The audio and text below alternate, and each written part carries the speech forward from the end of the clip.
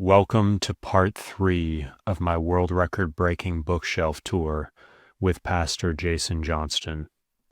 In this part of the bookshelf tour, we will be continuing to tour the bookshelves in Jason's office over the course of 4 separately recorded sessions, all contained within this part 3 video. The first 2 sessions, which you can see in the timestamps in the description, are numbered 6 and 7. We'll take you through Jason's theology and church history books from the early modern period all the way up to the mid-20th century. Then in session 8, we start to explore Jason's collection of hundreds of Bible commentaries. We continue with the Bible commentaries in the final session of this video, session 9. And then about halfway through session 9, we switch to Jason's books on languages, and then we conclude with his collection of Bibles. Before we jump in, just a reminder that there are a bunch of free resources that go along with this video, including my classics resources spreadsheet and a collection of tips collected from all my previous bookshelf tours. You can also download all of the photos of Jason's library, and there is also a visual guide to help you navigate his library, find individual photos, and find timestamps for all 12 sessions we did in this 4-part series. You can also sign up to attend a live AMA with Jason to ask him any questions you may have, and you'll also get the recording afterwards. Jason is giving away several books from his collection, so make sure to click the first link in the description to enter that giveaway and to get all the free resources I just mentioned. Also, as a reminder, we are currently starting week 3 of the 30-day challenge, so remember to comment down below with the hashtag 30-day challenge when you start and when you finish this and the other 3 videos in this series. Lastly, if you'd like to do a bookshelf tour with me, please email me at timothy@timothykenny.com. Thanks, and now let's get into the bookshelf tour.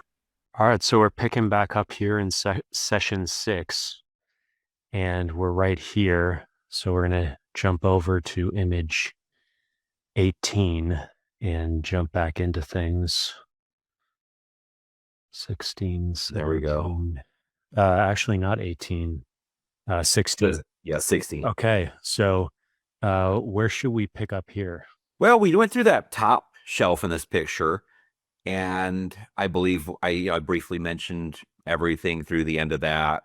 And so, but on the bottom one, there's some significant books just to mention briefly for Christian readers who are interested in this period. This is a period that really does, again, resonate even with modern people. A lot of the stuff we've looked at before, Reformation period literature and medieval literature and early Christian literature. A lot of times Christians might pick that up and think, oh, this is going to be really enlightening. But it's so far back in history, it's often just addressing problems that don't seem relevant anymore, and they have a hard time connecting. But now that we're into this period, it does connect a little bit more with modern people dealing with like the 1700s and forward. So a lot of Americans were kind of accustomed to this period from American history in general. And but still on the shelf, these are guys mostly, this is all guys from England for the most part still.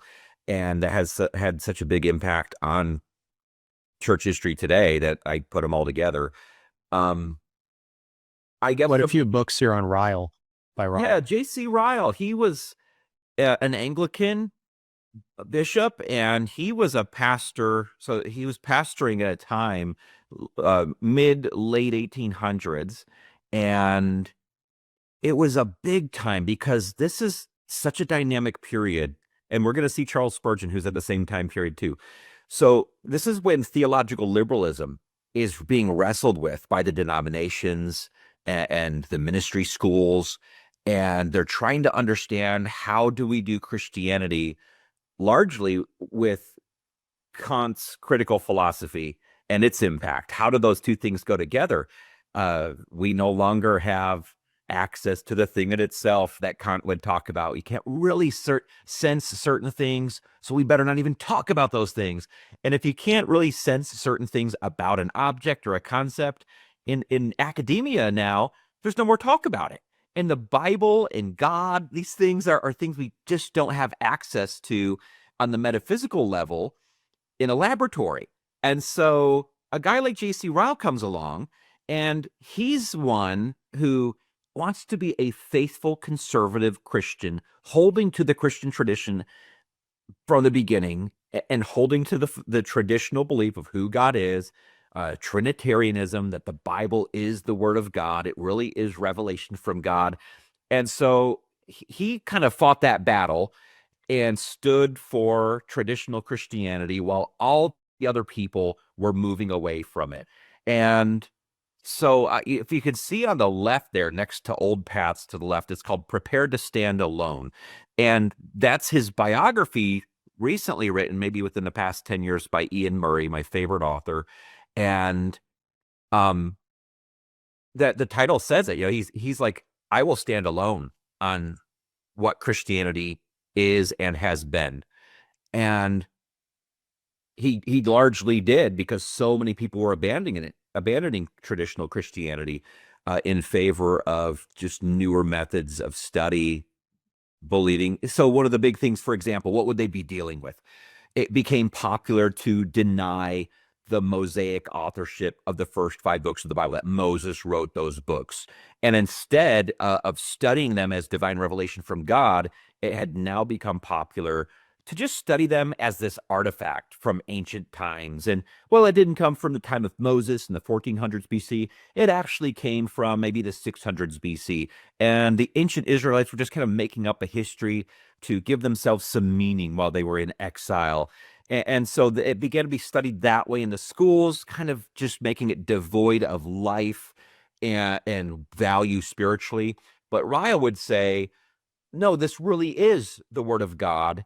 And it was written by Moses. Now, he would have had some qualifications. He might have said, there was a kernel written by Moses and later editors had touched it, but we still count it as the Word of God. But he would have stood alone saying this is the Word of God, whereas it became popular for most in academia and many in the pulpits to want to fit in with the new intellectual fads and just deny it. So he stands out. Now, the cool thing about J.C. Ryle is, as a communicator, he talks to you like you are a child, not in a condescending way, but in a way where he knows how to communicate to everyone. And I think I've used this analogy before. He knows how to take the cookies and put them on the bottom shelf so they're accessible to everyone. He writes a lot of deep devotional material. He instructs ministers in some of his books on how to minister well on a personal level, how to write sermons. And I still use one of his books called Simplicity in Preaching, which is contained in one of these books. These are actually collections of small books, Old Paths, Holiness, all that. And I use that as I talk to other pastors quite often and share some things from J.C. Ryle. One of the points he makes is pastors must enumerate their points. You have to say, I'm on main point 1, I'm on main point 2, thinking people don't know where you're at as you give a talk, as you're giving a sermon. And you can't assume that, and so how do you help people along in listening to you? And I just love his concerns. He's very outwardly focused on other people. And most of the books published by J.C. Ryle, like I said, are just collections of smaller books. So you could get any of those books if you're looking for devotional material. You can get very in-depth spirituality, and you could only maybe read 20 or 30 pages, and you read a self-contained argument within that book. And really amazing author. Was the trend of higher criticism the trend you're talking about, or Absolutely, yeah, that would be another name for it. what would be the other name? Well, I mean, there's all kinds of names. A critical method, people might say. And I feel like a few sessions ago we talked about how that kind of evolved in Germany. So maybe you could just connect that where we left off there, or just connect it to Ryle in the 18th century. Yeah, so the source of all of that, of higher criticism, comes from Germany.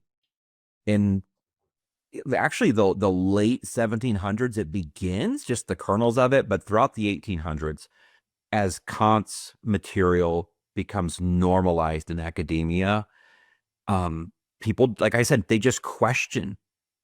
We can only study the aspects of something that we can see and verify. We can't see anything beyond that, so we should never talk about anything beyond that. And so you just become overly focused on the particulars. And so Germany became really well known for their top quality academia. They had some pretty strong philosophers. And of course, the connection between philosophy and theology they weren't always separate for most of Western history. They were kind of partners, and to talk about philosophy was also to talk about theology. And they don't really get separated until this time period in a very clear way. And so people are you often would go to Germany if you wanted to get the best possible education in the 1800s. So what you'd have is maybe somebody from Oxford or Cambridge. Perhaps they went to school in Germany, or they're heavily influenced by German theologians. They're just the guys cranking out what seems like the cutting edge of theology. And so as a result of that, it just kind of spreads throughout Europe. And as it spreads throughout Europe, of course, it will also slowly get into America. But in America, you have the influence of transcendentalism as well. And so I don't know if I could like trace it out really well. I did have a book earlier that I would recommend if anyone's interested in that. And it was that Oxford History of Modern German Theology, which begins in 1801, I believe was its year. But anyway, maybe it began in 1781 with the publication of Kant's critical philosophy. So that's probably what it was. But You say the title again because the audio cut out for a second. oh, the publication of Kant. It was or the title of that German book. The Oxford History of the Oxford History of Modern German Theology, volume Modern German. That's the only one that's out. Yeah, volume 2 will probably come out soon. But it really tells the story of the origins of German theology, and then like the weird thing is what you end up having in Germany is, like we talked about, the father of unbelief, Friedrich Strauss, and like that you could have a man teaching in a seminary type setting who is not even a believer. That was a new thing. You would never have had that prior to the 1800s, where he outright says that he does not believe Jesus is the Son of God. He questions everything about him. And so that questioning and that doubt just kind of becomes normalized throughout Germany in the schools. And then to feel like you're on the cutting edge intellectually, a lot of people start wanting to conform to that and think, I don't want to be made fun of, to disagree with Kant and his approach, his method back then. It would have been like an analogy for today. Today you have like young earth creationists who believe the earth is like 6,000 to 10,000 years old. Now, if you go to a person in a university and you say, what do you think about young earth creationism? You would be laughed out of the school. It would be the most ridiculous thing to believe. And so I think if you try to remain a traditional Christian in the 1800s and say, I deny Kant's approach epistemologically to truth, you would have been laughed out of the academic setting. People would have said, what are you, some kind of superstitious person? You believe we ought to be studying things that can't be observed. This is ridiculous. And so it was a very wide divide. Now, a lot of people casually imagine the 1800s was this time that was wholesome for Christians and everything was just Christian throughout Europe and America. It's like, not really. It was the time when so many modern things can trace themselves back to the current form of it can trace its origins back to the 1800s. So much was changing in the world, and that includes the approach academically to Christianity and biblical studies. So my focus in my library is I either want to know about that battle, or I try to get some value from those who stood for the historic Christian faith. And it was a very trying time. And so when you get even to the early 20th century, which we'll see later, it becomes very sparse to have any significant leaders in Christianity that made much of an impact that lasts, because there were really so few. and that's where the fundamentalism movement comes out. We'll see that when we get to an American section later on. But fundamentalism is the reaction against that, which is just the approach that says, well, we're going to believe what we want to believe, and we don't even need any proof or reasoning, and we're right, and who cares what you think? And so you have these different reactions and trajectories, but Ryle is very significant. He stayed in the Church of England as a bishop and tried to remain faithful, and he really did, and has a lot of stuff that's of enduring value. You say a few words about J.N. Darby and everything. Absolutely. I did want to mention that. That's by Crawford Cribben. He's a well-known historian, has a lot of material published. I think I have one other book by him, but if you're interested in quality work in the early modern period up to the 19th century, Cribben writes some good stuff. So John Nelson Darby is known as the father of dispensationalism, and people see this today in the news headlines still. Dispensationalism, it's a big word, but it largely just means the belief that there is a distinct, now this might sound small to a lot of people, but it's the belief that there is a distinction between Israel, the people of Israel, biblically speaking, the ethnic people who could trace themselves back to Abraham, and the church, that those two things they're not one people of God, they're two separate peoples of God. So that sounds like a minor thing to worry about, but it has big ramifications because the Bible is largely a book written about the Israelites, to the Israelites by their prophets, and giving promises to the Israelites about their future. So Christians have always had to grapple with, well, how do we interpret the Old Testament? And throughout most of church history, Christians just began to say, you know what? We are the church, believers in Jesus today, since the time of Jesus, we're the church.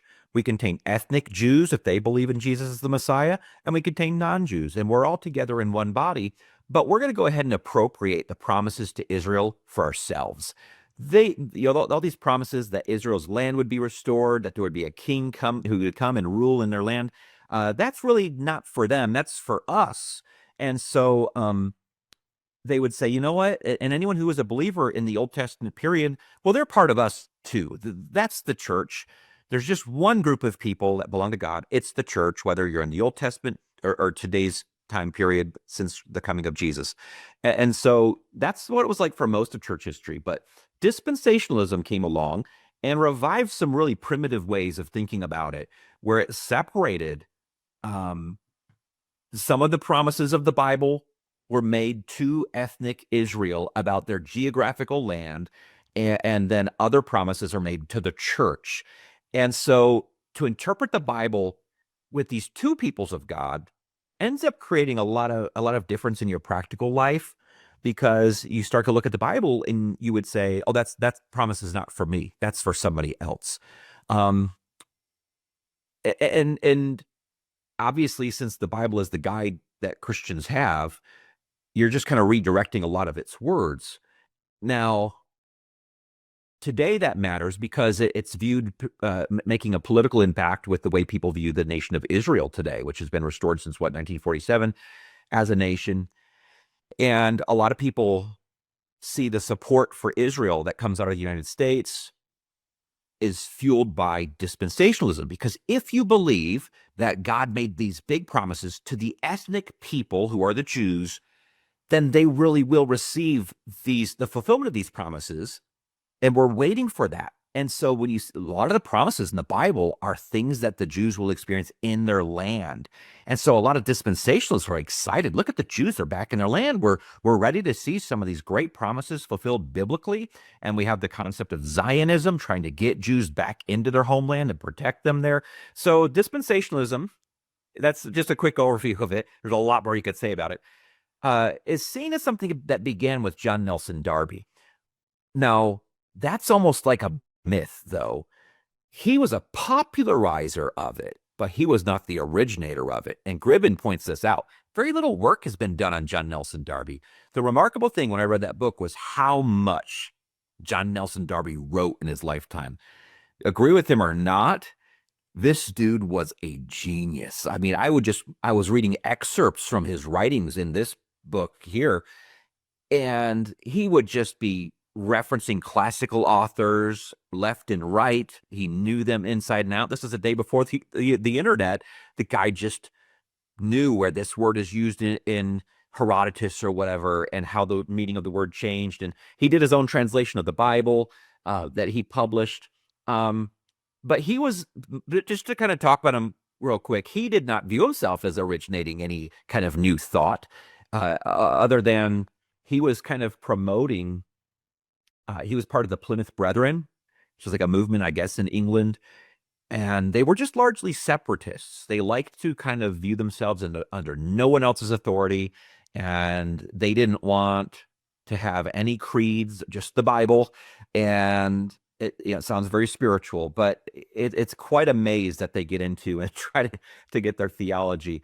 But the biggest thing I would say about Darby that really characterized him was that he was such a separatist.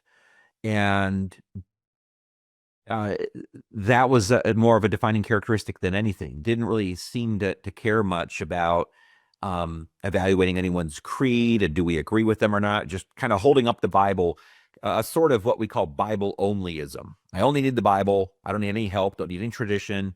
Just the Bible. And all we care about is if you're a Christian or not. And who cares about the particulars? The weird thing is he has a lot of particulars.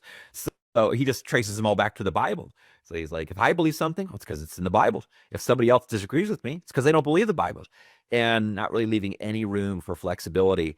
But so I was really curious when I read that book. I was like, I can't wait to find out how he justified the belief of what's called the pre-tribulation rapture.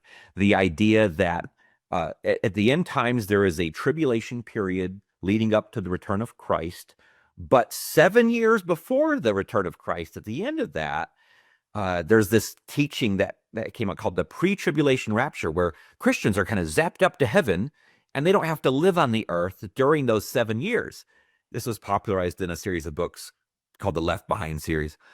And I was like, I can't wait to find out where he got that, because it's so weird. It's such a weird belief. There's nowhere in the Bible where it says 7 years prior to the coming of Christ, Christians go to heaven and miss out on a tribulation period. So I was like, where did he get it? And the interesting thing was, it never said he originated that. It simply traced out, he referred to it very early on, but he didn't view himself as saying something new. There were actually some precursors to him, to his talking about it.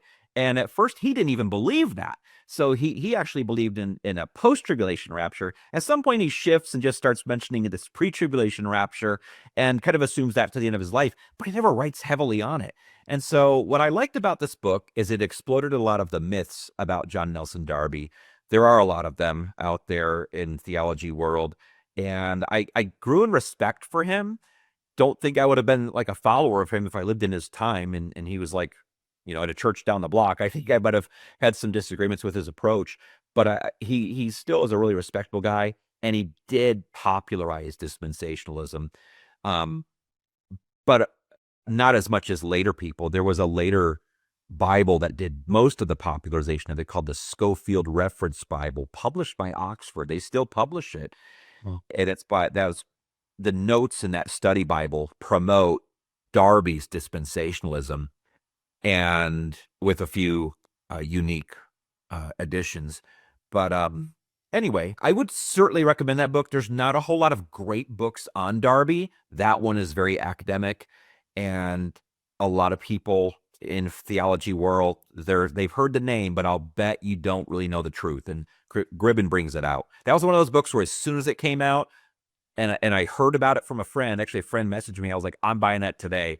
I bought it the day it arrived in the mail. I started reading it, probably finished it 3 days later. So very good book. Where was he based geographically? Well, he's over in England. So So both of these guys were English. Yeah, this is like the English section. So, and there's the Scottish section next. Okay. But England has a very big impact. And there's more we could talk about. We've been on the same shelf. Let's talk about Spurgeon. Yeah, Spurgeon's very important. Yeah. So even if somebody is casually on social media and you have a Christian friend, at some point your Christian friend is going to post a quote by Spurgeon because he had so many. And so he was a household name throughout the mid 1800s. People knew Spurgeon, but the thing you say, well, what did he do? He preached in London at the Metropolitan Tabernacle, I think was the name of this church. It's still there today, pastored by a guy named Peter Masters. And he just was such a phenomenal preacher, and that he gained a great reputation. He was kind of out of place in his time because he was a big Calvinist, and Calvinism was becoming out of popularity. It was seen as kind of like this old, out of fashion thing that people weren't interested in. They just thought, Calvinism is what people believed before the Industrial Revolution, when people were backwards. And but Spurgeon, he has a very interesting life, which would be quite a bit to go through. The most popular biography of him is that autobiography, but it's hard to read. And a lot of it was, if I'm not mistaken, I remember trying to read it myself. That's published by the Band of Truth. That it was difficult. It seemed overly sentimental. I think that somebody else was talking about it. They said, yeah, it was kind of like reworked by his wife, and she kind of like made it overly sentimental. It seemed like things were really exaggerated. It didn't even sound like Spurgeon. I've read a ton of his sermons, and you kind of know how he talks, and some of that's in there certainly, but it didn't connect with me. Maybe someday I'll go back to it, but you see that commonly on people's shelves who are interested in Spurgeon. I'd love to know how many people have gone through both volumes. But definitely let us know in the comments if you're interested in Spurgeon. Yeah. So there's some newer biographies have come out, and I haven't read that one called Spurgeon, A Life. That was out just recently, published by Reformation Heritage Books, and it looks very good and digestible. So I hope to read it soon. And it came out right at the same time, I think, as that one called Spurgeon and the Poor, because this is England, London, in the mid-late 1800s, when there were a lot of poor people. And we know those stories about how bad things were. Marx was observing this and Oliver Twist. Communism. What's that? Oliver Twist. Yeah. You think that time period and how children often were forced into coal mines and doing these, 12, 14-hour work days. It was terrible. So there was a great ministry, an opportunity available to minister to the poor, and his church had a lot of resources, having so many people. So, so just a couple of books. The Forgotten Spurgeon is a really good one if you have a basic understanding of his life. It just goes through how he handled controversies, and some of the controversies. Well, the big one it's called the downgrade controversy, which was at the end of his life. And many people say it's like what killed him. He was just so overtaken with work that he was pouring into this controversy. The Baptist Union was being taken over by theologically liberal-minded Baptist pastors who didn't believe the Bible was really the Word of God. They said it contains the Word of God, but it's not literally the Word of God. Well, Spurgeon disagreed. He says it is the Word of God, and it becomes a big deal. And he actually ends up getting, if I remember how to say it right, I think he was voted out of the Baptist Union because of how much he was putting up a fight over this. And so he stood strong on his beliefs until the end. I heard somebody say one time, and you'd have to verify this, that there are more in the English language. There's more of Charles Spurgeon's words than any other English author. I don't know if that's true, but it wouldn't really be totally honest, because most of them are his sermons, which he wasn't writing, he was speaking. People would record them in shorthand and publish them later. But it still would be significant, even if he's one of the top published authors in the English language. Yeah, I just put it into ChatGPT, and it says He is one of, and possibly the most prolific English-speaking author in history. Preached 3,500 sermons over 38 years, 6 to 8K words each, so 20 to 25 million words total.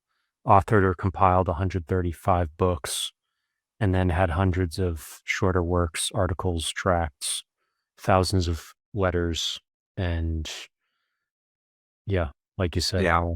He was just this machine cranking stuff out. Now, the cool thing about Spurgeon was he was really into books. He had a giant library for his time. He was constantly on the lookout for new books, going to booksellers, having them track down books for him. And his book collection still exists today. I can't remember. There is a Christian college that holds it. And it's like, I've seen it. It's like behind glass and everything. All these many bookshelves are preserved.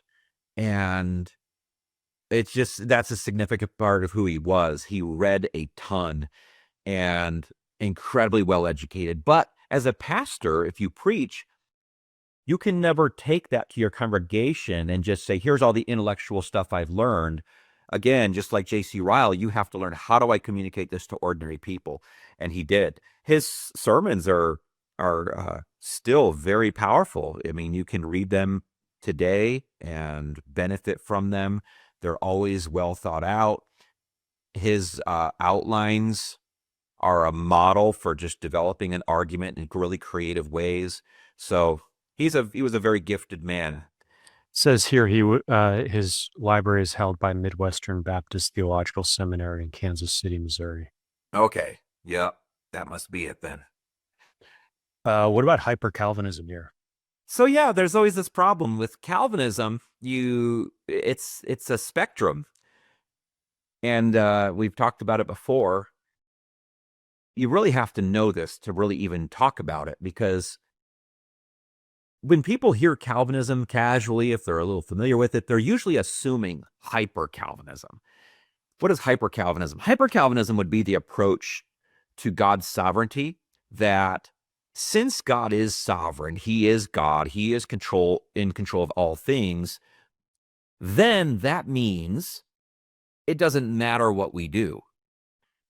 That's the jump that normal Calvinism doesn't make. Normal Calvinism would say, God is sovereign, he is in control, but what I do really matters, and I'm responsible for what I do, so I'd better do something. I'd better evangelize, I'd better be obedient. Hyper-Calvinism, though, ends up saying, hey, we don't have to do missions. We don't have to send missionaries out, because if God wants somebody else to hear the gospel and be saved, he'll take care of it. I don't have to do anything. And that has been a belief that has crept up here and there. And it never is very long-lived, because it can't perpetuate itself. So just by nature of what it is, the people become passive and indifferent. I have a friend, though, whose mother is in a hyper-Calvinist church on the other side of the country.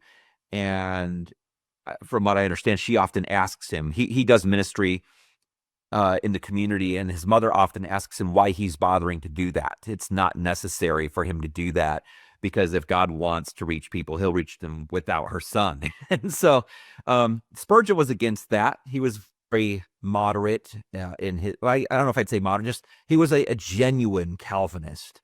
And so that meant he believed in personal responsibility in addition to God's sovereignty. So he had to battle that throughout his ministry, because it would creep up. There's actually a group of Baptists, from what I recall in a book by Macbeth that we'd see later, that were called anti-mission Baptists. Maybe he called them that, but that was the thing. They were against missions.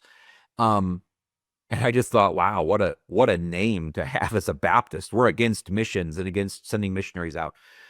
But yeah, he would have to battle that. So it's good to know, though, because if I talk to somebody about Calvinism, the topic comes up and they casually are aware of it, they're usually very opposed to it.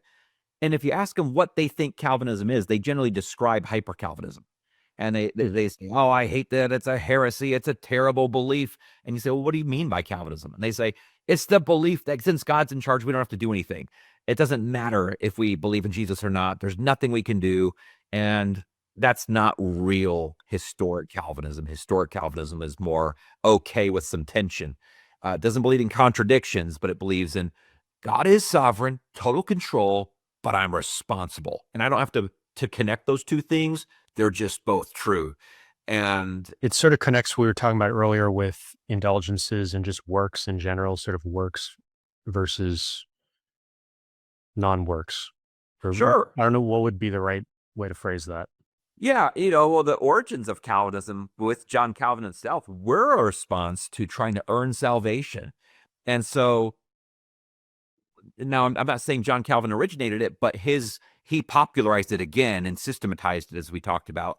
And as he put it all together, he was kind of bringing out God's sovereignty in salvation as a response to the Catholic Church. And so what he was saying is, we don't earn our salvation. We don't do anything. God gets the total credit. Well, biblically speaking, you certainly can make that argument. It's by grace. By grace alone, one of the solas. That's right. Yep. Not of works, because if it was of works, we could boast. But at the same time, the call to believe still goes out. It's just when you believe, you don't take the credit for it and say, I just did a good work. I believed, and that was my good work, and now I've merited salvation. You understand that in itself was given to you as a gift from God as well, your faith itself, and you give him the credit for it. And so I don't know if that responds to what. No, that's I was just kind of blanking on some of those concepts, and I think you put it well. I like to also think about analogously theories about international relations, theories about economics.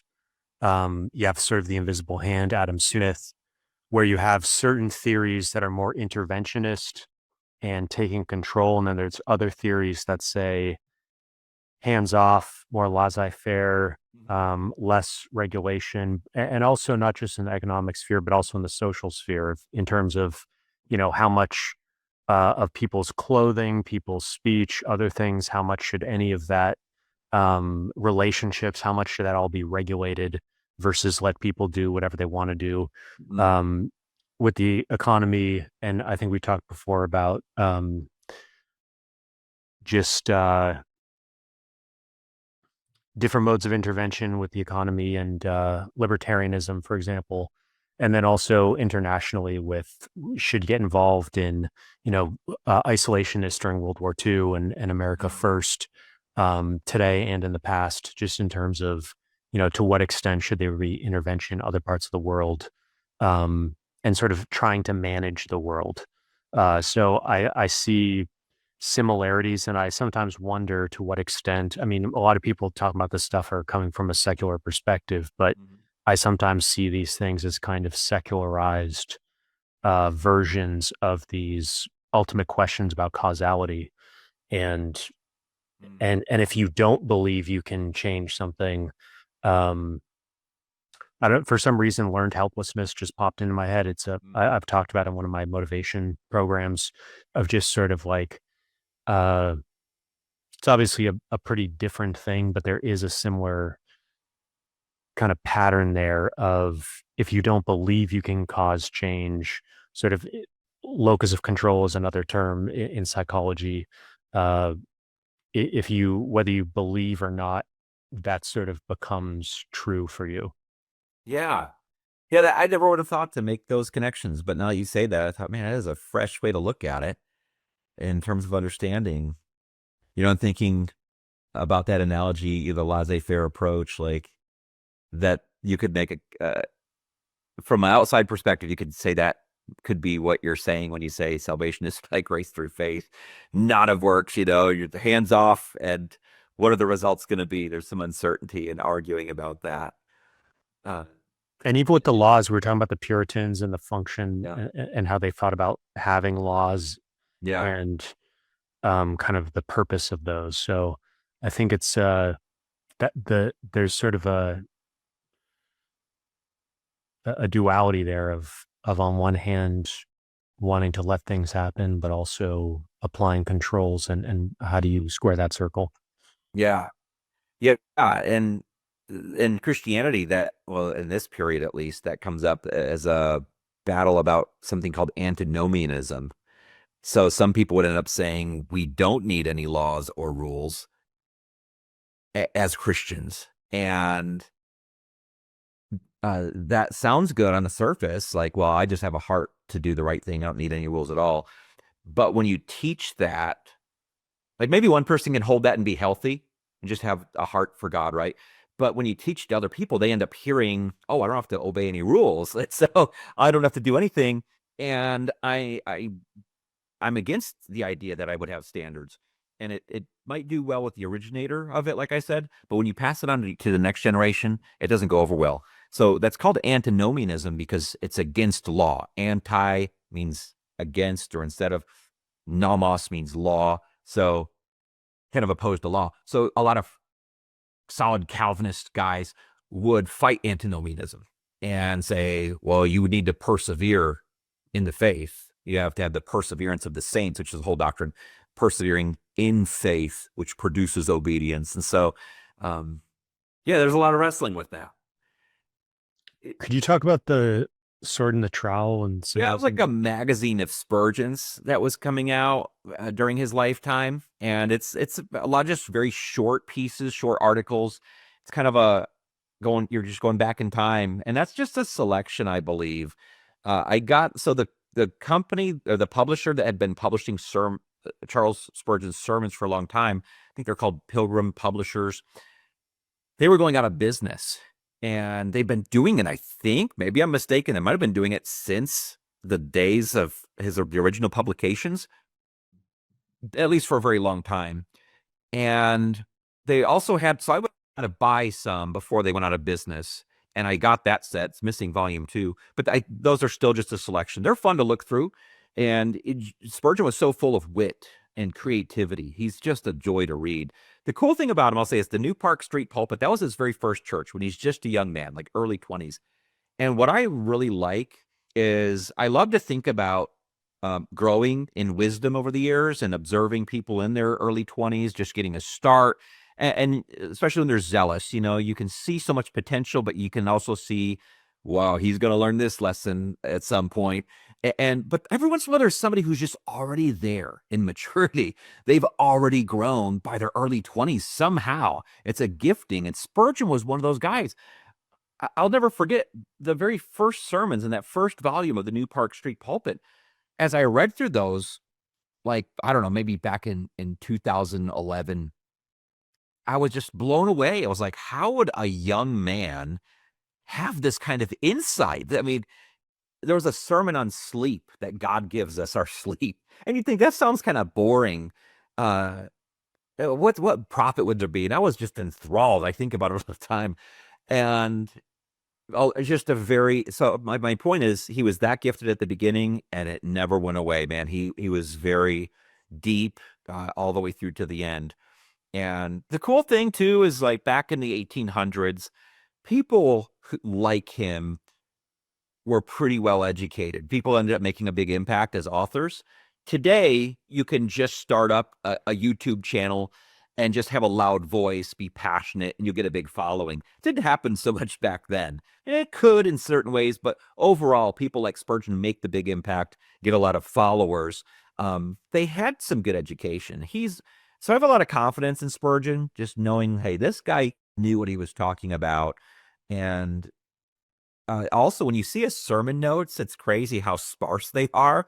They're just the main headings of his points, and he could just fill it in as he preached.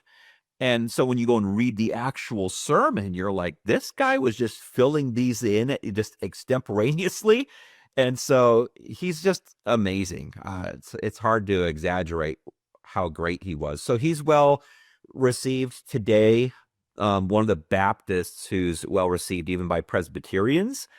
So like Reformation Heritage Books and the Banner of Truth, those are largely Presbyterian publishers, but they do not hesitate to publish anything that they could find on or about Spurgeon. So Reformation Heritage Books right now is republishing the entire set of his sermons in large chunks. And right now, I think, I don't know how far they are into that series. It's on the next shelf. You could go to the next shelf. I haven't bought their series, but we'll start to get to some of those sermons. there's the Pilgrim Publishers ones. The Metropolitan Tabernacle Pulpit is what the original ones were called, and they would just come out in chronological order. And they were published beyond his lifetime. His sermons were. So many unpublished sermons remained when he died that I think they were published up to like 1911 or 1912. Oh, 1917, I think, is the date on that last one. And that's when his final sermon was finally published in that set.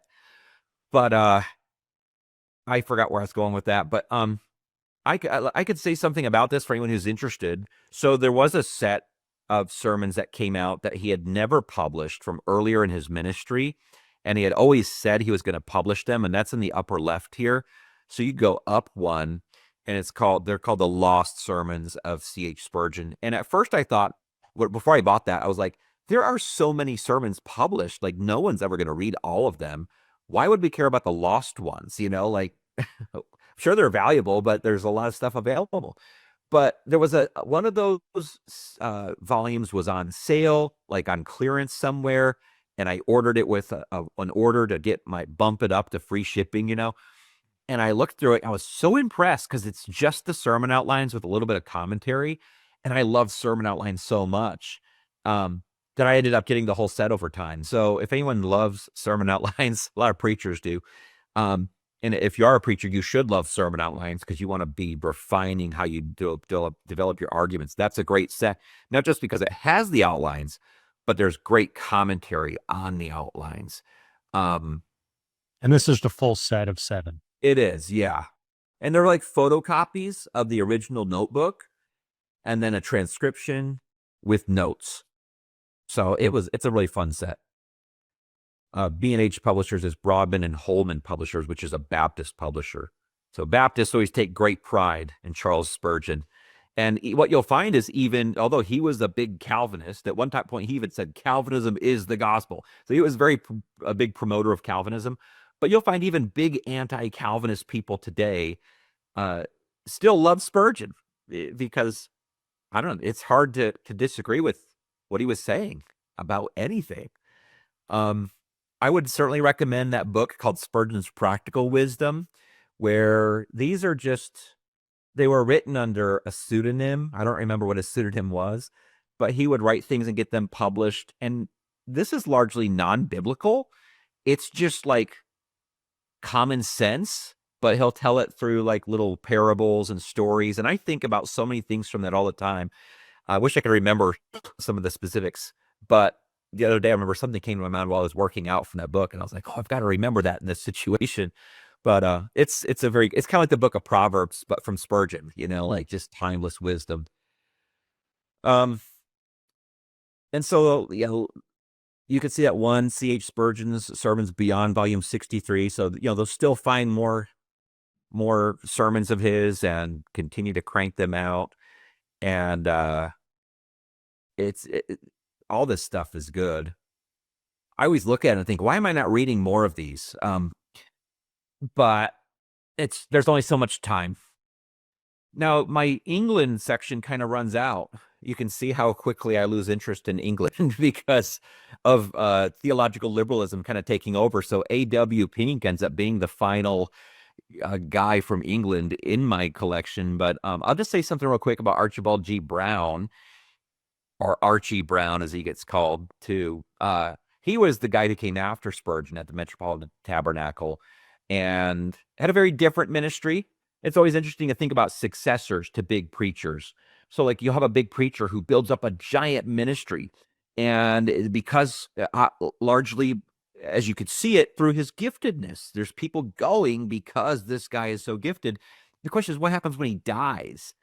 Who could fill those shoes, And there's a lot of pressure. I don't know if I've ever heard about some really great preacher who died, and then the next guy came in and matched that same charisma and gifting.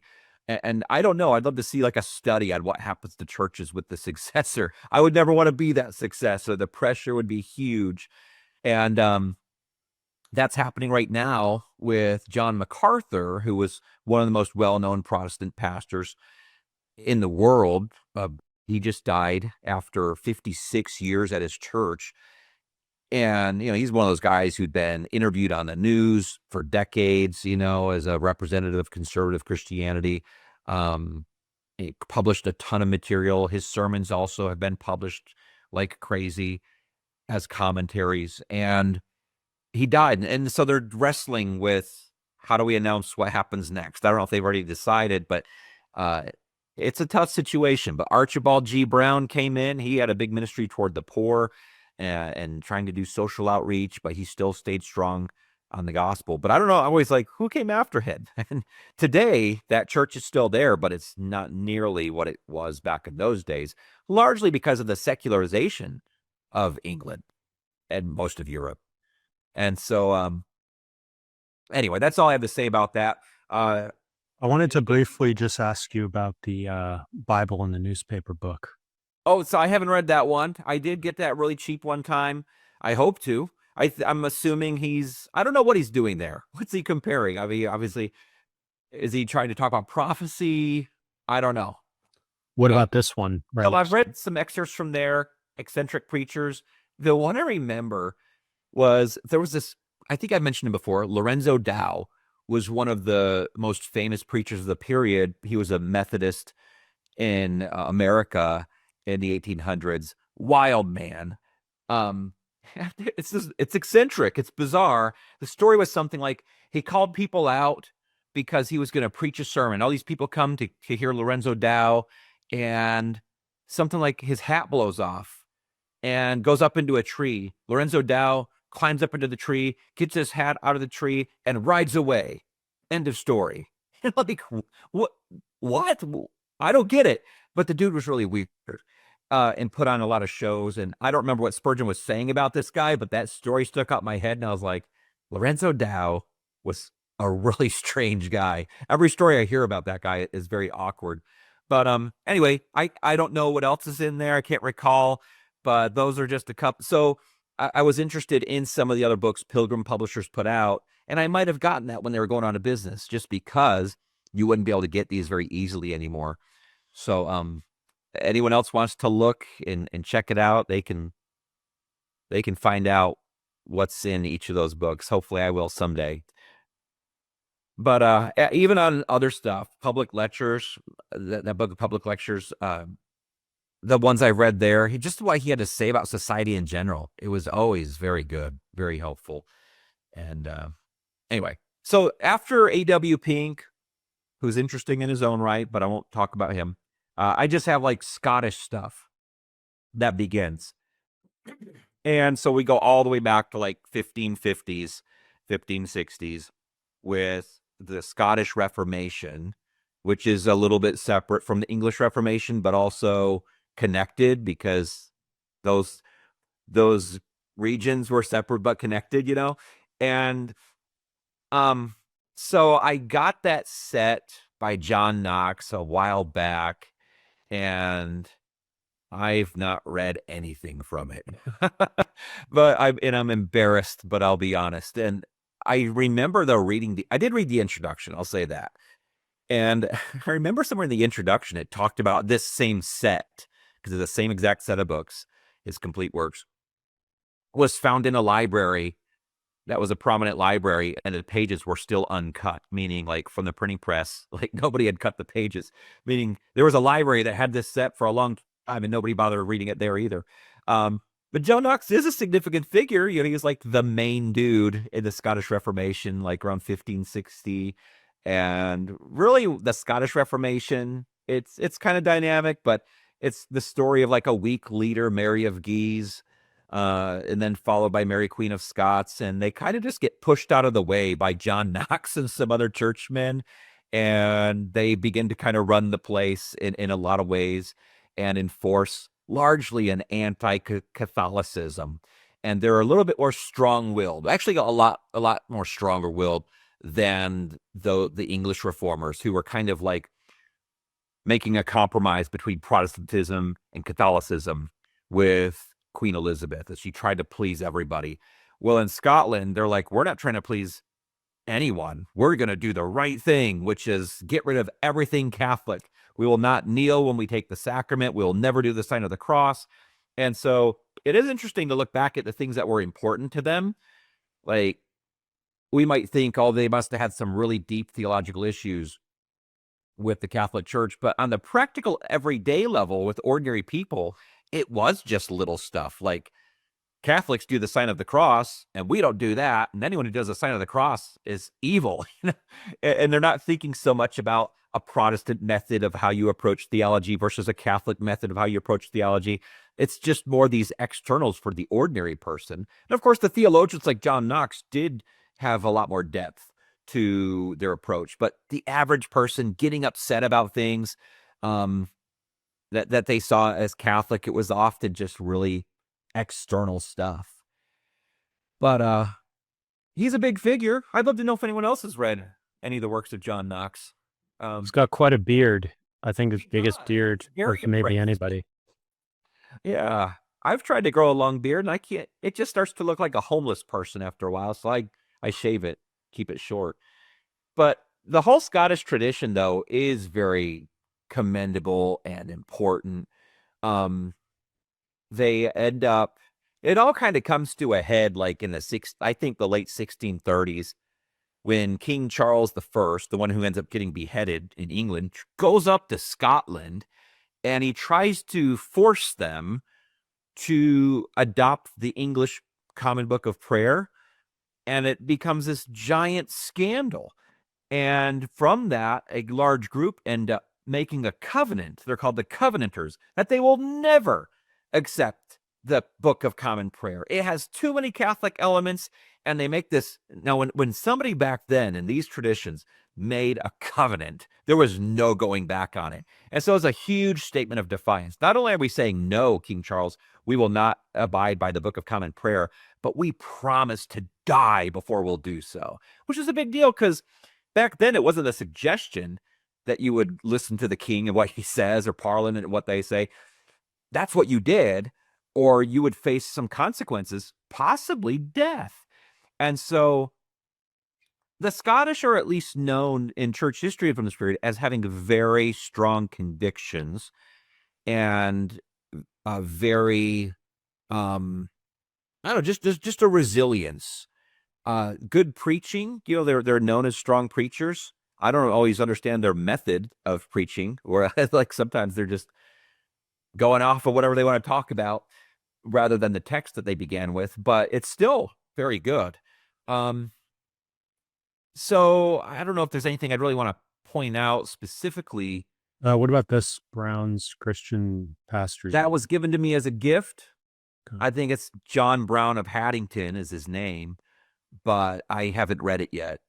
But it's probably, it's like a Christian pastor's manual. That's like a subgenre of books, just guiding pastors how you do your visitations with people well when they're sick, how do you conduct counseling, whatever it was called in his time, how do you preach, how do you carve out time for prayer, things like that. So that's what I would expect from that book. But the Banner of Truth is kind of heavily lopsided towards Scottish Christianity, because Iain Murray, their founder, really finds a lot of value in it too. So some of the biggest names end up coming out of the Scottish tradition in the 1800s, and it's mostly in terms of their spiritual depth. And the name on the far right of the picture right now, Robert Murray McCheyne, he dies at age 29. But the depth of his spiritual life as a pastor just ended up making such a deep impact on people. He was venerated. His memory was talked about for a long time. It still is. If you listen to Christian sermons, you'll still hear people using illustrations from his life. And of course, most people in the audience don't really know exactly who Robert Murray McCheyne is, but when they hear the illustration, they think, wow, that was a man who was very serious about his Christianity. It was said about him that people would just look at him and feel conviction for their sins in their hearts. They're like, oh, I know I've done wrong. And you don't know how much of that might be exaggerated, but for sure, he did have a very deep walk. These guys, too, were standing up. They had to keep, in Scotland, they had to keep up the battle against the same thing everywhere else did in the 1800s, that progressive approach to theology. And so you had some that were standing strong, often being marginalized, while the masses of the Church of Scotland were moving in new directions. And so I did, just like I said in the last session, I had recently read a book, The Diary of Kenneth McCrae, and he was a Scottish pastor, but who lived into the 20th century. And he was still fighting that fight of trying to stand strong, but not just stand strong for just historic Christianity in general, but trying to be like this torchbearer for Calvinism, because Scottish Christianity is where we have the origins of Presbyterianism, and all Presbyterians were Calvinists, but that becomes unpopular too in the 1800s because it just sounds so backwards, and some of the caricatures of Calvinism sound so off-putting that people don't want to be associated with it. And you see, everyone on this shelf, though, would have seen themselves as a strong, solid Calvinist. And I've always thought, isn't that interesting? Like, well, where are the books written by the non-Calvinists for this period in Scotland? And they just don't have any kind of enduring value that publishers have seen, at least. And so that's just interesting to me. Maybe somebody knows about somebody out there, but Could you say a few words about James Hamilton? and also the pastor. Tent Maker Publications was going out of business, and so I ordered that set for a pretty affordable price. But I've read some stuff in it. Some of these are just sermons. He has some writing about philosophy in there. What I like about it is just he's not some kind of an expert. He was primarily a pastor, but he had a wide range of interests, and I like that because that's me too. I'm just a pastor. I'm not an expert in any of this stuff, but I'm very interested. I don't remember like anything in here where I was like, whoa, this is amazing. I've got to tell the world. But it's a pretty interesting set, and I wouldn't have gotten it if it wasn't so cheap. What about this Irish Christian that's kind of doesn't fit in with... No, it does. I have nowhere else. I don't know how I got put in that spot. I don't have a section on Irish Christianity, so I don't know how it got there. Okay. But some Welsh guys, and got stuff happening in Wales. The Calvinistic Methodist. That might sound really weird because Calvinism and Methodism are like the opposite. But there was a group in Wales of ministers called Calvinistic Methodists. But Methodists became known as Arminians. So it'd be sounding like you're saying opposite things. But Methodist originally didn't strictly mean that you were an Arminian. It meant you had a methodical approach to your faith. And so these were those are a collection of short biographies of many men, kind of like some kind of a hagiography, like you'd find in the Middle Ages, but not as exaggerated. And it's just kind of showing some of the heroic things that a lot of these guys did as they traveled around, and the big movements of revival that they saw. And I haven't spent a lot of time in it, but I got it. So, but a whole new section begins here. And this is where America begins. And so just some general American theology. America's Book, I read that last year. It's on the Bible and its place in American history by Mark Noll. Mark Noll is a top-notch historian. You can't get any better than Mark Noll and that whole the class that he's in. He's top class.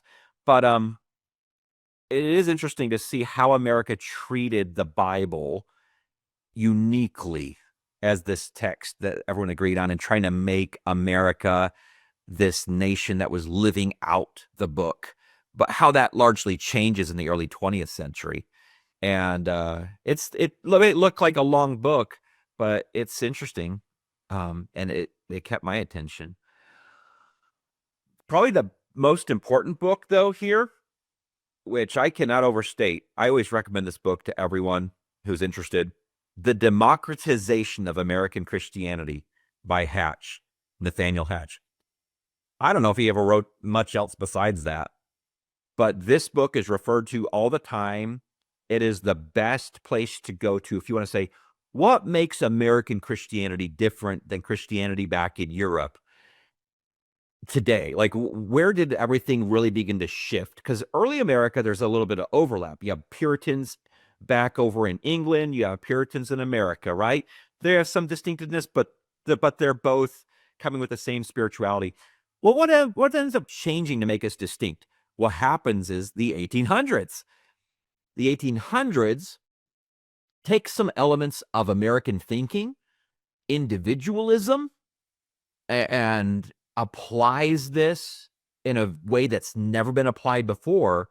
And there's a quote in the beginning of that book by Schaff, the church historian, where he was writing in his time in the 1800s about his unease about what he saw happening in America. He's like, what's happening over there is very weird, and only history is going to show us what's going to come of it.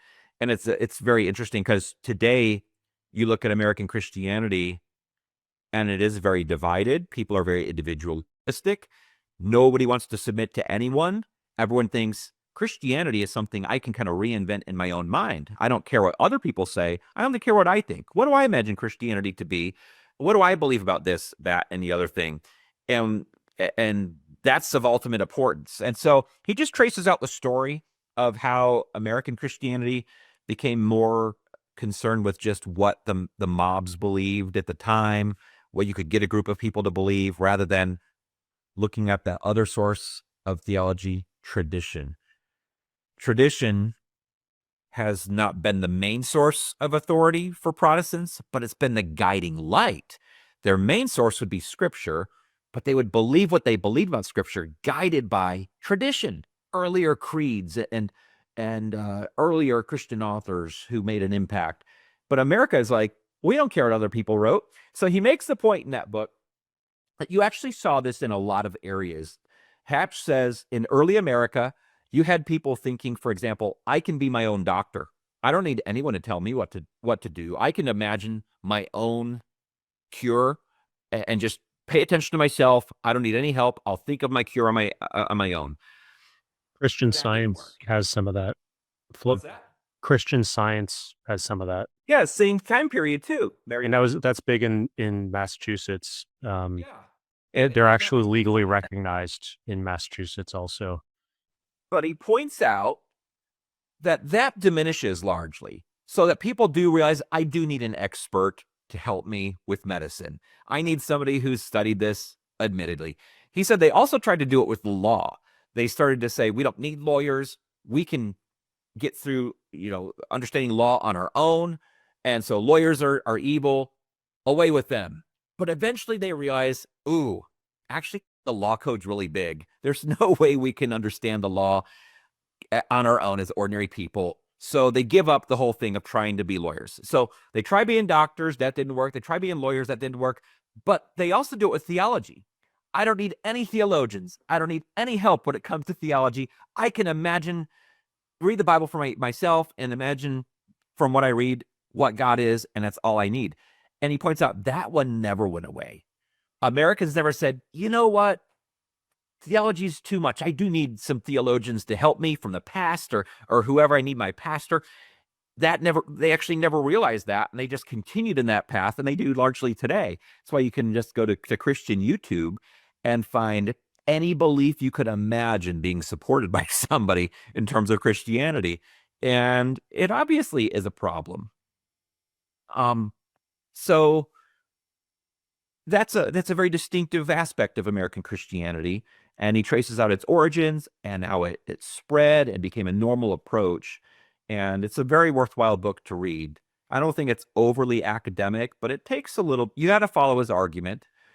And it's if there's one book you want to read on American Christianity, that's the one I tell people to read. But I think from reading it, you'd actually go on to want to read a lot of other stuff. Yeah, I was going to say, I think it's this one. I just started reading this a few days ago.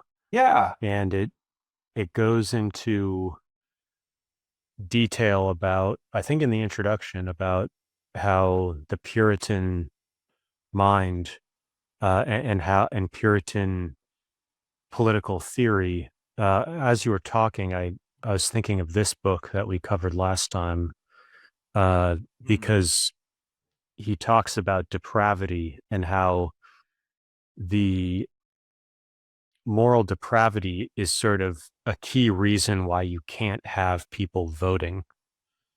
Because if they vote, if everybody has the franchise, they will just vote for things that aren't good for them. They're like I was saying earlier, the kid that wants to eat Halloween candy for breakfast, lunch, and dinner. Mm-hmm. And then also the vote was restricted to people that were in the church. So there were these, they would think of them as protections against depravity, or trying to fend that off. And so I thought it was a really good description of what some of the ideas you're talking about here, and really putting into contrast how fundamentally different that 17th century mind, New England Puritan mind was from how we think of things today. Yeah, huge jump between the 17th century and the 19th century. And, when you say that people in the church were the ones who could vote, people don't realize that didn't mean people who went to church. That meant people who were church members in American Puritan churches.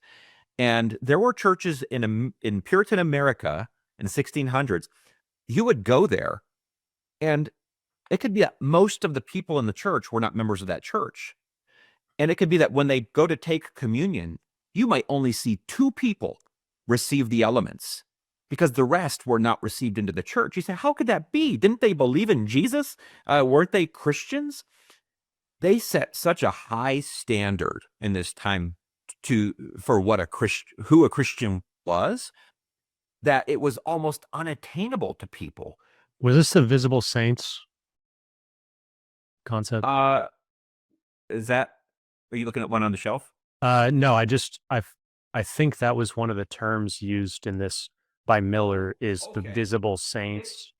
It could be. Are the elect, like it goes back to sort of Puritan work ethic and proving that you're saved, and it's like there were different levels in the church of like other people kind of voting that, or I forget all the details, but kind of like people voting that you're definitely elect, you're definitely a good person, basically. So the big division is between converted and unconverted. So they wouldn't have had levels. It's not like, hey, you qualify for a 6, you qualify for a 7 on the scale of 0 to 10. It was, are you converted or not? And if you are converted, what are the signs that you're converted? And this is a weird phenomenon. I think about it a lot. So in Puritan America, what you really had, especially the first generation, a lot of really strong Christians. Think about it. They've come together with the strength of their faith across the Atlantic, with faith in God. We're going to be a city on a hill, and this is going to be a big deal. But when you have everyone at the same level of Christianity, you start to wonder, like, who's not a Christian? In our culture today, it's pretty easy to see like who's a Christian, who's not a Christian, because we're not at a very high standard as a society when you're thinking from a Christian perspective. And so they started wanting to say, okay, we'll know somebody's a Christian if they fulfill X, Y, and Z. And what's X, Y, and Z? It was having this really dramatic conversion experience. And so what you would do is, if you felt like you had this conversion experience, some kind of deep weeping over your sins, clear signs of repentance. I used to drink and get drunk, but now I don't do that. And also my wife has seen the change.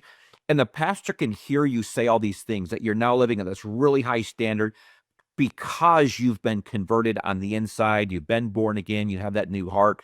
Then you could be counted worthy of believing that you were a Christian. Now, it's really interesting because they're still holding very strong to being saved by grace through faith apart from good works. But a lot of people kind of look back on that and like, feels like they had to do a lot of good works, though, to be counted as a Christian. And it did sadly trace itself back to Calvinistic elements of the elect. So people are thinking, man, I'll know I'm part of the elect if I have a big conversion experience that's really dramatic, but I haven't had that yet. And I'm so upset that I haven't had that yet. How do I generate that? And so it was a lot of anxiety in the period. Am I a Christian or not? But I think if you took a lot of those people and transported them to our time, everyone would just call them Christians. It would be like, clearly these people have faith in Jesus as the Lord and Savior, and they are endeavoring to live life in light of him. And so it's just interesting to see what happens when everyone's already at a high level, how you kind of separate people into the two categories. The only way to do it, because nobody's saying that they're not a Christian or that they don't believe in Jesus, I'm saying. So what do you do to separate people into categories? You just raise the bar even higher. And it's interesting. There's sort of a perfectionism there.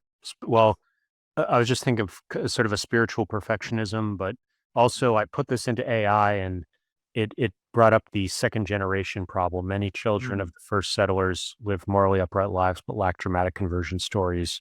This led to the Halfway Covenant, 1662, which allowed baptized but non-full members' children to be baptized without the parents having given a conversion testimony. Yeah. Yeah, the Halfway Covenant ends up being really divisive, a big deal in certain churches. It's a very interesting time. Are we going to let these people be counted in any way as participating in the life of the church, or they just get to come and listen till they have their conversion experience? But yeah, the second generation problem is always a big deal in every context, every movement that involves families. So you can see that with groups that migrate with a particular vision. We're going to start this. We're going to do this as a group. Well, the first generation can do that, but the second generation never agreed to that. How are you going to convince them? They're their own people who might not have those same passions. And so I think about that problem a lot.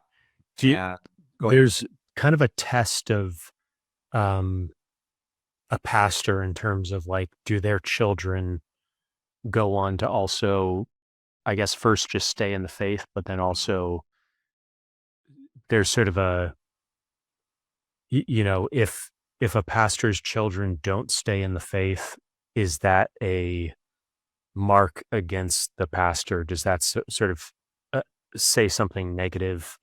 And it kind of, I just always thought that was an interesting way of thinking about things. And it also kind of connects to what we were talking about earlier do you think that people do have an effect and a parent would have an effect on a child, or is God in control of all that and you really can't influence somebody? Yeah, that's great. I think about that a lot. You're right.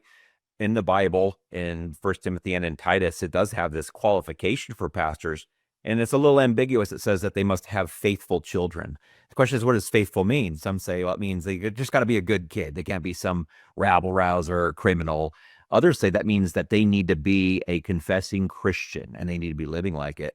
And so there's disagreements about that. But the broader question is, yeah, like how does that faith get passed down? So think about the Calvinistic tradition, which is obviously very big in church history.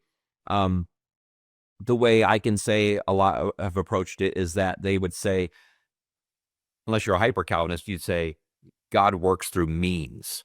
And one of the means that he works through is a parent's example, a parent who really is a genuine Christian and leads his family as a Christian parent, whether you're mother or father. And so I talk about this a lot. I deal with this a lot because in church, you largely have parents initiating to bring their families and their children to church. And the parent is coming intentionally for a reason. They feel that they have genuine faith and they want to worship God and be a part of a faith community that's focused on Jesus. But their children didn't necessarily think that up, or that wasn't their idea. They're just being brought here. And sometimes there is this naive assumption with parents of, well, just need to bring them to church and then they'll be good to go for the rest of their life. They'll be a Christian. They'll serve God in every way. And that's not true. You have to be statistically speaking, you have to be very intentional. So there was a big study that came out years ago, and it was a sociological study. I would have to look up where it was from, but it had said that they did a study on kids who were raised in Christian homes and continued to retain their faith into adulthood.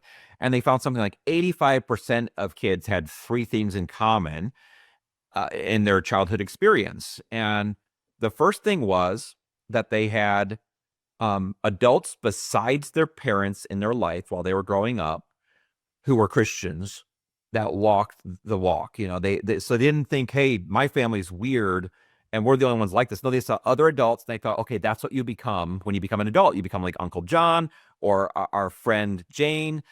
That's what adults are, these strong Christians. It's not just that my family's weird. The second thing that they had in common was that their parents were not hypocrites. They didn't take them to church on Sunday morning and then get home and start cussing up a storm and doing inappropriate things.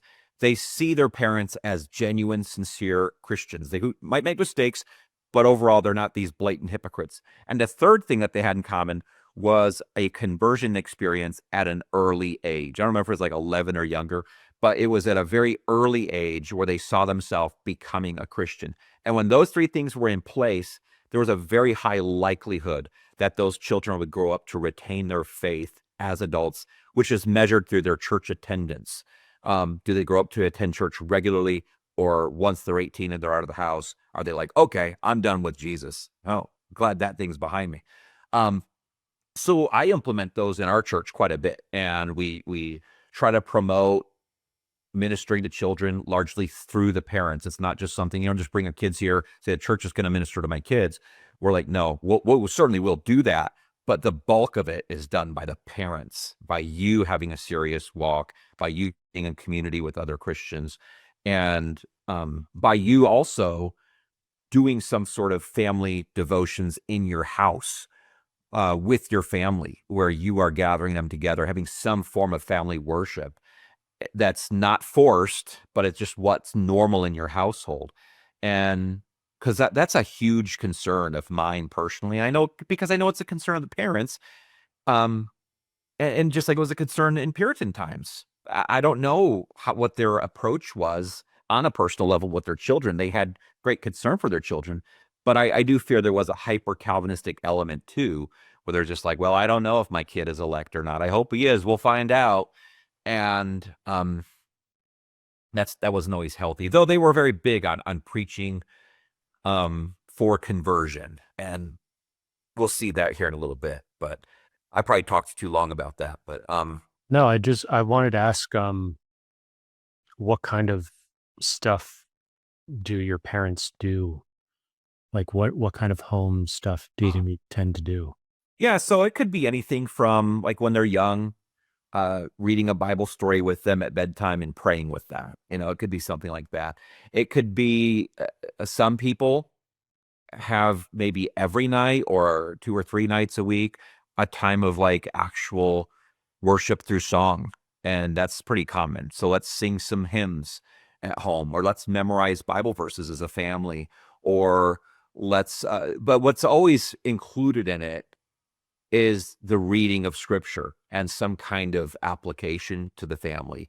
And so they can do that. Maybe some do that early in the morning, before the day starts. I know one family that wakes up really early, and I'm like, wow, my mind is not in gear. My practice has changed over the year, depending on where my kids are at in age. And right now, I do something separate for my two younger boys, and something separate for my 2 older boys. And my wife is there when I do that with my 2 older boys.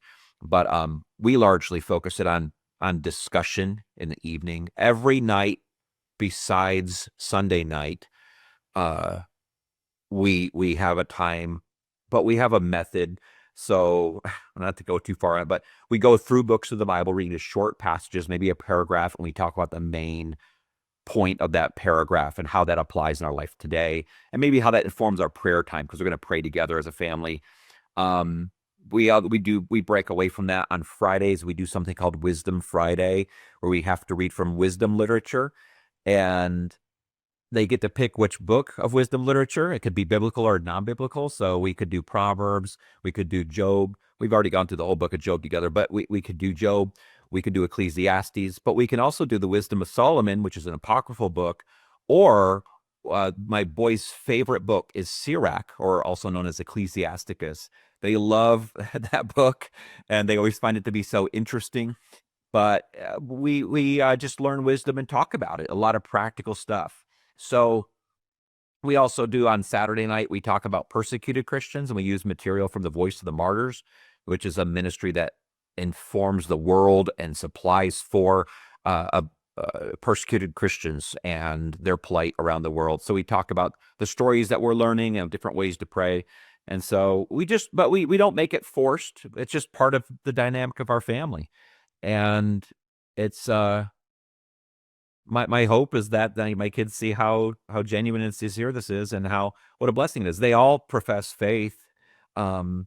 Though my youngest is 5, he talks about Jesus pretty regularly, and my oldest just turned 14, and so yeah. My biggest goal in life, my deepest concern, is that my children grow up to live as Christians until the day that they die.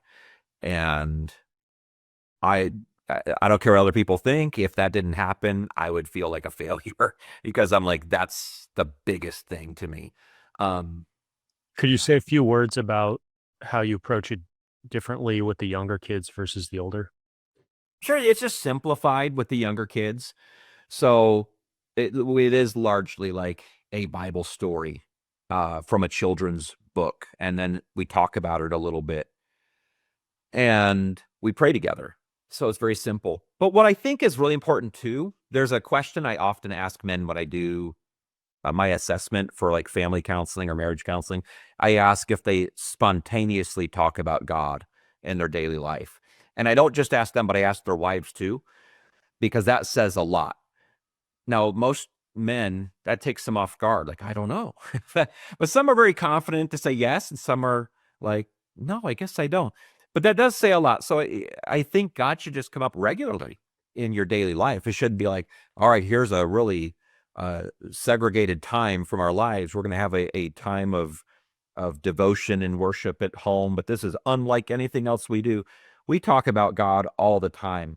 So we will watch a TV show or a movie together, and we can make connections about, hey, is that what we do, or as Christians, what we're seeing here? And no, we don't do that. Well, why don't we do that? What's different? Why do they do that? And as my 2 older sons get older, I like to talk to them just a little bit, not going too in depth, but I'll talk to them about like the origins of secular thought. Hey, why do you think this is a message that the outside world is promoting? Where do you think that came from? They'll say, I don't know. I'll say, I can tell you where it came from. You can see the first sign of this back in this figure. And I'll say, hey, so if it originated with that person for this particular reason, is that a good reason to believe it today? And they'll say, no. Okay, well, we should have good and sufficient reasons for whatever we believe. And so, just talking about it like that, but not lecturing them all the time. The most important thing is to just spend time with them and be with them. And so I go for a walk with my sons every night. We take them all out. I just walk and we talk and hang out. I think that stuff is really important. Just showing them how much you care for them and love them. And they only really get that by time spent with them. So there's times where I struggle. I'm like, man, I really would like to sit around reading a book right now. My kids will say, you ready to go on a walk? And I'm like, I guess. But once we get out there, I never regret it. I love being with them, and they're just awesome kids. But yeah, I think there's just a lot to it, but it boils down to just the same things Jesus said everything boils down to as you follow him: loving God first, and after that, loving people, letting that come out of your love for God. And I think if you do that as a parent, think it through, you will have a big impact on your kids, a measurable impact, which I think is important. There are a couple, I was trying to remember, because there's 2 slightly different verses. And I just put this into AI while you were talking earlier. The first one is I think the one you mentioned, Titus 1:6, if any be blameless, the husband of one wife, having faithful children, not accused of riot or unruly. Yeah. And then in 1 Timothy 3, chapter 3, verse 4 to 5, Paul gives qualifications for elders and overseers. One that ruleth well his own house, having his children in subjection with all gravity. For if a man know not how to rule his own house, how shall he take care of the church of God? Mhm. Yeah. Yeah. So the best way one of the quickest ways to know if a person really should be pastoring a church is to look at their home life. And a lot of pastors are really intentional about their home life, their family life. But there's times where it's like you go to a man's family life and things are just out of control, and even if it's beyond his ability to deal with, maybe something's just really difficult in their family that he couldn't even influence. Well, still, he probably needs to focus more on handling that and improving that than just jumping into the ministry, because ministry is more than just a job. It kind of defines your own life and your role and your family to some degree. So. I'll mention one thing that's really interesting, hanging between heaven and earth.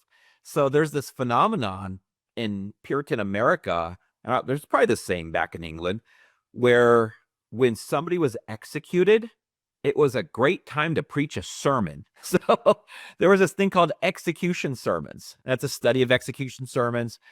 And I think that's just a weird phenomenon that people today would think is strange. It's such a sobering experience. People gathering around to watch the criminal hang. But the preachers would say, man, everyone's going to be mindful of judgment and the importance of obedience and where they're going when they die. This guy's about to go into eternity, or this woman's about to go into eternity. So, why don't you think about this? You're going to be here one day, whether it's an execution, probably not, but you're going to be at the day of your death. And so they would preach messages before the execution happened, and also for the sake of the one being executed.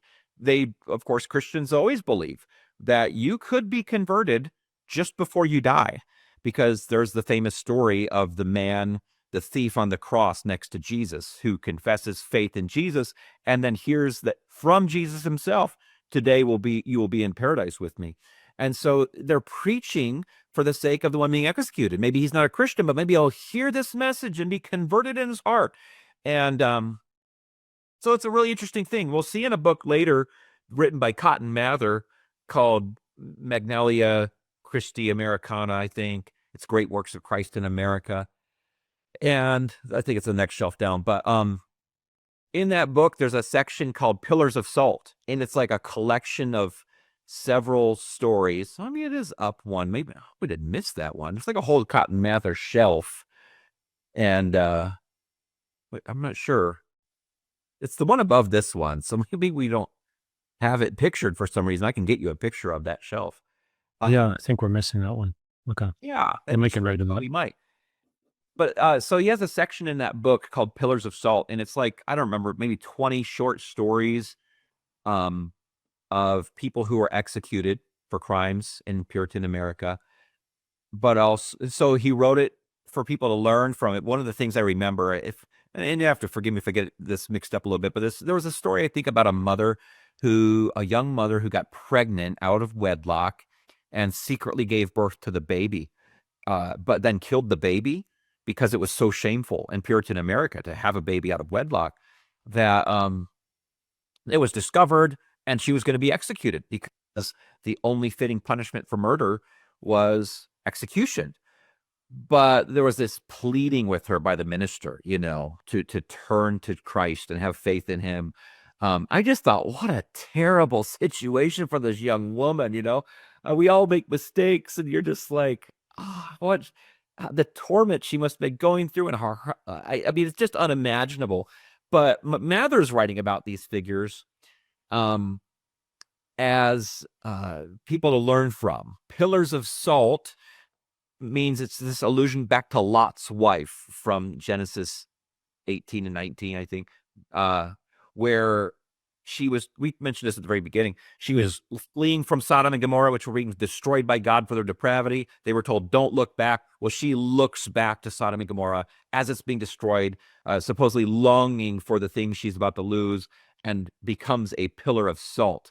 And so she was somebody to be remembered. Don't long for this world. Look forward to the world to come. And so Mather writes this section on people being executed, pillars of salt, learn from their example, and don't be like them.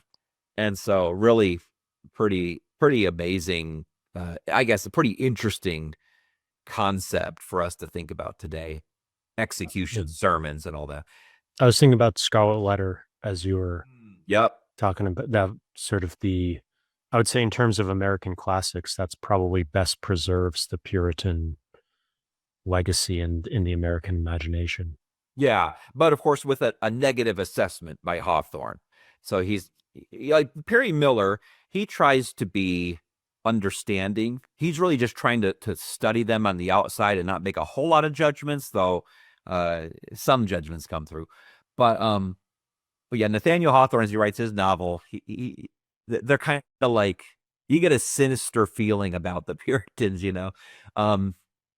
But like I said, everyone has pros and cons, and I find a lot of value in American Puritans. Not that I'd want to travel back in time and live under their governments. It would be a challenge, but spiritually speaking, they had a depth that certainly is lacking today. Could you say a little bit about John Winthrop? Yeah, so I did read that book a long time ago. It is a very old book. He's the guy who preached the sermon, A City on a Hill, if I remember correctly. And I can't even remember. I remember little snippets from that book, like his papers were lost in a fire and stuff. But I don't remember what the Puritan. So that's a standard book. You might look it up, the Puritan Dilemma. But I can't even remember what the dilemma is anymore. So you wouldn't want me to comment too much on it. I have to go back and reread. Yeah, he preached 1630 lay sermon, A Model of Christian Charity. Yeah. Which is still read in English literature classes, you know. It's referenced in early American history classes, but I can't remember the argument of the book. So that happens. You know, Plymouth Plantation, though, is it's like a primary resource by William Bradford, the Mayflower. It's like the story of the Mayflower. Just a firsthand account of Plymouth and its beginnings, you know. It records a lot of the details that we know, you know, how many people died. I remember reading it thinking I was going to read about the first Thanksgiving, and I think he barely touches on it. It's actually more explained in a book called Mort's Relation. But anyway, it's fun to read the account of them coming across the Mayflower in those early years and how difficult it was. And he was there. So it's pretty interesting. So I just looked up the summary of this book, and it says Morgan uses John Winthrop as a lens to explore what he calls the Puritan dilemma, the tension between living in the world, meaning engaging in political, economic, and social life, while remaining pure in faith and obedience to God. Mm. This dilemma was acute for Puritans because they believed they were called to reform society according to Scripture, but also to avoid corruption by worldly temptations. And that's the most basic dilemma I guess the Puritans could have faced. The sermon, A Model of Christian Charity, outlines the colony's covenant with God, the city upon a hill ideal, building Massachusetts Bay Colony, early hardships, establishing a godly commonwealth, strict moral discipline, close church-state cooperation, Winthrop's repeated elections as governor and his balancing of firmness and flexibility, antinomian controversy, and Anne Hutchinson. Maybe you could say a few words about Anne Hutchinson, because she's kind of an interesting figure. Yeah, so, you know, she's this lay person. I'm trying to remember all the details. It's been a while since I've been in American Puritanism. She began to kind of teach and preach on her own and began to gain a following, but the Puritan authorities were very opposed to her. I can't remember what her teachings were, but I can't remember her end. She was banished, maybe exiled. I don't think they executed her, but So from AI, she's a central figure in the antinomian controversy, Mass Bay colony, major challenge to Winthrop's leadership. Grew up hearing Puritan preachers like John Cotton, developed strong convictions by God's direct guidance of believers. Yeah, she held meetings in her home in Boston for women and eventually men, discussing and critiquing recent sermons, stressed covenant of grace, salvation is God's free gift, not earned, assurance through direct revelation.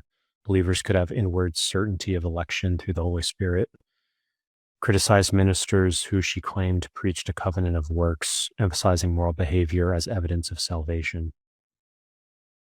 So yeah, that it's coming back to me now. So her trial and banishment, civil trial 1637, charged with sedition and heresy, defended herself skillfully, but eventually made statements about God's personal revelation to her that sealed her conviction. Excommunicated from Boston's First Church and then banished from the colony. And she and her followers moved to Rhode Island, founded by Roger Williams as a haven for dissenters. So yeah, it's as I was reading, it sort of came back to me. There was the gender issue of her sort of being a woman and having authority as a woman. And there's a whole kind of history of that within literature and within politics in this era of sort of women also being spiritual mediums and sort of alternatives to Christianity, where women would channel things and there were healing elements to it as well in certain expressions.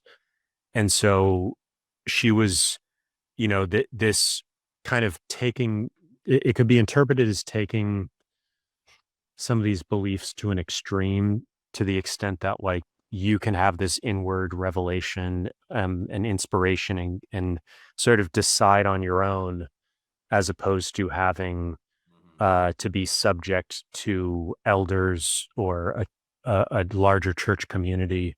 And so she was sort of representing sort of maybe an extreme individualism or sort of that direct relationship with God. And that was seen as a threat to the community, the sort of Puritan community and community of each local church. yeah. It's funny because she sounds so much like a contemporary evangelical.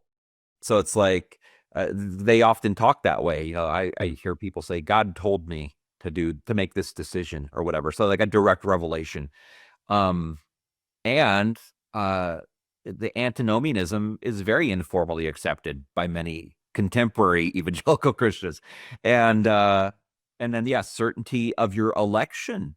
So it's kind of interesting to think about her that way, isn't it? After you describe that, it's like, yeah, it's like imagine a modern American evangelical traveling back in time. They would have put them on trial and exiled them, to show how different we are from our Puritan forefathers. So, yeah.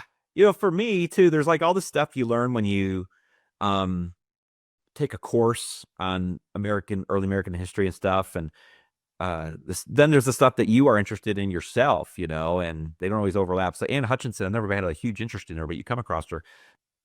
All right. So now we've got the missing shelf here. So is there any book you want to start with in particular? I like that one. So Increase Mather is Cotton Mather's father. And I guess I had some of his parentage on the shelf before. Well, there was John Cotton, who was his grandfather on his mother's side, and then Richard Mather. I don't have any books by Richard Mather, but I'm just going to say Richard Mather was his grandfather on his father's side. So his name is his mother's maiden name, Cotton, and his last name, Mather. So kind of interesting. People always wonder, who names their kid Cotton? Well, it was originally a last name. But so, there's another relative. Let me just say this before you get to that. Yeah. Another relative, John Cotton Jr., a son of John Cotton. So I guess that would have been his uncle. He had a scandal. I saw this on PBS one time and I bought this book, John Cotton Jr. He had some kind of a scandal, which is really weird. He was a pastor, but got accused of having a threesome with other women. and had to resign for the ministry. You just don't think that stuff even came up back then. But I just mentioned it real quick. This was just being published, and so a PBS, some guy was giving a talk on like book talk or whatever that show used to be. And I thought, man, that's interesting. Though I've never read his correspondence, I thought that's interesting. And you wonder how did he actually do it? If he didn't, man, what a devastation that would be in those times for that to be a reputation. Anyway, I just want to comment on that really quickly. It's interesting. But Increase Mather is a very prominent figure, pastor in early Puritan America. So he's called the last American Puritan. Now, not really. I mean, you could call other people get called Puritans after him, but I guess kind of the last of his breed. And so the awkward thing for him is he ends up pastoring, what is that, the Old Church or something in Boston? I don't remember what its name. Maybe his First Church. First, okay. Some kind of basic name. And I was going to say this, though. He and his son co-pastor. His son's Cotton Mather.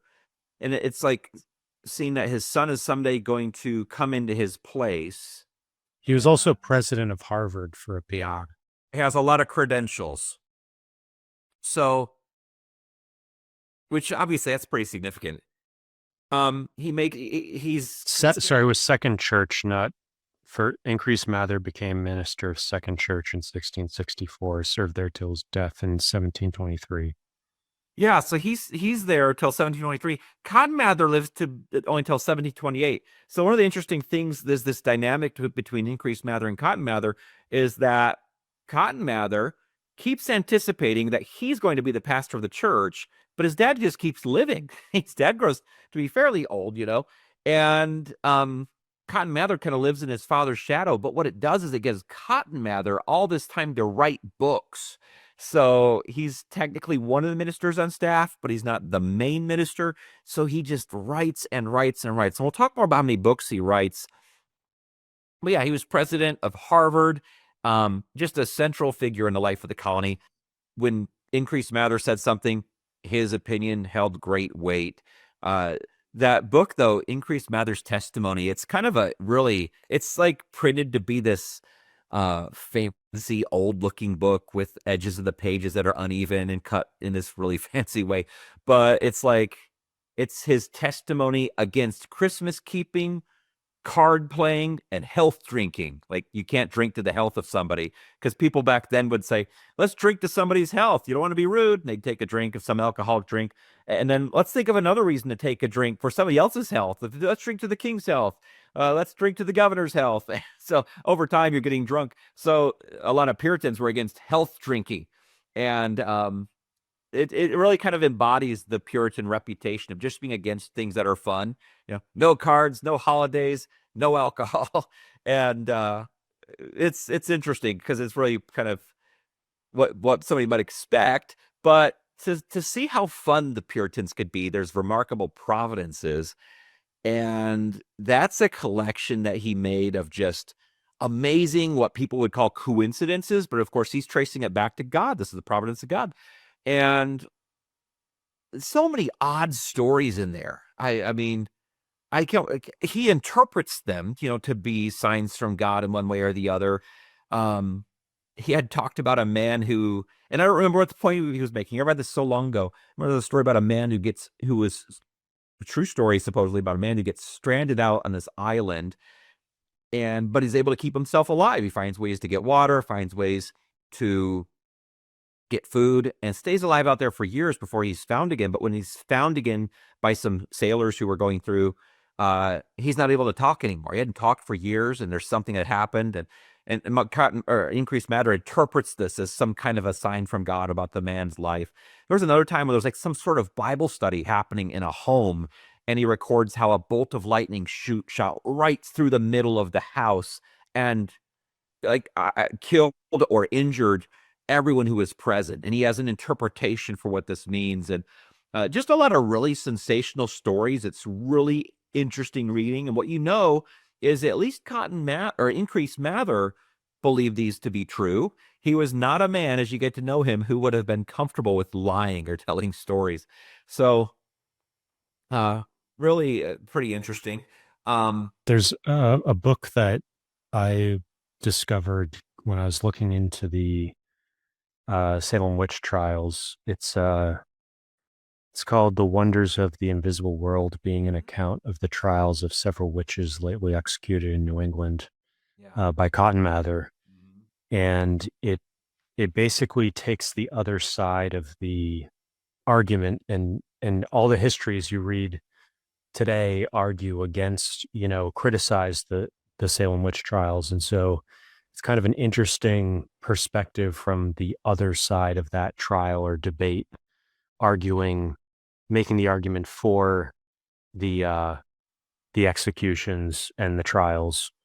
And there's an element of, um it gets into spiritual warfare, and uh there was something about spectral evidence that came up in the AI stuff as you were talking, that I don't know if you have any thoughts on that, but that was kind of an interesting element of it. It was part of the testimony during the trial of the admissibility of um, people claiming to see witches, specters. Yeah, so it's funny. I have a lot of Cotton Mather stuff, but I don't even have that book because uh so a lot of people who do know anything about um Cotton Mather, they think of him as associated with the Salem witch trials. And he did give an explanation of it from his perspective, but he really didn't have a lot to do with it directly. I mean, Kenneth Silverman writes the main biography on Cotton Mather that we'll see later. And he does point out how, like, he doesn't have a direct connection. He's just a really well-known guy from the era. He wrote about the trials, but as far as being involved in the trials or responsible for the execution of witches, it would be hard to make that argument. He has an outside perspective and comments, and I think he has maybe he's a witness at one point, but he's not like this guiding figure. But yeah, so he did think he saw evidence, I remember. And man, I'd have to go back and read. It seems like I remember Kenneth Silverman or somebody saying that Mather made a big point that he had seen some kind of evidence of maybe a witch using a chain or something like that. He saw like it was an invisible chain and he could see like evidence of it hitting something. It was just really weird. But he felt very convinced that it was real, that the witches were genuinely the women were witches who were being accused. Um, but yeah, so I don't have a lot to say about it. My interest in Mather isn't really focused on that at all. But people probably, from the outside, that's probably the first thing that they know. Well, I think it's significant in the sense that it's an expression of the larger idea of spiritual warfare. Yeah. And that's something that continues to present time in terms Yeah. of a lot of people's understanding of sort of what's really going on, or a deeper kind of level of understanding of what many people might see as political conflicts or other interpersonal conflicts. They can have this deeper meaning, and there's this sort of hermeneutic of spiritual warfare. Jonathan Edwards also wrote about that. I don't know if we're going to get to him soon or if we already talked about him. I think we have already talked to him. There's more than a shelf. It's like 2 shelves of Edwards, I think. So there's a lot to talk about with Edwards. Yeah. But yeah, so it is interesting to think about. So there's a book down there, The Ministry of Angels, written by Increase Mather. And think about this, just with what you were saying. He's the president of Harvard, and he's going to write a book about invisible spiritual beings. And it shows, well, why could he talk about that? And I would say, in one sense, because Immanuel Kant had come on the scene yet to say you're not allowed to talk about stuff like that. So he felt like he was a very smart guy, very well educated for his time, but he's like, I can talk about these things that cannot be observed, but there's indirect evidence, and I can go to Revelation from the Bible, and these are all good things that will help my premises to have true truth values. Yet that goes right along with the Salem witch trials and things like that. They believe there really is a spiritual element at work. the weird thing is there was a phenomenon in Europe and early America of assuming witches are at work with very little evidence and a paranoia about them. And I do remember reading about the origins of how they began to assume that these women might be witches. And there's just no way now to go back and see if these observations were true or what people were reporting was an exaggeration. There's so much that could have been happening, but it's easy for me even to be doubtful that these women were all witches, though. And there were some men also. It wasn't exclusively women who were accused of. Yeah, that's true. Yeah, thank you for that. Yeah, knowing at the same time there is just a reality to the spiritual realm, and I'm not one who's like in a hurry to dismiss everything that I ever hear as supernatural. Obviously there is some sort of something beyond the natural realm, but at the same time, yeah, you want to approach it with caution. But yeah. So Here's the book you mentioned, Kenneth. The Life and Times of Cotton Mather. So it's just a really well-rounded biography. I don't think anything's ever really surpassed that recently. Wasn't there another book that said First Evangelical or for America's First? Was that last? I don't know, just the last Puritan. Puritan, okay. Yeah. Increase Mather. You got to have the last and the first, right?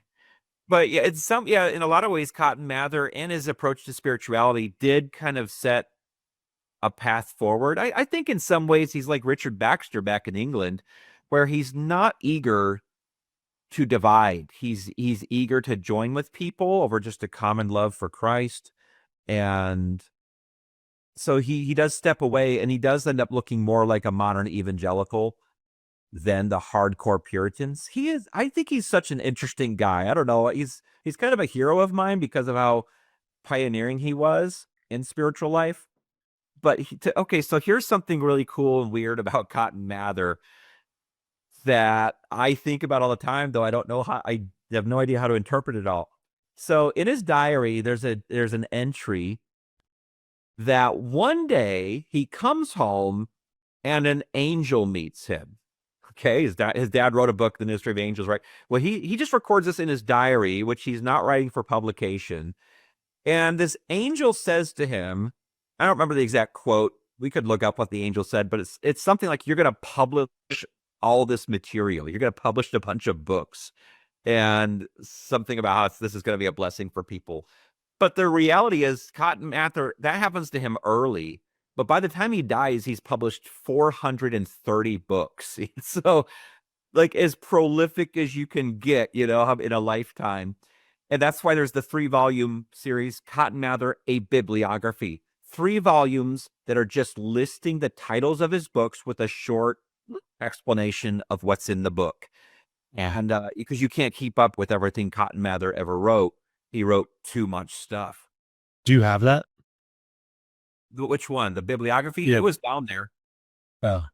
Or the diary. So it was the new shelf that we had just uploaded. Yeah. So it's to the left of your cursor. This thing. Okay, sorry. Yeah. So really just interesting to flip through that and think, wow, he wrote on this too. He wrote on everything he could think of. He'd write on natural science. He wrote a book on medicine. Of course, a lot of stuff on the Bible. A lot of stuff on spiritual life. And he was a very deep thinker, a lot of history. And so I'm impressed with, he graduated from Harvard when he was 15 years old, I believe. I think he went in at 11, graduated at 15, and just very smart from an early age. So it's a shame that people look back on him kind of as a villain. People, I think I've heard people talk about him that way. Just some angry, judgmental man. And it's just like, he was a pretty happy dude and very, very interested in life and in writing and learning. And I've always been impressed with polymaths, people who just want to learn everything that they can. And I really look up to him. He writes a very exalted language, though. So sometimes he's a little hard to read, using, I don't know, flowery language that just sounds bombastic and big. there's an adjective I'm looking for that I can't find, but I think it's still kind of charming in a way. You're just like, wow, who says it that way? But So I think I got the quote. There was actually two that came up, so I'll give you both of okay. them. The first one is, um, be more humble. The Lord will make you the instrument of doing much good. And then the second one is, be a pen in God's hand and write for his glory more than any other in my country. Yeah. So this idea of being a pen, that's what he was, in his mind, he was just writing and writing and writing. And so he got to do that because his dad didn't die till an advanced age. And so he really never, so he finally does get to take over being the pastor of the church when his dad dies, but it's only for like 4.5 years before he himself dies. And that's not really the focal point of his life.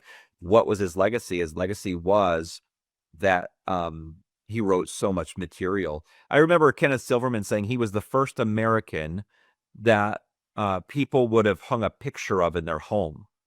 So, you'd have maybe a picture of significant figures that you'd put up in your home. But until Cotton Mather was around, they only ever did that for people in the old world. And he was the first one people said, hey, he's pretty significant. Let's put him up on our wall, which might sound odd, but it's what he said. So, but the diaries too. So like Puritans wrote diaries, and it was almost like a way for them to keep an eye on themselves. They could do a couple things from a diary. They could assure themselves of their salvation.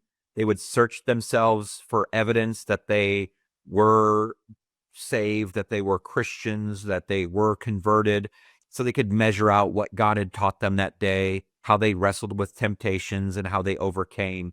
And that ends up being, so Cotton Mather's diary is not like a modern diary. It's just this intensely introspective book. And you might think, I want to learn what he did from day to day. You won't find out much of it there. You'll just find out how he felt about himself each day and how he was perceiving his growth. But it was a way to gain assurance that you really were converted and to measure your spiritual growth. So that was hard for me to find back when I bought it. I don't know how easy it is today. It's probably harder to get those 2 volumes of his diary.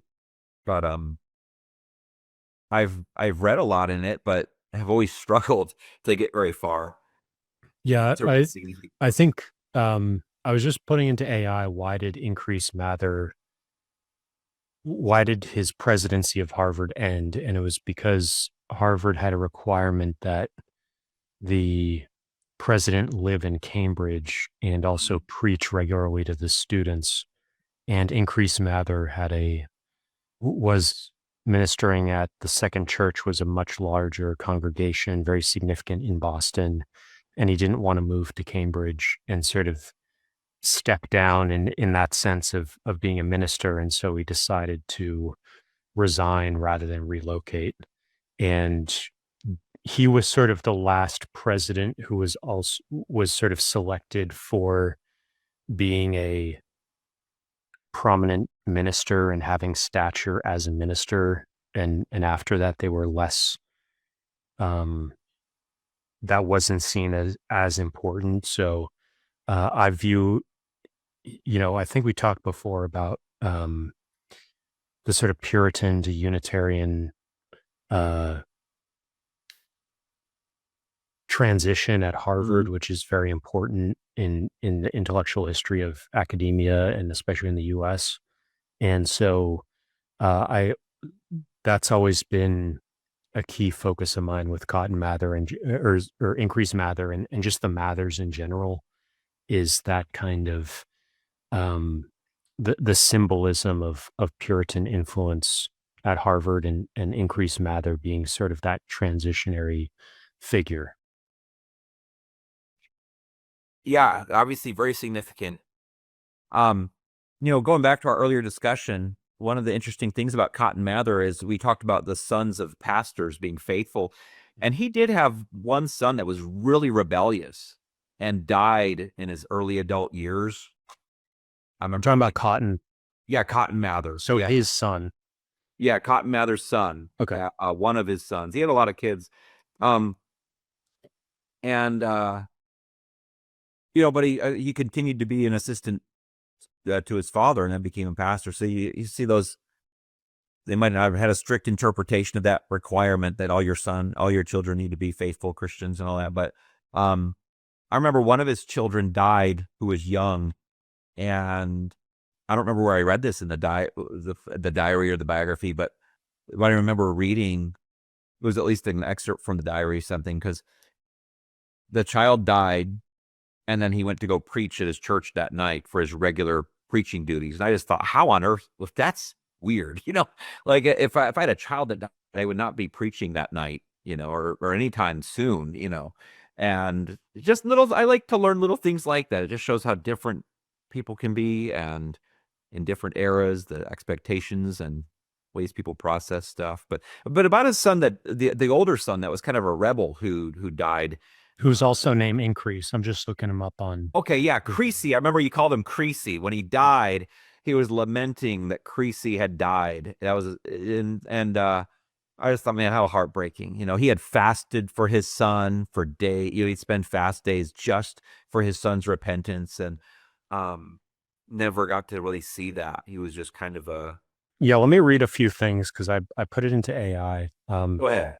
Neglected daily prayer and Bible reading, avoided regular church attendance, and treated worship casually, was openly resistant to the visible saints ideal, showing no desire to give a conversion testimony or join the church, spent time with companions Cotton called vain or profane, was suspected of drinking, gambling, or idleness, all of which were condemned in Boston's moral code, likely participated in youthful pranks or behaviors seen as riotous by Puritan standards. Goes back to the riot thing from, I think, the Titus verse I brought up earlier.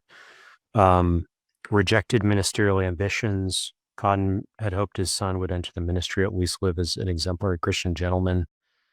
Little interest in theology, provoked public embarrassment. Cotton lamented in his diary that his son's miscarriages not only grieved him personally, but gave adversaries occasion to blaspheme, meaning critics would point to the minister's household as proof of moral decline in New England. Cotton's interpretation of his son's rebellion was part of a larger providential pattern. God was using this trial to humble him and keep him from pride. The affliction mirrored the broader declension, quote unquote, of younger generation in New England, which he preached about often. He prayed and fasted, as you're mentioning, seeing it as both a personal and societal spiritual crisis. Yeah. So, I think about it from my perspective. I'm like, oh man, it's be so heartbreaking. But I've seen that in other times too, where a kid just says, I don't want to live the life of my father or parents. I want to do my own thing, and that's always a frustration of a Christian parent or any Christian who really wants another person to be a Christian, to live as a Christian. You can't get into a person's heart and change them. Like, that's what you really want to do, and do some kind of spiritual surgery on you and change your heart. But people do what they want to do, and you can't change them. And that's always a tough thing, because, we all wish we could make sure our children learn from us what we want them to learn and live in accordance with that. So, yeah, I'm glad you read that. I haven't read that biography for a long time, and haven't read any. Actually, I haven't touched Cotton Mather stuff for a while, but for a while I was really interested in it. And I think the providential element there is really important. Like we talked about with City of God, City of Man, and like why did the providentialist interpretation of the fall of Rome, and as sort of humbling people, getting them to not focus on things of this world. And so Cotton's interpretation of his son's rebellion as God giving him this trial to humble him and keep him from pride, sort of like the book of Job. Yeah. I thought that was really, like, it's interesting that that's how he saw it. And I guess when I read that, I was thinking, I don't know enough about any of these people to say this is more than just a speculation, but I wonder if,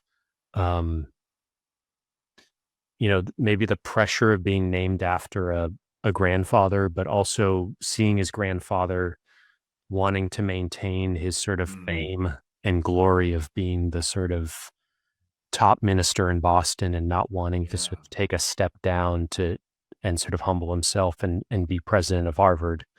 That could be seen as, not living by Puritan principles and caring more about, fame and that kind of thing. Yeah, that I didn't even think about how the pressure that might have been on him because of his name. Uh, yeah, how about we name you after the most prominent man, in our community, and you live up to that too. That's yeah, why not just give up from the get go, right? That's a good observation. Um, one thing about Cotton Mather's books that are published is there are very few sermons, though that was a big form of literature. He did preach, pretty regularly, and it was yeah, just not something that's published. There've been some published, but they're just hard to come across. That's that book we discussed before, A Token for Children. And you had looked it up that it was by James Janeway, but I think Mather wrote one too, so they're combined. And that's the one that kind of talks, it has all the stories. Okay, I could tell you about it. It has all the stories about small children who showed that they had some kind of signs of grace within them, so that it would give comfort to other people who had children who died in at a young age. And so the way that this actual publication is set up, James Janeway wrote one, and it was the initial one, and it goes through the lives of 13 examples and talks about whether they were good or one of them is called A Notorious Wicked Child. So maybe the bad ones as well. But then Cotton Mather wrote one for New England, and it's called A Token for the Children of New England. And it would also, of course, guide children in that, showing them that they too could, um, just because they're young doesn't mean that they can't follow a godly example. And so that this publication by Soli Deo Gloria, a publisher I don't think which is around anymore, just combines those two books in one. But yeah, very interesting. Do wonder about that one, the Wicked Child. But a kind of a book that you wouldn't really see published nowadays. Well, I was saying it was wasn't there I think we were talking before about like the deathbed story or the deathbed, like the idealization of like the most pure children or pure souls die as children because they're so good. They sort of find at the first opportunity to sacrifice their life or whatever. I forget all the details, but they sort of end up dying young, and that's sort of a proof of their virtue. Well, the Puritans wouldn't, they would have, one of the phrases they had for babies was that they were bundles of sin. And so we call them bundles of joy. They call them bundles of sin. And so their biggest concern was that their child would be converted because they believed through their child is guilty of Adam's transgression in the garden. And just like all human beings. So all human beings inherit not only Adam's sin nature, but they inherit his guilt. And so the greatest need you have is conversion. So there was a lot of anxiety. What happens when a child dies young, unconverted? Well, one of the questions, or one of the answers to that is given in A Token for Children. Well, maybe your child was saved. Maybe your young child was a Christian. So I would turn to that one on a notoriously wicked child, but the summary at the top in one sentence says this: Example 7 of a notoriously wicked child who was taken up from his begging and admirably converted with an account of his holy life and joyful death when he was only 9 years old. And so I think to just help people process the deaths of children who they believed were going to hell if they were unconverted, which sounds brutal, for people. How could a child go to hell? I'm just saying that's what they believed. And But it's downstream of original sin. So once you yeah, buy into original sin, you have to accept all these other. That's sort of the key axiom that then controls a lot of other beliefs that just flow from that. So Yeah. So here's how early they would go. I remember this one from a long time ago, of a child who was admirably affected with the things of God when he was between 2 and 3 years old, with a brief account of his life and death. And so you're like, wow, it feels like they're really stretching it a two between 2 and 3. So he's not even reached 3 years old yet. And he has this testimony of faith. But I think parents could read this and say, I saw some of those things in our 2-year-old as well. And so I want to be optimistic and hopeful. sounds like the terrible twos. Yeah, that's right. Yeah. I wonder where that, I don't know if that, I wouldn't be surprised if that came from that sort of like every paper. So I think that's the next one is about somebody between 4 and 5 years old. So they're really trying to go back there, but it talks about this 2-year-old, talking and have you prayed for a new heart, for a humble and sincere heart? The parents ask him. And then I think, but I did. So, well, I was just going to say, there's also,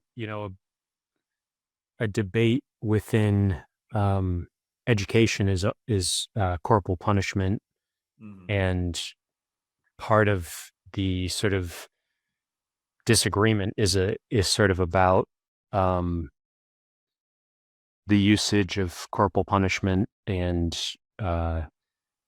this kind of is part of the justification for it, is that it's, that the child is inherently wicked, or inherently has that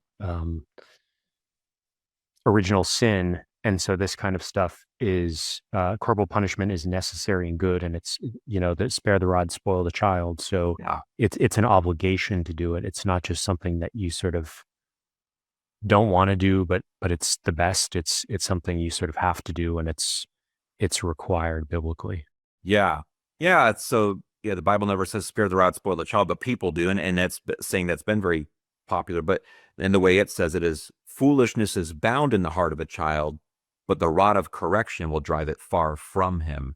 And so I always think of it as like those glass ketchup bottles. You're trying to get that last little bit of ketchup out. And so you hit the bottom. And I think that would have been the view of corporal punishment. We've got to get this foolishness out of this child, and a good old spanking will do it. But yeah, I think the Christians may have seen that as a way of teaching that evil behavior is accompanied with some sort of judgment or punishment, and that's a connection to understand the need for salvation. So you want to be saved from God's punishment. Go ahead. Well, there are just a couple other verses on this subject that I wanted to add in here. So Proverbs 13:24, he that spareth his rod hateth his son, but he that loveth him chasteneth him betimes. Proverbs 22:15, the one you mentioned, foolishness is bound in the heart of a child, but the rod of correction will drive it far from him. And then Proverbs 23:13, 14, withhold not correction from the child, for if thou beatest him with the rod, he shall not die. Thou shalt beat him with the rod, and shalt deliver his soul from hell. And then finally, Proverbs 29:15, the rod and reproof give wisdom, but a child left to himself bringeth his mother to shame. Yeah. The classic collection of texts. Yeah. Well, and that was fairly normal up until pretty recently, and most of Western history, people wouldn't have been shocked at that, but now they are. But I was going to say about that Bonifacius book, an essay upon the good, which is, it's all based on one verse, do good unto all men, especially those of the household of faith. I think Galatians 6:10 or something.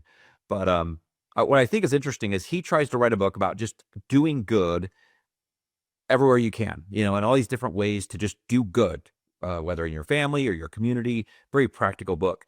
But what's interesting is Benjamin Franklin is affected by that book, and he's like a secular version of that. He just becomes like, I want to do good too, but without really any major reference to God. I just want to do good. And they did have an encounter, Benjamin Franklin and Cotton Mather. And Benjamin Franklin had gone in, I don't remember what their conversation was about, had gone in to see Cotton Mather. And the famous thing about the story was that Benjamin Franklin was leaving Cotton Mather's study that there was a really low, the door frame was low, and so Cotton Mather yells out, "Stoop, stoop!" And it's too late. Benjamin Franklin hit his head, but he wanted to remember this rule from Cotton Mather that you need to stoop and be humble in life, otherwise you'll hit your head on something. And so, and just an interesting way to see too the difference that occurs over the 18th century, the 1700s. You have a prominent figure like Cotton Mather, very serious Christian. And then one of the next big prominent figures that people know about, Benjamin Franklin, and a radical difference in their theology. People don't get that the 1700s was a major shift in theological perspective because of the Enlightenment and its impact on elites at the time. I looked up the quote, stoop, young man, stoop, as you go through this world, and you'll miss many hard thumps. There it is. So one of the things is that Cotton Mather worked on for a long time was a commentary on the entire Bible called Biblia Americana, is the American Bible, and it was never published. It just sat in a chest until like 2010. Moore Seebeck, which is an academic publisher, and Baker Academic began to publish it. And it's 10 volumes total. They're not even all complete. I think there's like one or two that I don't have, but they're like $300 each right now. So they're not going to be added to the collection anytime soon. But it has not sold well among academics even. Nobody's interested in it. So Baker Academic dropped out. They don't want anything to do with it. They said, we're not making any money on this. And Moore Seebeck, who's used to not making any money because they're an academic publisher, has continued the project. But it's really cool because it's a commentary on the Bible, but they add a ton of annotations and footnotes to show you where Cotton Mather was getting his comments from early American resources, cross-referencing within the commentary. And I understand why people don't buy it though. It's written in this really weird format where, like it's just question and answer. So it's like, it takes a passage of scripture and asks a bunch of questions about it and gives answers. But it's not really saying, here's a way to outline the passage. Here's an exegesis of this passage. Here's the main point. It's just like random questions. And so some think that the reason for this is because the Enlightenment was kind of bringing up new challenges, and Cotton Mather wanted to help ministers be able to answer questions about the text of Scripture so that we could show as Christians that it can be defended. But it's not a very attractive layout. It doesn't feel like it helps. I would say it helps pastors like write sermons or anything like that, but it's pretty massive, and it's weird that it went so long without ever being published. But hopefully, I know some people are going to wonder what this book is because it's hard to read. Yeah, it's like on education. I mean, is it the Christian? It's the Christian philosopher, I believe. So yeah, it's just about being a thinker. I don't know, as a Christian. I actually read that a long time ago, but I can't remember any details. Have you ever done that? You read some nonfiction book and like years later, you're like, I don't remember what that even said. That's pretty much all of them for me. If I don't take notes and really, put in an effort, it kind of just becomes part of my overall knowledge, but I tend to not remember where it came from, what book or whatever. Yeah. I thought a lot about that. Like one of the things reading a book does, even if you don't remember a ton from it, is it does give you like boundaries for that topic, so that like if somebody said, hey, elephants were heavily involved in the French Revolution, you're like, I read about the French Revolution. I don't remember elephants playing a role in that. But if they said, hey, elephants played a role in the Punic Wars, between Carthage and Rome, you'd say, yeah, they did. You remember like these boundaries of like kind of the setting and what's allowed in that topic and what's not. But yeah, you might not remember the specific argument of the book. And so I found if you keep reading, especially introductory material on the same thing, that gets refined over time. But it is hard to remember the argument made by of a specific book, so. And these AI models have helped me sort of make more sense of that, because they have no idea where they get their knowledge from, and they do hallucinate at times. And I find myself sometimes hallucinating or thinking Yeah. I have a thought and it's like, actually, I better check that. I'm not sure if that's right. I know, yeah. I hallucinate. I've noticed several times during our talks later on and think, man, I was hallucinating like AI. Like the time I was like, I don't think Kant, I don't remember what language Kant wrote in. And later I'm like, well, of course he wrote in German. Um, but it happens. He doesn't have the most German names, so No, that's true. Well, and he lived in Prussia, but it's still the ding on Sikh. That's the thing in itself. Like, I know that phrase. Anyway, um, so, the Log College, that's an interesting book because the Log College becomes Princeton, but it begins as like this small school for just training up ministers. And it's very small initially. And, but we'll talk more about that here soon. yeah. But it's kind of a big phenomenon. But William Tennant was the guy who started it, and he really was like a precursor to the Great Awakening and the big revivals, because at the Log College, the preachers they were putting out began to preach for conversion in very unique ways, which will become most famous in the one sermon that Jonathan Edwards would preach. He didn't go to the Log College, but the sermon that he would preach of sinners in the hands of an angry God, that style of preaching, it's just very gripping. And but before we even talk about Edwards, the most famous genre of literature at the time period were tracts, small booklets. We've talked a little bit about them, but this American Tract Society is like a huge collection of actual tracts that they put out that were just distributed all over. Most of them are for conversion, just trying to argue and persuade people to repent of their sins and become a Christian. But there are more specific ones directed towards how to conduct yourself in home life and stuff like that. I think it's a really fun set to look through. Solid Ground Christian Books has republished it, but it's paperback, and I wish it wasn't because I fear they're not going to last that long.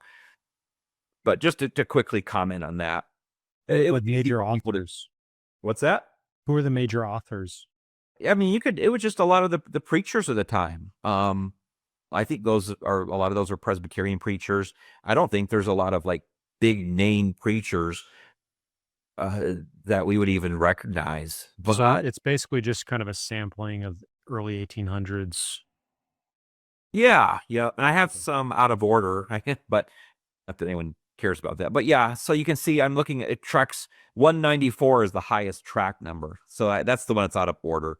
That's supposed to be over a couple, but so they're a little bit longer too. So like there still are tracks. We give out tracks in our community, but they're very small. These ones are like small pamphlets and booklets. And so it's just a lot of people aren't aware of that the most popular kind of reading were tracks, but it's probably because they were so cheap and easy to produce. But yeah, the biggest name of the period is Jonathan Edwards, who is the preacher in Northampton and is known largely for his role in the Great Awakening. But he's also been called by several people one of the greatest philosophers that America has produced, because he did kind of participate in the conversation of whatever was being talked about at the time. He wrote books on being, and books on virtue, just really deep stuff, really heady stuff. And he would like spend 12 to 14 hours a day in his study, just writing, whether it was sermons or books, but a very deep and sincere man on a spiritual level, and very introspective. Also, somehow manages his family the whole time. And there's a famous illustration that has been given that from, maybe you could look it up. You could look at the line of Jonathan Edwards, and there was somebody who back the family line, how many senators, teachers, just professionals in really lofty areas of life came from his family line. There's Stoddard, who he succeeded. His grandfather, Stoddard. Sullivan Stoddard, yeah, played a big role in the halfway covenant controversy. But yeah, but the family line that came from him, his descendants, uh, just a really large number of prominent people, and it's always a great illustration of like what could possibly happen, if from a particular family, a particular figure, in terms of their impact on the world. And so he's commonly been compared to this other figure from the same time who was a criminal named Max Jukes. And so I don't remember who first published this, but Max Jukes ended up producing, so many people that went to prison for their life or were executed for crimes. And you could list off all these people. But then Jonathan Edwards, who comes from the same time, he produces like a vice president, senators, so many representatives, lawyers and pastors, come from his family, and a way to illustrate the potential of impacting later generations. And, I think one thing his family would have known about him was that he was very sincere about his faith. So his story is like too much to talk about. There's just so much to Jonathan Edwards, but he pastors very faithfully and pastors through the Great Awakening. And there's a big controversy throughout New England at the time of is it okay to be enthusiastic about Christianity and to experience like kind of outbursts of joy and things like that, singing psalms in the streets, and is this acceptable or is it kind of scandalous? And so there was one side that was opposed to enthusiasm. It's just, a fad that comes and goes. It's not true spiritual life. And then there's the other side, which is supportive of enthusiasm and being really excited and experiencing revival in your life. And Edwards approaches it very carefully because he wants to know, as people are going to such extreme lengths with the First Great Awakening and revival in their lives, is this real or is this just some temporary excitement? And he concludes that although there are times where people experience this revival of Christianity in their life, and it's just short-lived and sensational, and it's not sincere, and a year later they're just drunks on the street. He's like, there are really significant ways that you can see people's lives change permanently from times of revival. And he writes a book called Religious Affections, which is about how you dissect what's happening inside of a person's heart when they experience true revival. What are the signs of trueness in a person's life when they say they're experiencing God and having big sweeping changes suddenly? And he approaches it very carefully, very Edwardsian. My favorite thing, though, that Edwards writes are his sermons. I love reading his sermons. They're always gripping and profound and dramatic, I think. And some people think he's this hellfire and brimstone preacher because of sinners in the hands of an angry God, but he's often not preaching on hell. I mean, he does on occasion, but he preaches on everything imaginable.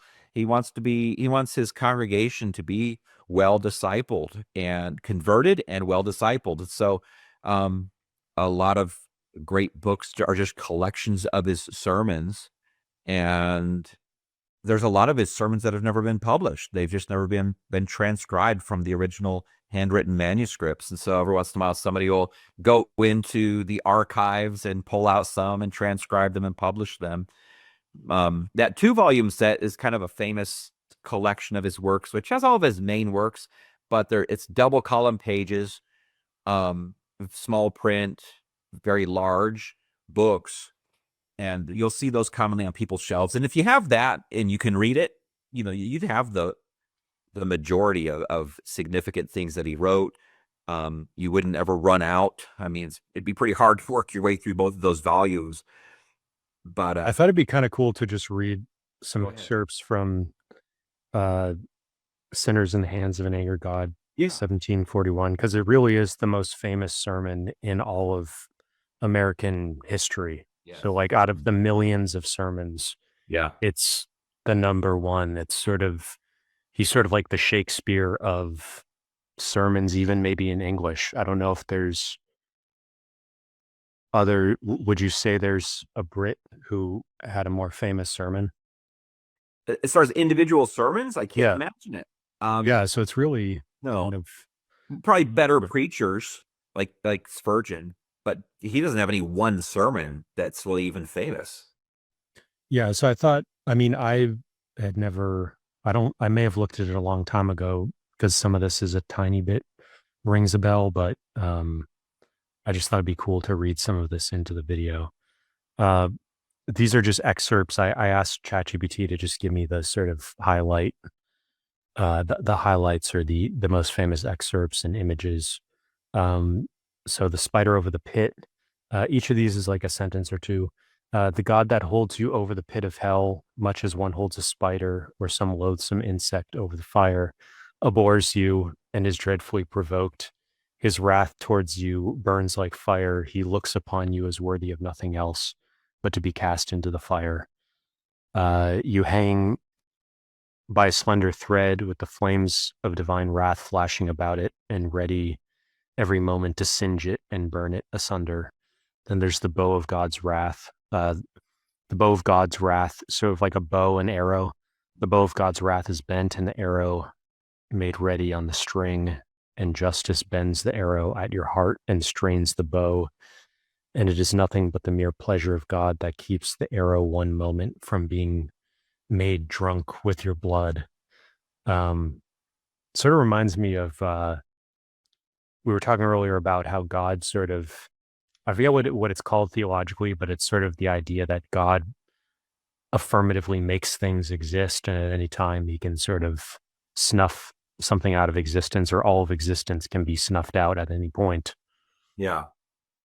Well, there's like Malebranche's occasionalism, where so he does share that with Malebranche, that God is constantly like, what would be a modern word for it? Kind of like refreshing the universe every moment.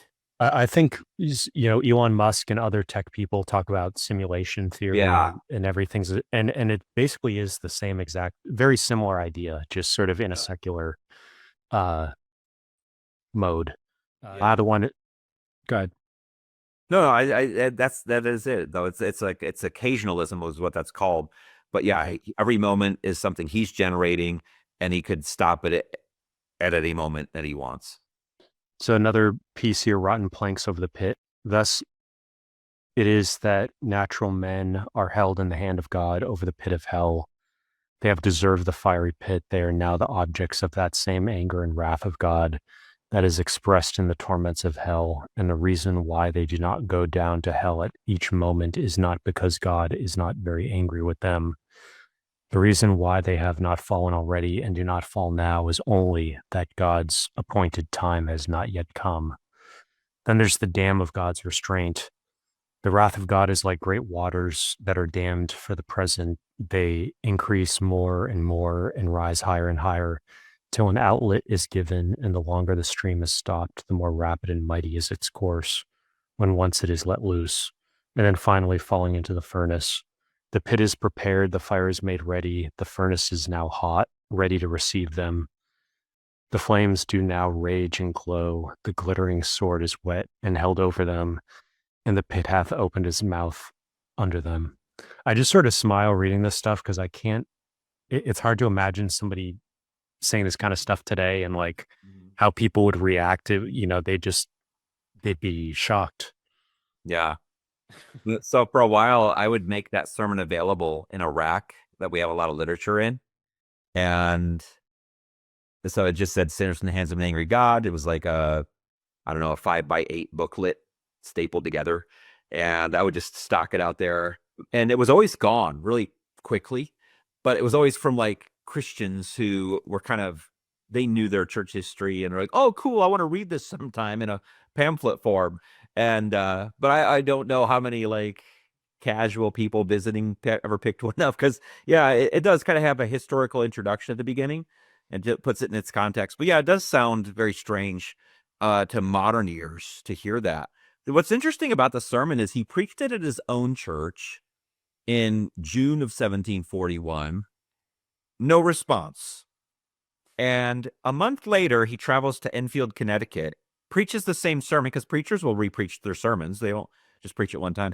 Preaches the same sermon, and there, he can't even get through the sermon. People are just weeping out loud, shouting, clutching the pillars of the church, that they don't fall into hell.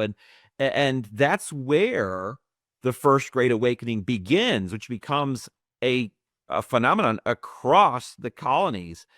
And it's a big deal in American history. And I think a lot of still what we experience in America is momentum from the Great Awakening, which began with that one sermon. And so you still see America is among Western nations still this outlier that is refusing a lot of secularization. Now, of course, we have secularized in a lot of ways, but there's still something unique where we are not willing to go as far as Europe in our secularization. There's this stronghold of Christianity. I think, man, you see that historically. It looks like it's momentum from those early days. It's in our DNA.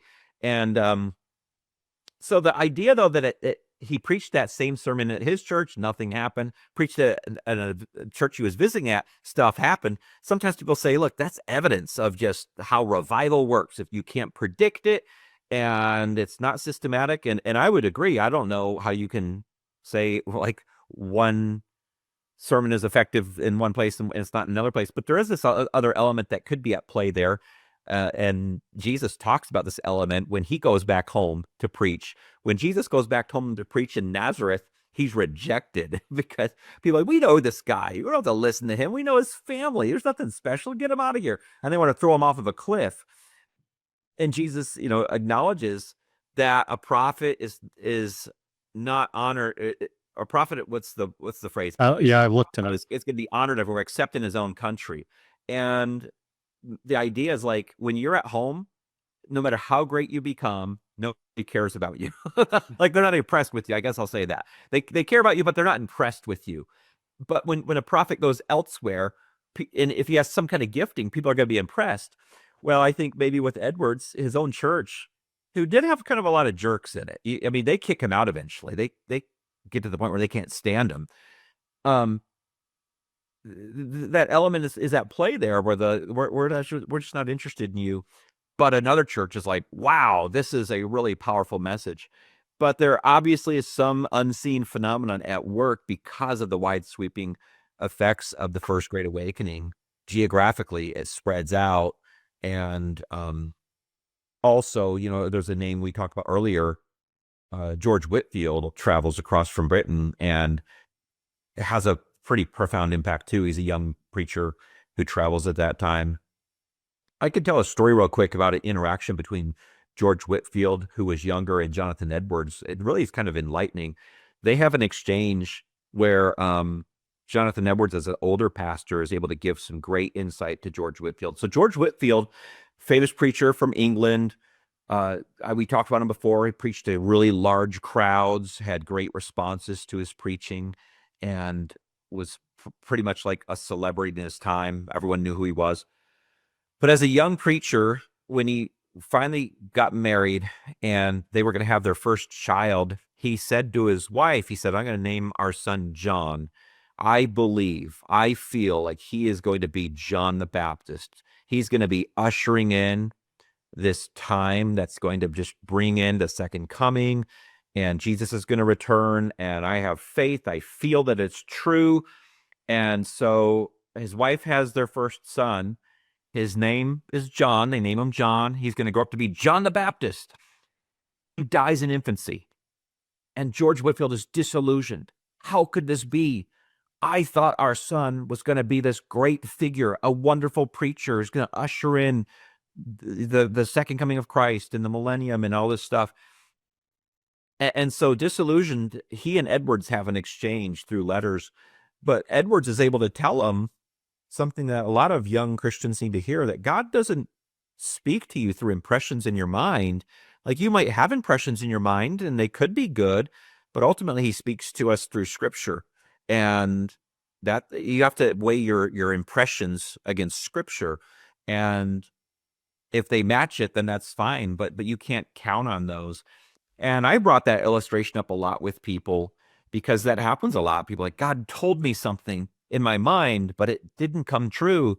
And it's like, well, that's not really how God works. Just not every thought that comes to your mind that feels good is God speaking.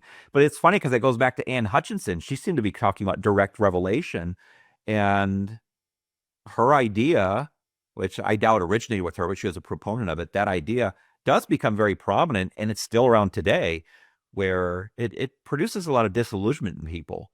And that same advice has to be given. Like, just because you feel something doesn't mean it's God talking to you.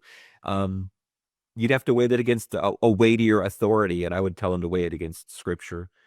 But it's just one snippet. So Edwards, though, does end up getting kicked out of his church, theological disagreement with the people, and they're just tired of him. What he was very black and white on certain things. If he felt like something was true, he wasn't going to flex on it, and ends up getting run out of his church. But the cool thing about him was, as prominent of a man as he was, he just went to become a missionary to the Indians.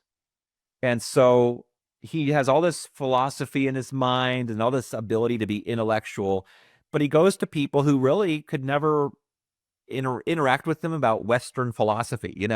They have a totally different culture, a different language.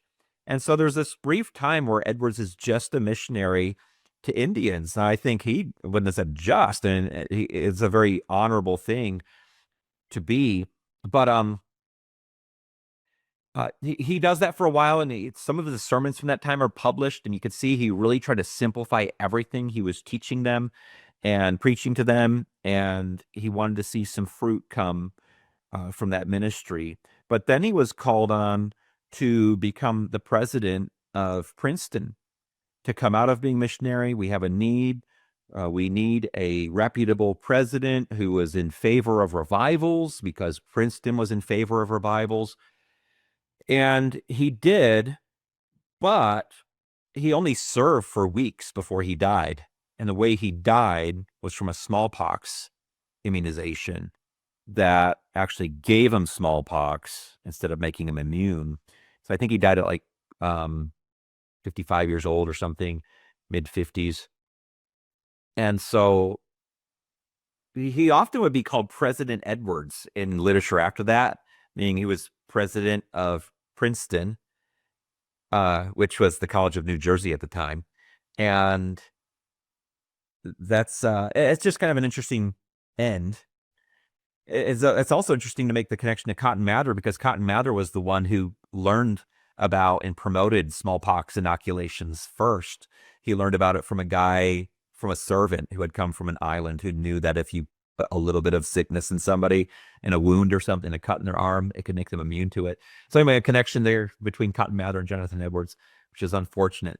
But yeah, I mean, there's a lot to say about Edwards. The best book on Edwards is a biography by George Marsden, it's probably the next shelf down, I'm guessing.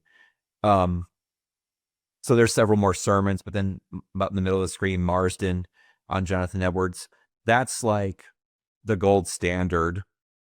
And it's published by Yale. He went to Yale, so it's the school he went to. I think he went there when he was 13, graduated when he was 17. So that's how they did things back then.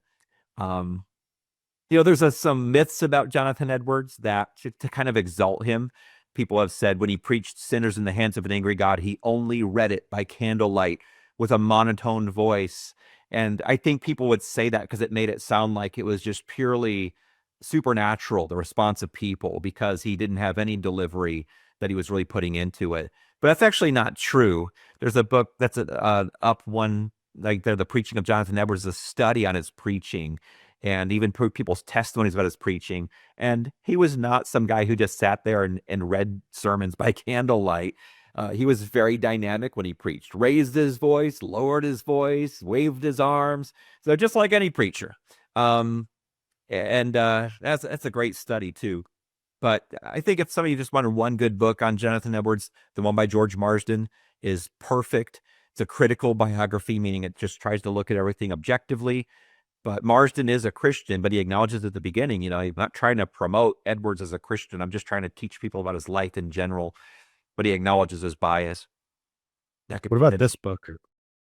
I read it It's today. just so a lot of times I'll tell people this. This is helpful when you read books from another era. It is so helpful to have something like a little commentary or a guide to get you through it. So it's just like a book that has like religious affections, the freedom of the will, his well-known writings like that, and it has like outlines, explains the argument because it is hard to read older books and as a modern person and understand the argument and the flow of how they're doing things. So it's just a collection of guides, outlines. I think you mentioned another book that's kind of like this, the bibliography of Cotton Mather. Another phrase for people looking for stuff like this is annotated bibliography. And Yeah. Yep. And there's a lot of annotated bibliographies on major figures. So that's a little bit beyond it, though. It's really just trying to help you understand the argument of the book. One of the most famous books that he wrote is The Freedom of the Will, which kind of entered into the Calvinism debate. And in some ways, he was helping to formulate things in new ways. But in other ways, he was kind of repackaging some arguments that Martin Luther made in Bondage of the Will, which is funny. They have opposite titles, Bondage of the Will, Freedom of the Will. But Freedom of the Will makes an argument that it's not that if you're a Calvinist, you believe you have no free will. You do have free will. The problem is your will does what you're inclined to do. And as a sinner, you're inclined to sin. And so you of course you do exactly what you want. The problem is you want to sin until you're regenerated by the Spirit of God. And when you're regenerated by the Spirit of God, meaning converted, now you want to do things that honor God. And so your will is always free as a matter of your inclination. And so I've illustrated it this way, like you are free to cut off your hand with a butcher knife, but you don't want to do that, so you're not going to do it, right? Now, I would say, Edwards would say, for a sinner, you're free to serve God with your life. You just don't want to serve God with your life. It's repugnant to you to serve God with your life, so you won't do it. But when you're converted, when you have the Spirit of God give you spiritual life, suddenly you're going to want to do that. And you're free to do it too. So it kind of helps people understand the whole Calvinism argument. It's not about that you don't have free will. You totally have free will. It's just that you don't want to do the things that you should do. And he argues that in a very long way in Freedom of the Will. And it would help if you're going to read that book to have a reader's guide. So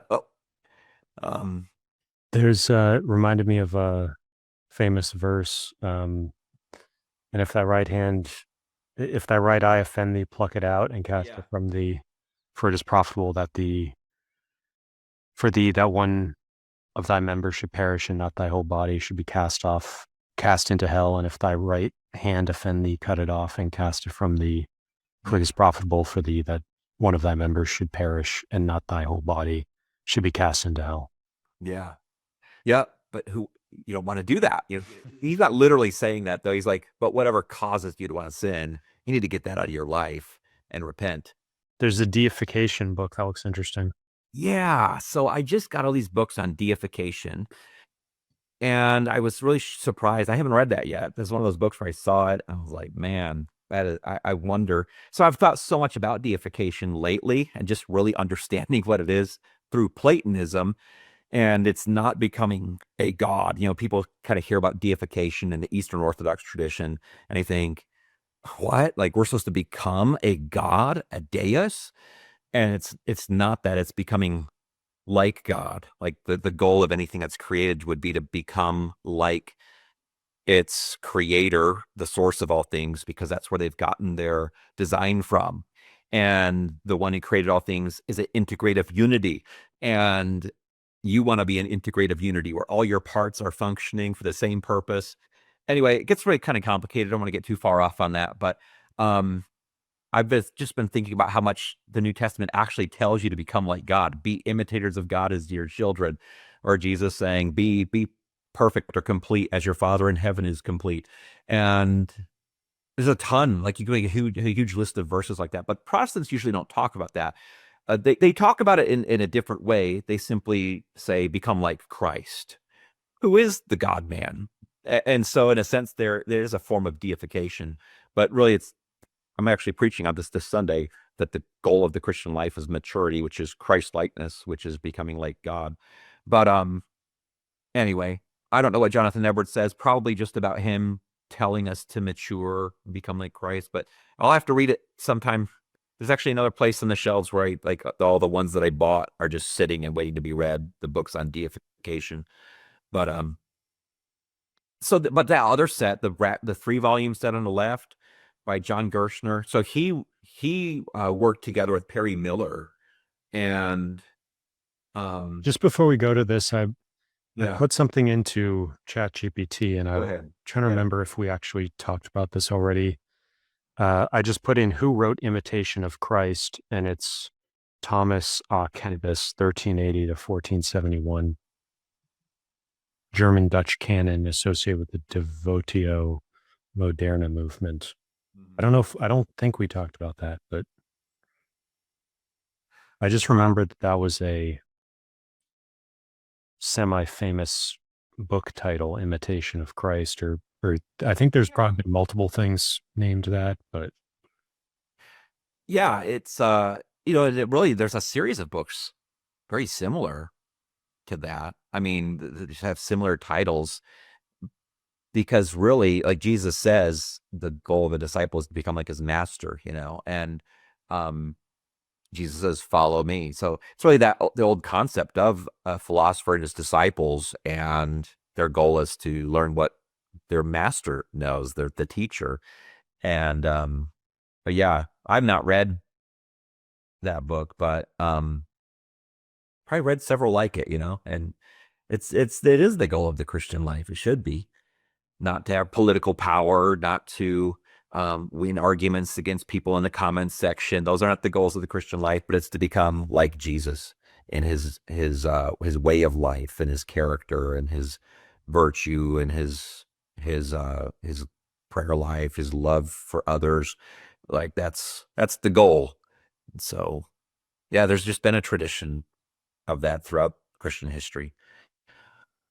But I was going to say that 3-volume set, the Rational Biblical Theology of Jonathan Edwards. It's a hard set to get now, but it's really amazing. He does a great job in the first volume of putting Edwards in the philosophical context of his time, and just talking about, like, comparing him to the other philosophers and the conversations that were happening.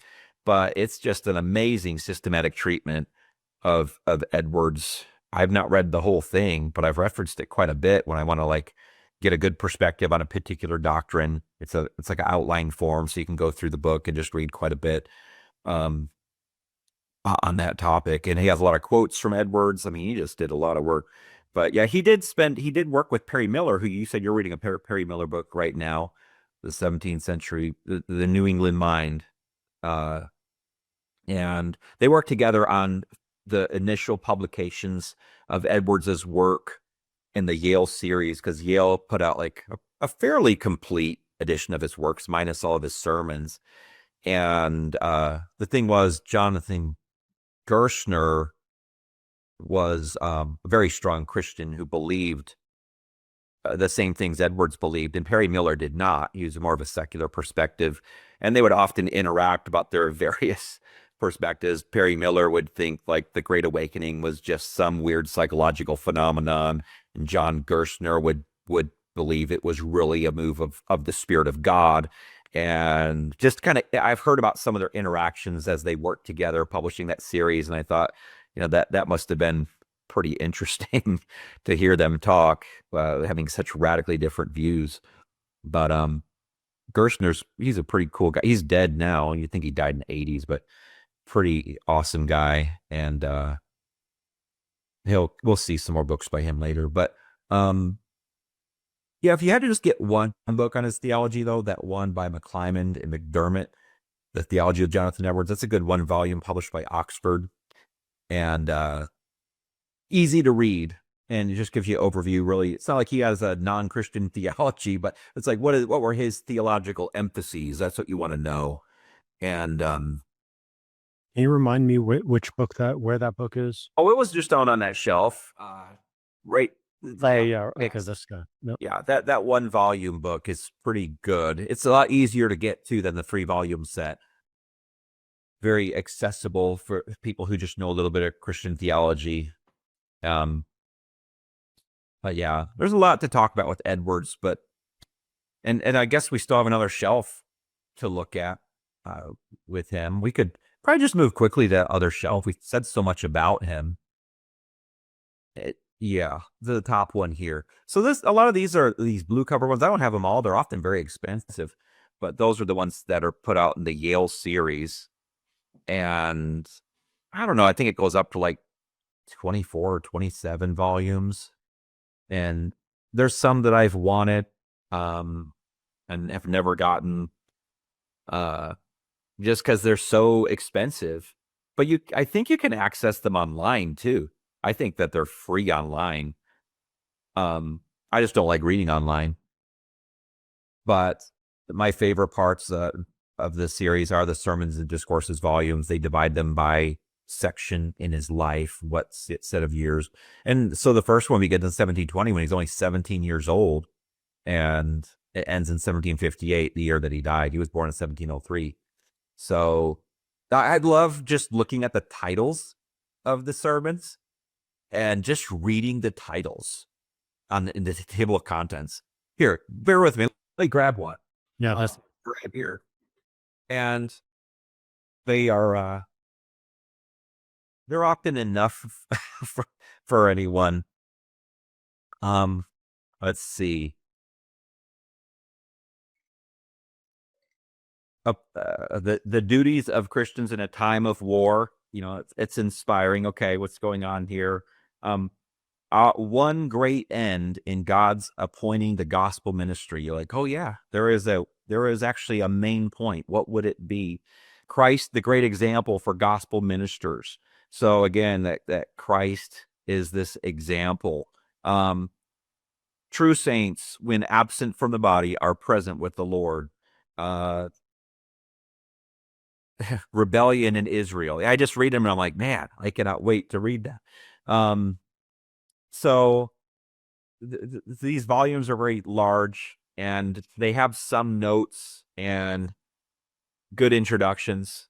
The only I recommend his sermons to anyone. There's a lot of cheaper volumes too than these Yale series ones, as you've seen on the show. But really just helpful stuff. I love the catalog of his books. So he had a lot of books as a pastor. So that one volume just kind of lists all of the books in his library and maybe some markings on the books or what we might know about that particular book, where he got it, whatever it might be. But yeah, catalogs of books is good. And I looked recently to see if he had any Plato in his library. Like, did he have Plato? And he did. He had like some kind of abridged version of the Republic, and you don't know if he read the books, but you just know they were in his library. And those other books at the top of this picture, the two, they're put out by a place called International Outreach. They just tried to publish some more unpublished sermons by Edwards and make them a similar color to kind of fit in with the Yale volumes, but evangelistic sermons, and then some more hellfire, brimstone sermons. So Jonathan Edwards on eternal damnation. And if people didn't get enough from Sinners in the Hands of an Angry God, well, there's more here. So, like I said, he didn't only preach on hell, but he did maybe every 20 sermons. It would be a significant thing to think about the afterlife, heaven or hell. He actually preached a lot on heaven. And so that over decades, you could collect all those ones on that theme and put them in a large volume. I got the sense reading the Sinners in the Hands of an Angry God that there maybe was even an element of, it just seems so over the top that I get the feeling that maybe he was competing with other preachers, or maybe there was some kind of other material in people's information diet where he had to kind of raise the volume on some of these images to get people's attention, or to sort of break through and and have it be extreme enough that it was kind of upping the ante compared to maybe what they had already heard. Yeah, so when I mentioned like the log college, that training school for preachers, that was kind of like what they had in common. They were beginning to use like really extreme language, a lot of hyperbole compared to previous pastors. Now, it's not like it came out of nowhere. Like we looked at Alleen's book. Well, Richard Baxter and Alleen had a book called An Alarm to the Unconverted. Those are very strong. But that tradition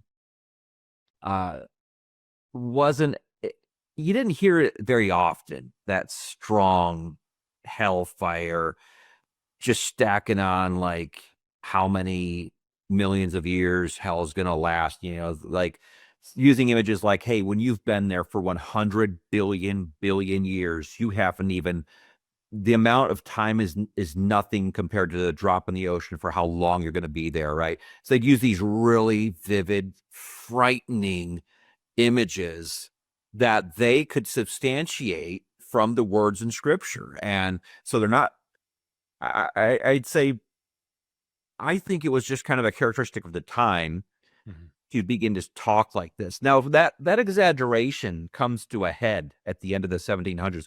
I wouldn't say exaggeration, but the hyperbole, because they keep getting more extreme.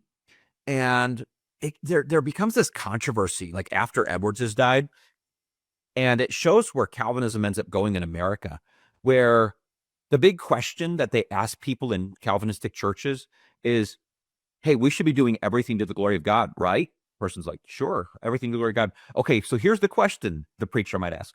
Would you be willing to be damned for the glory of God? Because if you're not willing to be damned for the glory of God, you're not sold out for the glory of God. And people would struggle with that. Like, really? Like, I have to be willing, like, to be like admit that I'm non-elect and be okay with that because it's going to glorify God for me to go to hell for all of eternity? That's just weird.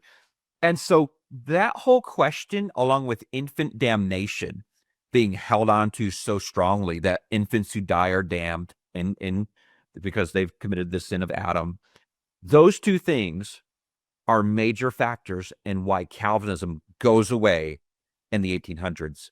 People are like, this is weird. It is uncomfortable. I'm not even really seeing this stuff in the Bible. Like, why? This is not like what's emphasized in the Bible. So why do I have to affirm that I would want to be damned to the glory of God or be okay with my infant dying and going to hell? Like, that's really weird.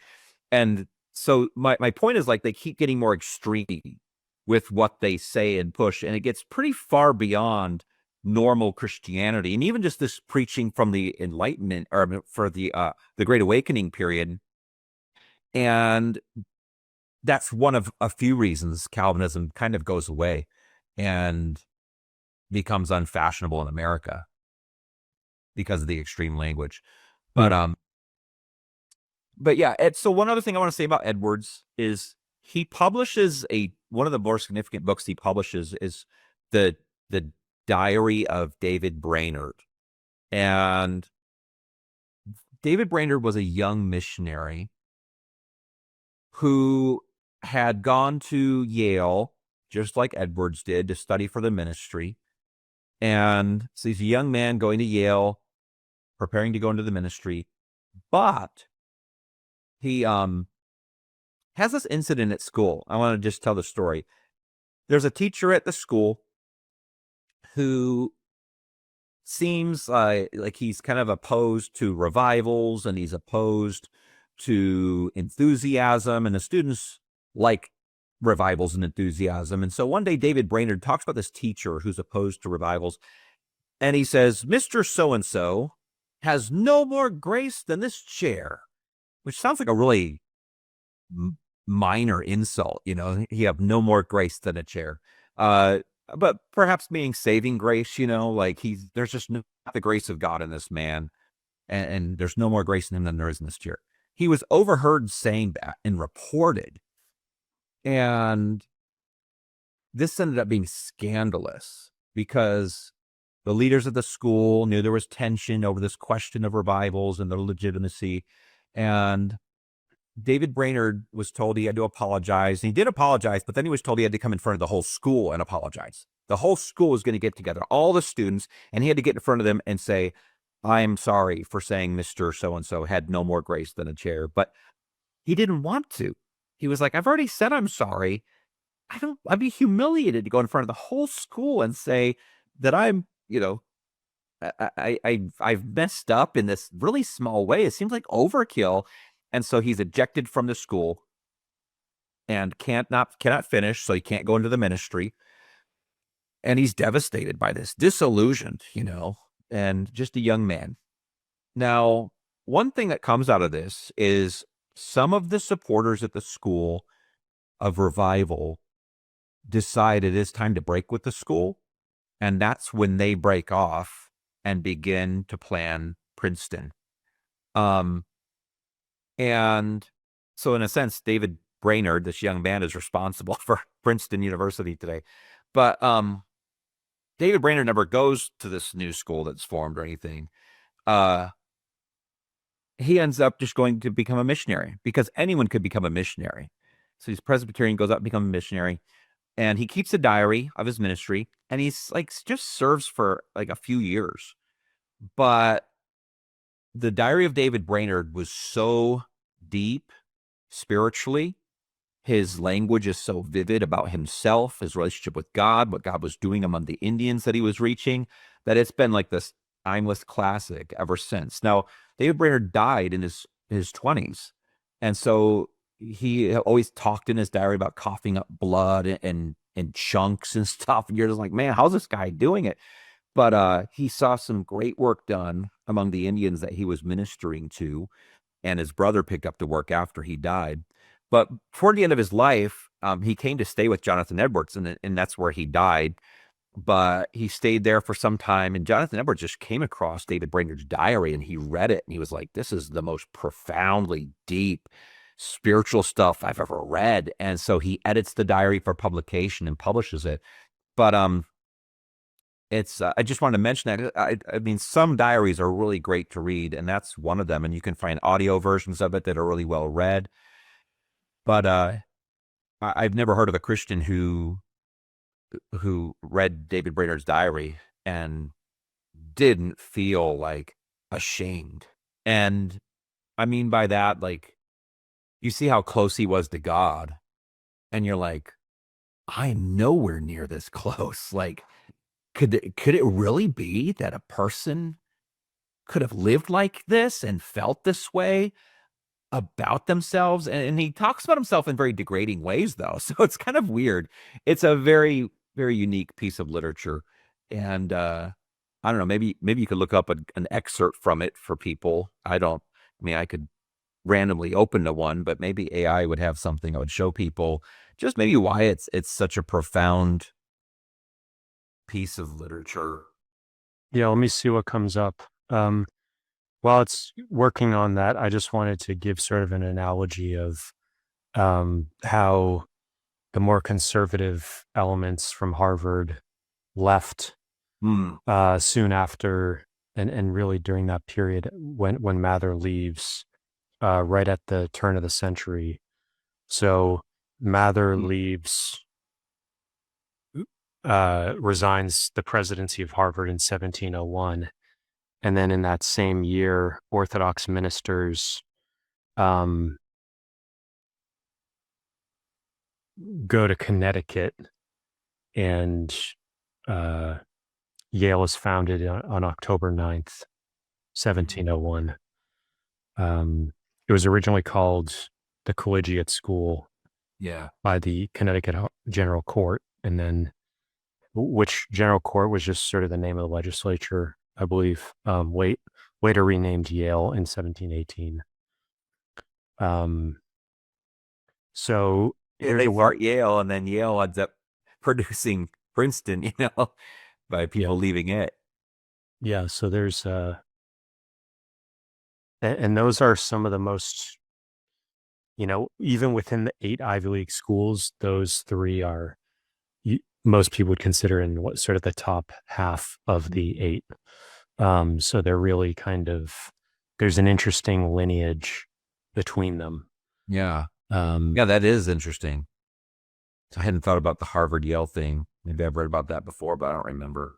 yeah, I didn't remember that it was like the exact same year. Mather, that must have been one of the things because I've initially started researching all this a while ago, but just getting more into intellectual history, I've been getting back into and ChatGPT has actually been very helpful in digging into some of this stuff because a Mm. lot of the histories are written from a Harvard institutional Unitarian perspective. So it's not Mhm. always easy to uncover the sort of other side of the story of history that kind of, history is written by the victors. And so Yeah. it's often more difficult to recover that other perspectives. But I did get an excerpt um, from David Brainerd's diary Yeah. showing his intense devotional spirit and missionary zeal among Native Americans. This comes from April 19th, 1742, when he was 24 years old. I never felt more happy in the world than when I was in a wilderness, destitute of the comforts of life. I longed for the presence of God to dwell with me and was persuaded that I could be happy in any place. I wanted nothing but the presence of God to be swallowed up in him forever. I could not but cry out, "Oh, that I could consecrate myself, soul and body, to God forever." I was full of love, and it seemed to me I could burn out in one continual flame for God's glory. Mm. It's that concern for doing things for God's glory. But obviously, he just writing that on his own. He's not thinking, "Hey, I hope that this gets picked up and published someday, and I become a great bestseller." Um, and even his brother, after he died, his brother read his diary, and he was just his brother knew him and knew he was very sincere.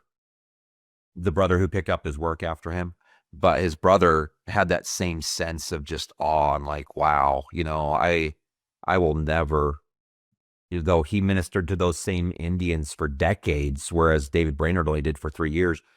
His brother was just like, I don't know if I'll ever be as close to God as my brother was. But he longed for it and he looked up to him. And yeah, they're a pretty awesome couple of brothers. The brothers' story, they kind of illustrate two things. So like David Brainerd, like I said, ministers for 3 years, does really big things, sees revival break out among the Indians, and their lives are changing, and they're showing all this interest in God and reaching others. And um, it's just kind of like a firework going off. David Brainerd's ministry is just really awesome. And then his brother comes along, picks up the same work, same people, but his work is very mundane and just goes for like 30 years, same group of people. And he does what most faithful people are supposed to do with their work, just day in, day out, nothing super exciting, occasional victories that are great and encouraging, but overall, it's just a lot of hard work. And it shows to not be discouraged if you're in one of those categories and not the other. Like both of them are good. Both of them did great things for other people. Um, but different people are different and they're used differently. And so, I mean, I'm kind of encouraged by that. And I'm often seeing myself in the position of David Brainerd's brother. I don't see great revival breaking out of my church. Um, but you just have that hard work you got to do every day, every week, every month, and until you can't do it anymore. So, anyway, pretty cool. The Yale version of David Brainerd's diary is really unique because it has the original diary printed alongside of Edwards's edited version. Because if you publish something that wasn't meant for publication, you have to kind of make things a little bit clearer. He's not trying to change the meaning, but like maybe there's an incomplete sentence or something, or misspelled words, or he might rearrange a sentence so that it sounds more natural. But I think it's cool just to see that, like the editorial work that went into it. Um, and anyway, that's probably finishing up the Edwards section. Okay, so we're back here for session 7, and we're jumping back in here at the top of this first bookshelf here. So I'll head over to that image. And we were just talking about Jonathan Edwards up here. And what do you want to jump into next year? Yeah, just like as you bridge away from Edwards, it's really neat just to have some perspective on that period when you think about Christianity. A lot of people reflect on this time, just casually reflect on the 17 and 1800s in America as this kind of time that was ultra religious and everyone kind of claimed to be a Christian. And while there's some truth to that in one sense, it's not usually what people are thinking. So Edwards himself was dealing with problems that people before him didn't have to deal with, and that was the Enlightenment. The effects of the Enlightenment, which had started in France, which famously with people like Voltaire and d'Holbach, there was this idea that revelation from God was not the foundation of truth. It was not something that we needed to be basing truth claims upon, and that had shifted to reason, human reason, or what you could say unaided human reason. So a lot of what he was writing was kind of dealing with that, these new questions of the Enlightenment. And when he dies, I think 1758, this doesn't stop, and it just brings a new dynamic to Christianity after that, as if there's kind of a different sort of enemy. The old enemy for Protestants had always been Catholicism, for centuries. And now it was just kind of a blatant unbelief. And so Edwards kind of represented a really intellectual approach, kind of representing Calvinistic traditional Protestantism. And so the people after him have to deal with this too. And so just on that shelf, like immediately after, Samuel Davies and Edward D. Griffin, like these are just some Presbyterian guys, but they're dealing with these same elements here. These are just preachers. These are mostly collections of their sermons. Of course, Edward Griffin, he was an evangelist too. The first volume of that is his life as a preacher. But anyway, so just kind of introducing that element, because that does come into play and it will really become important in the following shelves too, as far as what Christians had to deal with, questions they had to answer. But at the same time, you had the big effects of the First Great Awakening, which was in the 1740s we talked about, and had wide sweeping results across America and in Britain. And so this concept of revival is kind of his legacy, and it changes the way that other preachers kind of approach ministry. A lot of them end up longing for the revivals of the 1740s, and they want to know, how do we generate revivals? How do we see those again? And we'll see kind of two camps break off in how they approach this desire for the old revivals from the 1740s to come back. As far as these books, I mean, the sermons of Samuel Davies, very good sermons. They're very intellectual, but also able to communicate to common people. 3 volumes of them. I've enjoyed every one I've read. I've just opened those volumes occasionally and read at random when I want encouragement from a sermon. But they just talk about things in a way that people don't talk anymore about them.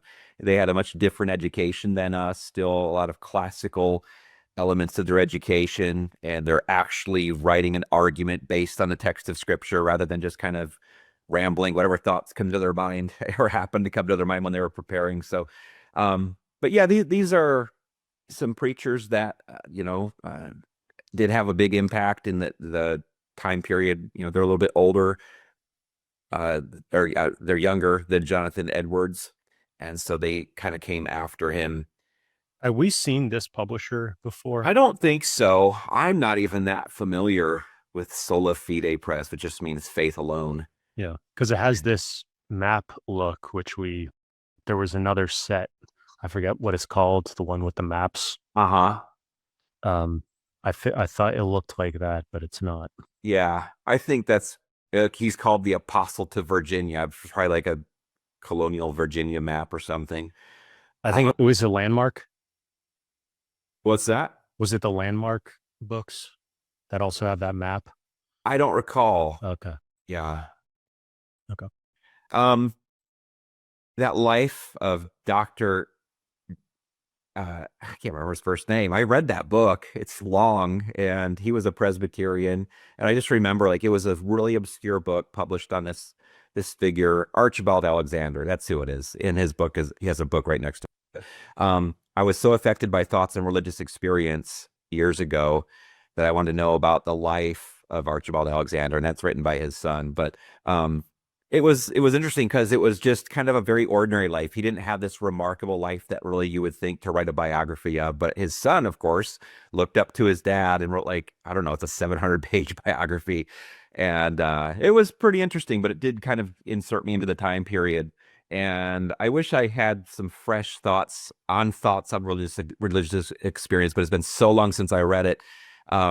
I would probably not represent them well, but he was very insightful into the human soul and into the struggles that people have. And he just talked about it in a way that preachers are usually kind of scared to talk about, the way he addressed doubts and repeated failures and sins. And anyway, it's a very good book if somebody wants to get some insight from a 19th century or early 19th century, late 1700s Puritan or Presbyterian, Presbyterian writer. But we can move on to the next shelf. What there are a lot of is a lot of Presbyterian writers, not because I'm a Presbyterian, but Presbyterians and Baptists have always been relatively close since their origins in England and Presbyterians' origins in Scotland. But the Presbyterians kind of wrote out their long confession of faith, the Westminster Confession of Faith, and Baptists, who were kind of illegal at the time, piggybacked on that. And about 50 years or 40 years later, were able to publish their own confession of faith, which really just took the Presbyterian confession of faith and altered a few spots. So Baptists and Presbyterians have been close. They differ on a few things, most notably baptism. And but I really find a lot of benefit because Presbyterians have had an advantage of being in more academic positions over the past few centuries and able to publish more, and they're just generally on a different level. Not that Baptists don't have a lot of literature and great history, they do, but it wasn't as readily available. So one of the things that comes out though in this time period, you see that Asahel Nettleton sermons from the Second Great Awakening. There was the First Great Awakening, but then there's the Second Great Awakening, which is kind of like a phenomenon in the early 1800s, we'll say. And it was, again, the question, how do we recapture revivals? They were so impactful on the lives of people in the past, and we want that again. And so the two camps that kind of developed were, you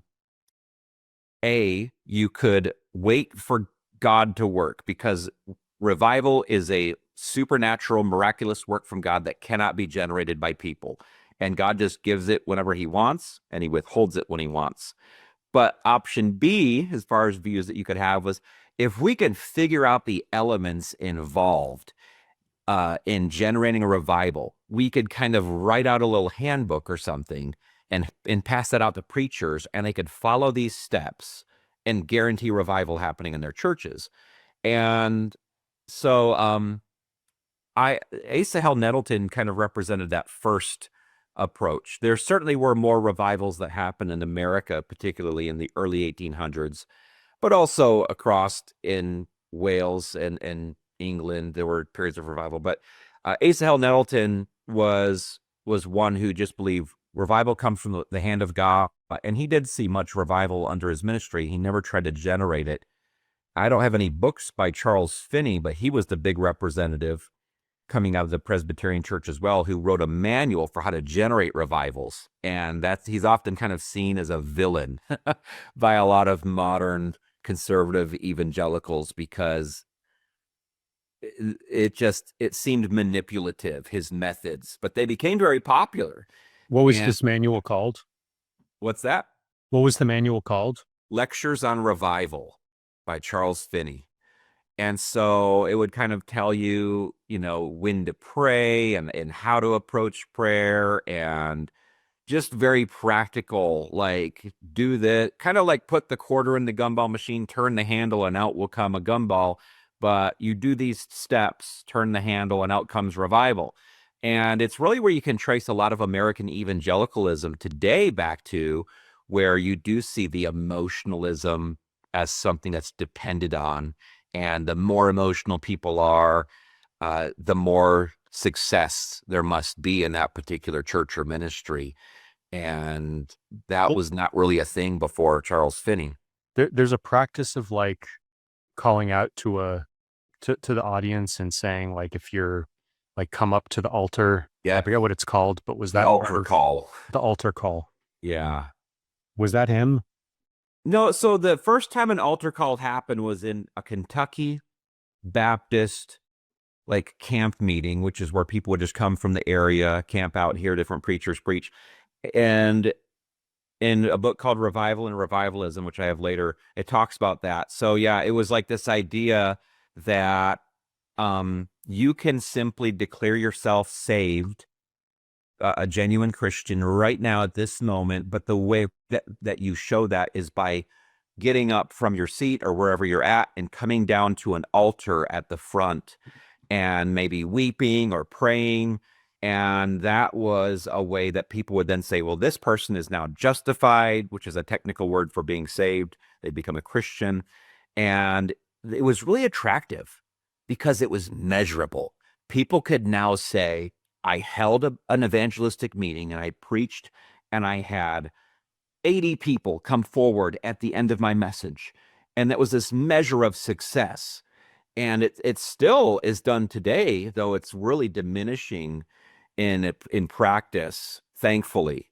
But yeah, it's tied to the same era, though. So Finney didn't invent the altar call, but he would have popularized it. He called it the anxious bench. He'd come and sit at this particular spot in the church or at the meeting, and it was an indication that you wanted to make a decision, receive counsel, and you had great anxiety about your soul that needed to be resolved.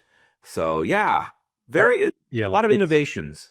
It's there's also been crossover of some of these practices. Some of them have been secularized and taken into business contexts in seminars, and also personal development, self-help type of events where similar kind of strategies are used. And I can't remember the exact case or whatever it was, but there was a kind of related practice of having people kind of in the audience who were connected to the person on stage, kind of pretending to sort of have that so that other people would follow, or they could be the first domino to fall, or they could be sort of something like that. And so that is interesting. Yeah. Yeah, so that's been known to happen within evangelicalism. It's been known for plants to be in the audience, and I've even been at places where the plants there's a way that they do it where they feel good in their conscience about it. So here's what they'll do. They'll have like several people are going to counsel those who come forward that are anxious about their soul. But it's always like, who's going to get up first?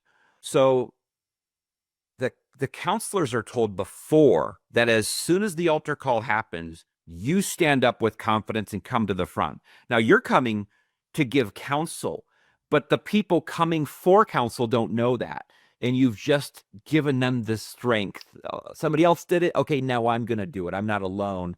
And I've never felt good about any of that. And I just think it's so strange. Now, I went to a fundamentalist college, and we'll talk more about fundamentalism later, but I really appreciated one evangelist who did have a good conscience and wanted to do things rightly. He was kind of against the whole thing. He said that does not, a person walking forward after a sermon does not indicate anything. He's like, you might as well put an obstacle course and say, you've got to go through this obstacle course and swing on this rope and jump through these tires. And that will mean that you're serious and you're really going to make a decision. And now you're saved. He's like, no, the person, if they're going to become a Christian, they've probably already made that decision before the end of the sermon. And whatever has happened in their heart has already happened. It might be good for them to talk to somebody about it. But anyhow, yeah. So that's it's interesting that you knew about that. Yeah, the whole idea of the altar call. And later I have like somebody's dissertation on the history of the altar call, but it's much later in the library that talks about its history and origins and methods and really. Do you know the author of that? Yeah, it's actually his name is Bennett, and it's simply called The Altar Call. We'll see it later. But I doubt if anyone's watching right now, they're gonna see it in the immediate future because it's like on the last bookcase. Okay.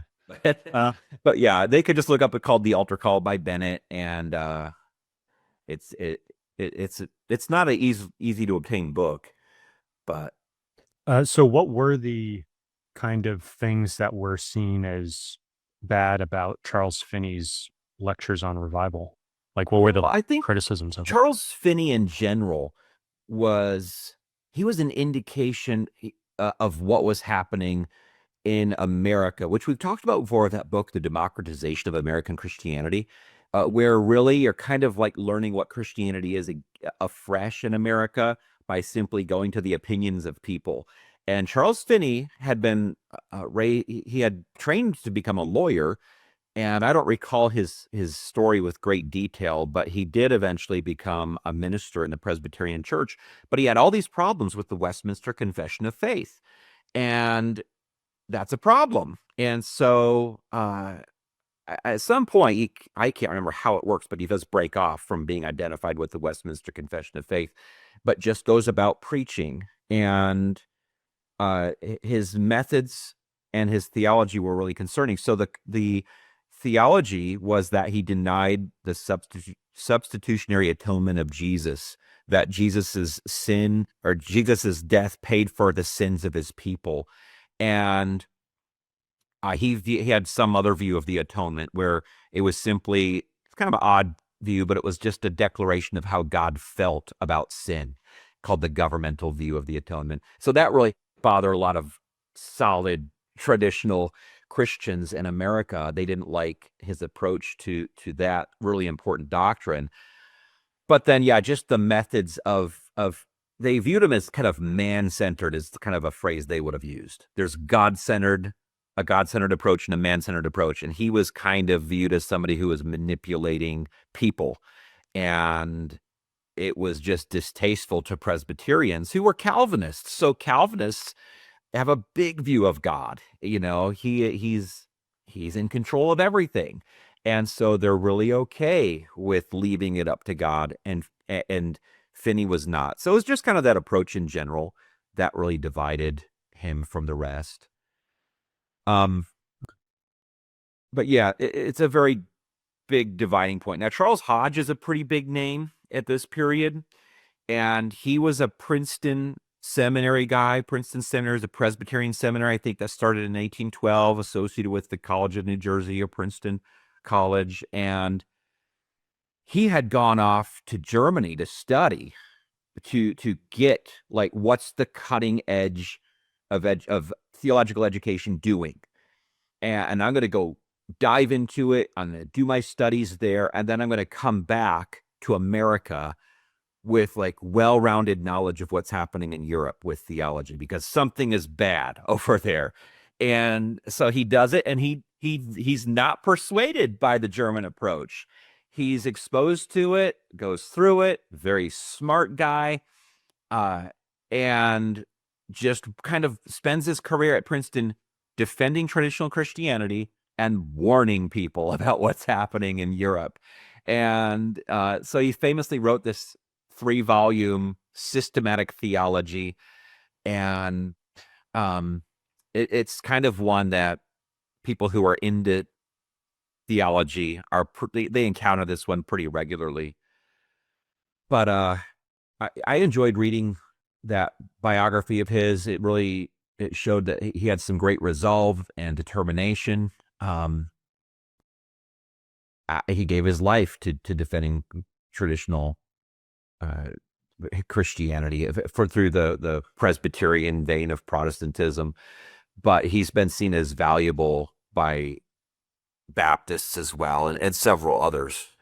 I just wanted to circle back to one thing that some people might have thrown people for a loop is the substitutionary atonement, Yes. which is, and correct me if I'm wrong about this, but my kind of understanding of it is that it's, there's been these debates about why exactly was it important for Jesus to die on the cross? Like why was that such a big deal? And substitutionary atonement, I guess I think of it as sort of the default or the like a very standard interpretation of it, Mhm. that it's like he's taking on the sins of everybody else. He's kind of, in a sense, he's sort of going first. Um, Almost like what we're talking about with the altar call in a slightly different way, but he's kind of substituting himself. Yes. And there are people who say, well, you know, if somebody murders somebody, you can't say, oh, I'll go to prison instead of that person. Mhm. So some people don't like that, or they don't think it's fair. It doesn't make sense. And the Bible isn't 1,000% clear, some people would say, on like Jesus, as far as I can recall, that never like lays it out super specifically. And so it's been a major, you know, that's sort of the central event of Christianity. Mhm.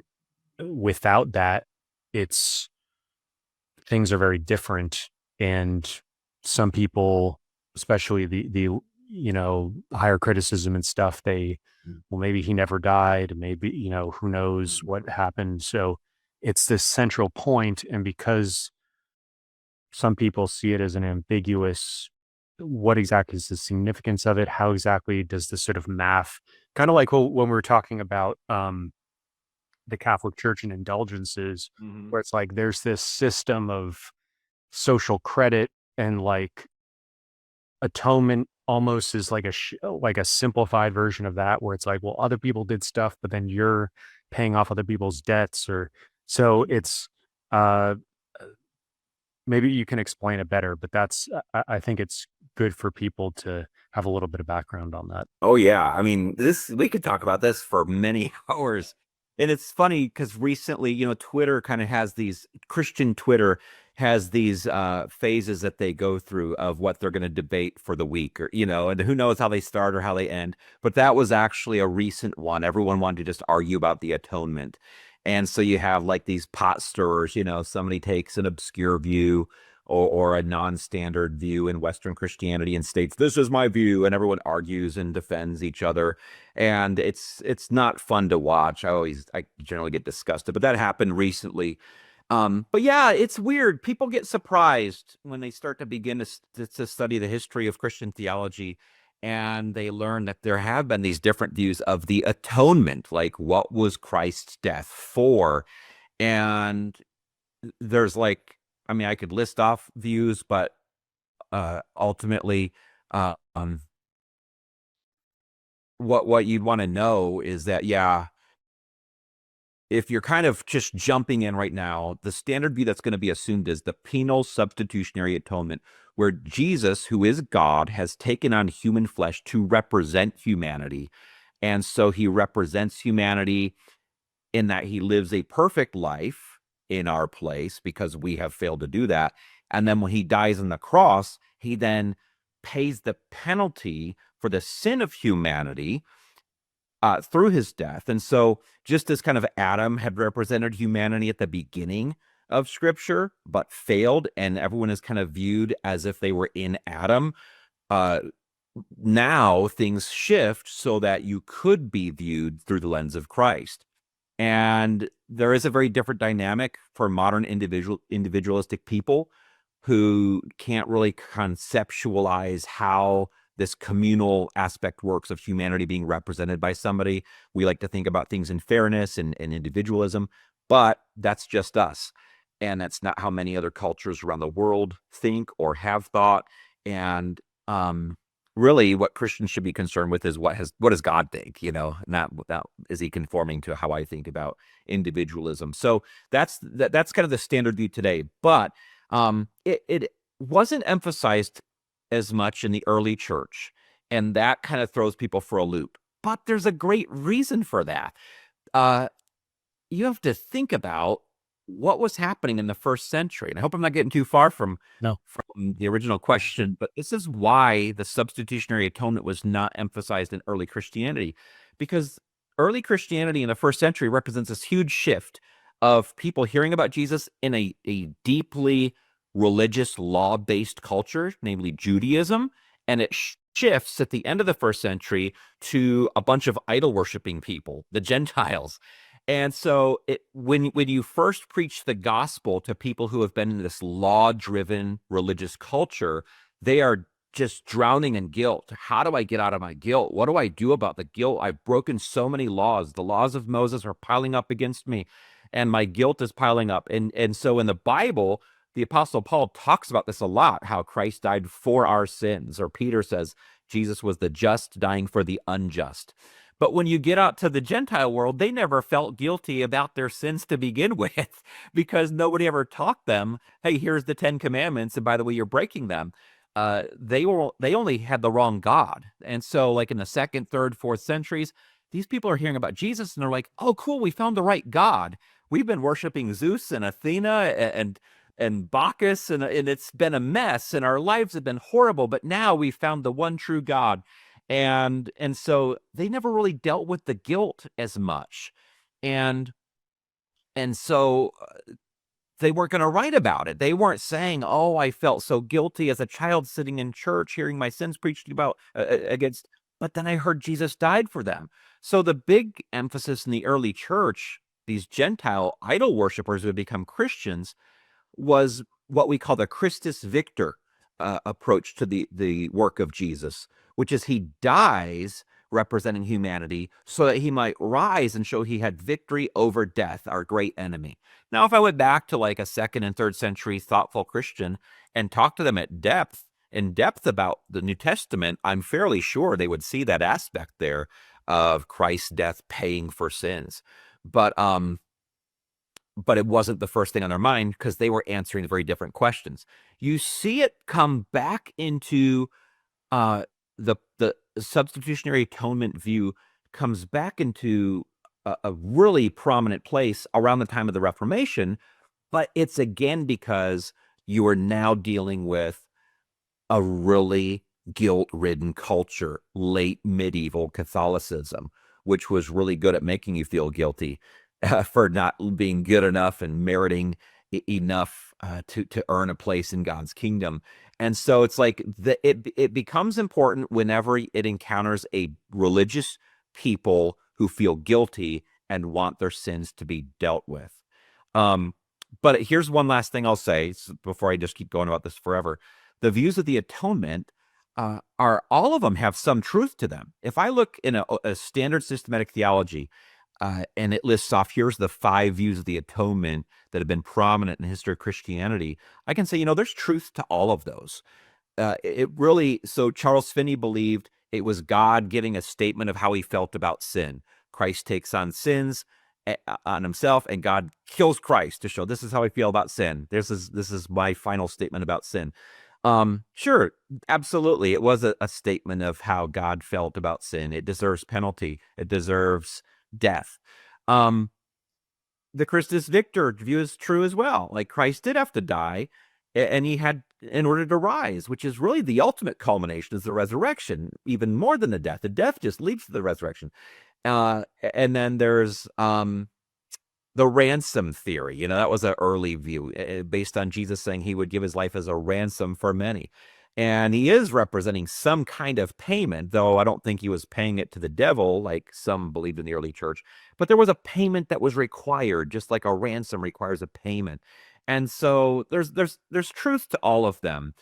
But I think whenever you disturb the one view that a person is really comfortable with, that they were raised with, and you maybe state you prefer a different one to be prominent, or you just mentioned that there are multiple ones. People often react badly to that, but it's usually just a result of a lack of familiarity with it, because most conservative evangelical professors and authors who are familiar with it will say that same thing, that there's some truth in all these views.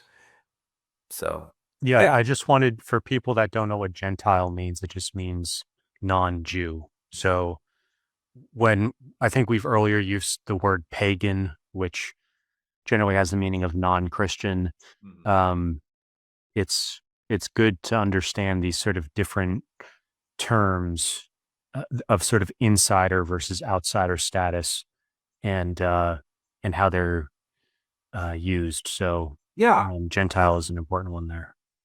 yeah. And maybe you could just, I think people are probably familiar with these two, but soteriology, Yeah, maybe. soteriology is just the doctrine of salvation. So that comes from the Greek word soteria, which means salvation or deliverance. But yeah, how does one become a child of God, become a Christian? Um, and yeah, so these topics are very limited, though. There's so much more, and a lot of systematic theologies. There's eschatology, the study of last things; hamartiology, the study of sin; pneumatology, the study of the Holy Spirit; and Christology, the study of Christ. Of course, those would probably be in volume 1. But anyhow, Yeah. the study of Christ and the Holy Spirit are in volume 1. But I'm just saying, like, there's a lot of labels that you can give. But yeah, he's a pretty important guy. And certainly that's a good resource that's still readable today, just as a reference, though it'd be hard to read straight through it. It's very technical. But you just find the section you have questions about, and you're going to be able to look it up and get some answers. The rest of these, we don't have to spend a lot of time on them, but I could comment on them. I do recommend, if anyone's watching this as a pastor, that book, A Pastor's Sketches by Ichabod Spencer. He was a pastor in Brooklyn, and he would just keep really meticulous records of his counseling sessions with people, and one-on-one counseling was really big at this time. And so he would keep the records of it, and actually his records amounted to 20,000 by the time his career was done, if I'm not mistaken. And that book, of Pastor Sketches, though, it contains, I don't know, maybe 100 or 200 of these. They're just pretty short accounts, but man, just so much wisdom, because they're real life. And he wasn't writing it thinking, I hope these get published someday. He was writing them for himself initially, just to kind of recall his encounters with people. But there's a lot of raw reality in there. He'll talk about ministering to people who reject what he's saying and commit suicide, or stuff that you wouldn't want it to talk about because it's not nice, but it's like, man, we need to know that, we need to be aware of that. But also, I remember one story from there. A man attributed his conversion to this event. So he's in town, walking down the street. This man's walking down the street in town. Another man's walking toward him. And this man walking toward the first man simply says, "Praise Jesus." And that's it. He walks by, like, that's it. And this guy hears those two words, and they just grip him. He's like, I'd never considered Jesus seriously, but just hearing those two words from that guy, I couldn't get him out of my mind. And he couldn't sleep at night. And he goes and he eventually talks to Ichabod Spencer, and he has this conversion experience that began by hearing those two words from the other man. And Ichabod Spencer, of course, is familiar with these people, so he'll write about how the person's life went after that. And the guy was a faithful Christian the rest of his life, changed life completely. And you think, man, that's really interesting, because apparently sometimes you can simply say two words to somebody, but I can guarantee you that doesn't always work, because I've said the two words to people before and doesn't mean anything to them that might be similar to praise Jesus. So I'm just saying, like, it's really interesting, a lot of insight into real life stuff, which to me, that's a big concern. I love to think about reality far more than fiction, because we live in reality. But yeah, we could keep moving. James Henley Thornwell, he's a little bit of a scandalous figure today, because so you have like these Southern Presbyterians, and Southern at this point were into the Civil War era, or leading up to the Civil War. And so the Southern Presbyterians were kind of really intellectual guys. wrote a lot of theology, dealt with philosophy, and at the same time, they were in support of slavery. So it's like people don't know what to do with them today.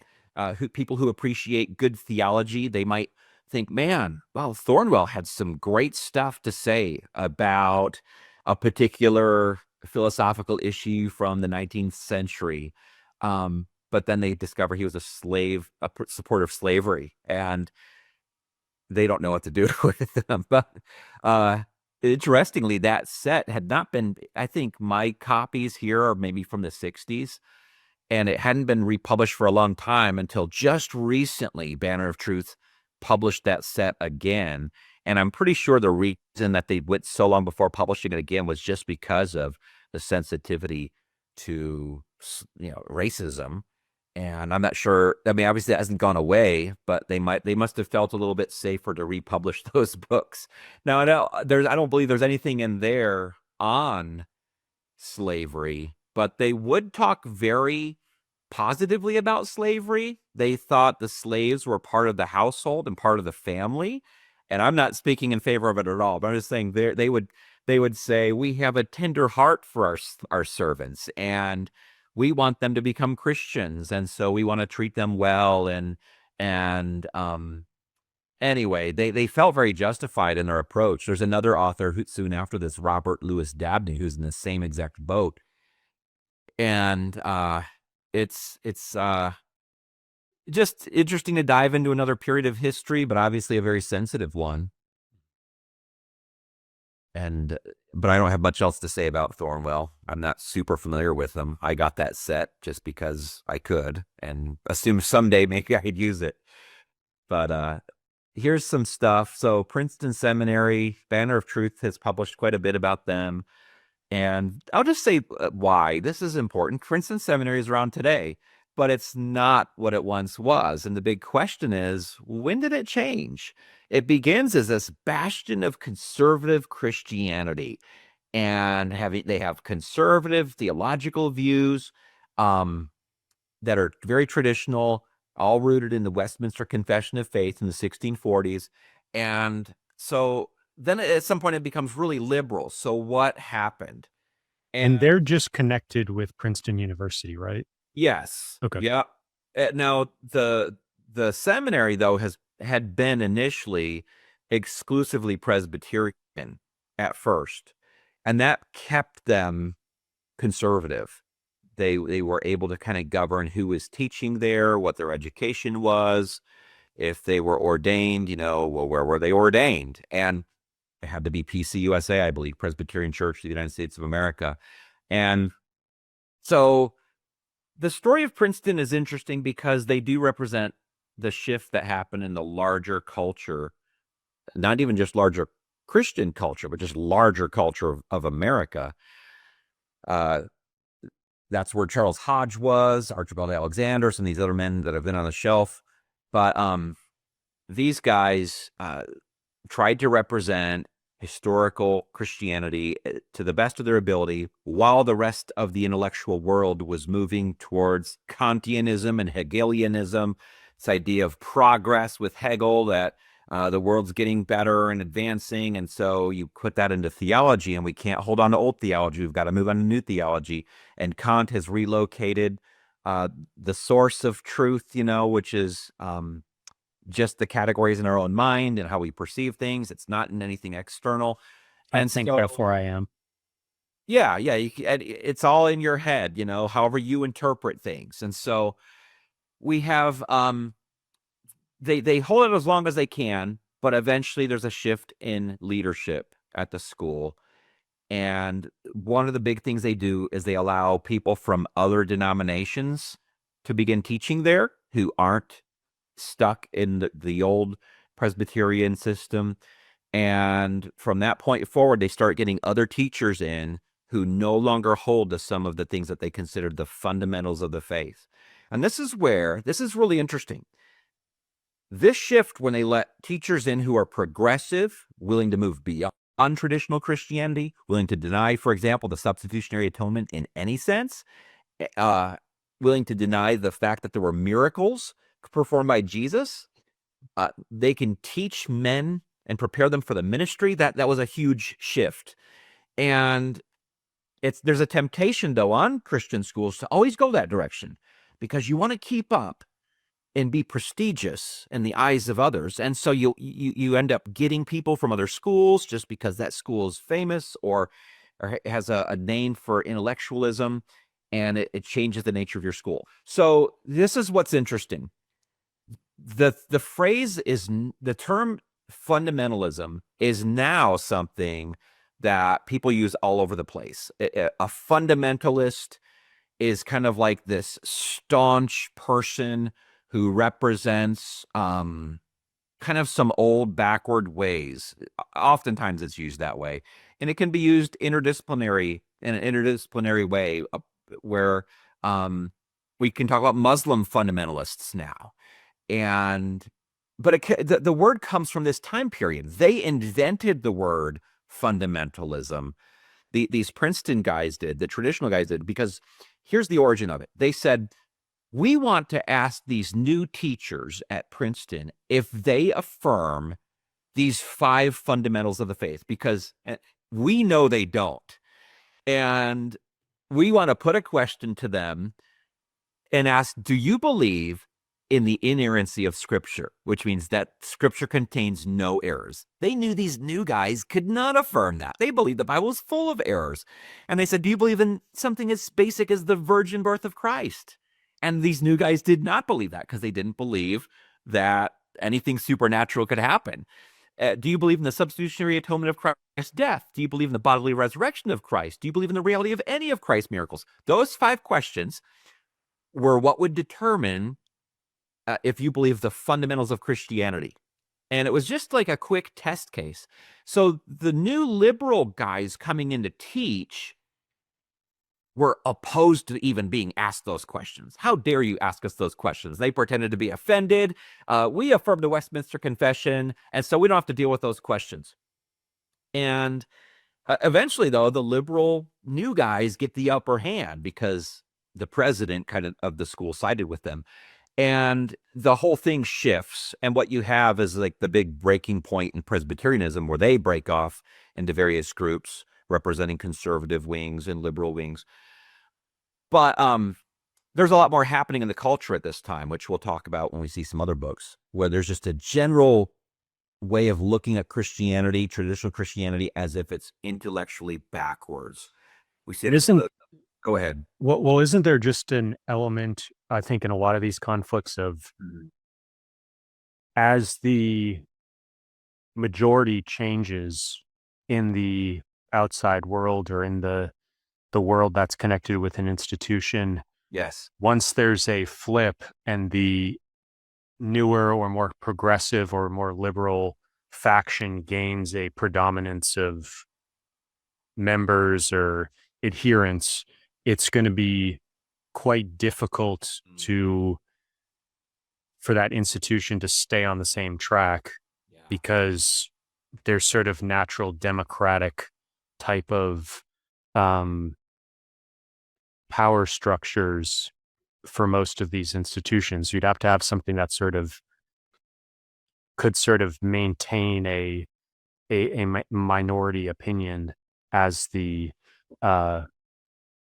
ideology of that institution.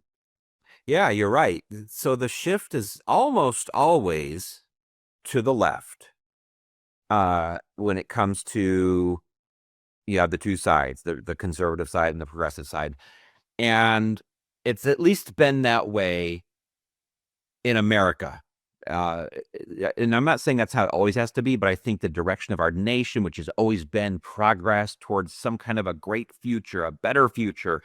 And we've had the Industrial Revolution with us almost since the beginning of our nation's, founding, just this idea of progress. So I think you always see a move to the left, which always represents some idea of progress in the common mind. And so Christians have recognized that's the general pattern. And so now organizations that are conservative are on high alert, and they're generally like trying to keep anything out that could possibly move them away from their foundation. And So like, but the one time it didn't do that was in a famous way was with the Southern Baptist Convention. It was shifting to the left in the 1960s and 70s. And you were getting kind of some unbelieving people teaching in the seminaries from the conservative point, unbelieving people. And they actually had something called the Conservative Resurgence, led by a man named Al Mohler. And he's still alive. He's president at Southern Methodist Theological Seminary. But he and some others led the convention. They fought really hard to get it back to a conservative position. But it's like the rarity that that ever happens. But Princeton's like the biggest example because they were so representative of just solid intellectual theological work being done that benefited people beyond Presbyterianism. And so it's often seen as like this high point. The old Princeton divines is what they call these guys who were there kind of at the high point toward the end of its time as a conservative institution. And 1929 is the year that is seen as the downfall, when a new, I think it was that's probably, if I'm not mistaken, like when that new rule was enacted, when you could allow people from other denominations to teach there. It's just seen as a time when the conservative guys felt like they had to leave, and they went and started Westminster Theological Seminary, which is still around today.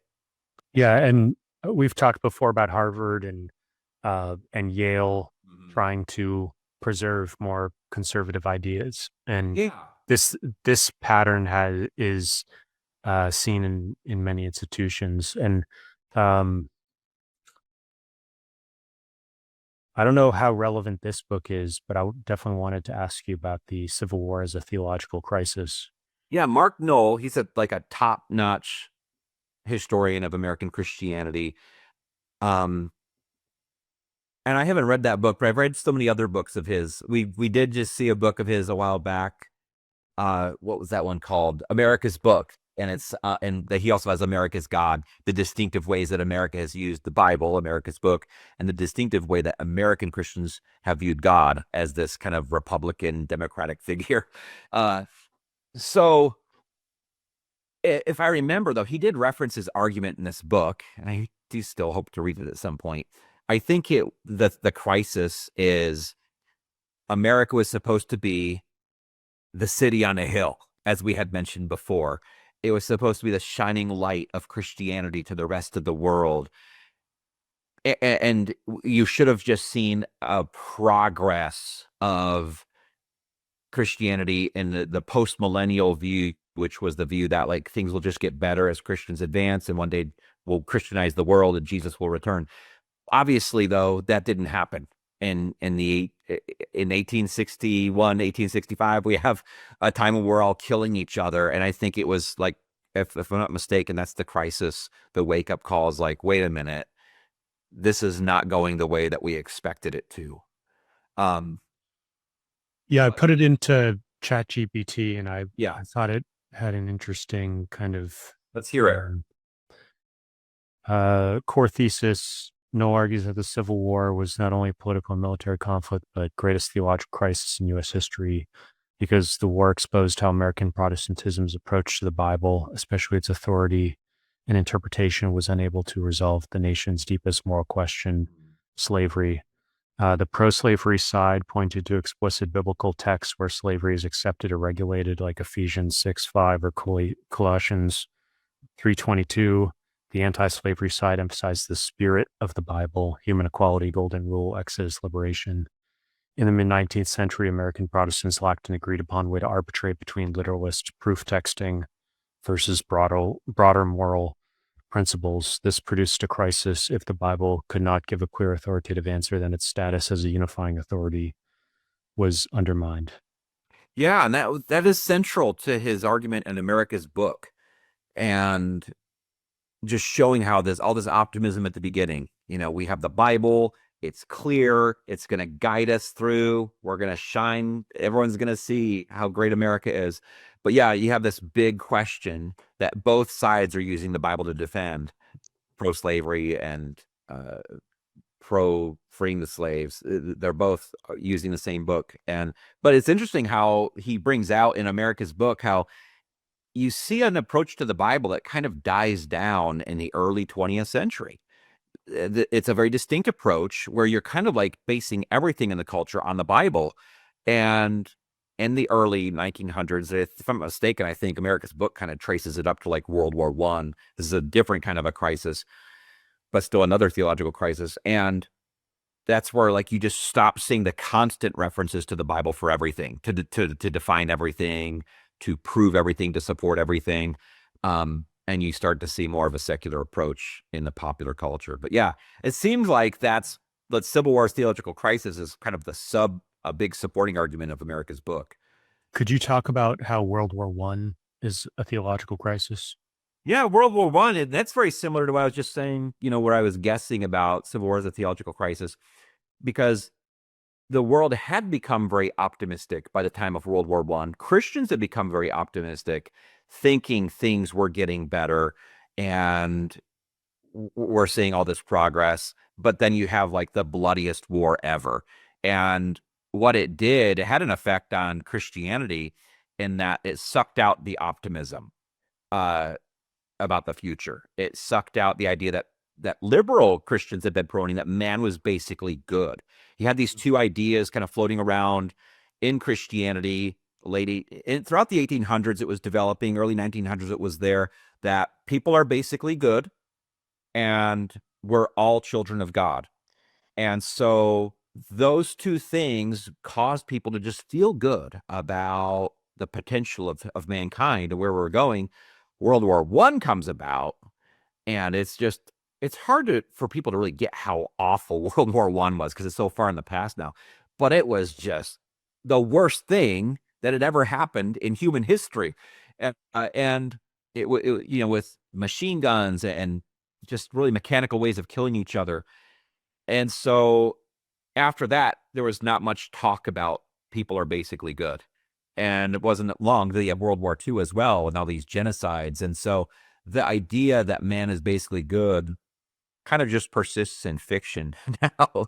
And I often think that's a theological element that's necessary for a lot of TV shows, just to assume people are basically good for the story to work out. But yeah, anyway, I could say more, but I'll leave it there.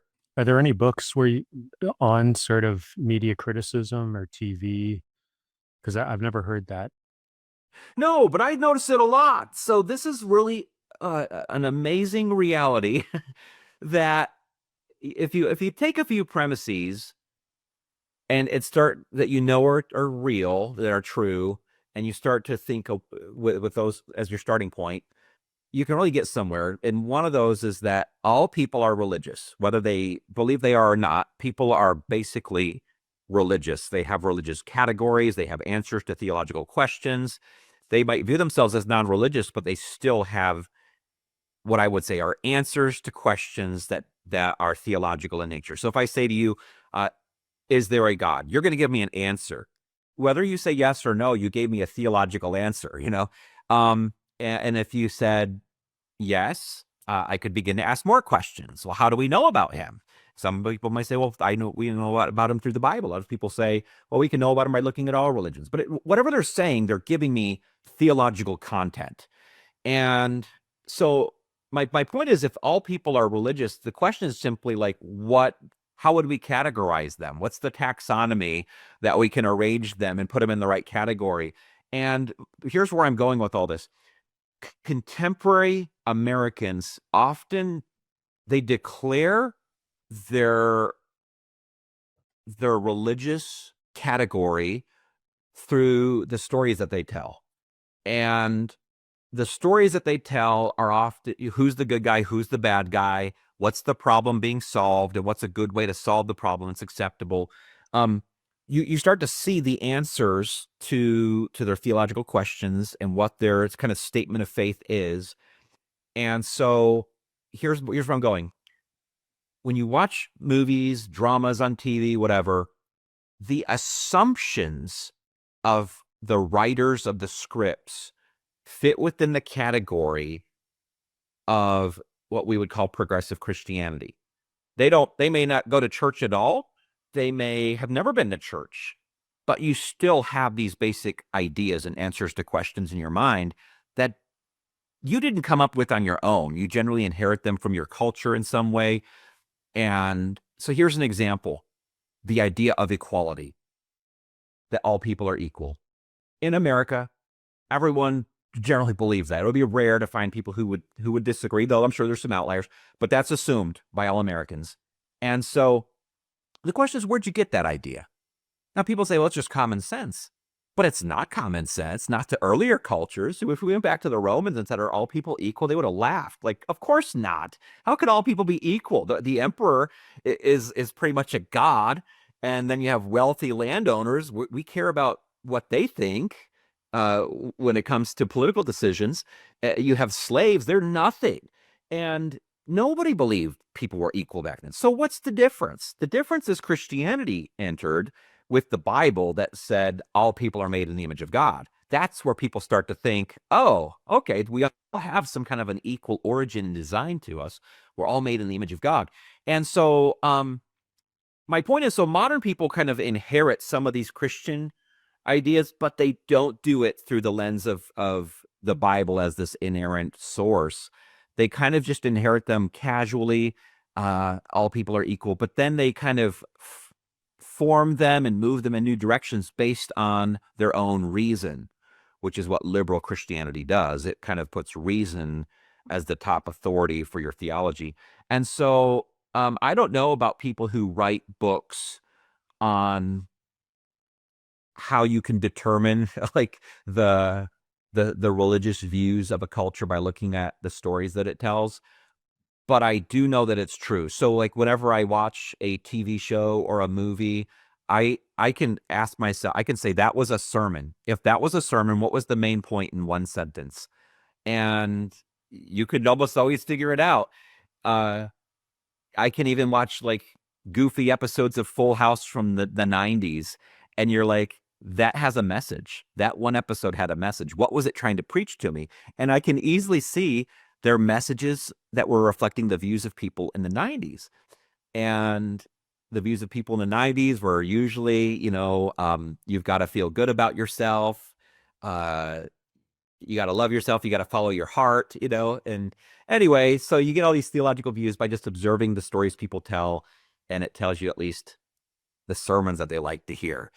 And anyway, I'm sorry to go on so long about that, but I think it's really interesting. Yeah, there's a book by Northrop Frye called The Secular Scripture, and it's part of the Charles Eliot Norton Lectures at Harvard and published by Harvard University Press. And it kind of gets into this, and I originally picked it up a while ago, and I've been getting back into it. It's sort of on the back burner right now, but what you were saying made me think of that kind of. Hey, would you send that to me afterwards? I'd love to look at that. That's awesome. I guess I think about everything as a sermon because I preach sermons every week, but really it's just anytime you're persuading somebody to do something, it's a sort of sermon. Yeah, and the way I think about it is just intellectual history and history of the book and history of kind of media is there really wasn't an alternative to the Bible. Most of history, there were maybe folk tales, and you had like Aesop's fables, and they literally have a moral at the end of each story. And there's sort of pretty obvious morals baked into fairy tales, which a lot of fairy tales, folk tales are actually just the sort of parables of non-Christian European indigenous religions that were then kind of fell by the wayside when Europe was Christianized. So we don't think of them as religious texts or as religious stories, but they do. And like the Brothers Grimm collected a lot of that stuff. So, which has turned into Disney and all kinds of things. So like Disney is actually really interesting in terms of like, they're pretty explicit, about sending certain messages or embedding certain messages into their, they'll do adaptations, and they'll sometimes want to change certain aspects of whether Snow White or Sleeping Beauty or any of these tales, or create new stories like Frozen and what do they decide to bake into those, and what's the moral of the story? So Yeah. yeah, I think like before all this popular culture existed, it was mostly the Bible plus folk tales and stuff like that. And then only fairly recently, as it's become very cheap for the ability to print other stuff and have it go viral and have this mass, the possibility of alternatives, that Yeah. it's become normal to not for not just everybody.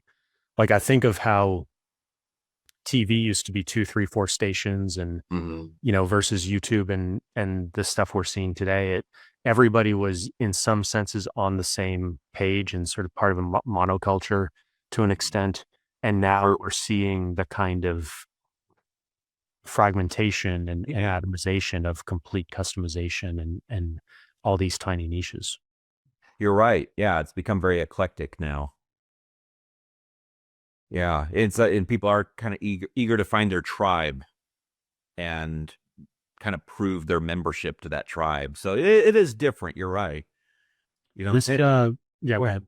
uh, well, I was just gonna say, besides the Bible, of course, we did have classical history and myths, but Christians have always been a little uneasy with it. They want to appreciate it sometimes, but they're scared to because they're like, wait a minute, this is pre-Christian and doesn't reflect Christian values. But yeah, the Bible in Western culture has been the main thing. So, um, Could you say a little bit about this Amazing Conversions? I started reading that and I wasn't impressed. I didn't get very far. And it's rare that I don't finish a book, but I just felt like I don't want to judge this guy. He's a preacher who was just kind of telling his life stories. I thought it was going to be maybe a series of individual stories. Uh, but he was telling his own life story. I felt like he was a little narcissistic, and that's very off-putting to me.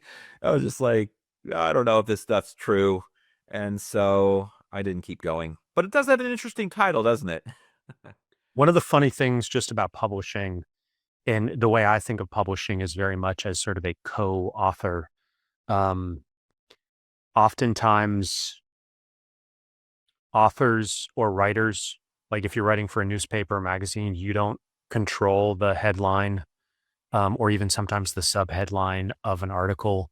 That's decided by the editors, and similar with books.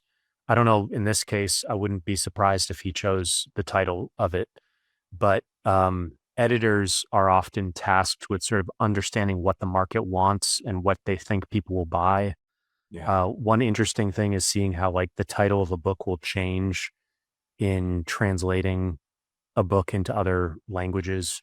Hmm. Uh, and so sometimes it's not really sometimes the authors actually really disagree with how the editor or the publisher has chosen the title, but they can't do anything about it.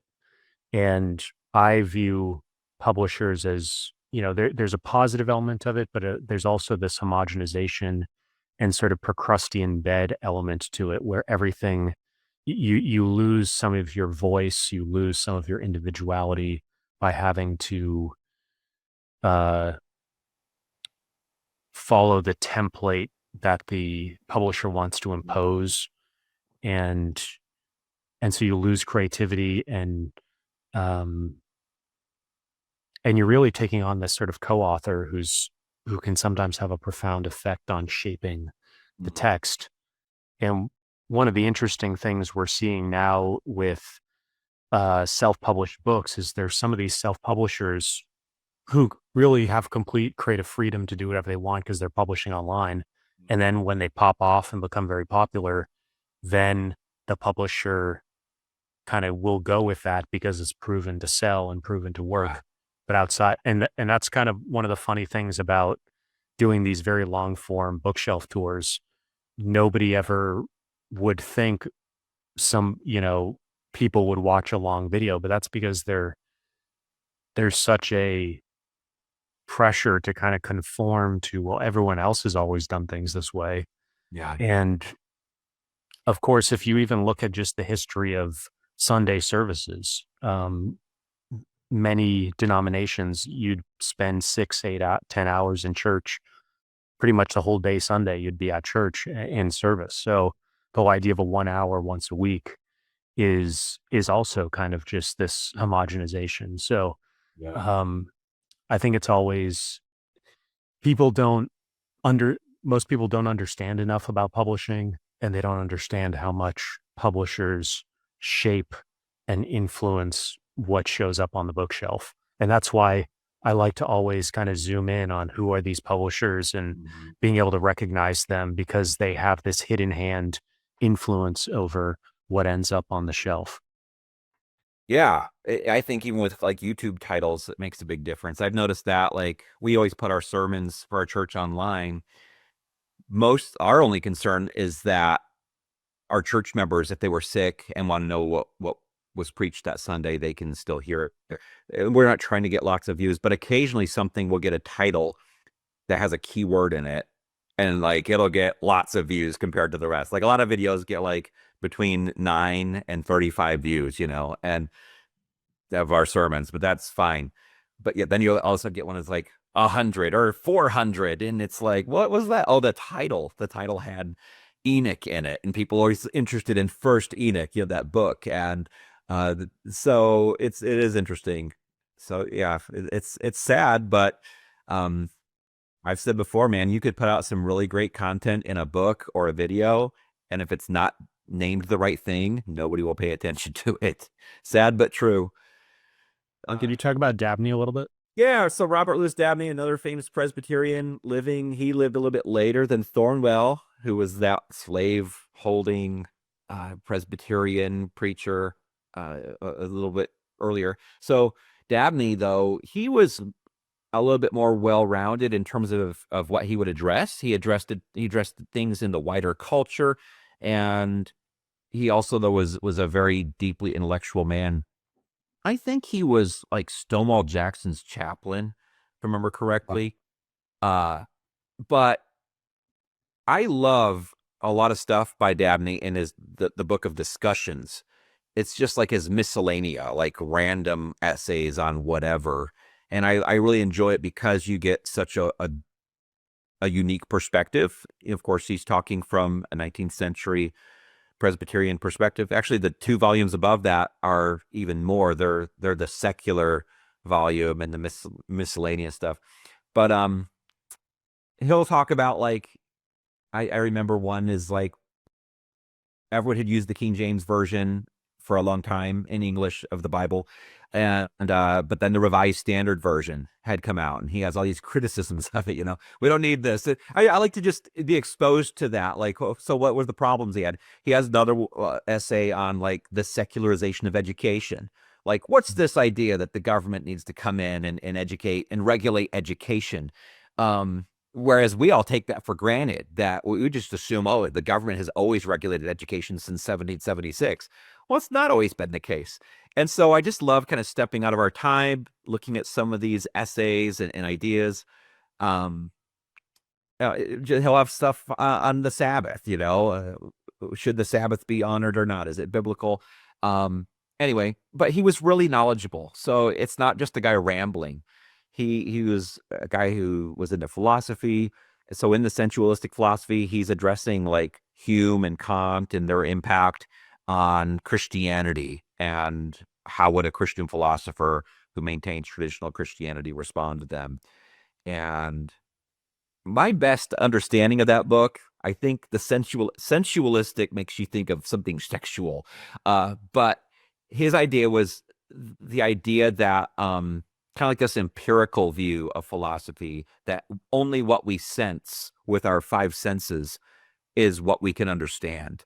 And he's criticizing that and showing that there is something beyond the world, the sensible world, which you have to believe to be a Christian, have answers about God. So anyway, interesting figure. Evangelical Eloquence is a manual on preaching, which is really, guys buy this today. I see it on a lot of shelves, but it's hard to digest. He's kind of carrying through the old Roman tradition of rhetoric and things, and putting together your argument with these Latin terms.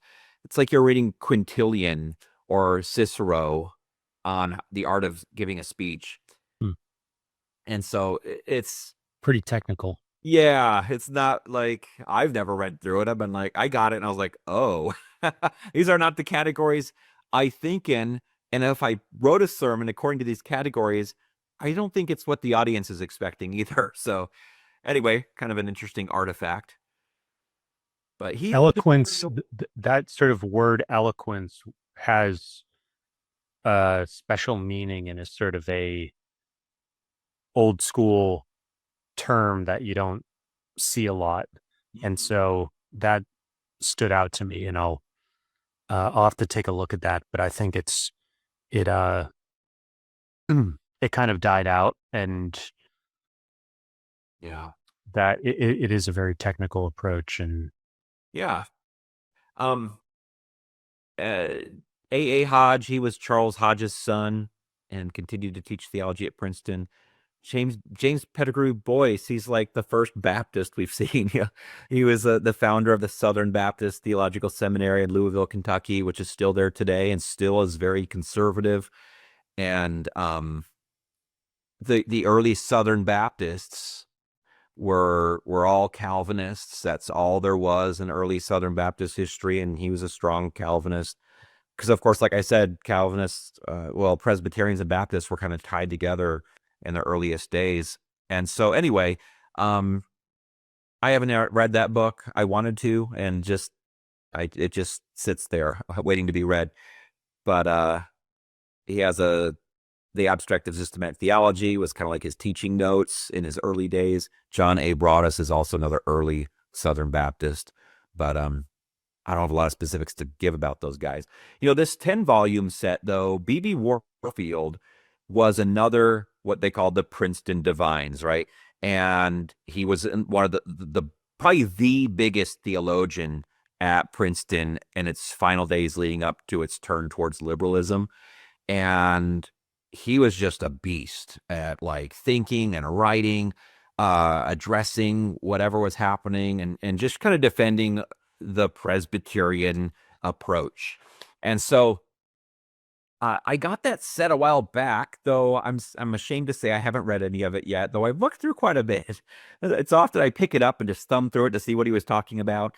And I think, man, I got to read this someday. there's a lot on perfectionism. Yeah, so there was this weird idea in the late 1800s, and it became popular among some Methodists that really Christians could become perfect, totally sinless in this world, in this life. And that had never been believed before by Christians. Christians don't, the Bible famously says, if we say we have no sin, we deceive ourselves and the truth is not in us. And that was talking to Christians when the Bible said that. So, but this group pops up and there's this idea, and you'd meet these people in these movements and they'd say, I haven't sinned for 5 years. And so that's what was called perfectionism. It didn't last. Probably What denomination was that where they would say it was associated with different Methodist groups. Okay. There was a number of Methodist groups at the time, but Wesleyan groups, holiness groups, they're all kind of in the same family. But yeah, that would bother a Presbyterian, and really most in the Protestant family were bothered by it. And I think it was because it's really hard to grow as a Christian if you think you're already perfected. And so just imagine you're trying to minister to people, help them grow in their prayer life, grow in contentment, grow in loving others and in serving others better. But they say, well, I'm perfect. I'm already there. Like, that's a pretty dangerous idea because you're not there. None of us are there. And hopefully you're getting better as you go through life. But the idea that you're perfect already is pretty silly. But yeah, B.B. Warfield was a pretty big name. I'll tell you one thing about him that people would be shocked by, and by other fundamentalists, those who affirm the 5 fundamentals that I mentioned earlier, those questions about inerrancy of Scripture, virgin birth, and all that. In the earliest days, these Princeton guys who said, we believe the fundamentals of the Christian faith, and it's the liberals who are denying it, they often affirmed evolution. And that shocks modern Christians who think like, if you believe in evolution, that means you're not a Christian. So a lot of evangelicals will assume that. They'll think there's Christianity and then there's evolution, and they're different belief systems, as if evolution is not even a theology. You know, it's an answer to one theological question, perhaps. But anyway, my point is, these Princeton guys, most of them believed in some sort of old Earth creationism, is what you'd call it. The Earth is millions of years old, and that God used evolution in the creation of humanity. And that often surprises people, because now to be a fundamentalist would mean you're a young Earth creationist who denies evolution in any sense. But yeah, but actually after Warfield, that's kind of like a break in what I've had on those shelves. And right here, this little bit that I have next is like Reformed. But what I mean by that is Reformed in that it's tied to like John Calvin in Geneva, Northern Europe. And so this set here is being published for the first time in English, the Theoretical Practico Theology. And I just got volume 5 at home. It's by Van Maastricht. He's famous because Jonathan Edwards said it was the best book he'd ever read. So that theology. And so people are like, well, if Jonathan Edwards thought it was the best book he'd ever read outside of the Bible, I've got to see it too. Now, I think there might have been an earlier translation, but it's pretty dated, so it's now being translated afresh. And it is useful, but it's not like super readable. But he does certainly answer questions that other theologies didn't answer. I don't have any examples for you of that, but he gets into like kind of more obscure questions that others seem to ignore. But I like this word prolegomena. yeah. So a good systematic theology always begins with the prolegomena, and which is just prologue is just short for prolegomena, right? Yeah, it's setting the stage. Like, so what's our approach? What are our sources? How do we know how are we gonna arrange the material, and how would we know that we could do that? How does what we're saying fit into contemporary thought on this topic? It's just kind of like getting all that stuff out of the way. And once you've said that, then you're like, okay, now we can start chapter 1, volume 1. And so, yeah, it's a good set to thumb through, but I haven't not like Jonathan Edwards. I haven't read through it, but I just wanted to make a note that several of the concepts we've been talking about sort of go back to a concept we talked about maybe a time or two ago of original sin and total depravity. And when you get into stuff like perfectionism and how long you've been perfect, you're starting to chip away at sort of the fundamental concept of total depravity, and sort of you always have to be on guard for sin, and there's always these negative or underlying bad sinful motivations. And so to actually be perfect is a lot of secular sort of progressive idea of enlightened altruism or enlightened selfishness. That's almost has an element of this, which is that altruism, because of evolution, must be selfish, but it has this sort of higher level to it. I'm not describing it that well, but maybe you have some thoughts on that. I don't know. I mean, you have to zero it in a little bit more for me. Well, it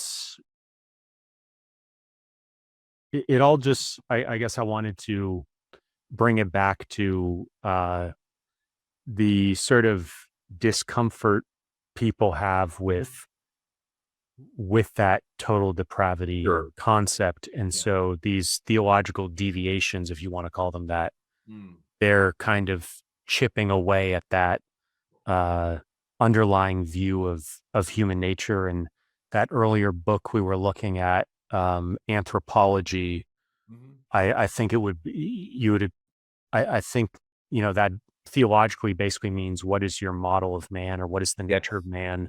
Yeah. And so chipping away at that, people, it's sort of common sense today that you don't really want to think of yourself as a bad person who's totally depraved. And so that's very much antithetical to how American culture we kind of think of Okay. Yeah. it. So Yeah, I see. Yeah, and they are. They're I don't know if they think they're kind of chipping away at the idea that man is basically good as much as they're thinking I'm supporting what Christians have kind of said from the beginning.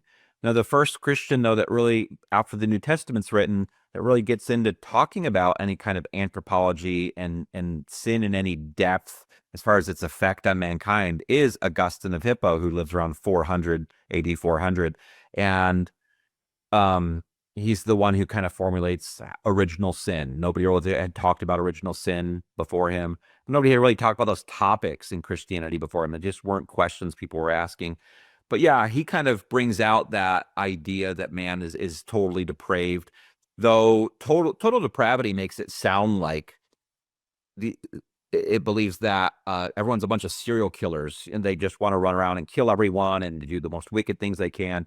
But total depravity, the Christian understanding of the term, is that every part of you is impacted by sin, your mind, your emotions, your will. So it's not like I have a good heart, but my flesh wants to do bad, and it's this war between those two things. It's like, no, your heart is bad too. Like every part of you is affected by sin, and every part of you is naturally not oriented towards God. It's oriented towards self, and that needs to be remedied by the work of Jesus and the Holy Spirit. And so, oftentimes, yeah, it's kind of understanding what Christians meant by that. It's an unfortunate phrase, total depravity. But yeah, they're just kind of they would see themselves as supporting like what Christians have believed about sin since we started talking about it, but of course they'd say most Christians are going to say we're going to support what the Bible is teaching about sin and has always taught. And so they would see like anyone who's teaching something else as an aberration, that they're the weirdos, and we're going to support what the truth is, So it's not so much a battle in their mind. It does become that, I guess, later as secularization becomes more prominent. But at the time, it wouldn't have felt like there was much of a battle happening. mhm. Um, I also see resonances with like evolutionary psychology and how it sort of has to find a evolutionary motive for every action. mm, And so there's a similar sort of dark view of human nature. Um, yeah. Machiavelli's The Prince also sort of factors into this in terms of intellectual history, sort of taking a darker view of, and it was originally not meant for public consumption. It was meant for leaders and people in politics at the highest levels. So, um, yeah, I think no matter what theology you're looking at or what school of psychology you're looking at, there's this built-in anthropology and understanding of Mhm. fundamental human nature. And Yeah. So that gets back to what I was saying about everyone has a theology. Everyone has an anthropology. Everyone has a theological view of man, of humanity. And yeah, there are some naturally pessimistic people who aren't even Christians, and they're just like, man, everyone's bad. You just don't, if you don't see it, it's because you don't know them well enough, right? But yeah, the big view is that people are basically good. We all mean well. We're all trying our best. Um, but yeah, though that's a theological answer, to a question that theologians have asked for a long time. What's the nature of humanity in terms of their orientation toward the good? And Christians, though, as far as Christian theologians, have had a pretty consistent answer. And if you would have deviated from that answer at any point after Augustine, you would not have been seen as a Christian. We would have been seen as you're something, but you're not a Christian. So are there any other here you want to? I'll just mention Bavinck really quickly. He is kind of like the intellectual powerhouse of the reformed Christianity that kind of came out of the Netherlands and that area. Um, so like that 4-volume set is generally seen as the kind of like the gold standard of reformed theology, which, like I said, it's a distinctive strain of Christianity in the sense that it's it's Calvinism, but that didn't get filtered through England. The Puritans and all of them, they were Calvinists who had been filtered through English history in the tumultuous time of the 17th century. But there had been like this consistent Reformed church going on since the days of John Calvin. And that tradition continued, and it's still there. The remnants of it's still there today. But Bavinck was seen as like the guy who was the last one who really knew all of the philosophy that was happening and how to address it in really sharp ways. And he was very thorough. So he's just kind of seen as like, and he gets into the early 20th century, he's just seen as like I said, the intellectual powerhouse of Reformed Christianity. But I mean, I've read several essays. I love how I can ask ChatGPT. Like, I don't have to look up in Reformed dogmatics, like stuff by Bavinck. I can ask, what's Bavinck's definition of this term? And it tells it to me. I'm like, I don't know. It's like, I don't have to get up from my desk to know. And I actually reference him a lot that way. I don't know if it's ever hallucinating, but it sure sounds like Bavinck when it gives me like some information or a quote. So I really appreciated that set as a reference, but it's hard to read. But yeah, that's pretty much those shelves. I did want to talk, so there's like some more Bavinck stuff and neo-Calvinism, that's more Netherlands, Northern Europe stuff. But this one book, you can see the man's face, J. Gresham Machen. So he's actually a really important figure. He was another one of these Princeton dudes there at the end of conservative Princeton leading up to 1929. And he's the one who kind of helps break off, some of the conservatives break off and start their own school, Westminster Theological Seminary. But here's the biggest thing that he did that was really important in contemporary Christian history. He wrote a book, which I don't even think I have it. I've read it, but I don't know what ever happened to my copy. He wrote a book called Christianity and Liberalism. And the basic thesis of the book is that this modern liberal approach to Christianity, a progressive approach to Christianity, which takes human reason and makes it the ultimate source of theology rather than inerrant scripture, it's not just a subset of Christianity. It's a completely different religion. So you have Islam, you have Buddhism, you have Hinduism, you have Orthodox Christianity, but then you have progressive Christianity. And just as far as Islam is from traditional Christianity, so far is progressive Christianity from traditional Christianity. And that thesis won the day with conservative Christians, and it's still why. So it affects our life today in our town. Like, there are 5 churches in our small town of Vernal, Utah that are conservative evangelical churches. We all affirm traditional Christianity, and we work together on things. But there are progressive churches in town who we would never partner with in any sense. We would partner with them to do a theological thing just as much as we would partner with a mosque, which we just can't do, because a mosque would they publicly declare Jesus is not the Son of God. But we're not going to partner with somebody who declares Jesus is not the Son of God. Well, there's also a really progressive church in town. There's a couple of them. And there is no way that we could have anything to do with each other, theologically speaking. We can't join together in ministries. We can't have a shared mission because we disagree about the most important things. And that probably sounds bad to maybe somebody on the outside, but my point is, like, when you do partner up with somebody theologically, you have to be in agreement on what you're doing, you know. And if I could think of a great analogy, I can't think of one right now. There are other areas of life where this is a no-brainer. But yeah, it was a very impactful book. And I love thinking about how some of these books are such a big deal that they actually impact everyone's life in certain ways. And people don't realize it's all a bunch of religious history. Like, I live in Utah. the entire state is a result of religious history. Like, the reason that the cities are laid out the way that they're laid out is because of religious history and the Mormons. And the reason that my town, Vernal, is the way that it is religious history. We're up in the northeast corner. We're like one of the only towns that were not founded by Mormons. So the Mormon church has not had as big of a influence in this town as others, which actually changes all kinds of things. It changes like whether or not a non-Mormon can get hired at a business as easily as he could in another city, like St. George or something. And so my point is like these books might seem like, oh, they're just boring books on a shelf. It's like, no, they actually can impact like where you live, whether you get a job or not. And if you're a Christian, yeah, like which churches are you partnering with and which do you not partner with, and what's the reason for that? And so we've gotten invitations from the Progressive Church. Will you join with us in this thing?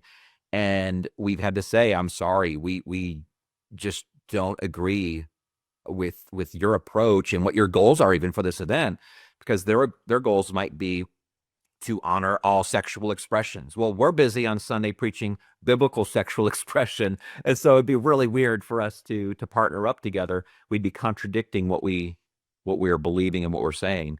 And so anyway, but J. Gresham Machen is a big deal. He's a pretty interesting guy. He was like a chaplain in World War I for a little bit. He I was just going to say the book Christianity and Liberalism is published in 1923, so it's a post World War I, and I was wondering if you had any thoughts on like what you were saying earlier about World War I and its theological significance. Is that connected? Machen was aware that World War I was kind of like a slap in the face to liberalism, but I don't know if that. I mean, he saw it up close. Like I said, he was a chaplain who played a role in World War I, ministering to troops. But I think his biggest problem was like what was his career, his job, and the direction of the seminary that he loved. And it is kind of a sad thing when you're part of something that really is matched up with your values, but now you see it shifting in a direction that's contrary to your values. So I think for him, he just had a really sharp mind. If I'm not mistaken, he went to Germany too to study theology because he wanted, just like Hodge, he wanted to get that same up close education of what was happening in Europe. But yeah. So this is a biography, and yes, would you say this is the best biography on him? Yeah, I think it's probably, well, there are a couple of others. It's certainly the best. It's the most comprehensive.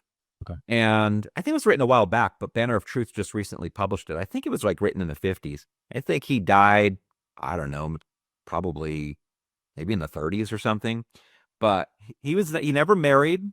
He loved his mama. He was a mama's boy till she died. It's just very interesting guy. But I had to read that book in college myself, Christianity and Liberalism. I took a course called The Church in the 20th Century, and I've never forgotten it. There's actually an updated book by a man named Roger Olson, which is simply called Against Liberal Theology, which is just reaffirming Machen's thesis in our day today, but maybe he's addressing some of the more fresh, progressive, liberal approaches to Christianity and saying it's still true. There's still a different religion, not a denomination. Because there's like, some people get mixed up. They think you can call like Baptists, Presbyterians, Methodists different religions. No, those are different denominations within the one religion of Christianity. And so that's important to understand. So all Christians are people who affirm the early creeds, believe the Bible's the word of God, Jesus is the Son of God, supernatural is real, like these things. And so all Christians believe that. Once you deviate from that, though, you're something else completely different category. And that it's like this is always a bone of contention about who gets to define what is the sort of minimum viable Christianity. Yeah. And of, some of the people that are in these, you could call heretical sects, from their perspective, they may disagree with you and they may define Christianity differently. So, but what you're saying is, the majority of Christian denominations would probably agree with what you're saying about this sort of minimum viable Christianity. Yeah. So that's the way I have to explain that a lot in Utah because Mormon people want to define themselves as Christians, and they want us to define them as Christians too. But a real quick way I explain it to them is, hey, Christians decided who they were a long time ago, and we don't really have the right to kind of come in millennia or almost later, and say we have a different idea of who a Christian is. And I say too, like, you can't be a Muslim and say, hey, I'm a Muslim, but I don't believe Muhammad is a prophet of God. Like, you might want to say that, but Muslims already decided who they are. That's one of their few things they have to confess to be a Muslim, is that that Muhammad is a prophet of Allah, and that there's one God. Or it'd be like saying I'm a Muslim, but I believe there's multiple gods. Like, that's the primary confession of Islam, is that there's one God and he's Allah. And so, yeah, so when people come about and say, hey, I think I have a different idea of what Christians are. Well, Christians already decided who they are. And you say, when did they do that? And the early creeds, the early councils, we all agree with that. If some church popped up and said we denied the Nicene Creed, but we're Christians, we wouldn't have anything to do with them. And as far as Christian endeavors, we would love them as people, but our churches wouldn't be joining together. So that's why too, like even the Catholic Church in town, like, we're different branches of Christianity, but I don't get nearly as upset if somebody left my church and went to the Catholic Church as if they left my church and went to the Mormon Church, because I'm like, whoa, they just left the Christian faith completely by going to the Mormon Church. If they're the Catholic Church, I'm like, man, we have some disagreements with them on some important things, but I'm not going to say they're not a Christian. So, yeah, it's a lot for people who don't really think about it much to really kind of digest, but the creeds are really how you know. Like the early creeds, they're how you know what a Christian is. Like the Apostles' Creed, the Nicene Creed, the Niceno-Constantinopolitan Creed, and that's really it. Now after this in the bookshelf, there's just kind of a lot of random stuff. I don't know where else to put it, like biographies and stuff on revival and R.C. Sproul, did we already talk about him? we briefly talked about him before. So he recently, he died, I think, in 2018, but he had started Ligonier Ministries, which, there's a lot there. They put out a lot of content still and host conferences. And he was kind of known as just a really intellectual guy, but who could take deep teaching and bring it down in a common level. So there's a lot of stuff on YouTube of R.C. Sproul, and people still share it on social media in the Christian world. I'll just point out that one book by Iain Murray, Revival and Revivalism, that kind of goes back to what we were talking about before, the different views of how revival comes about in a church. What he means in his title is revival is something sent by God. Revivalism is man trying to generate revival with his own methods. And so I know that my picture is a little blurry, but it's the making and marring of American evangelicalism. And so you have it beginning in 1750. This is like, okay, we have the foundation of the Great Awakening with us now. But then you move into the early 19th century, and you have a bunch of Charles Finney type people trying to follow 3 steps to generate revival among people. And it's a lot of manipulation, and it's very off-putting to people. But yeah, it's a good book. It's really good if you're interested in that sort of thing in American religious history. A lot of these others just on revivals in general, recording them, and there's some interesting Russian and Soviet stuff here. yeah, I read that book a few years ago, Among the Soviet Evangelicals. And so that was written during the Soviet era. And it was just kind of talking about what it was like during communist times to be a Christian. And it focused a lot on what I was surprised by is how many Russian Baptists there have been, and it still are. I did not know Baptists had much of a presence in Russia. And so I subscribed to a bunch of Russian Baptist church services in my YouTube feed just to kind of and they come up all the time now ever since then. But yeah, they had to, worship in secret, and had very small churches, and it was a difficult era.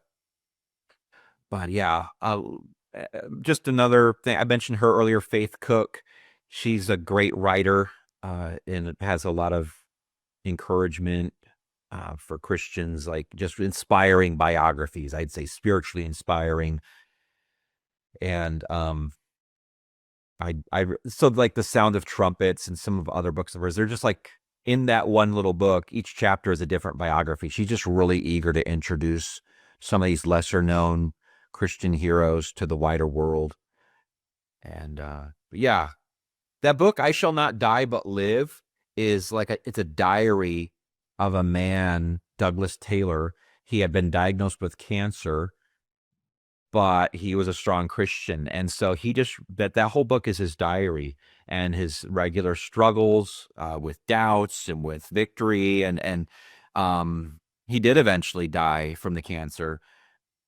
But the reason for the title is from the words of Jesus, who says in the Gospel of John, if anyone believes in me, though he die, yet shall he live.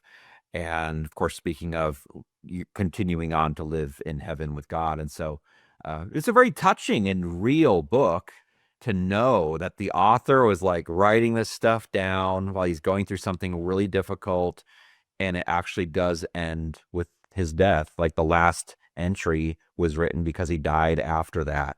So that's the reason it was the last one, was because he died. So it's a pretty powerful book. And then more kind of random stuff on evangelicalism. And so, that book right there, the reading and preaching of the scriptures, it's actually part of a much larger set. That might be the last volume, volume 6, The Modern Age. But it's kind of tracing out the history of preaching throughout the history of Christianity. What I thought was weird was when I read that, there were 2 times where I read the same paragraph twice. I was like, is this bad editing or what? Like, what happened here? And I was like, the first time I was like, okay, maybe there was like a cut and paste thing. I'm not sure why this came up again. And then it happened a second time, and I thought it was really odd, but the content's good. No, but one thing I think is that book by George Marsden, Fundamentalism in American Culture.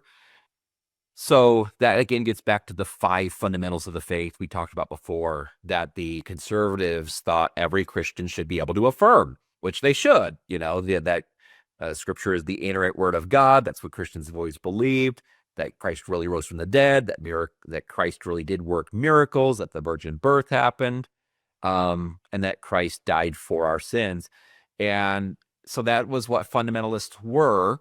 But what does that do when it encounters American culture, which is very progressive and moving forward in a totally different direction?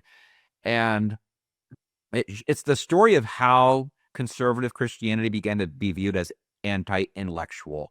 And of course, a lot of that revolves around the Scopes monkey trial, where what was the story there? The teacher gets sued for teaching evolution in the classroom, which was contrary to state law. And actually, the prosecution wins. The teacher has to pay $100 fine for teaching evolution. But throughout the court case, the conservative Christians ended up being made to look so stupid and backwards that Christianity never recovered from that in the way that the wider culture viewed Christianity. And this is where you have like a move towards a way more rationalistic perspective being exalted, and like analytical philosophy is becoming much more honored as like the ultimate way to do philosophy. Bertrand Russell and people like these are begun to be seen as like the ultimate way to think. And I even see it in like popular culture. It gets up to the 1960s, and you even on TV shows like Gilligan's Island, the professor is on Gilligan's Island is like this super rationalistic guy who would never consider religion, right? That would be really weird for the professor to consider religion because everything is scientific. And then Spock on Star Trek in the 1960s, like everything is about the testable, tangible world that could be evaluated in a laboratory. And like, that's the ultimate approach to knowledge. And you see that throughout the 20th century. And religion and theological questions are always left out of that, as if they're foolish and stupid and unworthy of consideration. But a lot of that, the big burst to that was the Scopes monkey trial. I just wanted to say something about that trial because I had remembered there was an interesting fact and I couldn't, I put it into ChatGPT. So the trial was staged from the start. The trial wasn't triggered by a random arrest. It was deliberately set up by the ACLU, local Dayton businessmen, and Scopes himself. Dayton's leaders wanted publicity for their small town, and the ACLU wanted to challenge Tennessee's Butler Act, which banned teaching human evolution. Scopes agreed to be the test case, even though he wasn't sure if he had actually taught evolution from the textbook. He was a 24-year-old substitute teacher and coach. He taught at Rhea County High School. His role was in teaching biology was incidental. He primarily coached football and filled in for absent teachers. By his own later admission, he may not have actually delivered a lecture on evolution, but just assigned readings from the textbook Hunter's Civic Biology. Yeah, that's interesting. Wow. I read that back in college, the second edition. That's the third edition I bought later. But yeah, I mean, Well, it was Clarence Darrow that he's the famous, and then he believes Robert Jennings Bryan was the prosecutor. William Jennings Bryan was the prosecution, right? Yep. And so he won, quote unquote, but yeah, obviously, yeah, I remember it being referred to as a staged trial. I can't remember if I recalled what that meant, but very, very weird. But the effects of it are very real. And so in America, you've had that where like theologians are kind of viewed as like really stupid people by maybe those who are kind of in the sciences. They look down on that. Like theologians might as well be people who just study like the world of Harry Potter or something. It's just all not real. But I heard an interview with my former Greek teacher when I was in seminary. He was being interviewed recently, and he was talking about the difference in Europe. And he said they didn't ever have this fundamentalist divide. They've become secular, yes, but they don't inherently view people who study theology or who teach theology in their schools as backwards and stupid. Like they wouldn't be seen as they're studying something that might be peculiar and different. But he said there's not this immediate assumption as he's traveled that, you must have some real deficiencies if you study the Bible and teach theology. I haven't followed up much with that, but I just wanted to also add that it was turned into a play and then a film called Inherit the Wind. 1960 was the film, and they changed the names, but that's a very famous film. Yeah. That comes from a proverb in the Bible, and I don't remember it exactly, but it's like, he who troubles his own house will inherit the wind. And so you can kind of see what it's saying. Like the proverb itself means you would have inherited something if you stayed on good terms with your family, those who were closest to you. But since you were seen as a troubler by them, you end up getting nothing, or you get the wind, which is nothing. And so you can kind of maybe, I don't know, apply it to that. Maybe what did you get for troubling your house? Maybe the household of faith in some sense. Yeah, I looked it up. Proverbs 29. He that troubleth his own house shall inherit the wind, and the fool shall be servant to the wise of heart. Ah, yeah, it's interesting. There's a lot of truth to that. You can see that in daily life. So what happens with fundamentalism coming about is you then have in the 1950s a group that doesn't want to be anti-intellectual like the fundamentalists are becoming.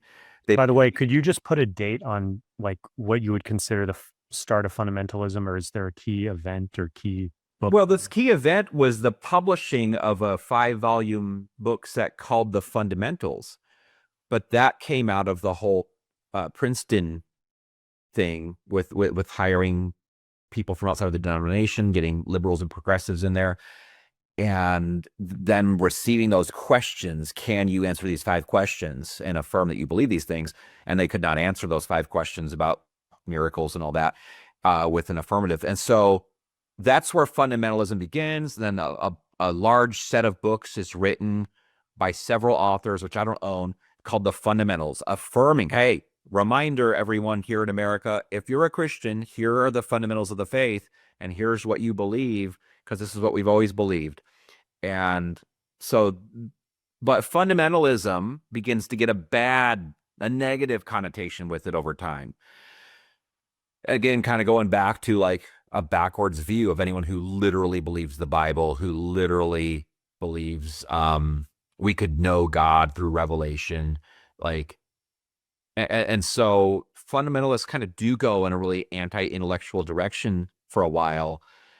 And some of their most famous representatives were just like celebrities, like Billy Sunday, who was a baseball player, but then he was a Christian, so he decided to become an evangelist. So he had no theological training, and he would just kind of go around preaching against rum and Romanism, which was alcohol in the Catholic Church, and he drew big crowds, and people were like, yeah, this is what we need to hear. And so eventually, but not all Christians are intellectual. You still have Christians who love thinking and love philosophy and theology.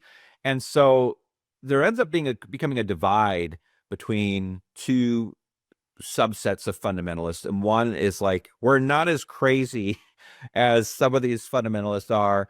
We like to be a little bit more thoughtful, and they kind of get labeled evangelicals, and fundamentalists continue on their own strain. And there's a lot more to it. I mean, I could say so much more about it, but you still have those with us today in American culture too. So fundamentalism is kind of dying now, but it still has a presence. Like Bob Jones University, which is kind of something that some people are familiar with, is kind of a representative of fundamentalism today. And the school I went to, Pensacola Christian College, they are fundamentalist. They will say that about themselves, just so that you know who they are. And those who go there know what that means. But as a movement, it's kind of dying because they got off track, and they actually just started preaching, like proclaiming particulars that are really obscure, like regulating the kind of music people listen to. You can't listen to music that has percussion in it. It's like, how would you know this? Women, they used to kind of preach against women wearing pants. They should only wear skirts or dresses, right? And they have to look like a woman. And that focus on external things has really caused them to go away as a movement. I just want to link the Bob Jones University, because some of the stuff we're seeing today with Trump and the universities goes back to Jimmy Carter versus Bob Jones University. They had a no interracial dating policy, and so Jimmy Carter moved to take away their tax exempt status because of their racial discrimination, and that turned into a Supreme Court case, and they upheld that IRS decision. And so that was seen, I think, by some as sort of crossing the Rubicon, or sort of emblematic of Jimmy Carter's approach to things, but also getting the government involved in what some saw as a religious issue, and also kind of getting at the ambiguity around what is exempt from government interference, and where is that line between secular and religious rights of an institution. Yeah. And that issue, I mean, it kind of does show where fundamentalists went. Like, just kind of, like I said, a focus on externals, not so much theology. It was more like maintaining your preferences. And so since Bob Jones didn't think there should be such a thing as interracial dating or marriage, there just shouldn't be, it just ain't right. And not that you have a scripture for it, and so they kind of moved in that direction. and open themselves up for the Jimmy Carter thing, and I hear that and I'm like, I almost can understand that, I do. I'm a big proponent of religious freedom, of course, but it sounds really weird to allow that, well, it's just to show fundamentalists commonly didn't get along.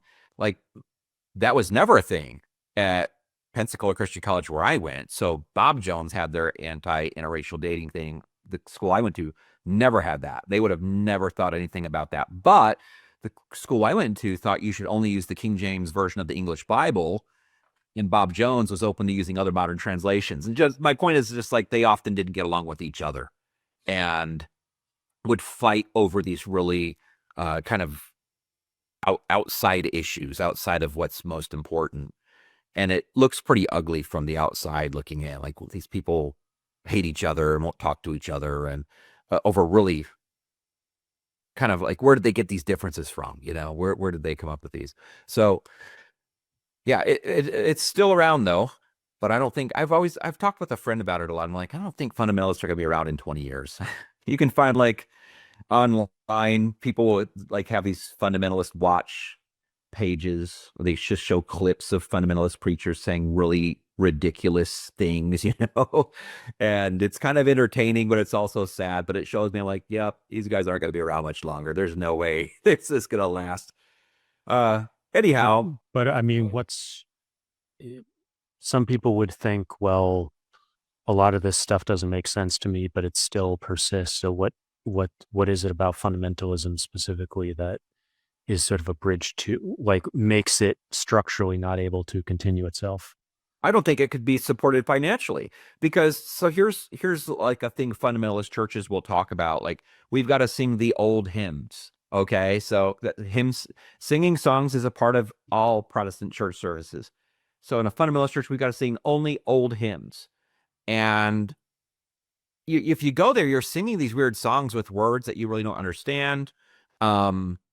Doesn't resonate with people. And I think the average person who like says, I moved to a town, I want to go to a church, you walk in there and they're singing maybe these old hymns, but the church down the road sings something that more resonates with, just the sound would resonate with contemporary people. Most people think, I'm going to go to this other church. Also, you have the preaching. So you have like the fundamentalist preacher who's going to be preaching about hairstyles. Men, you should not have long hair. This was a thing like in the 90s that I remember. And it could still be preached about today, but think about that being a focus, or you need to dress nicely when you come to church. That doesn't resonate with modern people or modern Christians at all. So the churches shrink. People tend to just go to some more relatable evangelical churches. And then there's just no money coming into the fundamentalist church. They're all depending on the donations, the giving of the people who attend those churches. So you can see them aging. The congregations are very old. Very few young families are entering in. People are looking for stuff for their kids. Fun youth programs resonate with people a lot, and they just aren't found at those churches. So they're kind of on that downward spiral, but it does take a long time for churches to die. Though they're going to certainly die if they don't change, and churches really change when they're on their death spiral. It's going to happen. They're going to eventually reach the end.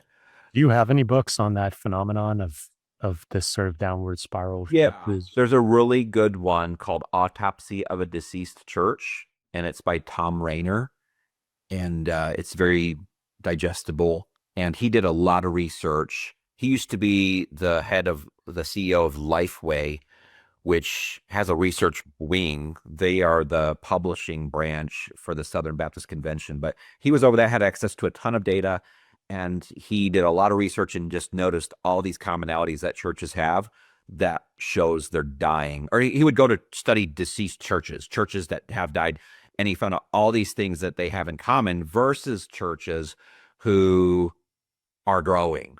And so there's also the Anatomy of a Revived Church, another book where one has kind of brought life again. But he has a lot of suggestions. They're very kind of brutal. Like, he's like, if you have these elements in your church, you just need to go ahead and close your doors and offer your building to maybe a new church plant in the area, a new group who wants to start a church. But he's very real. And I really appreciated that book because whenever I see the signs around me in the smallest way, I'm like, no, we're not going that way. We're going to avoid that because it's unhelpful. But yeah, Like, what's an example of that you've noticed? just being kind of obsessed with your past, for example. I remember going into a church one time that was kind of shrinking and they were looking for a new pastor and they were in Dallas. And so I was just kind of, I lived in Dallas at the time and I was looking for ministry opportunities. And so I go in and this team of church members who's kind of like doing the job of looking at new candidates for a pastor. They're telling me all this stuff about the church, but it's only about the past. Everything is about the glory days. And they bring me back to this glass case with all these photographs from the glory days. And like, look at what things used to be like here. There's me in that picture. I'm that little boy. It's this black and white picture. And they want to recapture that. There's nothing about the future or nor about the present. Like we want to reach people in our community. It's just we want the past. And that in itself is something that is unattainable and it will cause divisions.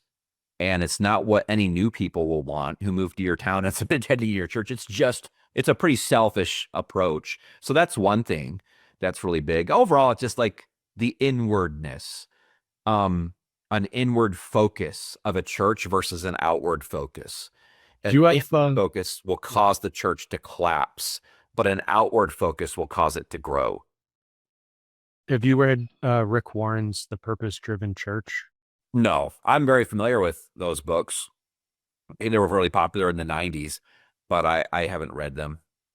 Some books become so popular, you know the main ideas, and you're like, I don't want to read that. I already know what it says. I'm sure I don't, but that was a very popular book.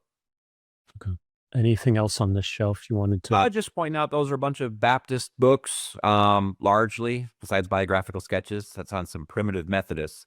And but yeah, they're decent resources.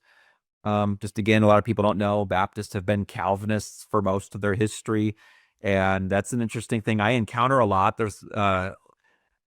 So that's how Baptists began, with a Calvinistic perspective on God and on predestination and all that. But with the 20th century approach to theology, which was a lot more sloppy and didn't really think much about the value of the Christian tradition, people just kind of remaking theology on their own, just me and my Bible. A lot of Baptists have forgotten that. And now if you kind of mention Calvinism in a lot of Baptist churches, they think it's a heresy.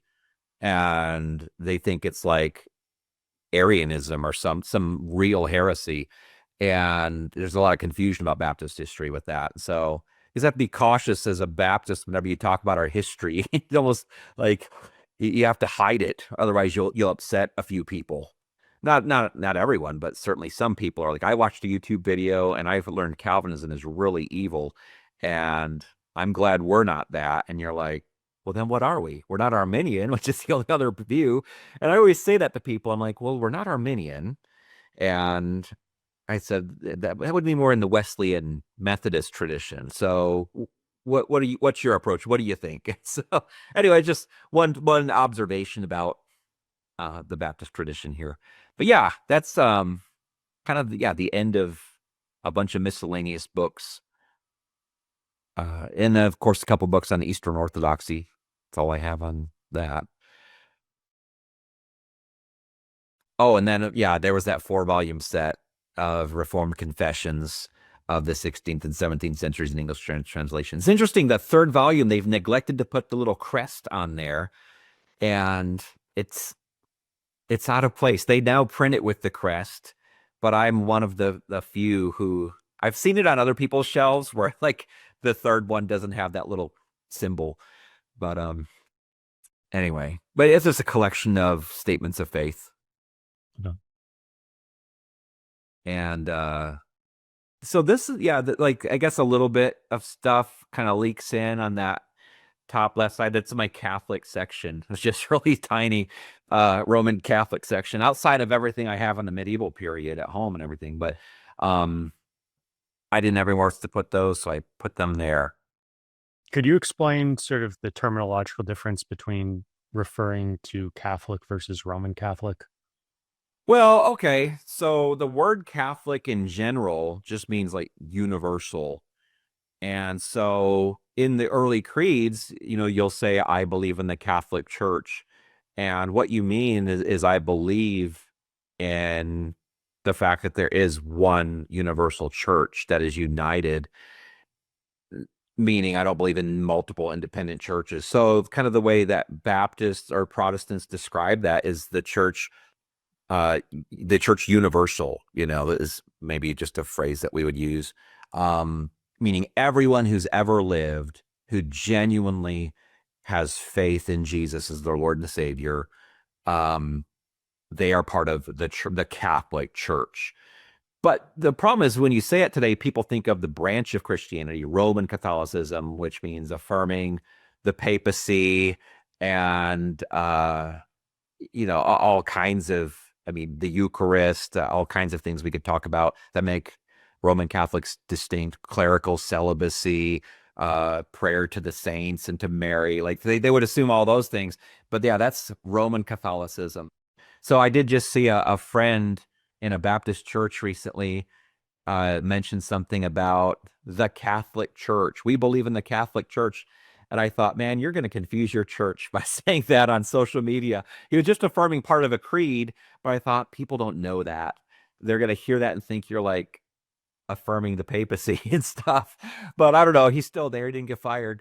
But yeah, that's the word itself is not a bad word for Protestants. It shouldn't be, but they often hear it and think, oh, it's the Roman Catholics that they're referring to, and it's not. And there's even there's sort of the capital C versus lowercase c Catholic.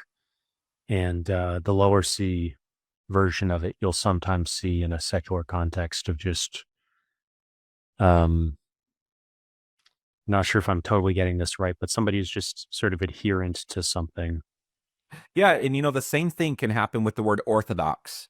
So it means that orthodox means like right beliefs, but we call the Eastern Orthodox branch of Christianity Eastern Orthodox, but you commonly hear um people in my circles use the word Orthodox to refer to just what is truly Christian, the creeds. But my point is you'll hear that word in the secular world as well.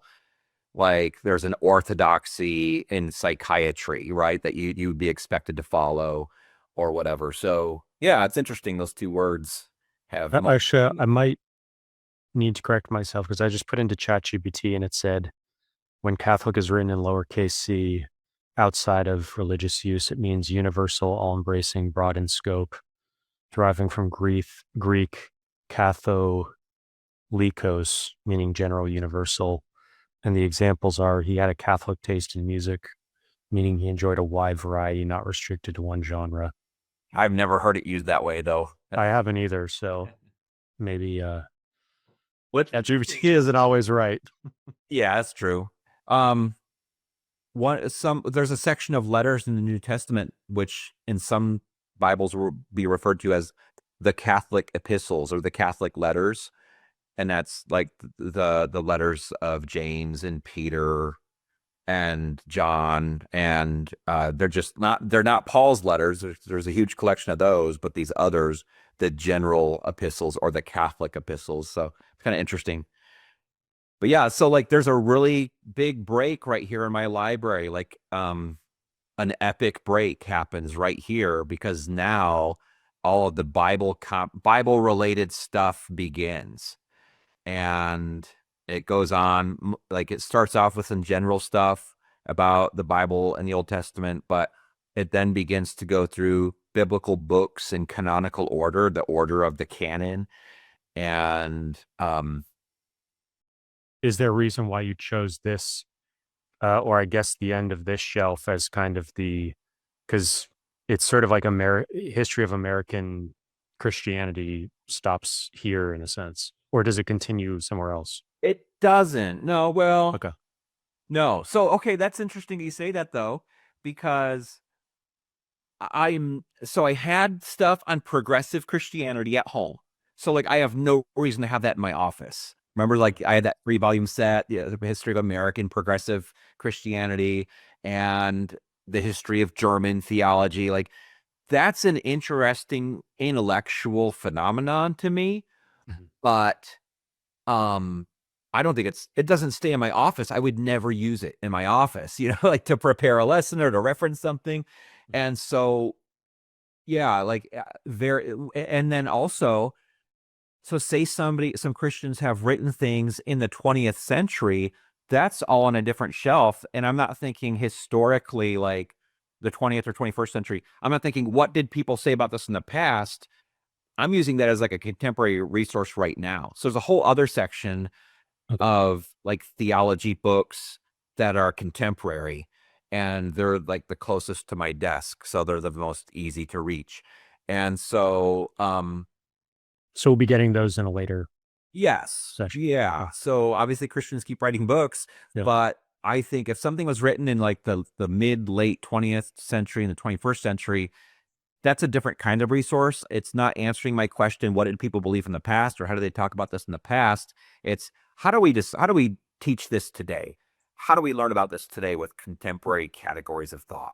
I was just thinking with Vatican II. Vatican II is sort of a post World War II, sort of, some people might even say, reaction to World War II, similar to like how the 60s were this huge change. So I just thought it was interesting that that was sort of the last book. Yeah. It's just because there's a lot of denominational stuff at the end. And then like I had the Eastern Orthodox books, and then I'm Mhm. like, I don't know where to put these Catholic Yeah. books. And so it's the only place where I'm kind of addressing denominational or branch distinctives within Christian groups. And so, yeah, I didn't think really deeply about like the really weird book is why is R.H. Charles right there? Yeah. I've never heard of them. So So that's an awesome book. I was like, man, that book was written for me. Like I could not believe how awesome it was. But I was like, who on earth would read this? So Vanderkam, he actually wrote the commentaries we saw at my house on Jubilees and First Enoch, those yellow ones. I don't know if you remember them. They're kind of oh, a definitely. Yeah. Okay, so he is a top scholar in like Judaism, early Judaism, and the literature of early Judaism. But R.H. Charles was a scholar who really brought that literature out for the modern world for the first time. Started translating, like he made the first translation that was respected and legitimate of First Enoch, which was a huge book in early Judaism and understanding what Jews believed in the time of the New Testament, and a lot of other books. He did like what's called, we looked at it before, the Pseudepigrapha, a collection of books. And there it is. So Vanderkam participated in the second volume of First Enoch, and then he did the 2 volumes of Jubilees. So he's written lots of other books on the period. So R.H. Charles, though, in the early 20th century, started like cranking this stuff out, translating it, giving introductions to it, and just bringing it out for the first time for scholars to really begin to dive back into the period of the New Testament through literature outside of the Bible. And so I always have seen his name looking at these early translations of pseudepigraphal literature. He was always the one translating it or just kind of editing the edition that's out and collecting them, publishing them. So I was so familiar with his name, and I always wondered what he believed, and because it was the early 20th century. So like, was he a liberal Christian? Was he like progressive, or did he really believe this stuff? Did he believe in Jesus literally? And what kind of a career did he have? And so that book is kind of written in a really odd way. It tells his life story relatively quickly, and then it just takes everything he published and individually addresses it in chronological order of how he published it.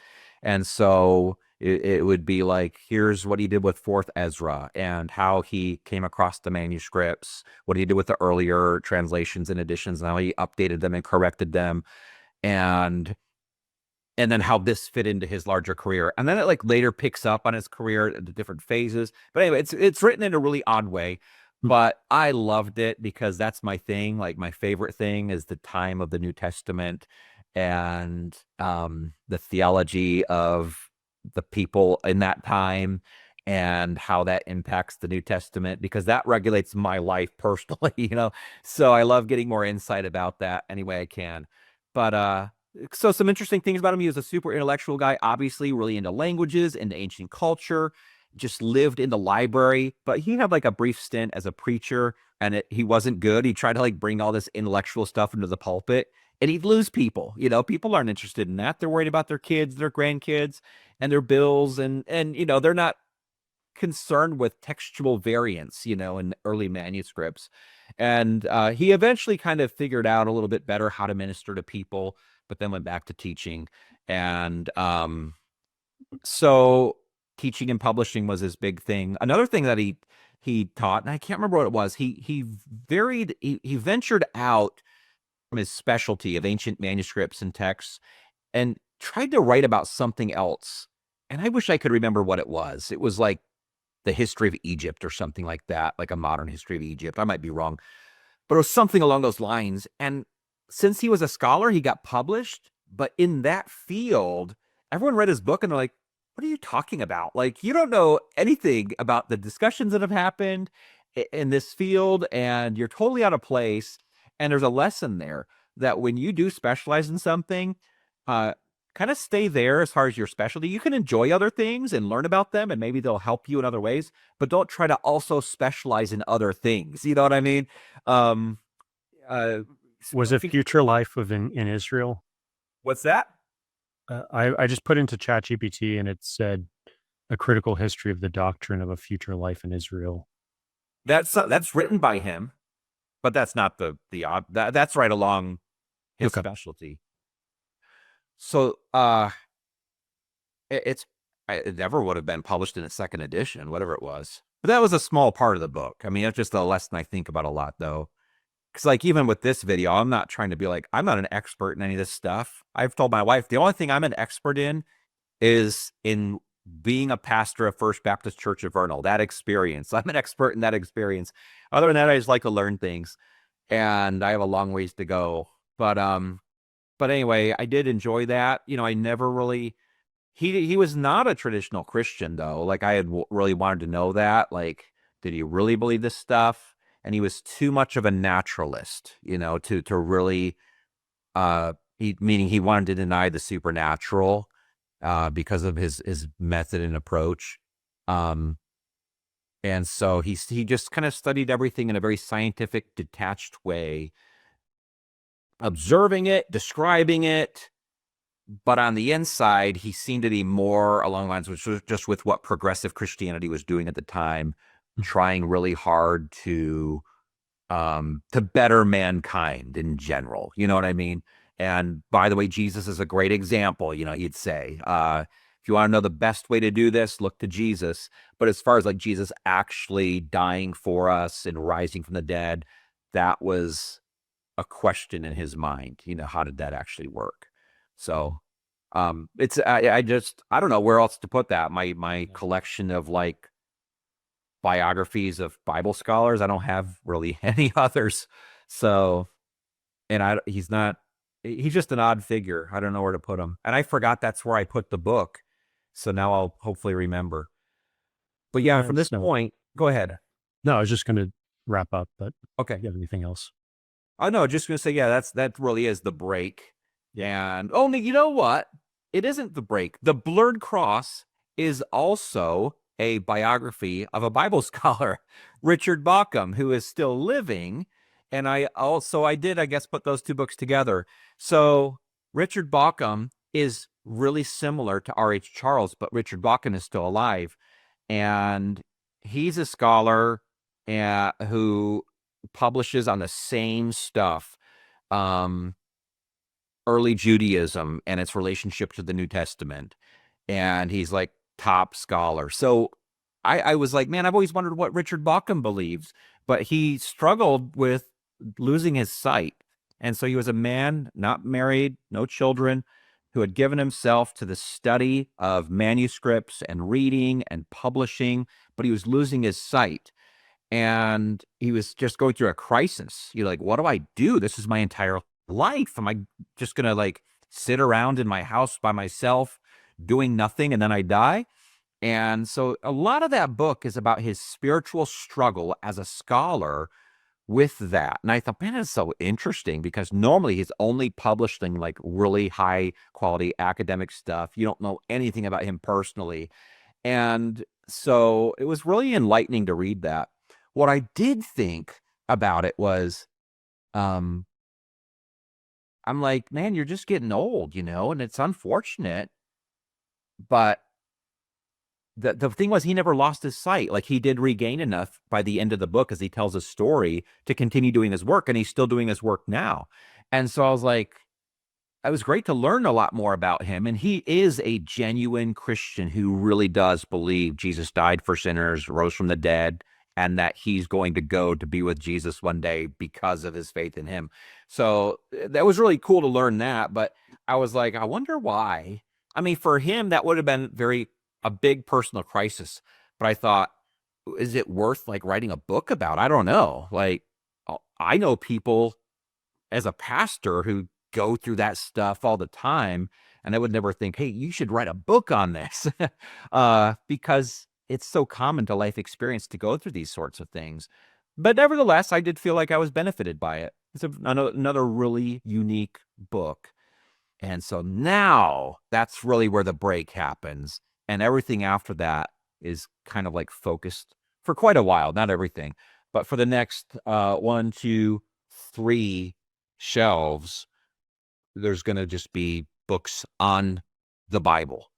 And in addition to that, nowadays, a lot of people who do work with the biblical text just use software, like the Logos software, as I guess some people call it Logos, but I can't get myself to say the Greek word like that. So Logos software, and you just kind of can get commentaries and Greek and Hebrew dictionaries that way. It's very convenient. And so I do have a lot on there, but I still do buy physical books of Bible commentaries. I have some coming in the mail soon. And so we'll talk about those as we get into that section.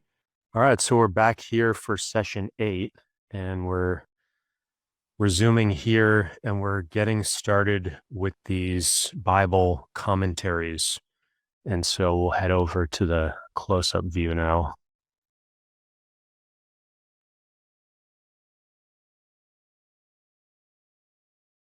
Yeah, we left off after just a couple of books about some Bible scholars, and then it picks up, so a lot of this stuff is more like right at the very beginning of this section, just some basic overviews of the Old Testament.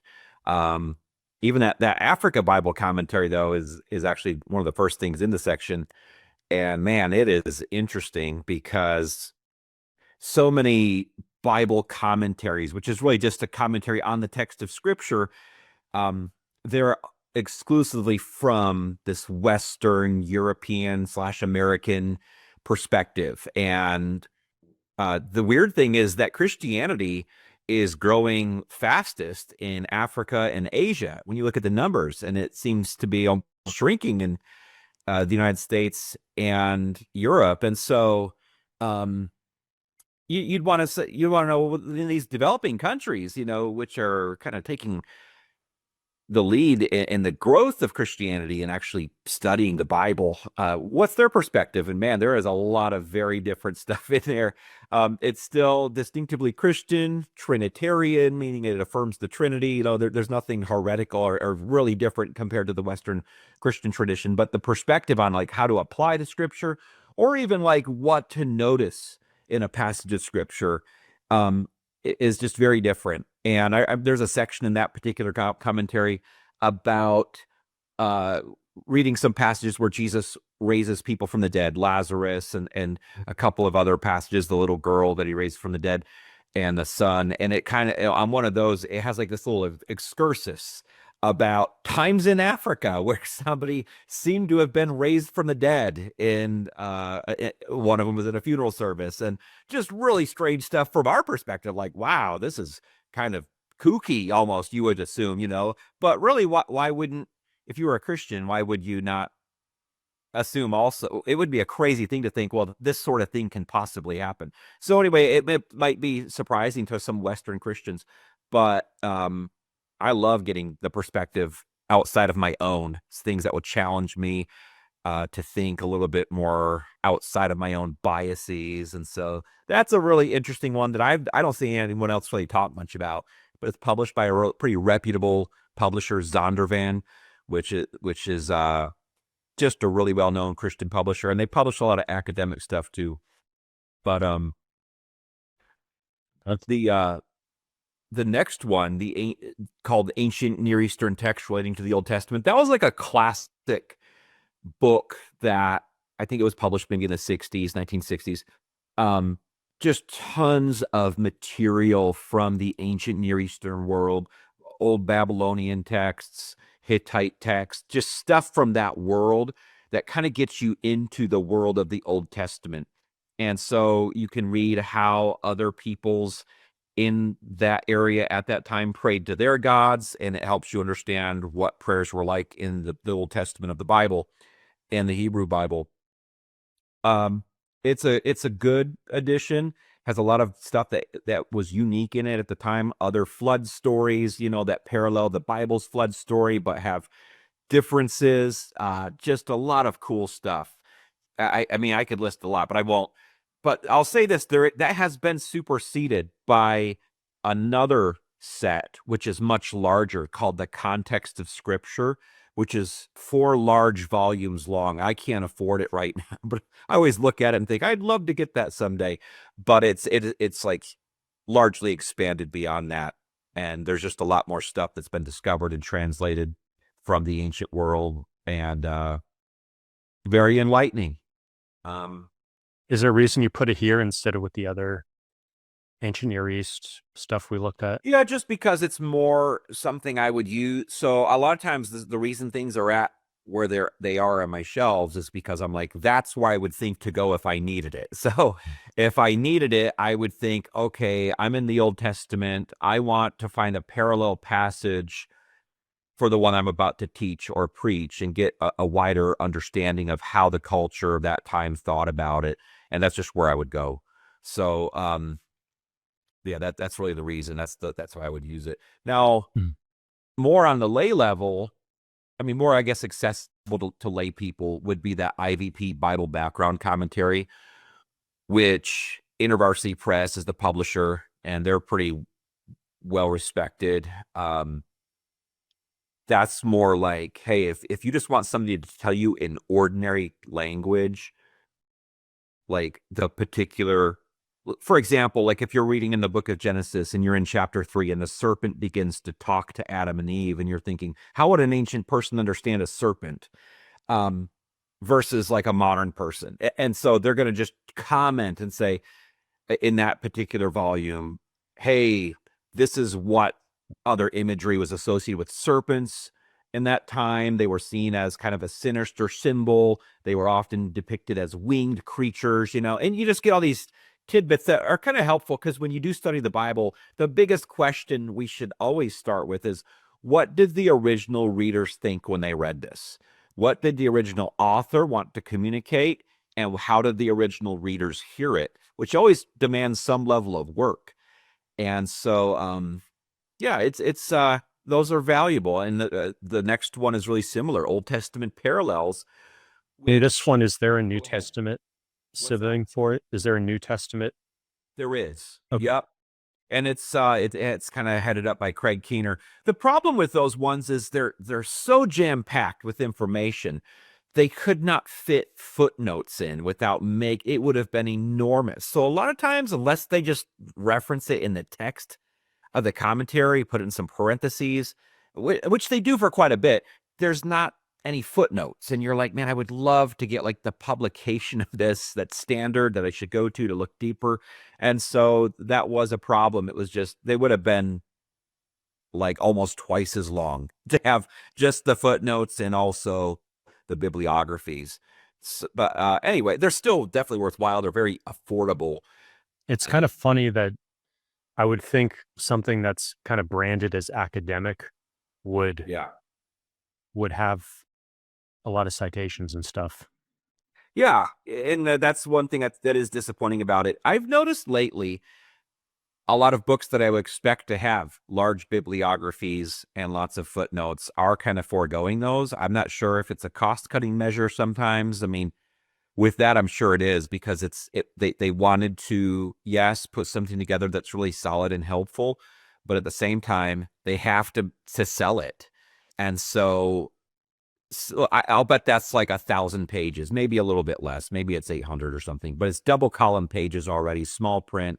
Hmm. And they're just thinking practically like, okay, if we double this, like no one's going to buy it, in terms of the size. And so they do think very practically like that. I just want to add that IVP stands for InterVarsity Press, for Yes. anybody's wondering. Yeah.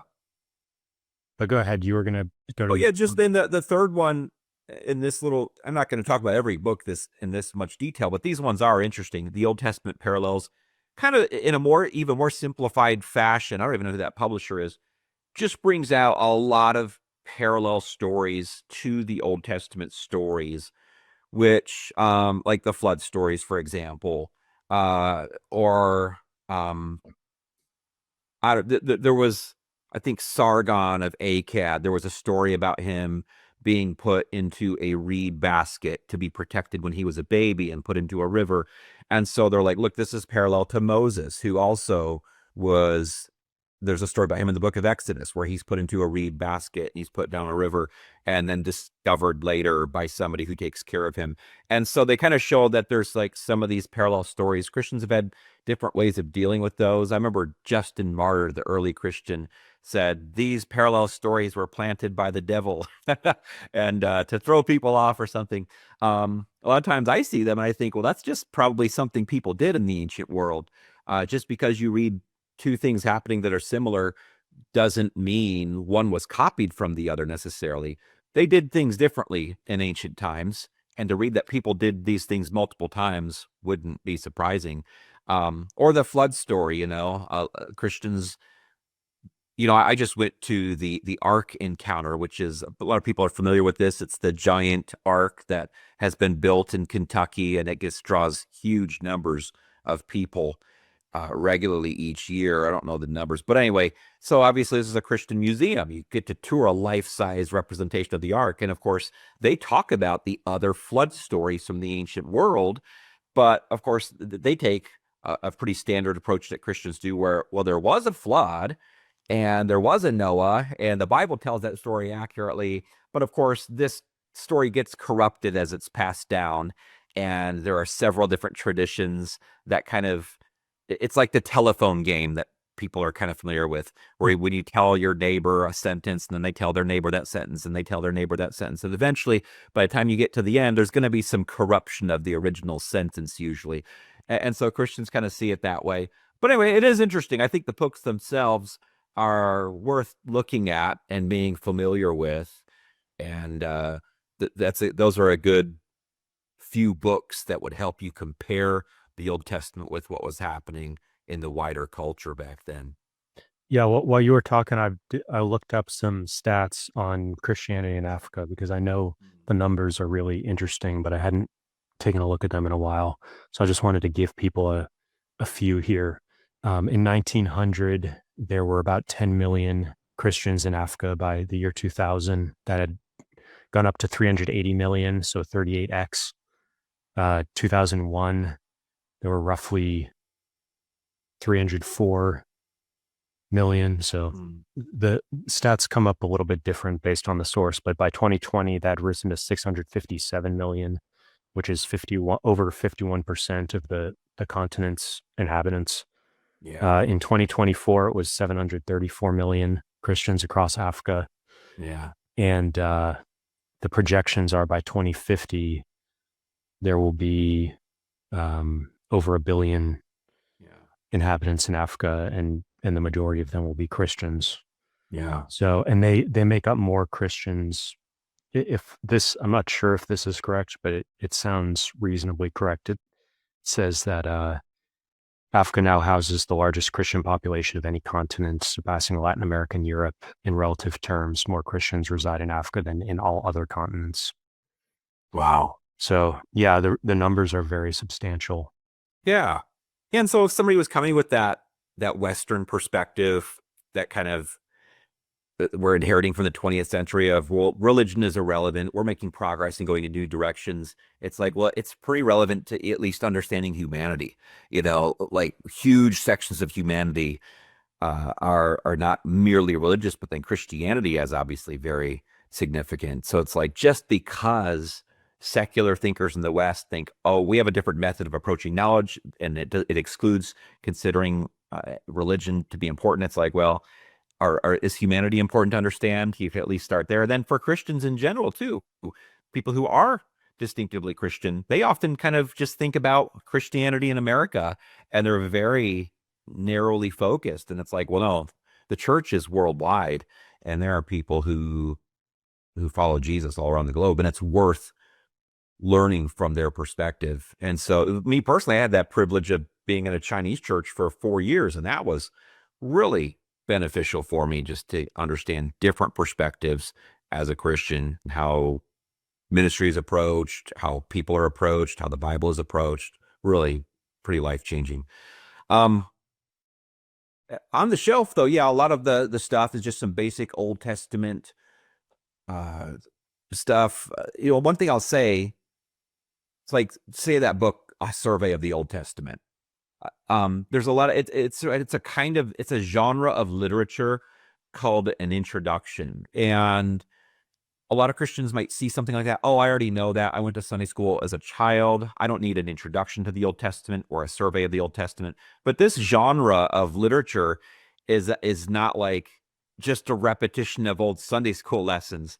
It deals with the fundamentals of the Old Testament. When did this event happen? Who are the likely authors of this book? What's what makes the Hebrew of this particular book distinct from other books? And so they're often very technical, but many people just overlook them and think, oh, I already know the basics. I need to move on to something deeper. It's like, well, if you kind of want something deeper, you need to go to a survey or an introduction, and that's going to be your big foundation that you probably never got in Sunday school, or even from a casual familiarity with Bible stories. So surveys and introductions are really good, very helpful, and everyone should have at least one if they're a student of the Bible. One for the Old Testament, one for the New Testament. And is this the one you'd recommend? I don't even remember how I came across that one. I certainly would recommend it because it's conservative in its approach. But there's a bunch out there. And so I think I had to get that one in school and probably read through it for a class. I don't remember, but spent a lot of time in those. The very first Bible commentary I ever bought is that one in the middle called the Bible Knowledge Commentary. And so I bought it in 1998.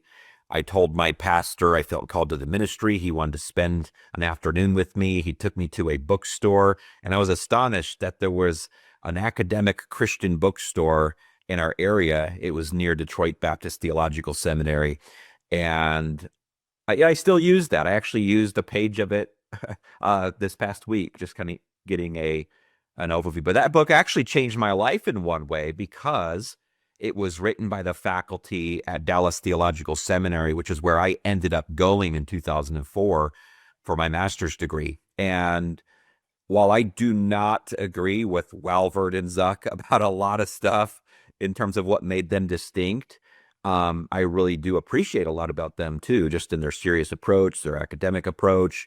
And yeah, it is interesting just to see that book and realize that that book changed my life in that sense, because I had used it so much. When I had to think, which seminary should I go to, I really want to focus on academics but at the same time get a conservative approach to the Bible. That was almost like a no-brainer. Like, I would go to Dallas Theological Seminary, and so I did. But yeah, it's a good. And actually, I had a lady at my church 2 weeks ago thank me for recommending the New Testament volume of that set. So she thought it was really valuable. But yeah. And I'll say one other thing. I don't, like I said, I don't want to comment on every single book. It'd take forever to go through these. But that one by David Dorsey, The Literary Structure of the Old Testament, is one of the most interesting books on my shelf. One of the things in the ancient world in literature is because it was an oral culture and everything is mostly not being read by individuals in books. People don't own books. There's a community copy of books and things like that, but individuals don't own books. So everything's oral. Stories are told out loud, and people are listeners in those cultures more than they are readers.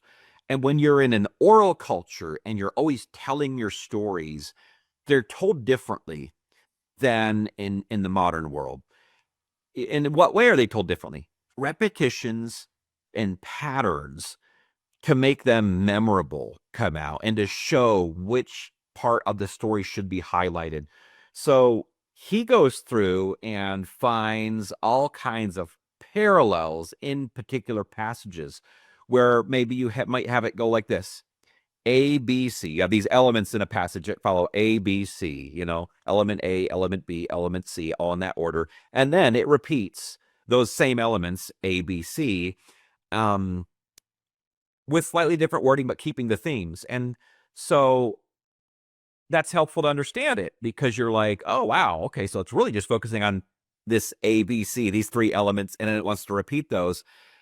And if I'm expecting this linear progression, I'm going to miss that. If I'm thinking he's going from point A to point F and everything's independent, I'm not going to get it. So let me just be a little bit more interesting, though, than that.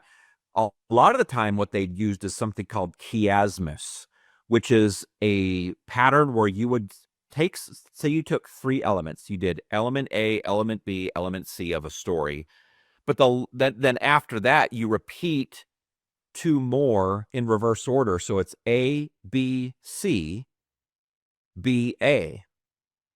And when you tell something with that particular pattern in your story, the highlight is not this great climax at the end like we're used to. We wait for the end of a story to hear the great climax and how everything was resolved. When you tell a story with chiasmus, A, B, C, B, A, the focus is the central pivot point, the element right there in the middle.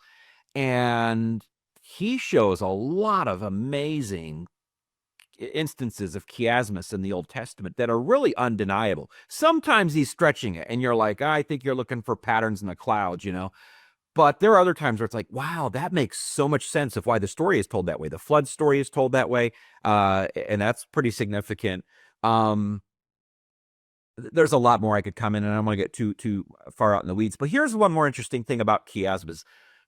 Life is chiastic. I think about even right now, this morning, I could follow the pattern of A, B, C, B, A. I was at my house.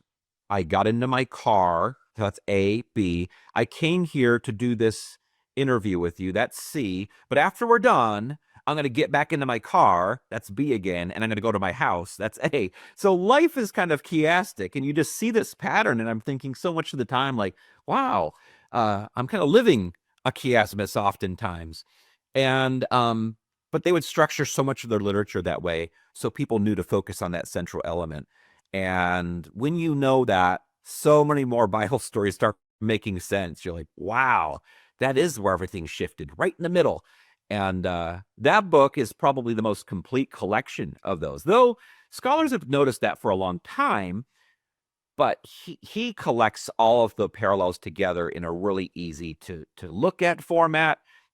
It's almost half the page oftentimes is footnotes in that book referencing peer-reviewed literature and but a lot of charts and diagrams, and it's fun to look through. So I would highly recommend that book for people if they want to get a new perspective on Old Testament and the texts and the stories.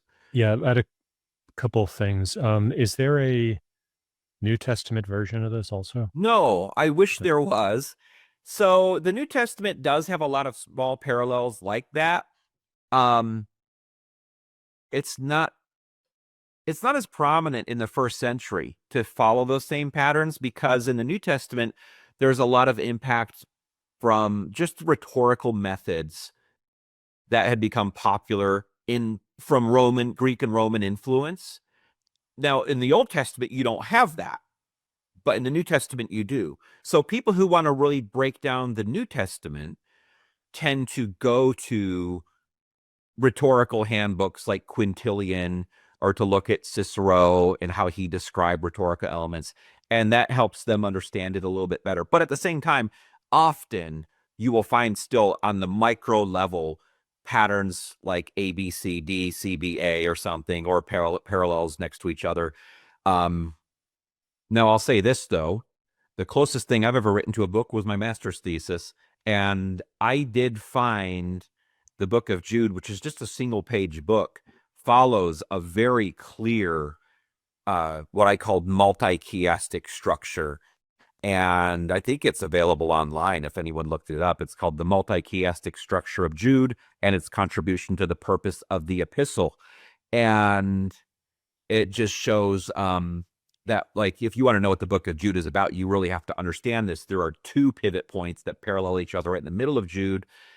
Both of them show you that the letter is really about how Christians needed to avoid false teachers because the false teachers were going to be judged, and you don't want to be associated with them on the day of judgment. And if you don't get the structure, you're often kind of confused about what the letter as a whole is about, but that really helps understand it. It helps the reader understand it. But yeah, there's not like an exact parallel. And I looked quite a bit back in the early 2000s, and I've kept an eye out, and I've never seen anything like it. Are you familiar with the it's a famous website in rhetoric for it's a Mormon from the Mormon University. I'm blanking on what it's called. BYU University. Yeah. They have a really impressive a guide to like a dictionary of every rhetorical device in the Bible. And this kind of seems similar.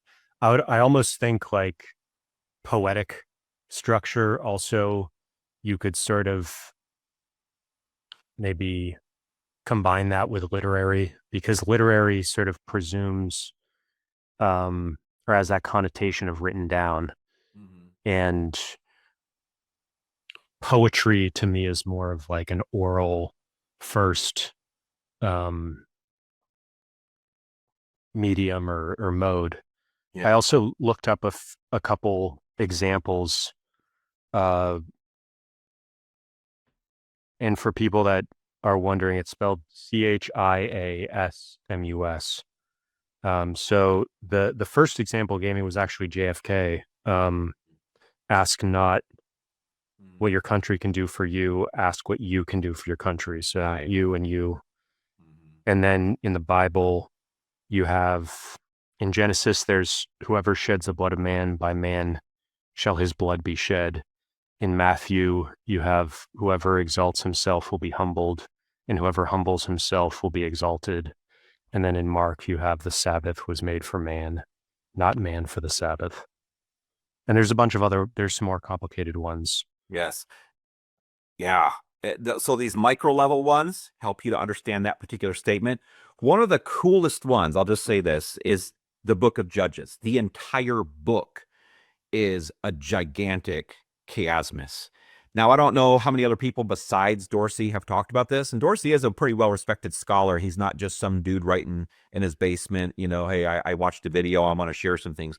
He's pretty academic and serious, but he shows in the book of Jude, and I've never, or the book of Judges, I'm sorry, I've never gone back and looked at the book of Judges in any other way, because you can't. The whole book, it mentions all these judges who were like temporary leaders of Israel: Othniel, Ehud, Shamgar, Deborah, Gideon, Tola, Jared, Jephthah, Ibzan, Elon, Abdon, and Samson. So you have all these people listed as these leaders, but it only highlights 7 of them and tells the big story of 7. And it's amazing to see how the parallels are so exact, where the first judge, Othniel, and the last judge talked about it, Samson. Othniel is the best, Samson is the worst. And there's all these parallels between these two figures and what is being described about them. But as you move in and you go to the second judge, who is Ehud, and then the second to last judge, who is Jephthah, like they have all these really clear parallels. There's just no reason you would say these things about these people that seem so unique unless you're trying to make a connection between the two. But anyway, you keep narrowing in. There's this middle judge whose story is the longest story, chapter 6 through 9, about a man named Gideon, and he's the middle. And what the point is, like, if you want to know how things got so bad in the period of the judges, because the whole story about how things became horrible in Israel, you would zero in on Gideon and see him as this pivotal figure who begins with a little bit of fear, but still has some faith. And then by the end, his fear is driving him, and he begins civil war within Israel, which is like the worst thing in the Old Testament for Israel to have civil war with itself. And nothing ever comes back after that in a good direction. Everything's bad from that point forward. And so my point is, like, understanding that makes sense of the book. A lot of people read the book and they're like, I don't get why this gross book is in the Bible. It's just really negative and or it seems random. But after you see the large scale structure, you're like, wow, this is a beautiful piece of art. Yes, it's a very negative book, but the whole point is to show why things became so negative. Why did they go from good to bad? And you zero in on that central pivot point, Gideon, and his entire story will show you. Anyway, I'm sorry to go on so much about that, but it's so that there are small scale instances of chiasmus, but also book long instances. And like there are people who have found it in First and Second Kings, that's all one book actually, but a book wide chiasmus there. So I'm just saying, it's, if you feel like you know the Bible really well, you're like, oh, I'm good, I don't need to look any deeper. Like, well, there's a place you could go if you're feeling pretty confident. Go and look at these structures and realize, wow, I've been missing something this whole time, and there's a whole other level I need to be approaching the text with. So Yeah, and I think that's the sort of implicit, what we would call sociology today, or just, we talk about Gibbon and decline of civilizations. There's these stories carry theory in them about what causes decline, what causes the fall of civilization, and it's an example, or it's a warning of what to do, what not to do, and that can you have to have some background knowledge and these structures to really make sense of what these stories are meant to communicate. yeah. I'm glad you brought that up, because a lot of the time people will read some of these ugly negative stories in the Bible and say, well, look what's in the Bible. There's rape and there's murder. This is just an awful book. But it's not telling you to rape and murder. It's saying, look at the bad stuff that happened when people lived in such a way. And it was a cautionary book, cautionary tale. Don't follow their example. And largely the Old Testament is all a negative story. The whole thing, that the narrative of the Old Testament is, don't follow this example. It's not good. And so, yeah, and that's interesting that a lot of ancient people did tell that story about themselves, like a negative example, even thinking about the Trojan War narrative that the Greeks have. It's not so much, hey, look at the great victory we had in Troy. It's, hey, these ancient warriors were so extreme and over the top in their victory over the Trojans that they suffered later on because of it. And so, like, you have the Odyssey, Odysseus. Why does it take Odysseus 20 years to get back home from the time he starts? Because of the violence that they inflicted on the Trojans, and the gods were kind of opposed to these Greek heroes coming home in a smooth fashion, and Agamemnon being murdered. I mean, they were telling negative stories about their background too. And it's interesting to know that humans often are trying to warn themselves through stories. They weren't just saying, let's kind of write a fun story so we can feel good when we go to the movie theater and watch it before our eyes. They're thinking, how do we learn morals? Just like you're saying, like, how do we learn a way to live? And often negativity teaches us in a more effective way than positivity, whether we like it or not. There's also an interesting element of decision making at the executive level and even at the presidential level that involves these very complex decisions that leaders have to make. Mm-hmm. They're too complicated they're not tractable, they're not rationalizable with theories. There's no theory you can plug the information into and it'll tell you what to do. And so a lot of the conversations end up being about finding historical precedent and what did leaders do in those other situations, and whichever situations are the most similar, that informs what you should do in this situation. Yes. And so even our scientific pretensions, and we like to think of we're always doing evidence-based this and science-based that, at the end of the day, those tools are not able to make the most difficult decisions that the highest level leaders have to make. And so they end up going back to, the stuff we're talking about right here. Yep. Yeah, 100%. You're right. So we've got some interesting, I don't know if these are all parts of sets, but maybe you could. Okay, yeah. So sometimes you'll look at people's shelves who have Bible commentaries and they'll keep a set together for aesthetic reasons. They want it to look nice, and it can look really nice to see a bunch of the same dust jacket next to each other over long periods. I prefer what's called canonical order, just the order of the canon, the books of the Bible, because again, I'm just thinking like, I don't want to remember which set do I have a commentary on this book in and then go look at a bunch of them. I'm thinking, oh, okay, I'm preparing something on Genesis right now. Here's the commentaries on the book of Genesis. And so, yeah, but there are different approaches that commentaries have. Like the 2-volume set there, the book of Genesis by Victor Hamilton. That's one of the most well-known Bible commentary sets. It's probably been around since the 60s, but they still publish it and they make second editions, maybe even third editions sometimes, updating the research. But it's called the Nicot series, New International Commentary in the Old Testament. And it's a pretty high quality commentary set usually. In the past, it's been pretty reliable. Some of the newer ones I feel like are not as helpful.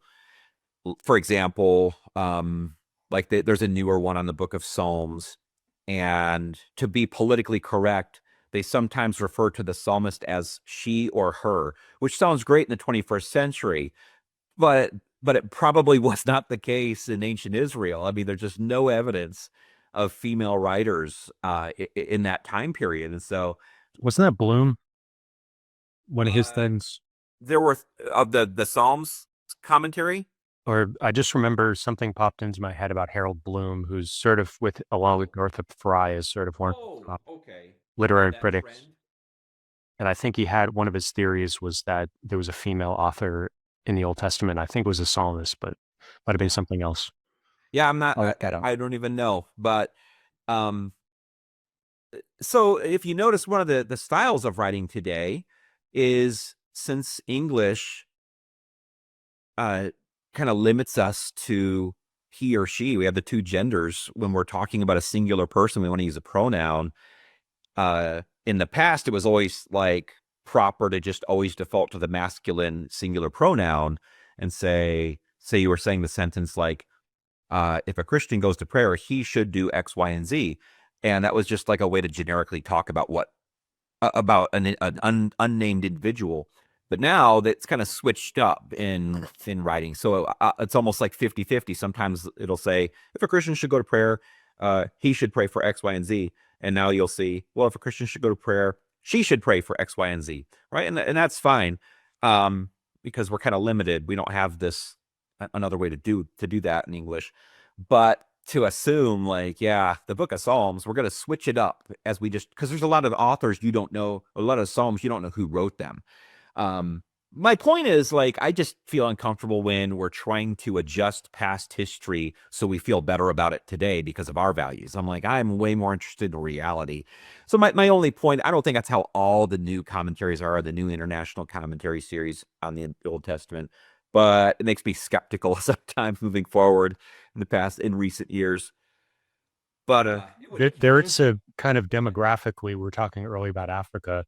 And maybe we can get to this when we get to the New Testament, but a lot of the followers of of Christianity in the early times were women, and Yes. also even today, I think it's generally there's more women than men who are Christians. I don't know if across all of history, but Probably. so if you have anything on that now or later, that's You're always right. been kind of an Numbers have interesting always been factoid. higher. And it's not just in Christianity, it's just religion in general, spiritual things in general. Females are always, there's always a higher percentage of females who are spiritual or religious. And that's going to be the case in Buddhism, in Hinduism, just the way women are wired. They are more in tune with spiritual reality. So it's of course been the case with Christianity too. But at the same time, if we jump back in history, you still have the structure of the culture. And so we like to, in our time when feminism is pretty popular in academia, we like to zero in on any time women were doing anything. And it's good to understand all human beings in the past, men, women, old people, young people. There's studies of disabled people in the ancient world now, right? That's great. We should understand all people. But to kind of pretend like, oh, they were all writing all these books too. It's like, man, like it or not, they just weren't. Like there's some poetry from Sappho. I'm not sure what else there is as far as like stuff by women in the ancient world. Not a lot. And so yeah, I looked up the Harold Bloom thing. go ahead. So I was wrong about that. It wasn't the psalmist. It was his theory is in the book of J, 1990, and he argues that there's a single author, Yahwist, aka J, who wrote some of the most vivid parts of Genesis and Exodus, and he speculates that J may have been a woman at the court of Solomon, possibly a member of the royal household of Judah. And as far as I know, it's not really caught on as a super popular theory, but Harold Bloom at the time was sort of like the biggest rock star um, literary critic out there. I would say even bigger than Northrop Frye, and has written a ton of books and has a lot of kind of a little bit oddball perspectives on things, but he was extremely popular in his time. Yeah, that's helpful to bring out.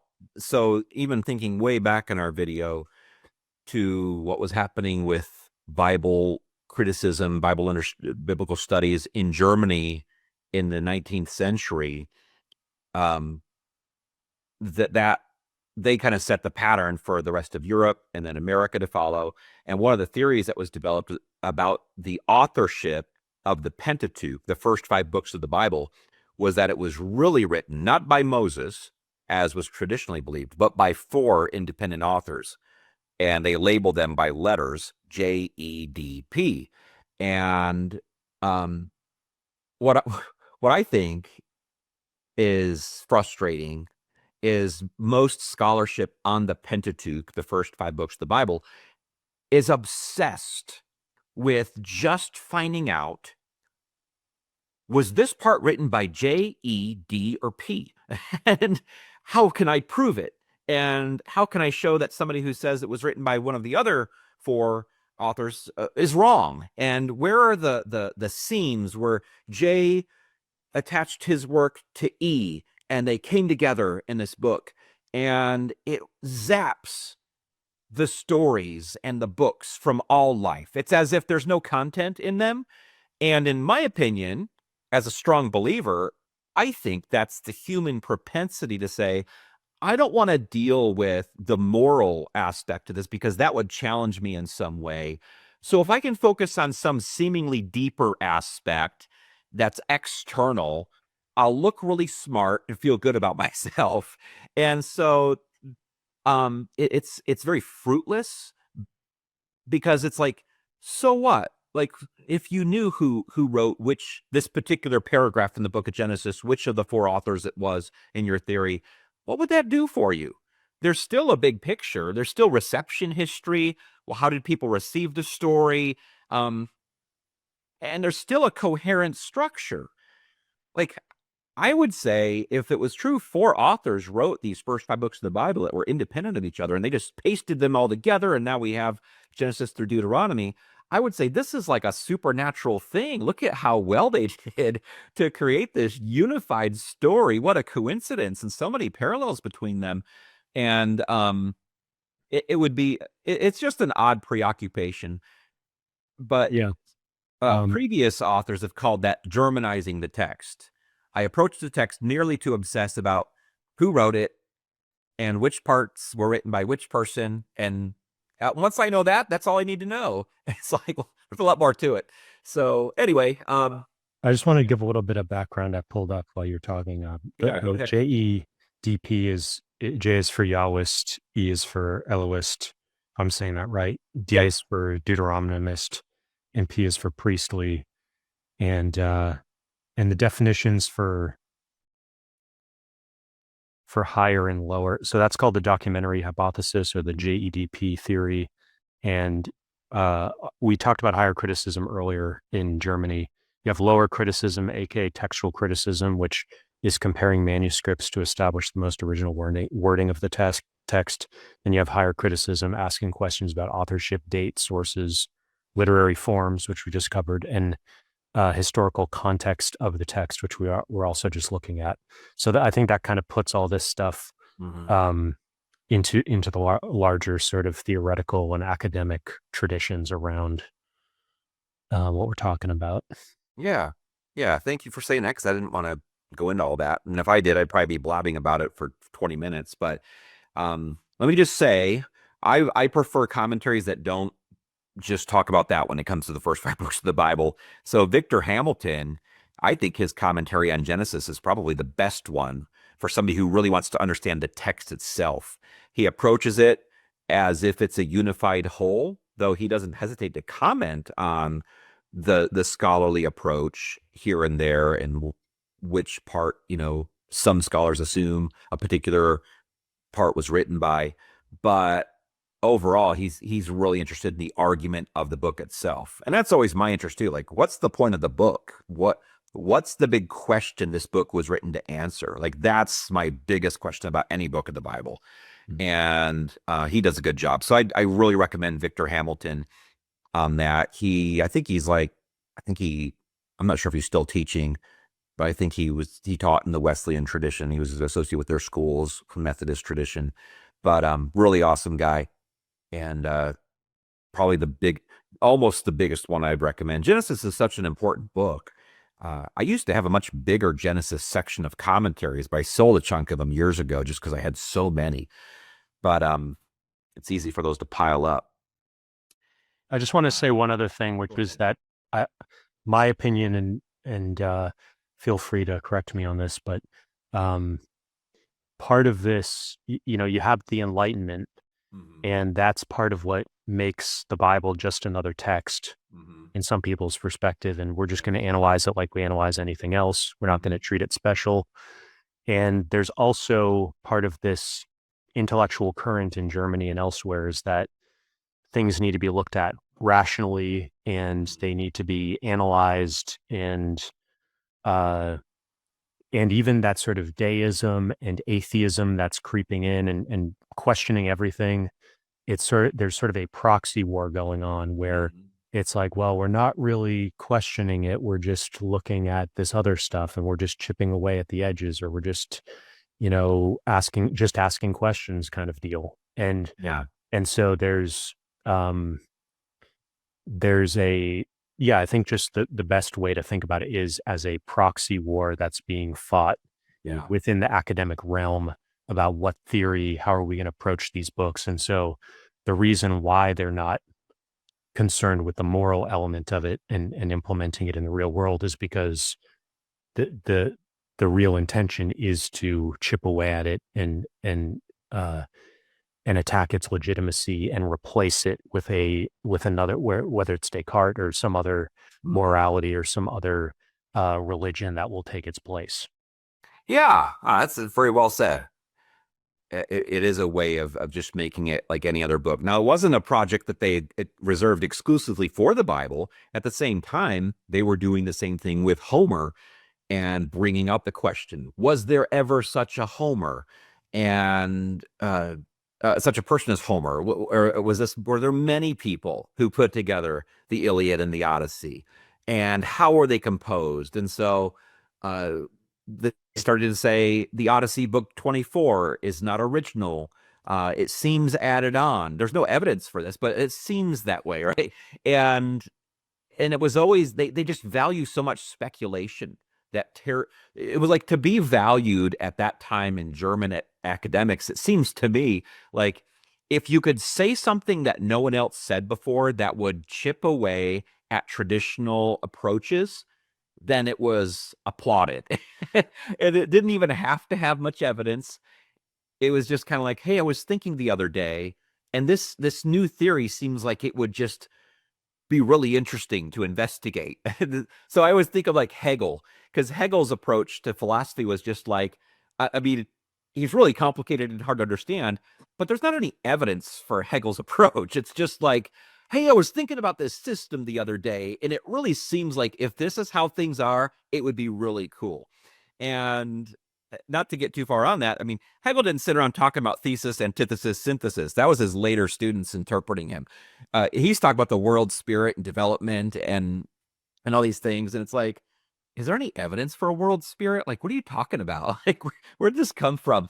And my point is, like, that was a German approach. Just kind of think about things. And if it sounds new and untraditional, then it's pretty prestigious.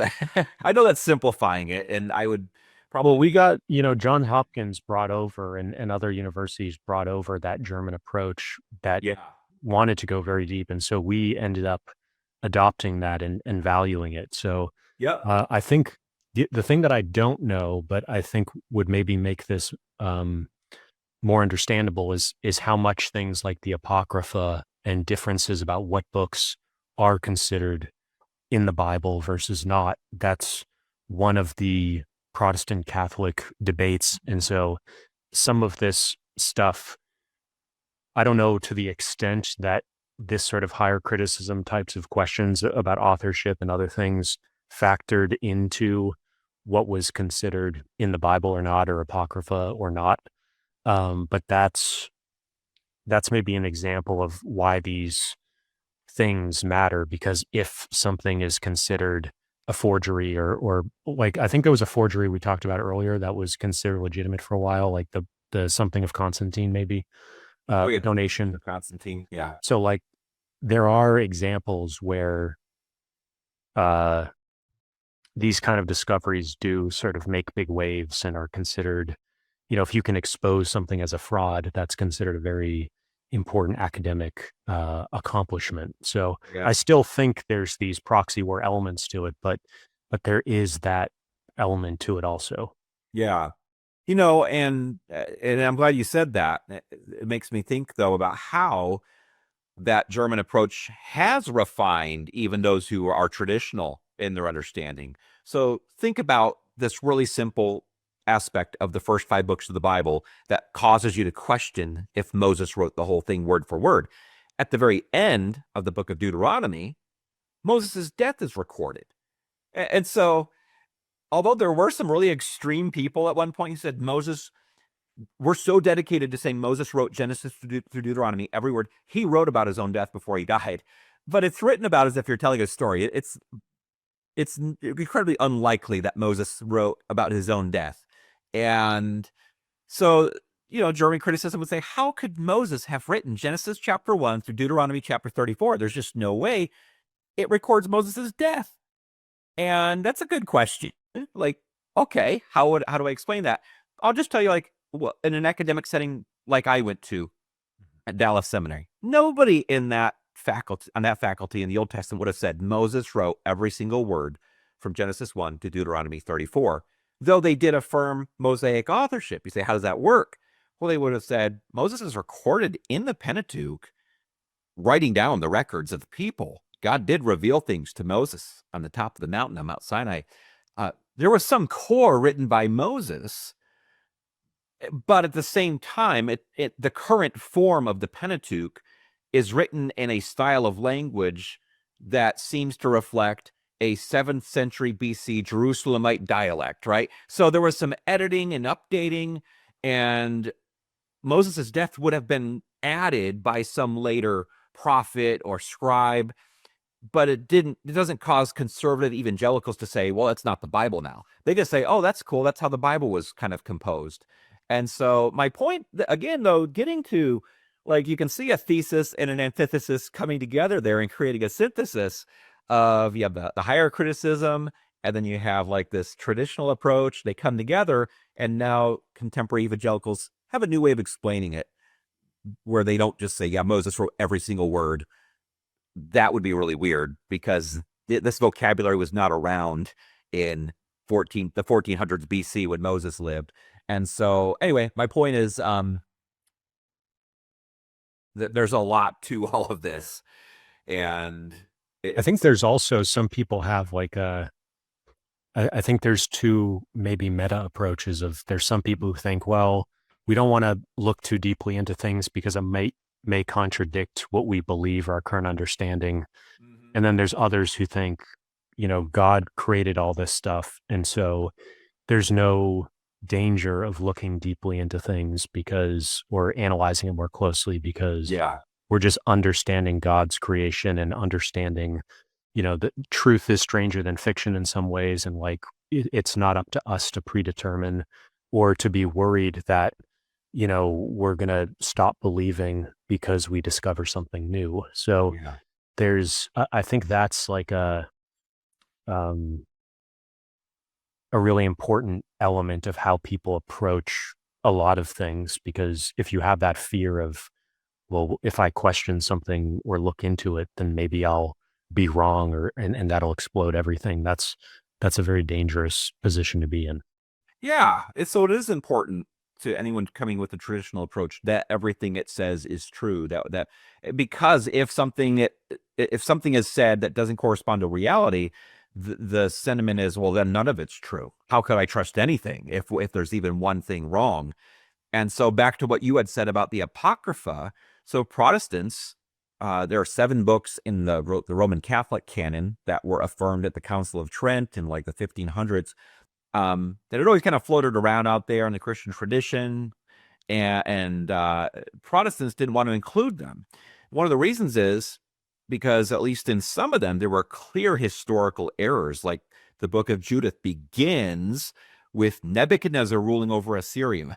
And it's like, everyone knows Nebuchadnezzar didn't rule over Assyria. He ruled over Babylon. So right from the get-go, Protestants were like, well, this clearly shouldn't be in the Bible. There is no way. And it wasn't in Jesus's Bible either. And so in terms of the Old Testament he was using. And so that historical mistake helps them say this shouldn't be there. But of course, nobody would want to say, who's a traditional Christian approaching the Bible, or an Orthodox Jew, where you're saying, hey, there is a mistake here. It always needs to be kind of synthesized somehow and understood to still be true. If I find the common way that it's described for conservative Christians is, if I come to the text of Scripture and I see something that seems like a mistake, well, the problem's with me, not with the text, right? Because the text is the Word of God.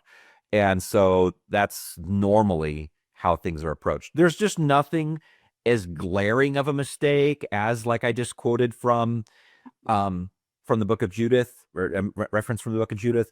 It is a pretty historical document. It's very remarkable. The place names that you'll read in the book of Genesis correspond to the place names of the time. Abram, who becomes Abraham, begins in Ur, which was a city that was bustling in the 2100s BC. And so it's like, there's just so much cool stuff there that's historic, that I think anyone who just blasts the Bible and says, look at what a foolish book this is, it's evidence they are pretty unfamiliar with how historic the book is. When you even go to secular scholars who don't even believe the Bible to be the Word of God, they will still reference it as a pretty accurate historical document from their perspective. And so there are places where the Bible is the main source for modern historians on a particular period and what was going on and how to understand the politics of Babylon and Assyria. And so anyway, just kind of going on about that. It is a very historic book, and I find it to be historically reliable, and really enjoy that part about it. Yeah, I was just thinking, in the history of science, I think the whole story of the Copernican revolution and sort of the going from the Earth-centered model of the universe to the sun's or the uh, solar system to the heliocentric or sun-centered, sort of, instead of the sun going around the Earth and other planets are going around the sun, and that's a very famous case of like how questions about about interpretation can influence science, and Mm. just the high stakes of some of this stuff. So that's a good one to know about. But Yeah. um, maybe you could say a few words about this series here with the red stripe on it. Okay, yeah, the New American Commentary series. Interestingly, that is a series published by Southern Baptists. So Broadman and Holman Publishers is a Southern Baptist publisher, and so those commentaries are always going to have a very conservative approach. They're always not only going to be written by a Christian, but one who would line up with that approach that believes everything in this book is true and real. And so that's not the case with all the commentaries on my shelf. I have some higher critical commentaries. I have commentaries written by non-Christians that I still find to be helpful. But yeah, that's it's helpful um for just the ordinary person who wants a good reference, an ordinary person who appreciates the text. They want to understand the text on its own terms, not bring in kind of these ideas from the outside, theories about authorship that aren't really substantiated. And they're a pretty helpful commentary set. And what about the deep blue one? So that's one of the most prestigious commentary sets in the world, the Anchor Bible Commentary, published by Yale. And like for Leviticus, there's actually 3 volumes to Leviticus. I only have the first one, and they're always updating that set too. So it's been probably published since the 50s, I would guess. And that Genesis 1 through 11 one is the most recent in the series. I think it came out maybe 4 or 5 months ago, and I really like it. I've been benefited by it as I've been preaching through Genesis in my church. But it's going to be pretty heavy on the higher criticism. And the reason I like it is because my ultimate question, more than anything, is what does the text say? And what does this word mean? And what was the ancient culture like? And so they're still going to bring you back and answer a lot of those questions. I never have to worry in those, like the Anchor Bible set, that somebody's trying to change what a text really says to make it fit their system. These are just usually people without a system, at least a religious system. And I want to know that. I don't want to just be I don't want to be guilty of making a text say something it doesn't say to fit my system. I want to know, what did it say on its own terms? And if my system, whatever, we all have a system of approaching anything. If my system doesn't have room for that, well, I need to change, right? I need to really, if I really believe the Bible is the chief authority when it comes to doctrine and practice, it sets the terms, not me. So I find those commentaries to be useful as well, but some are more useful than others. Well, like sometimes they're written by a person with a particular agenda, and like their academic things. So like the Psalms commentary by DeHood in the Anchor Bible series, it's like he had this idea that all the Psalms could be like paralleled to Hittite literature, which nobody else really agreed with, but the whole commentary is that. And it's like, well, that's not super valuable for most people. So I just get ones that I've heard about that I think are valuable and move on from there. Mm-hmm. But like the Leviticus one, that Jacob Milgram is, he was a Jew. I don't know if he's still alive. Top scholar in rabbinic literature, and that's a really good commentary. But You just explain what rabbinic means. yeah, the literature of the rabbis. So the system that develops like at the end of the first century till today, where you have a system of literature recording what rabbis had taught about the Bible and Jewish tradition. And so there's a lot to that, like Targums and the Mishnah, like just all these different forms of literature that they had to explain the Bible, which they really began when the temple was destroyed. I don't want to get too far off on that, but when the temple was destroyed in Judaism in 70 AD by the Romans, they had to have some explanations. And although there were rabbis before that, the rabbinic approach became much more structured after that. And their chief goal was to explain, how do you do Judaism without a temple? Well, this question sparks a whole new movement, and it lasts till today, like within Orthodox Judaism. So, but Jacob Milgrom, like he's not a Christian by any means, but he's a great scholar. And so you can really benefit from guys like that. Some of my favorite sets there's a new way to approach Bible commentaries that's just, I don't know if it's like the last 15 years or so, but it is, to me, perfect. And so I have some on my shelf that follow this. It began, as far as I know, with that book called Creation and Blessing by Alan Ross on the left side, which is a Genesis commentary. But the approach that Alan Ross took was, and I think he went to school at Cambridge. I think that's where he got his PhD. He's a good scholar. That's Baker Academic. He divides the book into like 67 small chunks, 50 chapters of the Bible divided into 67 sections, so smaller than a chapter often. And he outlines it in great detail, comments on the Hebrew and the textual criticism and all this stuff. But then he wants to know, what is the main exegetical point of this text? Meaning, in one sentence, what does this text say? What's the author telling us? And then he's going to write this exposition that kind of like traces that out, but up for his headings, he puts timeless theological truths above the headings, so you know what the text is teaching you theologically. And at the end, he brings home the big application point, meaning, when the author wrote this, what did he want people to respond doing differently with their lives? Like, if you say to this passage of Scripture, this part of Genesis, okay, because of Genesis chapter 1, the creation narrative, what am I supposed to do differently? Well, he tells you in one sentence that's very carefully constructed. Everything else that came before is leading up to that one sentence. Here's what you should do. So my point is, like, there's this style of commentary that approaches the text on those three levels. Exegetically, what's it say? Theologically, what does it mean? And then homiletically, which is, how should I act, or how do I apply this to my life, practically speaking? And I like that for two reasons. One, I do believe biblical authors wrote for those purposes.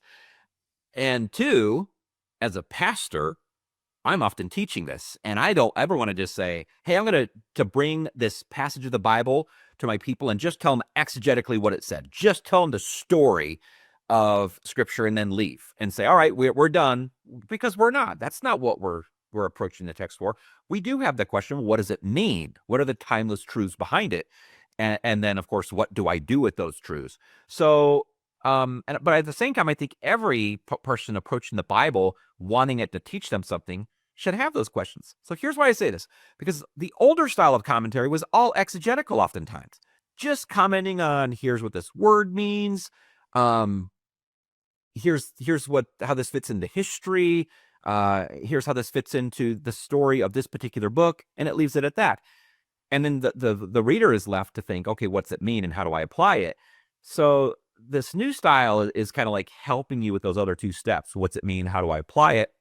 Theological and homiletical.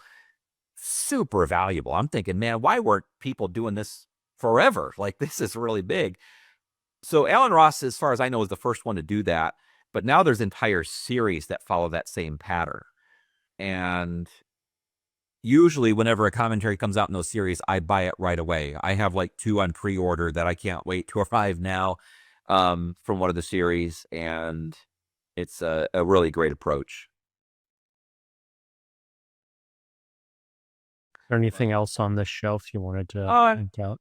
Well, I'll just mention that particular series. Like there's the Teach the Text Commentary series, which that Exodus one by Alexander is in that series. And then like at the very top, and that sadly, that series had all kinds of plans. People didn't buy it, weren't buying it. So they stopped making it, which I was very saddened by.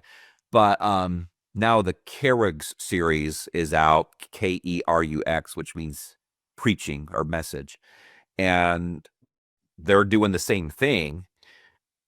And I get everything I can from that series. I would recommend it for anyone else who is interested in Bible commentary. So like Leviticus by Harbin and Beale, that's the Kerux series. And if you ever want to see how valuable that approach is, the book of Leviticus is kind of known to a lot of people as a boring book. It's a handbook for priests. It's like the first 5 chapters are like, here's how you do these sacrifices, burnt offerings, meal offerings, peace offerings, sin offerings, trespass offerings. And it's just like a bunch of steps. It seems technical. But this approach of asking, well, what's it mean theologically and what do I do differently because of it is like, it makes this book come alive that in the past has seemed kind of boring to people. And so Alan Ross wrote another commentary on it to show the power of that method, Holiness to the Lord. But then also the Kerux series has published a volume on Leviticus, and also the Teach the Text Commentary series, which it's just awesome. I love it. And it to me, these are so like the most exciting things about life are these commentaries. And because I really believe the Bible's the word of God. I'm like, man, I do want to know this. What's it mean? And apply it to my life. As far as this shelf, though, that's the only thing I'd really point out. I mean, I could talk about individual commentaries here and there and just say that one's cool, but that, we could keep moving. So that on the left side, right there, it's like it's called the Commentator's Bible. It's full of like rabbinic commentary on a couple of books of the Bible. There's Exodus and Numbers there. Those are like it's a Jewish set, published by the Jewish Publication Society. And it's pretty cool, laid out really neatly. If you want to know what if Jews believed about a particular text, apart from the Christian tradition, that's a good place to go. And yeah, I'm sorry, it's in the dark there, but I only have a couple of those. There's 5 total, of course, for the Pentateuch, the first 5 books. But that one commentary on Judges by Richard Rogers, it's very large. It's a facsimile. And so it's printed in that old font, 1615, right around the time of the King James Bible. And he was a Puritan author. And it's a cool book to own and to look at. It is hard to read.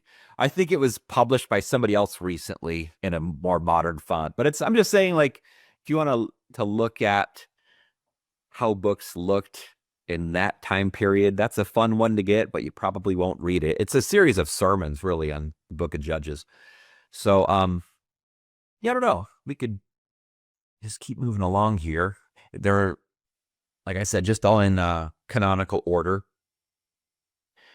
And yeah, like these are all books that really you do need help with. And yeah, so the book of Job obviously is a book that we need help with. It's a book by Callan. I'm not sure how to pronounce. I think it's a female, if I'm not mistaken. The book of Job as a Greek tragedy. And I have that. I really want to read that because I'm like, man, I want to know. I love Greek tragedy. I think about it a lot. I love the book of Job. And I do wonder, you're like, what if you did see Job played out on the stage? And you do wonder how, so say you affirm the historical reliability of the Bible, the book of Job does seem a little bit different. It does seem like it's part of wisdom literature according to modern taxonomies. And you're like, it's a lot of dialogue and it's often poetic. So it's like something is different here. It's kind of like if you watched a musical about a historical event. I'm sure there are musicals of historical events. You wouldn't watch that musical and assume the words sung in the musical are words that were spoken during the historical event, right? Because this is like an artistic way to tell the story.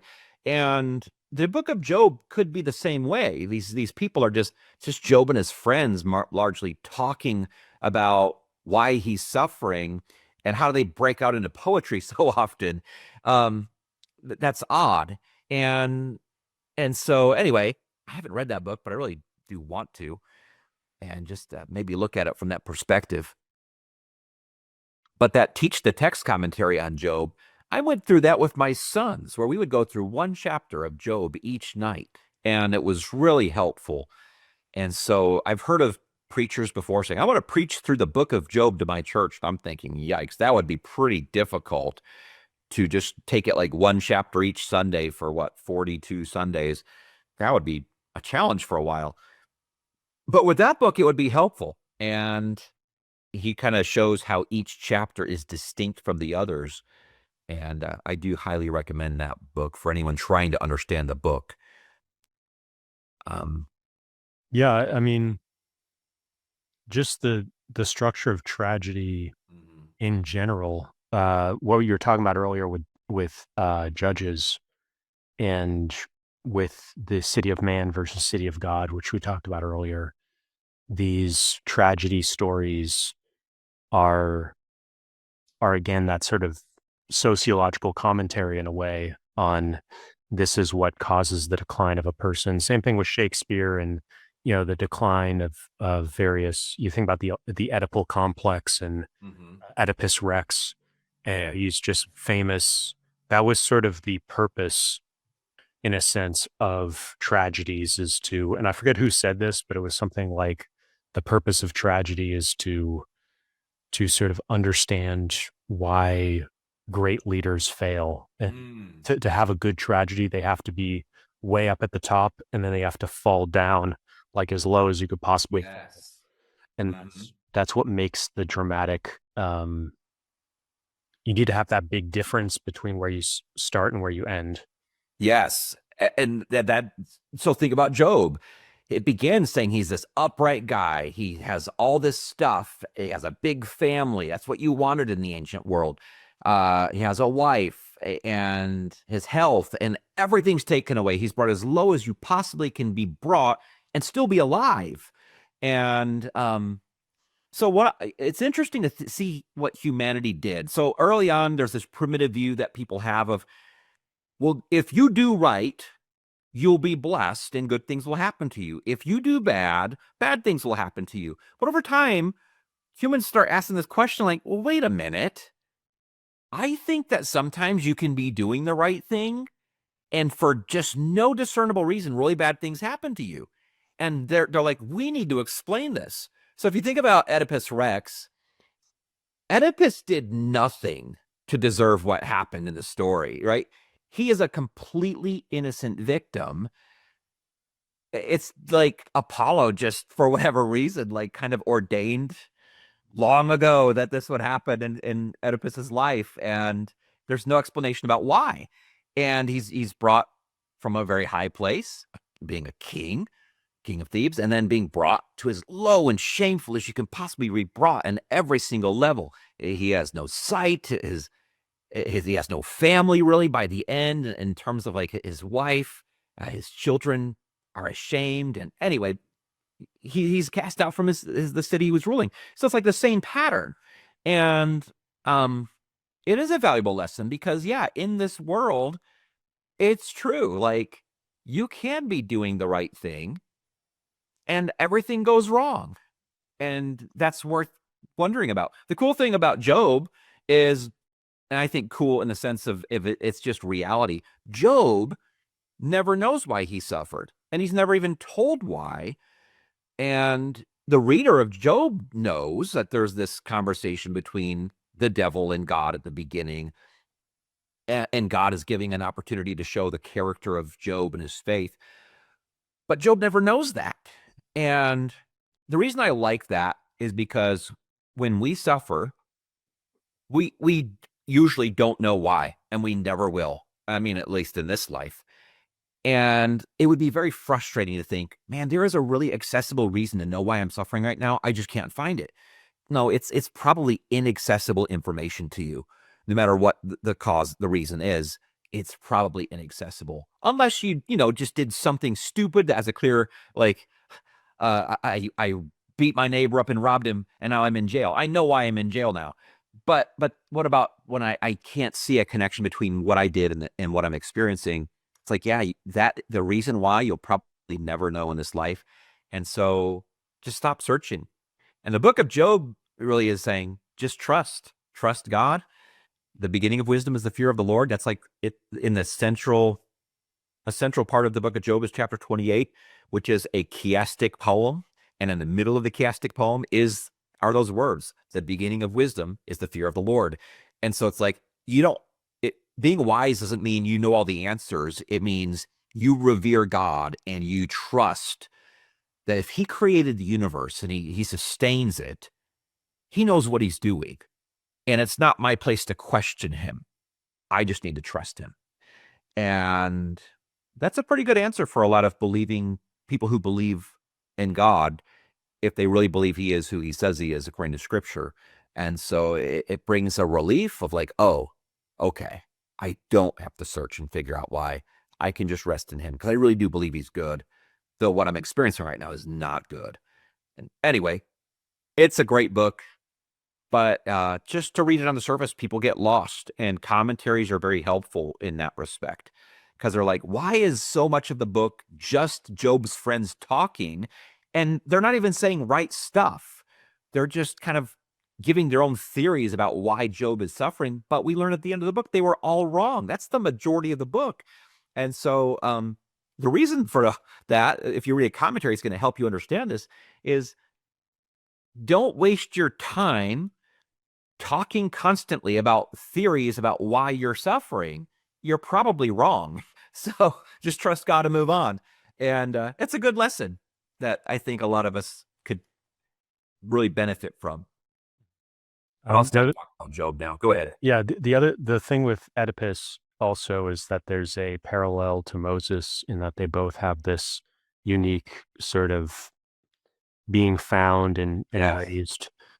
Jesus, some people would also say not exactly the same, but his birth is sort of not a normal birth. And so the sort of origin story of these key figures, it starts with a sort of mysterious or unusual beginning. Yeah. There's a threat to their life. And then there's like a kind of a providential way that they're preserved. And you're right, you see it with Moses and with Jesus, Oedipus, Sargon. Several have a story like that. And it's kind of like this clue that they're, according to Providence, this person has some kind of special role to play. Mm-hmm.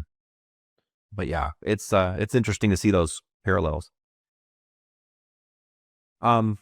Again, I would recommend, if anyone wants a great commentary on Psalms, Alan Ross, the same one who wrote that commentary on Genesis I talked for a while about, wrote one on Psalms, and he will tell you what it says as a Hebrew scholar. He'll tell you theologically what it means, and then he'll always tell you, here's how you're supposed to apply it. And so I never teach a lesson or preach from the book of Psalms without consulting that commentary since I've gotten it.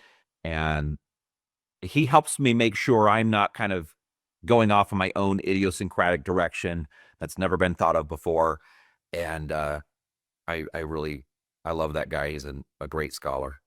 Very. What do you do? What do you do when you have like would you say you have any interpretations that are pretty much unique to you, or is that always an issue? I try not to. I think so. If you think about Christianity, and then even prior to Christianity, just early Judaism, the Bible's been studied for a really long time by a lot of people.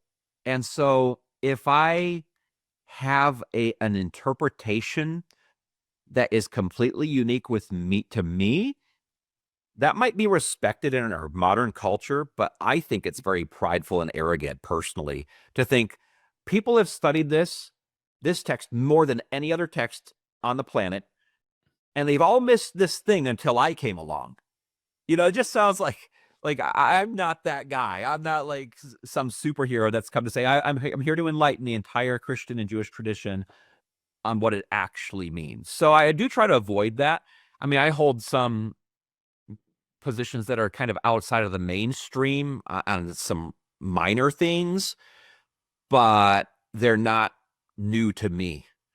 I have a way of thinking about things that I don't know. I've tried to find other people who think the same way, and I haven't been successful, but I don't feel like it's outside of the Christian tradition. For example, I see like Jesus, in a sense, I view him as the form of humanity, like the Platonic form of humanity. So if you want to know, like, if you think Vitruvian man. what's that? Vitruvian man. Sure, yeah, but he calls himself the Son of Man. So I always see that as, and there's a point in the book of Daniel where he says he sees one in the heavens, the realm of the forms, one as if he's the Son of Man. Well, what is that? The Son of Man? Like, you're always the son of some individual, but to be the Son of Man is kind of strange. Like, I'm a descendant of mankind. But my point is, so I think of Jesus as like the Platonic form of humanity. So like what humanity was supposed to be in its perfection, its perfect state, the way it should be, is Jesus. And so I think about like Christian life as if we're Platonic participating in the form of humanity, which is in the incarnate Christ, right? And I don't hear anyone else talk like that. But at the same time, I'm like, I kind of look at how Christians have talked about Christ, and I'm like, yeah, it's saying that same thing in different ways. So my point is like, I don't have like really bizarre, unique views to me, and I don't want to, though I might have a different way of explaining things that everyone else already believes. Could you talk about this obituary for wisdom literature? Yeah, I got that not long ago. I understand a thesis. I haven't read it. I understand the thesis of the book to be that so the Bible has like different genres within it, and there's poetry, the prophetic literature, written by prophets like Jeremiah and Isaiah, but then there's wisdom literature, which is like the book of Proverbs and the book of Job and the book of Ecclesiastes. And what that book is trying to argue is that the idea that Proverbs, Job, Ecclesiastes, also non-canonical books for Protestants like the Wisdom of Solomon, Sirach, the idea that these constitute a separate genre of literature is not what people believed prior to German scholars in the 19th century. I think he's saying this idea that it's a separate kind of literature was invented by higher criticism in Germany. And I think that would be interesting because they really do seem like distinct styles of literature to me. Short, pithy sayings, collections of proverbs. But at the same time, I think he's arguing that they've been viewed as a form of poetry, perhaps along with the Book of Psalms. Now, I'm kind of guessing that's what he associates it with. But I'll have to read the book. But that is interesting to me.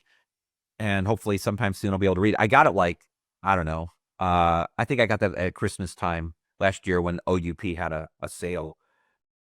It seems, I mean, within history, there's always that temptation to want to periodize things, and everything has to fit into a period. Yeah. And I always wondered with the Bible, the partitions that people put the books into, where it's sort of convenient that the things that are similar are all right next to each other on the sort of bookshelf that is the Bible. And I never looked into like whether it's the Council of Trent or however the series of events of how the canon was formed, whether that was intentional with those sort of founding fathers when they were putting this together. Was it put in that order under those categories? It sounds like it wasn't. No, originally. So a lot of the time books were just circulating independently. They weren't attached to the other books. And so that's why a lot of books are the length that they are, because they could fit on one scroll. And so you'd have like the scroll of First and Second Chronicles. So what is that roughly? Like what is roughly the length of a scroll? Well, it wasn't like they had a standard where they were like, okay, scrolls always have to be like 15 feet. You know, it wasn't like that, but they had to be convenient. And so think of, if you know the length of First Samuel and Second Samuel, why are they First and Second Samuel? Scroll length. So First Samuel could fit on one scroll. Second Samuel could fit on one scroll. First Samuel, I think, is like 31 Bible chapters. Second Samuel is 22 Bible chapters. The Gospels as well were probably scroll length. And I know the Gospels are about like an hour and a half or 2 hours each via audiobook. So yeah, yep. 1 to 2 hours. Yeah, like Mark is shorter, and that's probably how long it would take to read Mark, like an hour and 15 minutes or 90 minutes total. And then like Matthew is 28 chapters, probably, maybe 2 hours to read through it. But yeah, maybe a little bit longer. But yeah, so, but back to your question, the order of the books has kind of switched around over time, depending on the version. Actually, I saw a video just this morning about Codex Vaticanus, which is an early handwritten copy from the 4th century of the Bible. And the Old Testament had, of course, it starts with Genesis. That's always going to be at the beginning. If you're, and this is a codex, so this is not a scroll, but it's the first time you're seeing an order because books are bound together. So Codex Vaticanus had like Genesis at the beginning, but once you got into the meat of it, stuff was just all over the place. There was like a little cluster of wisdom literature. Wish I could remember it all to recite it back to you. But then it had, of course, a couple of books that are not even canonical in anyone's tradition, like the Epistle of Jeremiah, and so yeah, and then it didn't have first, second, third, or fourth Maccabees in it, but it had other apocryphal books. My point is like, yeah, what books were going to be together were always interesting. So one thing that's really cool too is like in early Christianity, when you have these independent books of the New Testament circulating, maybe just like a page that's being passed around, because some books are really a page length. You might have it bound with other books, but you'd have it bound with like really crazy stuff sometimes. So if you have like a copy of Second Peter, you might turn the page and then the Gospel of Mary is next. And you're like, wow, nobody's ever considered that to be canonical outside of the Gnostics. The problem is, like, not to go too far off on this, sometimes you'll find different readings in these ancient manuscripts, and nobody ever takes it into consideration of, hey, this copy of Second Peter is a different reading. Maybe that reading is caused, though, by the fact that it's attached to the Gospel of Mary, and a particular group that was recopying it kind of like left a word out because it bothered them, or they added a sentence. And nobody ever really thinks about that nowadays. Like, what's this book associated with? But just to kind of get away from that, when books start getting published, Bibles start getting published, and the book order has to be kind of standardized, at least in English. You have the order that they're in generally in any kind of English Bible now, but like I'm reading an English translation of the Syriac New Testament in the mornings right now, and the New Testament books it goes in the order of Matthew, Mark, Luke, John, Acts, and then I think like First Corinthians was next or something. Like I was expecting Romans, but the Syriac Bible kind of like changed the order of Paul's letters. And so my point is like, yeah, they're kind of all over the place. I just stick with the English standardization from whenever we started publishing printed forms of the Bible. I just wanted to add I looked up the definition of codex. It's a collection of sheets of writing material bound together along one edge and usually protected by covers. And it's three different materials that you'll sometimes hear are parchment, vellum, and papyrus. So parchment is animal skin. Vellum is animal skin, but it's a young animal, so it's considered more deluxe, kind of like veal. And then papyrus is a plant, and that's sort of an alternative form of paper. These are basically just the material that's written on. So What we're looking at are, well, in the plural is codices. So there's codex, codices. Everything we're looking at, the form of why books are the way they are is because that's a codex, and it beat out scrolls for convenience. Because if you have a scroll and you got to find a passage, it's really kind of difficult. But if you have a codex, a book you can flip through, it's way easier. Now, I've always heard it said that Christians invented the codex for the sake of being able to look up passages in their scripture. and I've not tracked it down to find out how true is that. But the first codices are Christian literature, and prior to that, it was largely scrolls. And then also just numbering the verses. Yeah, That's another, that wasn't like, I think the numbering of chapters and just separating books into chapters and numbering verses, that's not an original no, aspect. So that's something that was added later to help with. So like even the book pages, the chapter numbers, the verse numbers, those are all yeah, sort of helpful additions to make it easy to navigate and refer to things. yeah. Yeah, nobody, Moses or Paul or nobody's sitting there saying, "All right, I'm about to start chapter 3. Let me put a big 3 here." And that was later. And in the early church, they had some really unique ways of organizing scripture. Sometimes they would catch on, but none of it really becomes totally standardized until I don't remember when. I mean, obviously the printing press, but first chapters were added without verses, and then later verses were added. And I can't remember who did what, but it wasn't very early on. Could you talk about the sermon outlines? It looks like it's a series. Sure, yeah. And I have a few of those sprinkled throughout. I mean, I love sermon outlines. I love structuring arguments around a particular text. And um, so, yeah, I'll occasionally just, those are cheap books. I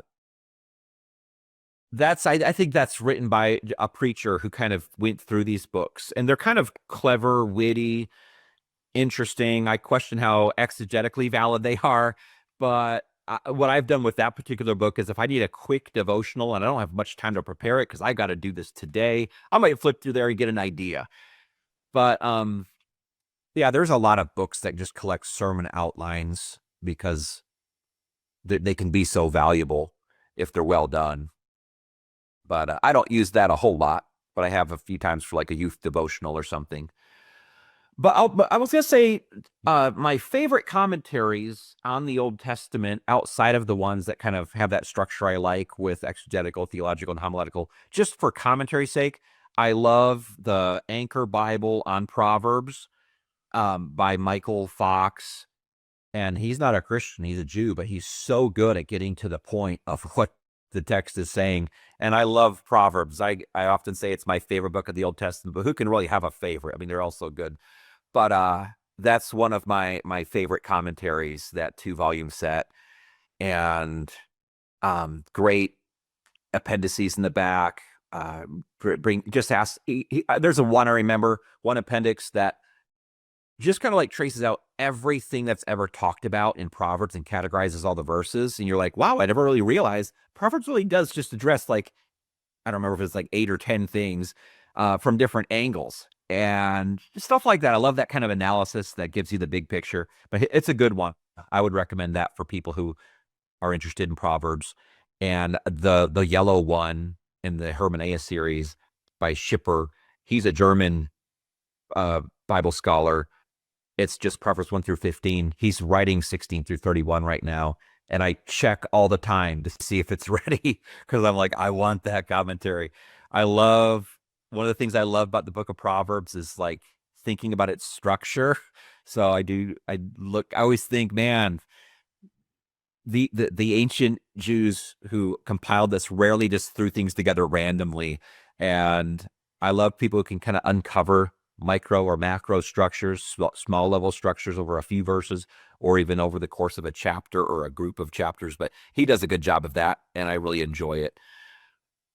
But yeah, that one series too. So you see that big Proverbs written out. This is a famous series that you see on the shelves of a lot of pastors. Banner of Truth published a series of commentaries called the Geneva series, I think. But they're always older. They're just republishing stuff that could be as old as John Calvin, but also could be from the 1800s. That's from a man named Charles Bridges. But they're usually pretty good and accessible, practical, warm, never a concern about higher criticism. So if you're tired of higher criticism in your commentaries, you can always go to the Geneva series of commentaries and find something warm and helpful and valuable. I just wanted to add, I looked up the history of the chapter note, who did the verses and the chapters. And one of the things that came up is that the Geneva Bible, 1560, was the first English Bible to include the full system of chapter and verse divisions we still use today. So that's 1560? Yeah. Right. And we'll see that later. I have a facsimile of that. I'm sure I might have heard that before. I don't remember. That was the first one to actually print them all out. So so for the chapters, it's attributed to Stephen Langton, 1150 to 1228, Archbishop of Canterbury, usually credited with creating the modern chapter divisions of the Bible around the year 1205. He applied them first to Latin Vulgate. Go ahead. And quickly spread to other manuscripts and then to printed Bibles. There did exist before that the Eusebian canons for the Gospels, Jewish paragraphing, and the Hebrew Bible, but they weren't uniform. And then for verses, the Old Testament Hebrew Bible, Jewish scribes had marked verse-like units known as pesukim, and the Masoretes, 6th to 10th centuries, standardized the divisions when producing the Masoretic text, which maybe you can explain in a second. And then the New Testament numbering was introduced by Robert Estienne, aka Stephanus, I think, a Parisian printer. His 1551 edition of the Greek New Testament had the numbering, and then the 1555, he printed the first Latin Bible with both chapter and verse numbers. Yeah, thank you for that. Yeah, I was thinking about the 1200s because I was like, for the chapters, and I was like, man, it seems like it would be a printing thing. But yeah, so it would have been during so that's handwritten times. You're making handwritten copies in the 1200s. So, and Stephen Langton, I think his works are being published right now by Oxford. So, but they're very expensive. But anyway, that's interesting. Yeah, thanks for bringing that out. It's something that a lot of people, we're all thankful for if you studied the Bible, because you wouldn't know how to get around. I always wish we could go back and have a redo, though. Sometimes chapter divisions or verse divisions are at really unfortunate spots. And you're like, why is this here? Like, it makes you think these are two different sections, but it's a continuation of the same thing. But nothing we can do now. We're stuck with it. And it's fine. We'll survive. I think it's also part of the sort of rationalization of the Bible, and it kind of links up with legal organization, like of laws. And if you look up laws, they're always numbered into sections and subsections. Yeah. I did another bookshelf tour with somebody who's a big fan of Nietzsche, and I brought up how one of Nietzsche's books is organized in this numerical system. I'm blanking on which one it was. But there's something about the most important works. They tend to get this numerical system added to them or baked into them because you need that for reference purposes. Yeah. And so I'm always, one of the things I don't like about Kindle books is that that flowing text, you sort of don't get a good system for just referencing where something is, and having that basic map of sort of longitude and latitude is really essential for sort of everything. Yeah, it is hard to go back in a Kindle book, like to find out that passage that caught your eye. I guess there's probably ways to highlight and stuff like that, but I sure love just marking in a book with a pencil or something. But so let's see what's on the next shelf. Yeah. And this continues commentaries on the Old Testament, like the Handbook on the Prophets. That's another example of an introduction, like I mentioned a while back, which is going to tell you the authorship, date, the structure, all that stuff. Really good stuff. And it's by Robert Chisholm. He was my Hebrew teacher. Really awesome guy, and still teaching. And I really like him. Do you have any other books that you have? Yeah, he has a lot. We looked at a Judge's commentary by him. He has a lot of books. And actually, he just published an Isaiah commentary in the Kerux series that I got the other day in the mail, and I was very impressed with it. But Yeah, he's a really good guy. It's good when you know the author of a book, of these technical books, because you're like, man, I know this guy. Like I remember that guy. He's a Hebrew scholar, uh, very academic, but he would like go to the city fair in Dallas and pass out gospel tracts, like little booklets about how to become a Christian.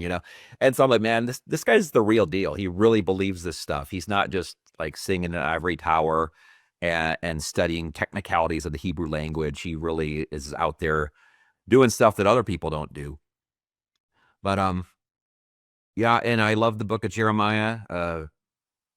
He's called the Weeping Prophet, but he just ministered at a vital time. I was going to comment on why you need commentaries from in a second, but basically, kind of like I said, the Old Testament's a very negative, sad story about how you shouldn't act, and he ministers at the time when the nation, the southern kingdom of Israel, Judah, is about to go into captivity for worshiping idols for so many centuries, and he's the last prophet telling them like to repent, and that they're going to be going into this disciplinary period as a people.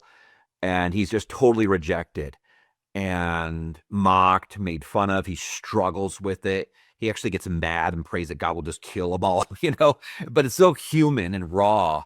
I love Jeremiah for that reason. But I was going to say, Jeremiah is a book that's kind of out of order. It's like, yeah, it starts at the beginning of his ministry and ends at the very end of it. But between those first and last chapters, like stuff is all over the place. It's kind of like his scribe Baruch had like a scrapbook of his master's prophecies, and they just kind of got like thrown together. And so it's not in chronological order, and a commentary is really helpful for Jeremiah. I hear people tell me a lot, I'm reading Jeremiah, it's really confusing. And I'm like, yeah, because it's out of order. But if you can have somebody help you see the order, it's really great. It's a great book and very helpful. So Dwayne Garrett just wrote a book, and I have it on the shelf now. It's not here, called Understanding Jeremiah. It's a small paperback. So if anyone's interested in that, I would recommend that. There's a couple, I think one of the things that was maybe part of Jordan Peterson's success in his earlier days was that he would sometimes cry on camera and in some of his interviews. And I always thought that was, I could never really think of somebody else who had ever done that. And I think that was maybe part of his popularity, was that display of emotion. Yeah. Another just random anecdote that popped up in my head is that I think it was Stephen King. There was a thing they had to do in school where they had to memorize one verse of scripture. And so he looked up the shortest verse in the entire Bible. Yeah. And it's Jesus wept. Yes. Yeah, John 11:35.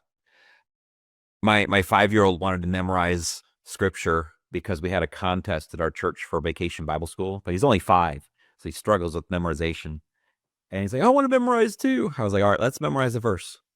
Are you ready? He's like, yeah. I was like, Jesus wept. Can you say that? And he said it. I was like, all right, man. Now let's practice saying it with the reference. Jesus wept, John 11:35. And he got it down. I gave him a little prize so he could feel like he did it too. But yeah, you're right. Yeah, the weeping, there's authenticity there. Human is genuine weeping. Is there any predecessor, any other examples in the Bible of weeping besides Jeremiah and Jesus? Well, yeah. I mean, I guess there's clear heartbreak, disappointment. I don't know if Job ever weeps or cries. I can't remember if that verb, I'm sure it is. I'm sure it's there, but I can't tell you with the passage, but it's like somebody has to refer to as weeping at some point in that book, whether it's him or his friends. I don't know why it's not. Oh, I can think of like Hannah in the book of 1 Samuel. She weeps when she's praying because she doesn't have a son. And, that's earlier on. A lot of disappointment and frustration, certainly, that people feel.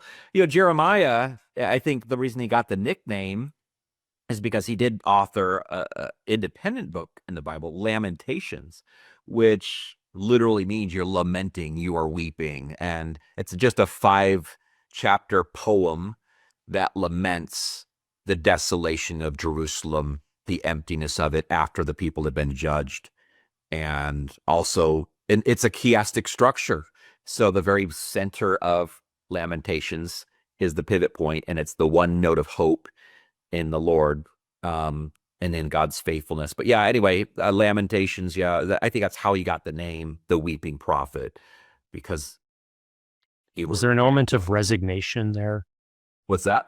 Is there an element of resignation, of sort of giving up? Yeah, absolutely. Yeah, so you think of sort of the stages of grief, like the 5 stages of grief, and Yeah. Yeah, Jeremiah doesn't have a happy ending. You don't even learn how he actually dies or anything. The last thing you learn about him, because he was very reluctant. He didn't want to be a prophet, and he complains about being a prophet to God. He's like, I never asked to do this in the first place. And he tries to stop prophesying and preaching, but he says at one point he can't, because there's a fire burning within him as he looks around at the needs, and he knows the message. And so he goes back to it. But yeah, there's a lot of reluctance, which I think anyone who really does serve God faithfully, you go through those ups and downs, and you're like, man, I don't want to do this anymore. I know a lot of preachers feel like that.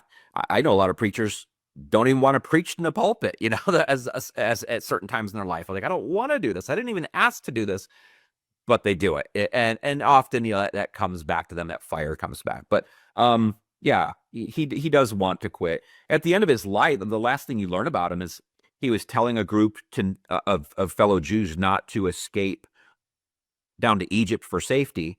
And he says, no matter where you go, you are going to be invaded by the Babylonians. And the people are like, whatever, Egypt looks safer. They worship better gods down there, and it's a better country. We're going down there. And they drag him along with them.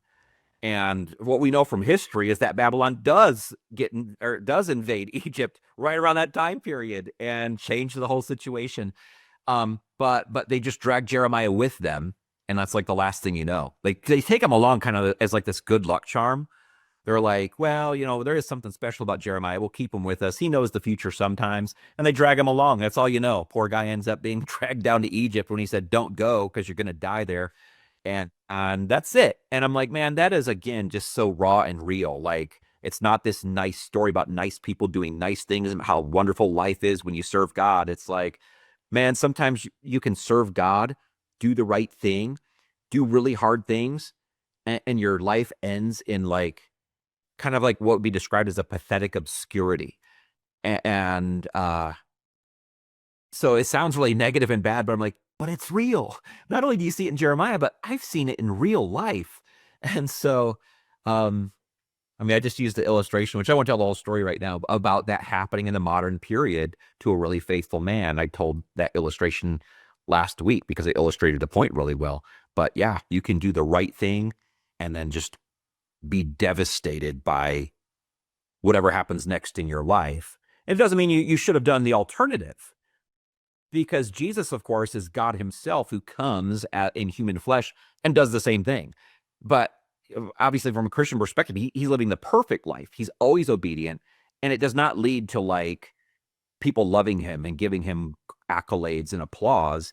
They're like, hey, let's kill this guy. Of course, Jesus shows anyone who follows his example, hey, but at some point, God will exalt you later if you follow this example of doing right, suffering while you obey, being even, of course, punished in the worst possible way. If you follow God to that extent, good news, your faith is acknowledged by God and you're exalted. He was during the resurrection, and Christians, of course, look forward to that in the future resurrection from the dead.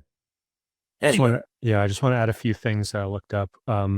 So Cassandra is probably the most famous from Greek mythology that has a similar kind of story. She's the daughter of King Priam and Queen Hecuba of Troy. She's blessed by Apollo with the gift of prophecy, but when she rejects his advances, he curses her that she would always tell the truth, but no one would ever believe her. And she foresaw the fall of Troy, but couldn't convince anybody to listen. She warned against bringing the Trojan horse into the city, but was ignored. And then after Troy's fall, she's taken as a war prize by Agamemnon. Yeah. So that's another classical kind of thing. I also wanted to give the verses from Job that mention weeping or crying. My face is red with weeping, and deep shadow is on my eyelids. And then my friends scorn me. My eye pours out tears to God, and I cry to you for help, and you do not answer me. And then finally, I wanted to, for people wondering what the 5 stages of grief, I mentioned the Kubler-Ross model.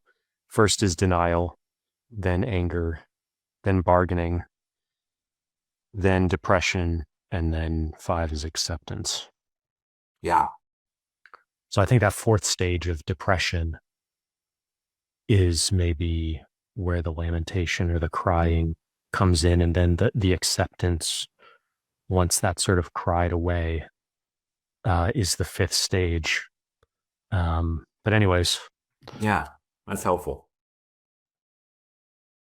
All right, and I think this shelf finishes up the Old Testament, if I'm not mistaken. And so just a variety. I feel like I always need help with the prophets. The Hebrew is tough. A lot of times there's poetry in the Hebrew that you're not getting in the English.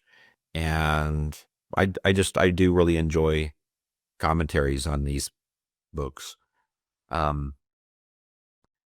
The last 12 books of the Bible are lumped together, and the Jews originally considered them one book, which they called the 12. But we call them today in English the minor prophets because the books tend to be smaller, and they're all just kind of lumped together. And so, as opposed to like the major prophets, which have much longer books, like Isaiah, Ezekiel, Jeremiah. So, yeah, it's helpful to have commentaries on them. Very rarely do people say, "Oh, I remember what happens in this minor prophet," because they don't really all come out right away and say, "Here's the historical situation I'm in. Here's the people I'm talking to." That wasn't their priority, but you can find out if you really study hard and think about comparing the situation of a prophet with other parts of the Old Testament. But commentaries are very helpful.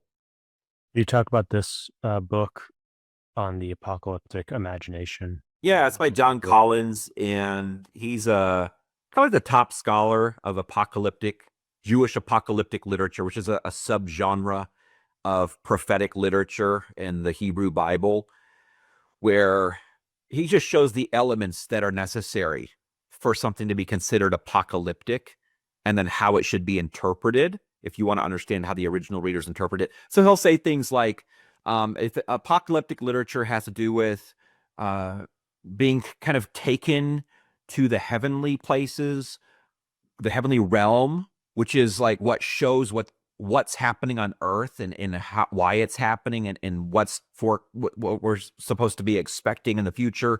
So the heavenly realm is this place almost like the Platonic realm of the forms, where you get to see what's really happening behind the scenes, but you're taken there by an angel. And so you have this messenger who brings you there, shows you around, and helps you interpret confusing visions that you're having. And anyway, he kind of just brings that out. Like it helps to understand that, because when modern people come to apocalyptic, they're like, "Oh, this is just weird," and they toss it to the side. He'll also say, like, one of the reasons apocalyptic literature had to be written the way that it was, and just for reference, like the book of Revelation in the New Testament is apocalyptic literature, so you can see it with this stuff. Why was it written so strangely? He would say, because it was written by persecuted groups that were in danger from a more dominant group. So if you just wrote a book saying, "I think the dominant nation that's persecuting us right now is really evil and someday they're going to be destroyed," and that book was found, you would receive wrath. So they would write about things in code, he would say, symbols of things that they could interpret, but any outsider from the dominant power who might come across this book circulating in your community wouldn't understand what it's about. And so that's kind of his approach to apocalyptic literature. And he would also show that it originates from a form of Persian literature that the Jews kind of adopt for themselves. Anyway. Yeah. I could say more, but probably shouldn't. Yeah, I vaguely remember, and I wasn't able to find too much with AI, but there are some kind of elements of I believe Martin Luther King's speeches, some of his major speeches drew on apocalyptic, and I think Isaiah might have been one of them, but like I Have a Dream and I See the Promised Land, I believe there were some references there. So, Very likely. I mean, he was a Baptist preacher and would have been very familiar with the literature. John Collins, he's going to be going outside of the Bible too, to First Enoch and Fourth Ezra, Second Baruch, other apocalyptic literature that Jews were writing, but also related to, well, like the end of Daniel is apocalyptic literature, and then Christians are interested because the book of Revelation, which is such a largely impactful book, largely read book still, and he's trying to give like a scholarly framework for how to approach it. mhm. A couple books that came up, and I don't know how relevant they are, but Cornell West, Black Prophetic Fire, and James Cone, who's important for Black liberation theology, The Cross and the Lynching Tree. So, people are interested in that stuff. Those would be good leads. Yeah. Um, so now we're getting into the New Testament. Yeah, nice clear cut switch to an entirely new bookcase. All right, so we're jumping back in here into the first shelf on the New Testament. So is there anything that jumps out you want to start with? Yeah, I mean, so I'm as far as like when I went to seminary, I spent a lot more time in New Testament classes, and that was an emphasis of mine. I had an interdisciplinary emphasis, but New Testament was one of them. And so, I mean, I think a lot more about it, and it is more accessible too. Like the Old Testament, you don't have a ton of outside literature to help you contextualize everything. I mean, we've looked at some things that give you a little bit, but you kind of explode with context once you get to the first century, because you have the Romans and the Greeks who have already established record keeping and history writing, and so you just have a lot more information. So like these first ones there's some really cool stuff here. I was just thinking before we get into these, could you Yeah. say a few words about your interdisciplinary, like what you mean by that? Okay, so like when you do your master's degree at least Dallas Theological Seminary, you would pick a particular emphasis. We think about picking a major in college, but this is like a sub major because everything's related to theology there. But yeah, so you could pick like Old Testament, New Testament, biblical exposition. You could do ministry electives. So it's really just going to govern like what your electives were. So a Master of Theology is a 4-year master's degree. I think it's like the biggest master's degree you can get. Like it's just like you're starting over. You get your 4-year bachelor's degree, and if you get a Master of Theology, you have to do a 4-year master's degree. So there's a lot of classes to take, and yeah, so mine. I had picked New Testament and then cross-cultural ministries. And one of the reasons was I had really considered a lot whether or not I would be a missionary. And already at that time was participating in a Chinese Baptist church, for the 4 years I was in seminary, and was in that cross-cultural environment. And so that's why I had chose those. I don't have any regrets, even though I have not become a foreign missionary. But yeah, so a lot of my classes though were like a class on the Gospel of Luke, or a class on Romans, or a class on First Corinthians. And you're just reading them in Greek and studying the Greek. One of the most memorable classes I had was Advanced Greek Grammar with Dan Wallace. And that was very enjoyable, and so, but yeah, I at the same time I had a lot of cross-cultural classes studying other cultures and how they work, and how best to minister in other cultures. So were you taking any classes specifically on China or Mandarin? no, I did take classes on how to teach English as a second language, Hmm. which is a great way for people to be a missionary in places like China or anywhere really. Hmm. And but yeah, no, I didn't take anything specifically on China. I don't know if they offer anything on China. There could have been like maybe a ministry in Asia, in Asian context class or something, but I don't even, I didn't take it. Okay. Yeah, I just wanted to, I was curious about that. Yeah. Um, Yeah. So that first book on the bottom left of this picture is that counterpart to the Old Testament IVP background commentary. This is just by Craig Keener, though, who is a top scholar as far as evangelical, actually believes the Bible scholar. And he is kind of just like, the amount of scholarship put out by Craig Keener is devastating. You're just like, how on earth does this guy sleep? And he writes all this stuff. But again, as good of a commentary as that IBP New Testament Bible background commentary is, there's no footnotes in it. And it's like, oh man, I wish there were. Where did you get this information? And it's still helpful though. Like a lot of times if you're just leading a Bible study or wanting a little bit of insight, you don't need to trace down the footnote and look it up on your own. It's just like semi-enlightening and pretty cool when you move on. But it's a great resource, and I've recommended that a lot to people.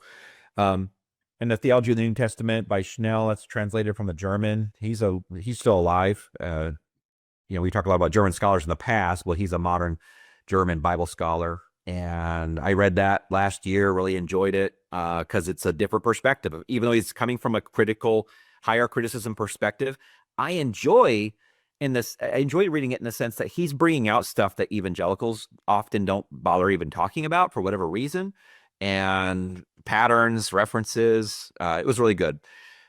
And then I have two out of this three commentary, 3-volume set, which is a commentary of the New Testament from the Talmud and Midrash, which we talked about rabbinic Judaism before. These are collections of rabbinic literature from very early on. And although the rabbinic literature is written after the New Testament, they're trying to, in their literature, reflect on their past, traditions from their past, what Rabbi so-and-so said during the time of Jesus, really.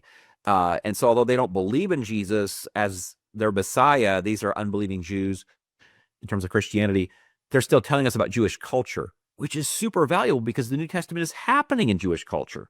And so that's a really great set. I don't have the first volume yet just because I haven't bought it. But I do enjoy those. They'll tell you stuff that other people don't have at all in their commentaries. What's going on with this black piece? It's just, that's the photo, or I could describe it to you. It's like it's embedded in the cover. I don't know why it is that way. So it's not, I think it's an illusion that it looks like it's pushing down and separated in the middle.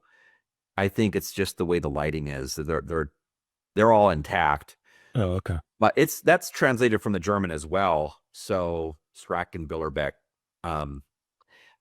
But one of the gems that I've found, it's the light shining on it, is the Hellenistic commentary to the New Testament. I remember finding that in the seminary bookstore and thumbing through it, and I was like, wow. So it goes through, a lot of times it's referencing the Low Classical Library, but it's just finding like any major parallel in Hellenistic literature, which means literature that's published during the time from 323 up to the New Testament period, to help give you context. But yeah, it's going to reference the Low Classical Library, just other ancient literature. Sometimes it's referencing something that's not even easily accessible, translated into English. But one of the coolest things was it shows a parallel for Revelation chapter 20, which talks about the millennial reign of Jesus. And Jesus comes back in Revelation 20, rules and reigns on the earth for 1,000 years, it says. And it shows this parallel passage from a really obscure Persian work, which was way earlier, like 400s BC. And it was like talking about this idea that at the end of time, there is this 1,000-year reign. I don't remember who's reigning in that particular passage, but showing that maybe there is something beyond the literal understanding that was intended in Revelation. And even Plato talks about 1,000-year paradise at the end of the Republic that would come at the end of time. So anyway, just this, I like to see that stuff and think, oh, okay. I want to know what other people were thinking so that I can know better what the original recipients of the book were thinking, which is, like I said before, the most important thing. But yeah, it's a really unique book. There's a somewhat important theological term or set of terms, premillennialism and postmillennialism, related to that. So is Jesus going to return before this 1,000-year reign or after? And that turns out to have a number of pretty important corollaries or conclusions about what's going to happen in the more near-term future, and how should we behave today and tomorrow based on whether Jesus is going to return before or after that 1,000 years. So we'll sometimes hear about that that sort of debate, or people who are not giving the premillennial scheme, just because that was the first interpretation of Revelation 20 that Christians really, that's the only interpretation until later on, when Christians become very uncomfortable with it in the time of Augustine and begin to reject it. But yeah, it affects a lot. There's amillennialism too, which is very big today, where there's like not really any kind of a millennium, it's just figurative of just the church age, the time that we're in now. But yeah, it really impacts a lot. I'll just say this quickly. We talked about missionaries a long time ago, but when the modern missions movement began, late 1700s, early 1800s, they were all pretty much post-millennial. And the idea with that system is that you need to Christianize the world, and then Jesus will return. And we'll enjoy this 1,000-year period of a Christianized world, Whereas premillennialism is usually accused of being more pessimistic, that the world's just going to get really bad. And when it's at its worst, Jesus will come back and rescue his people. And yeah. And so if you're a leader of an organization or politically, it's sort of a big deal if you're trying to Christianize the world or spread Christianity for this new golden age, versus you're sort of accepting that like it's actually sort of a good thing that things are getting bad, because that means we're closer to Jesus returning, and we don't need to like interrupt that, all these bad things happening. That's actually sort of a good thing. It's almost like bringing things to a boil, and then you pour the pasta in, and it's like you want it to get to a boil because that's when the next stage happens.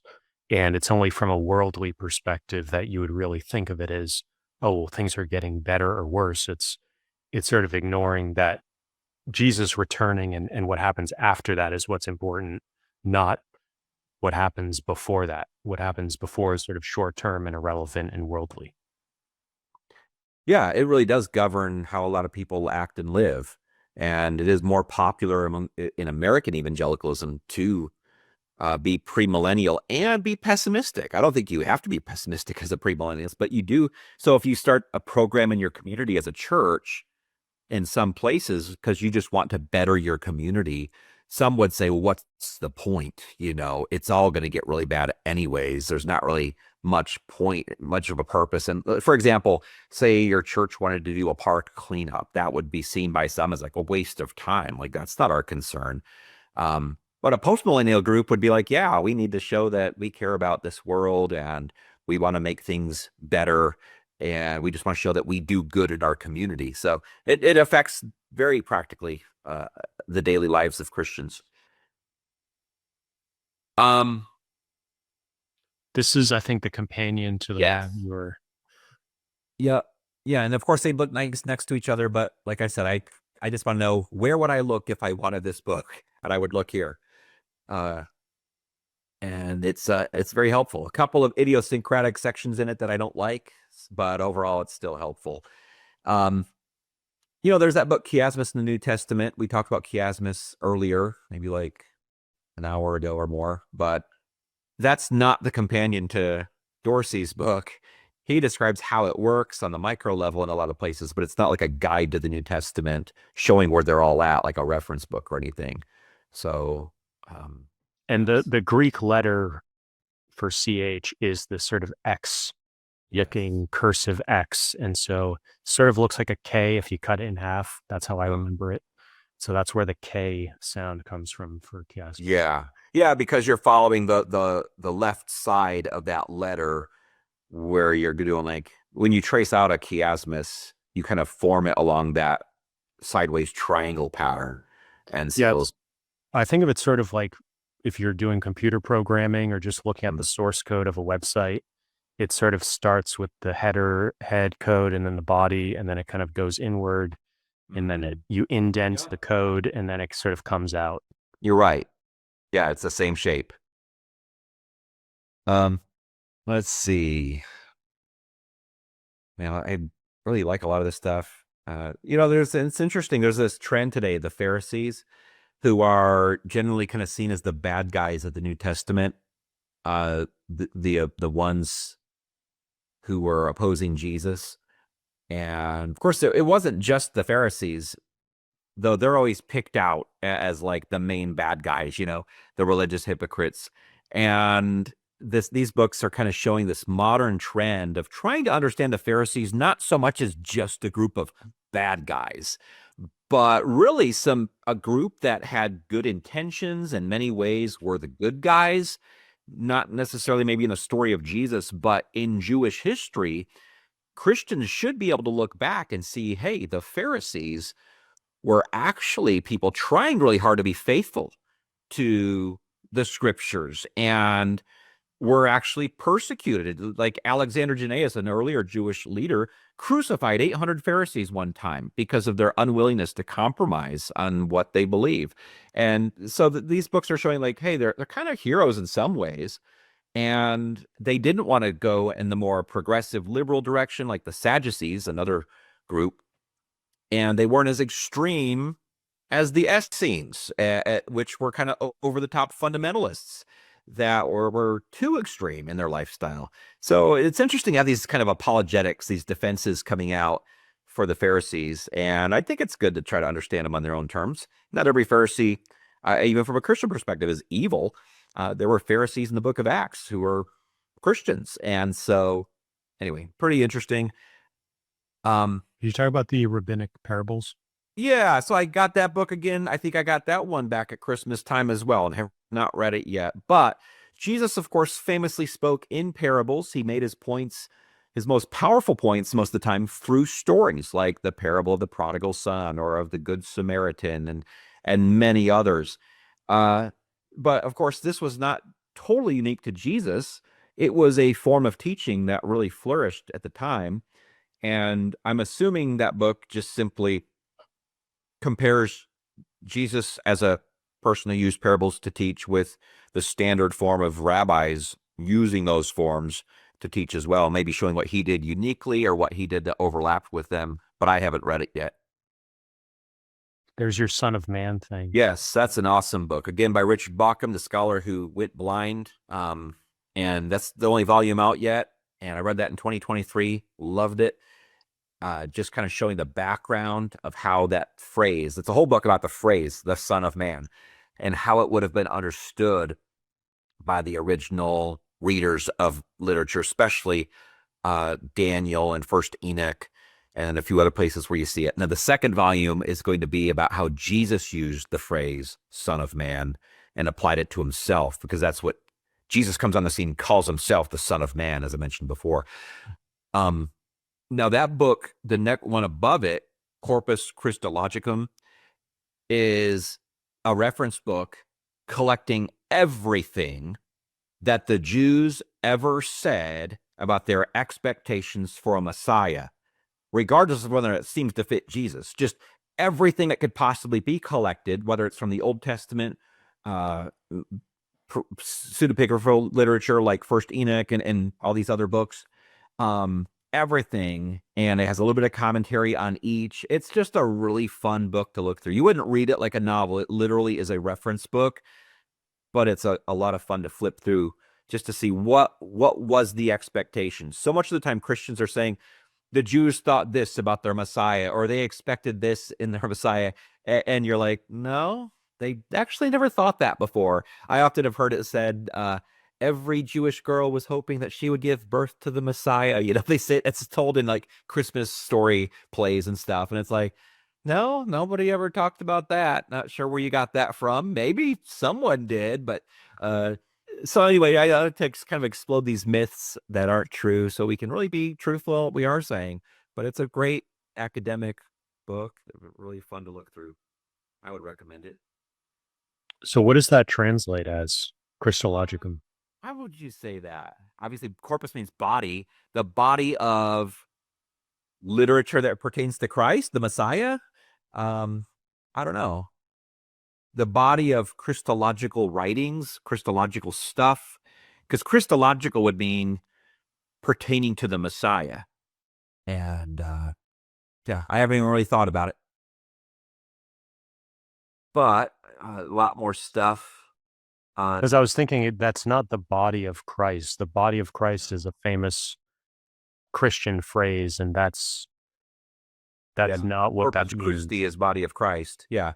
So it's just, yeah, it's not the body of Christographia, which would be writing about the Messiah. So I guess that's just Christology, but what pertains to the Messiah. So Craig Keener has his book, Biography, which I'm familiar with, but I haven't read it yet. I'm familiar with the waves it made, but just showing how the Gospels are right in line with how ancient biographies were written.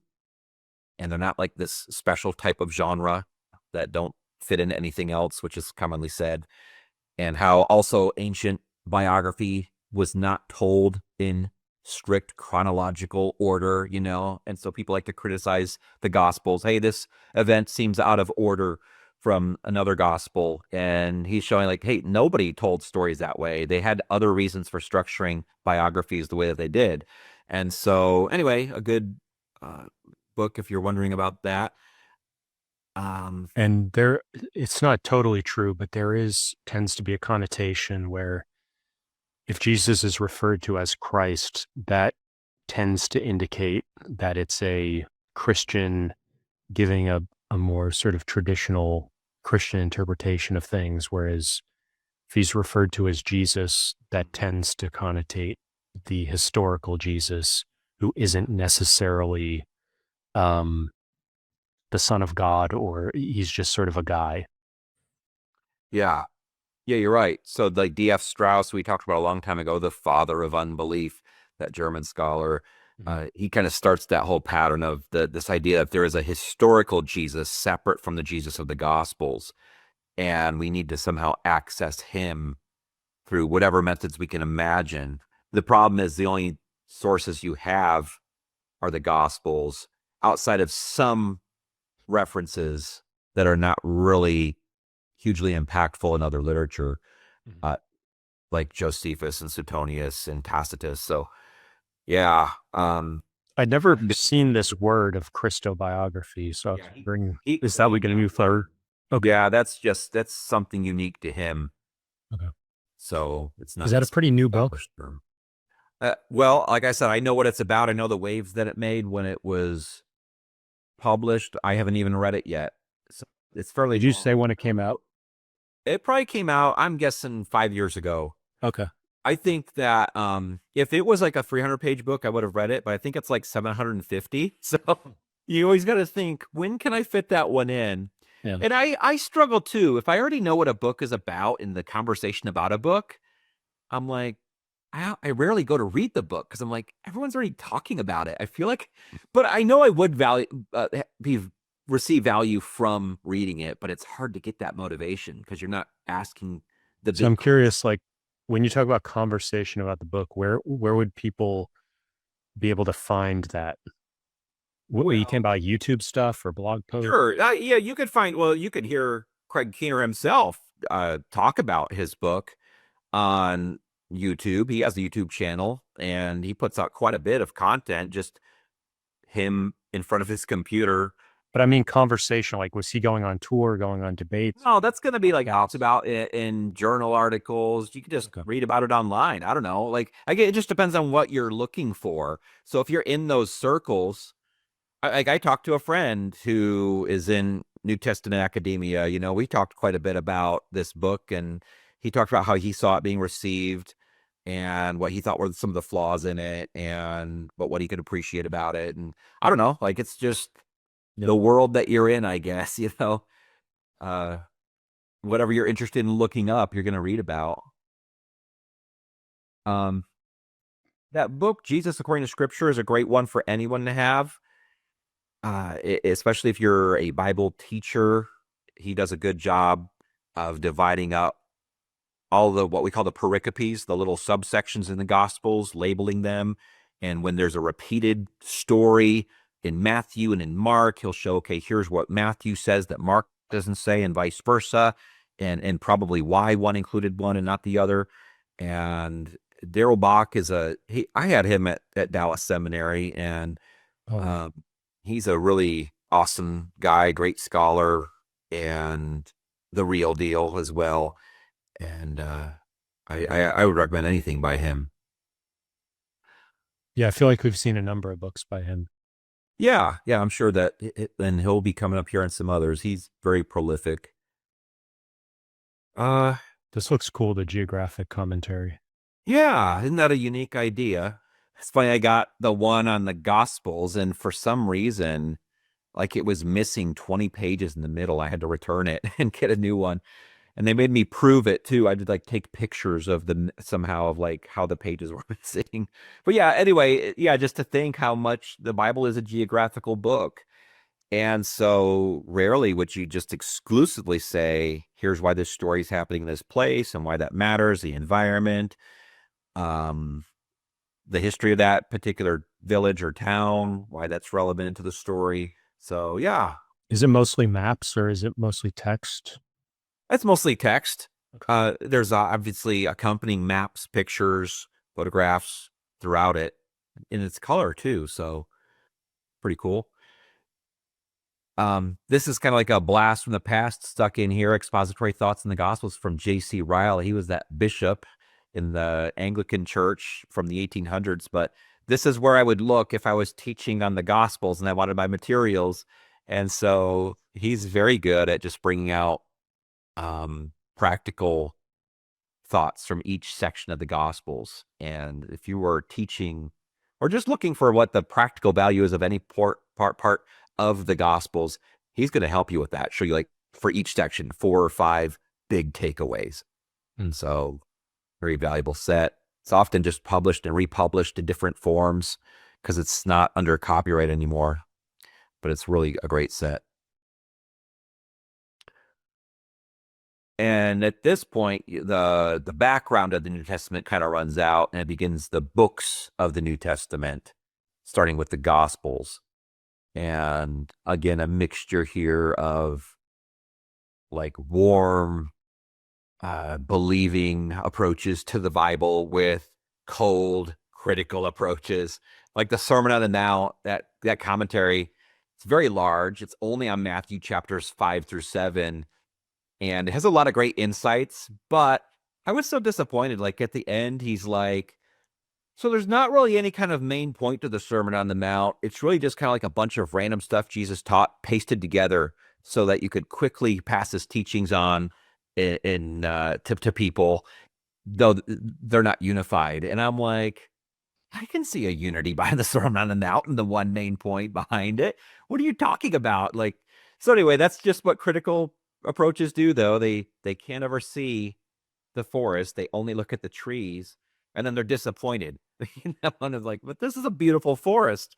So What is the main point? I would say the main point of the Sermon on the Mount is that if you're a disciple of Jesus, you need to be the same on the inside as you are on the outside. And the person you are on the inside is a person completely surrendered to God.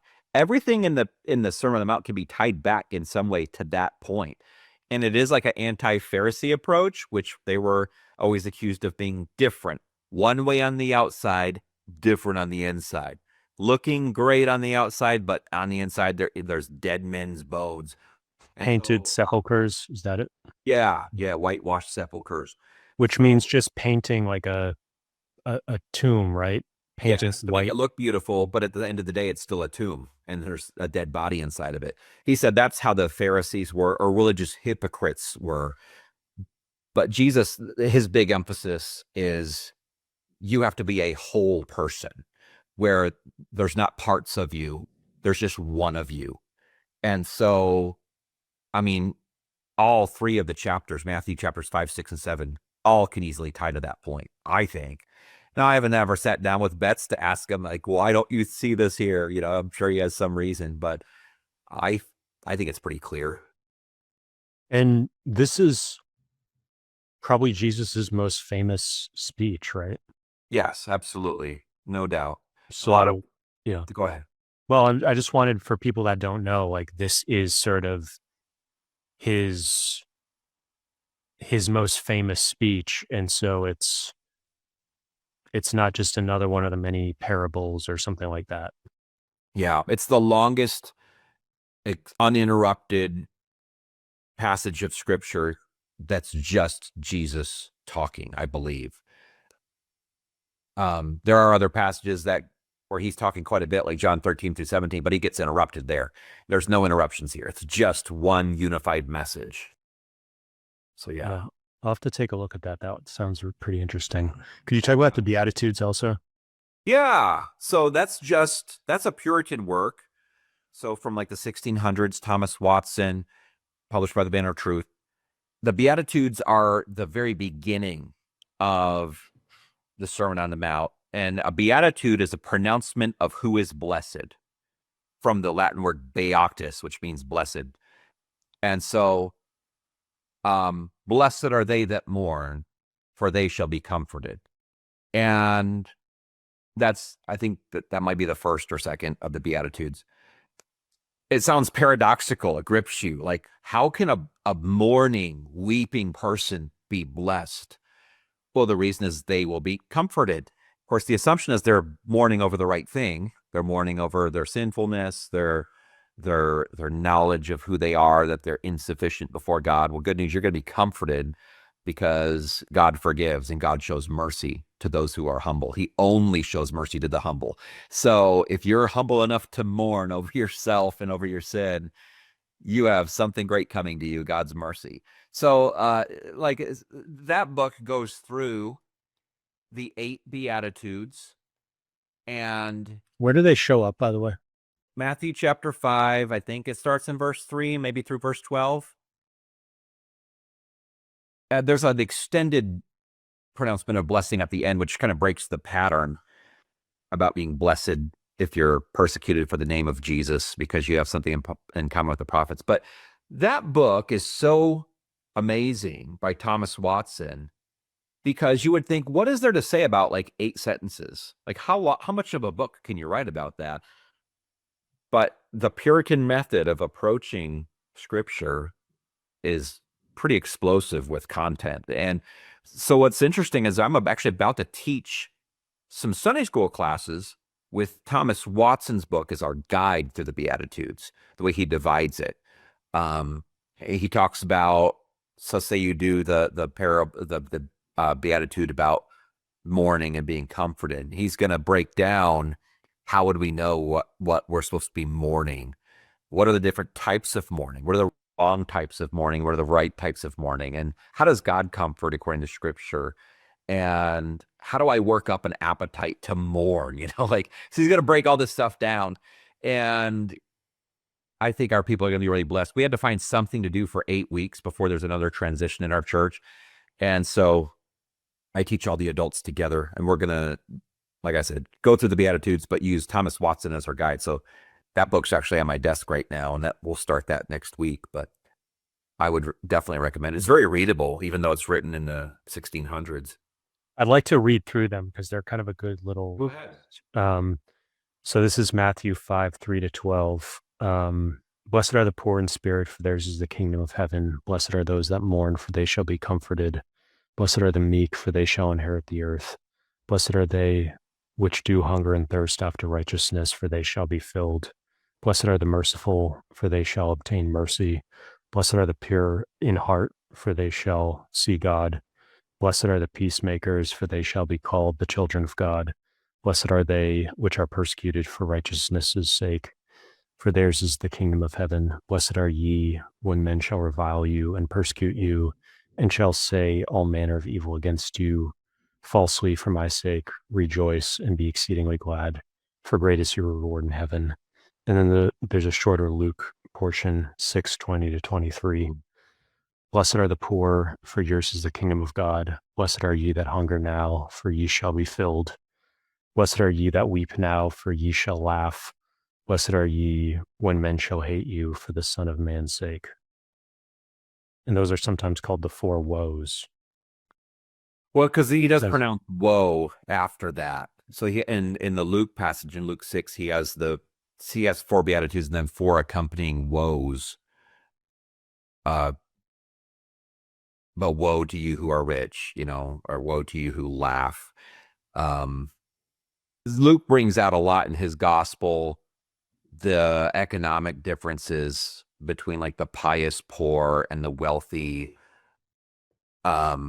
Yeah, I just pulled up the woes. So, okay. But woe unto you that are rich, for ye have received your consolation. Woe unto you that are full, for ye shall hunger. Woe unto you that laugh now, for ye shall mourn and weep. Woe unto you when all men shall speak well of you, for so did their fathers to the false prophets. Yeah. So different sermons, but when you were a traveling preacher back then, you often had a lot of overlap between your sermons. You have like original content every time. So yeah, you still get the gist of what Jesus is saying. Back in the Beatitudes you read from the Sermon on the Mount, you can see how each one of them is really addressing who you are in the inside. And you're pure of heart, you're meek, you're mourning. Like it's none of it is about like what was being emphasized by many at the time. If you're wealthy, you're approved of by God. That's a sign that God likes you. And so it would have been really surprising to people.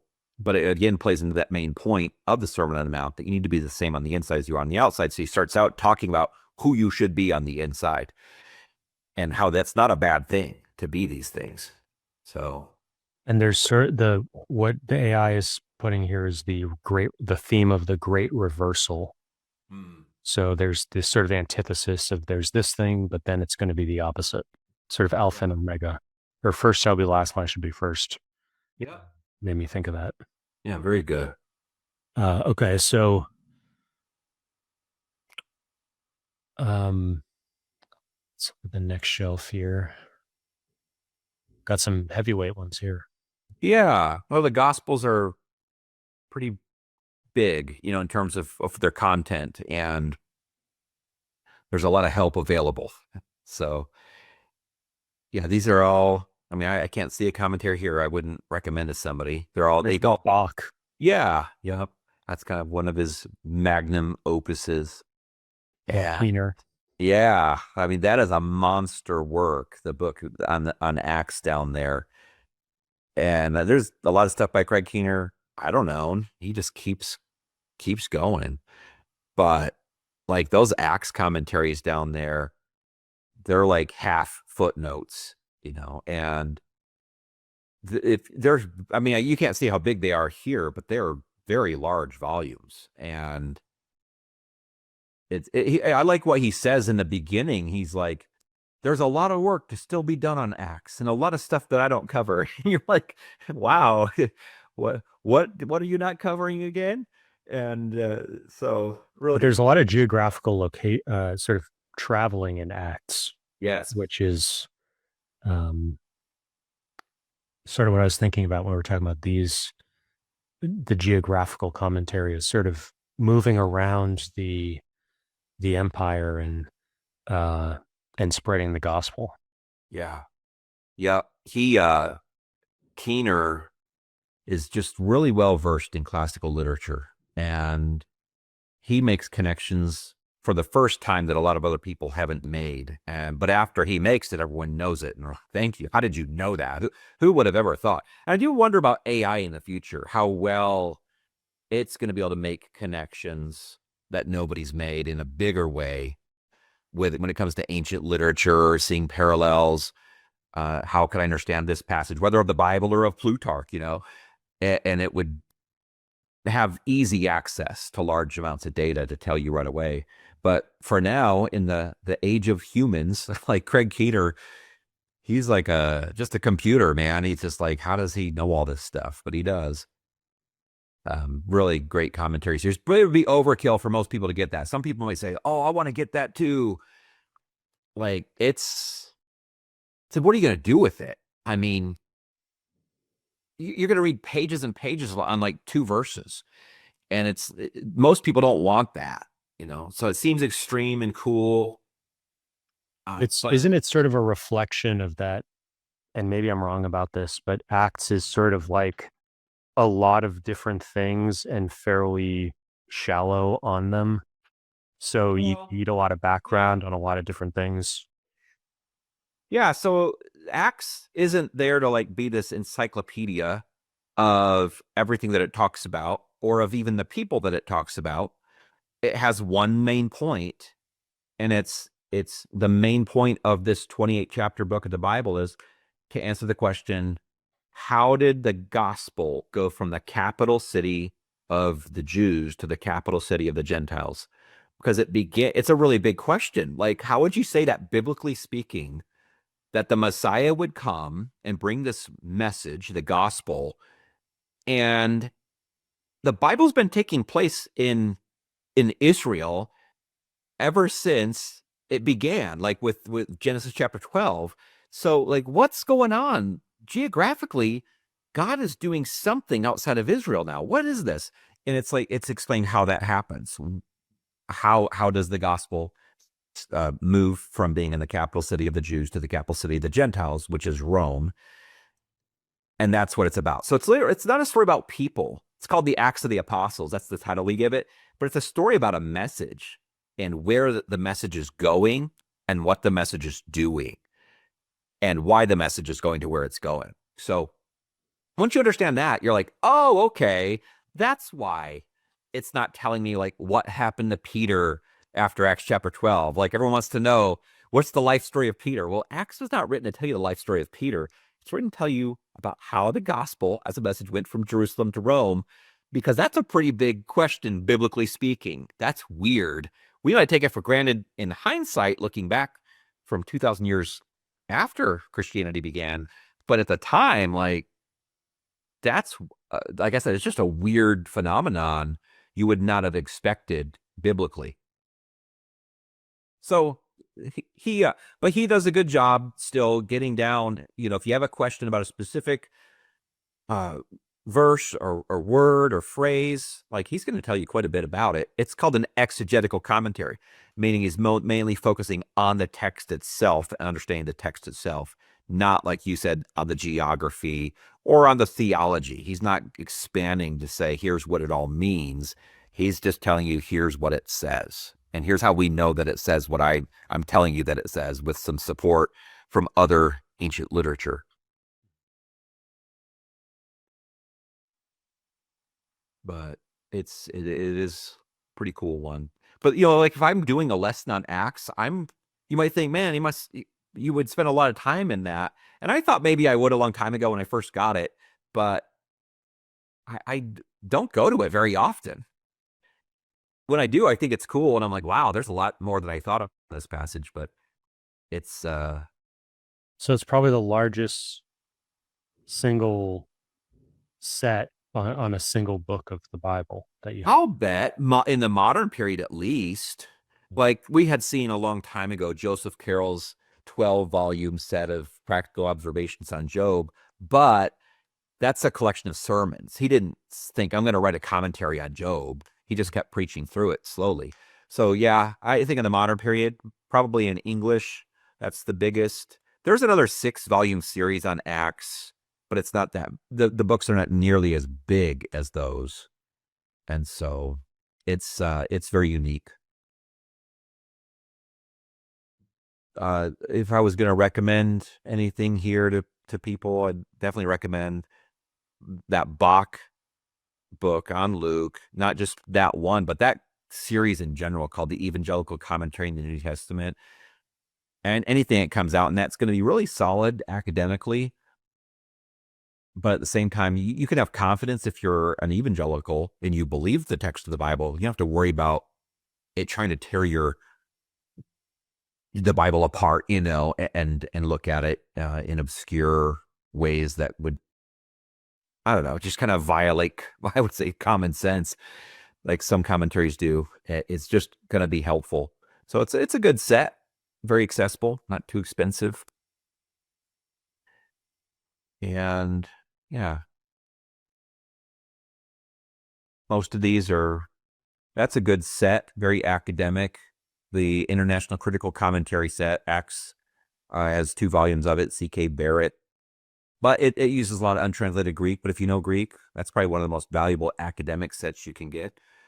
And Barrett was a believer. So This is interesting, sort of connecting Paul. I was just reminding myself on Acts, and the AI basically summarized it as the first half is on Peter and the second half is on Paul, and then you have all Paul's letters that are the epistles that come after. So for people who aren't super familiar with the Bible, that's kind of Paul is really, of the 12 disciples, he's the most, or one of the most important, and has the most about him in the New Testament. Yeah, he is definitely the biggest contributor to the New Testament. He writes almost half of the books, and then one half of one large book is about his life, as far as he contributes to the story of the gospel getting to Rome. But yeah, he was not one of the 12 disciples. He came later, but one of the most impactful people in human history. The world would be very different if Paul of Tarsus never lived or never did what he did. And so does this book draw that together in a unique way, or? Well, so it's again, that's going to be like that genre of literature I mentioned before, introduction. Okay. But he kind of emphasizes like the argument of the book. So each of the letters of Paul, he will walk through trying to show their argument in a coherent way, but trying to compare it to the other letters about what they tell us about Paul, and also what Acts tells us about Paul. So just trying to be like, take a perspective that makes Paul kind of the focal point. Now, the reason here's what makes that one unique. Thomas Schreiner he's another top academic. He's evangelical. And so here's what would be different. He would believe that Paul wrote all 13 of the books attributed to him in the Bible, whereas modern critical scholarship says Paul only wrote 7 of those books, and the other 6 are forgeries. And so the reason I have that is because I don't have to worry when I open that book about like how the way the book is being interpreted is some other person pretending to be Paul, writing things as if they are Paul to dupe people into thinking that they're Paul. He's just going to tell me what Paul argued, like in Ephesians or that Second Thessalonians or whatever. So that gives me some comfort and relief, and I appreciate it. This is so this NAC series, the Old Testament is the blue with the red stripe, and then the New Testament reverses that. Yep. Yeah, a lot of sets will do alternating complementary colors for the Old versus the New Testament, just so you can, I guess, easily tell from a distance which part it's from. But not everyone does that. Like the Banner of Truth with the Geneva series, they just put giant letters on the side of the book, and you're like, okay, that's the Geneva series. It looks like you pronounce that Kerux? Kerux, I guess. Kerux. Well, I'd say. We were looking at the purple ones earlier. Yeah, I didn't know if they were different. I'm colorblind, so I didn't know if they were a different color. But yeah, these are all. So I guess the Old Testament is this purple, Okay. And then the New Testament is a turquoise. Yes. Okay, I can see. Tiffany. To me, it's just dark or light. I never really thought deeply about it, but they're different colors, huh? Yeah, it's like a Tiffany blue Cool. turquoise here Yeah. versus a purple. And you have the purple also with this evangelical commentary on the New Testament series is a purple, light purple. Yeah, I didn't even. Being colorblind, you could see colors, but they're all kind of, just faded or whatever. They mix together easily, and so a lot of stuff I don't even notice. Yeah, like there's a lot of purple with a lot of these New Testament editions. Yeah. So like that one, the Epistle to the Romans, that is the New Testament version of like what we looked at with Genesis, with the 2 volumes, New International Commentary on the Old Testament. This one's the New International Commentary on the New Testament. So they both have like a very artistic cover. Yeah, there's some samples of that.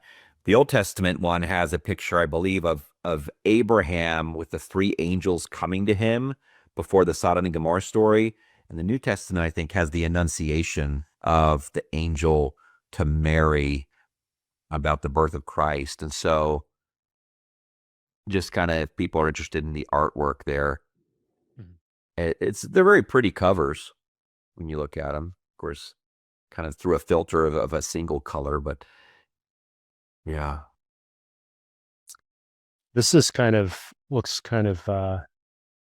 Do you think it's on a place? no, just Okay. I've never seen this kind of Yeah. Could you just explain? Yeah. Justification and variegated nomism is it's a collection of essays on the idea. So Paul brings out this idea in his letters of justification. How can a sinner be declared righteous before a holy God? That biblically is called justification. How does this happen?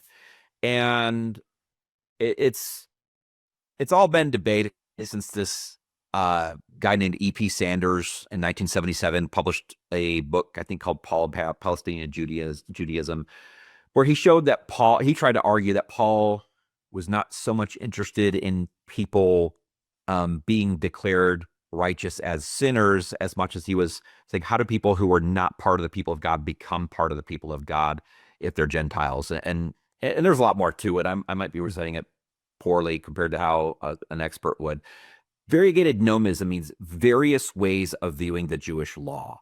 So what was the purpose of the law? And so they're just going to go through the first book, like it's called The Complexities of Second Temple Judaism, and showing how there was not one way that all Jews viewed the law at the time, that the law just was there to be a checklist of things to do and not to do, and you better keep it all or else you're going to hell. There were a variety of different ways of looking at the law, and some of them were just like an ethnic marker to show, hey, I'm a Jew, so I keep circumcision, not to go to heaven, but just to show that I'm a Jew. And it's helpful because I'll tell you why, and it gets very complicated. I won't get too far off on those books in particular, but why would you need to talk about that? Well, there is a problem where the entirety of a lot of New Testament scholarship is done through the lens of Martin Luther and his experience in the 1500s, where the New Testament is just viewed as this book about justification. I feel really guilty. How do I get over my guilt? Oh, good. Jesus died for my sins and now I'm not guilty anymore. And I can breathe a sigh of relief. And it's like, I certainly believe that element's there, but is there any more? Sometimes it's like, that's all there is to being a Christian in some Protestant approaches throughout the past centuries. And there's actually a lot more complexity to being a Christian than just saying, hey, at least the scales of justice are tipped in my favor through Jesus. Phew, I'm good now. There's way more to it, and understanding the problems that were being solved. So I don't like the title. I think the title is off-putting because nobody knows what it means unless you're in the field of New Testament studies. It's like you could have named that a million other titles. That would have been more inviting. Just before we wrap up, I wanted to ask about this one by Woodward.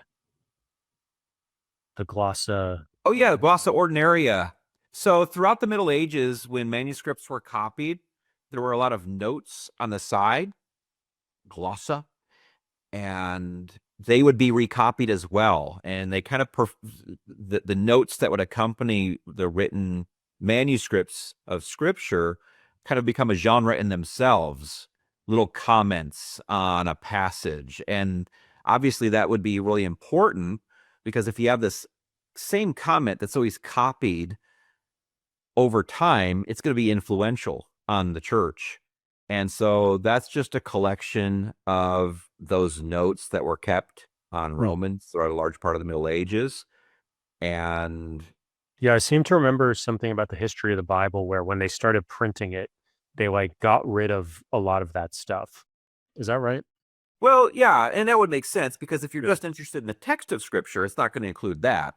But it's kind of like if we all, it's hard for us to imagine not having like printers and printing presses and stuff like that. But if everything's handwritten, and people just start keeping notes and copying that note over and over on the in the margins, like, I don't know, that's just really valuable information to know what were they writing. But yeah, when you're going to print the Bible itself, you wouldn't print that, because everyone knows that's just some notes that have accumulated over time. It's not, though, part of the original text, if that makes sense. Yeah. Okay. So, I'm just speaking of like Romans, though.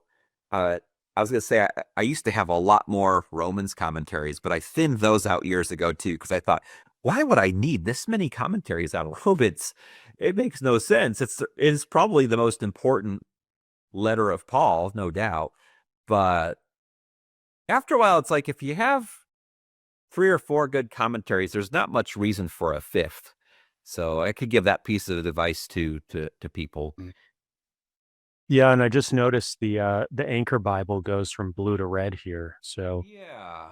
we looked at a bunch of the blue ones here, and now we have the first red one, I believe, with Romans. Yeah, I don't know that I have any other earlier ones. I don't have the Anchor Bible on the earlier books. I have, I think, some later in the New Testament, perhaps. Yeah, Revelation. That's the last book, so Yeah. we'll be getting to this in our next session. So Yeah, no doubt. Okay, any final words before we wrap up? Just I guess about that Romans Anchor Yeah. Bible commentary. So one thing, Protestants look at Romans as like the kind of the summary of their faith, because it focuses so much on justification by grace through faith apart from works. And they view this as the big dividing line between themselves and Roman Catholics. And it is a big dividing line. But that particular commentary on Romans is by Joseph Fitzmyer, who's a Roman Catholic.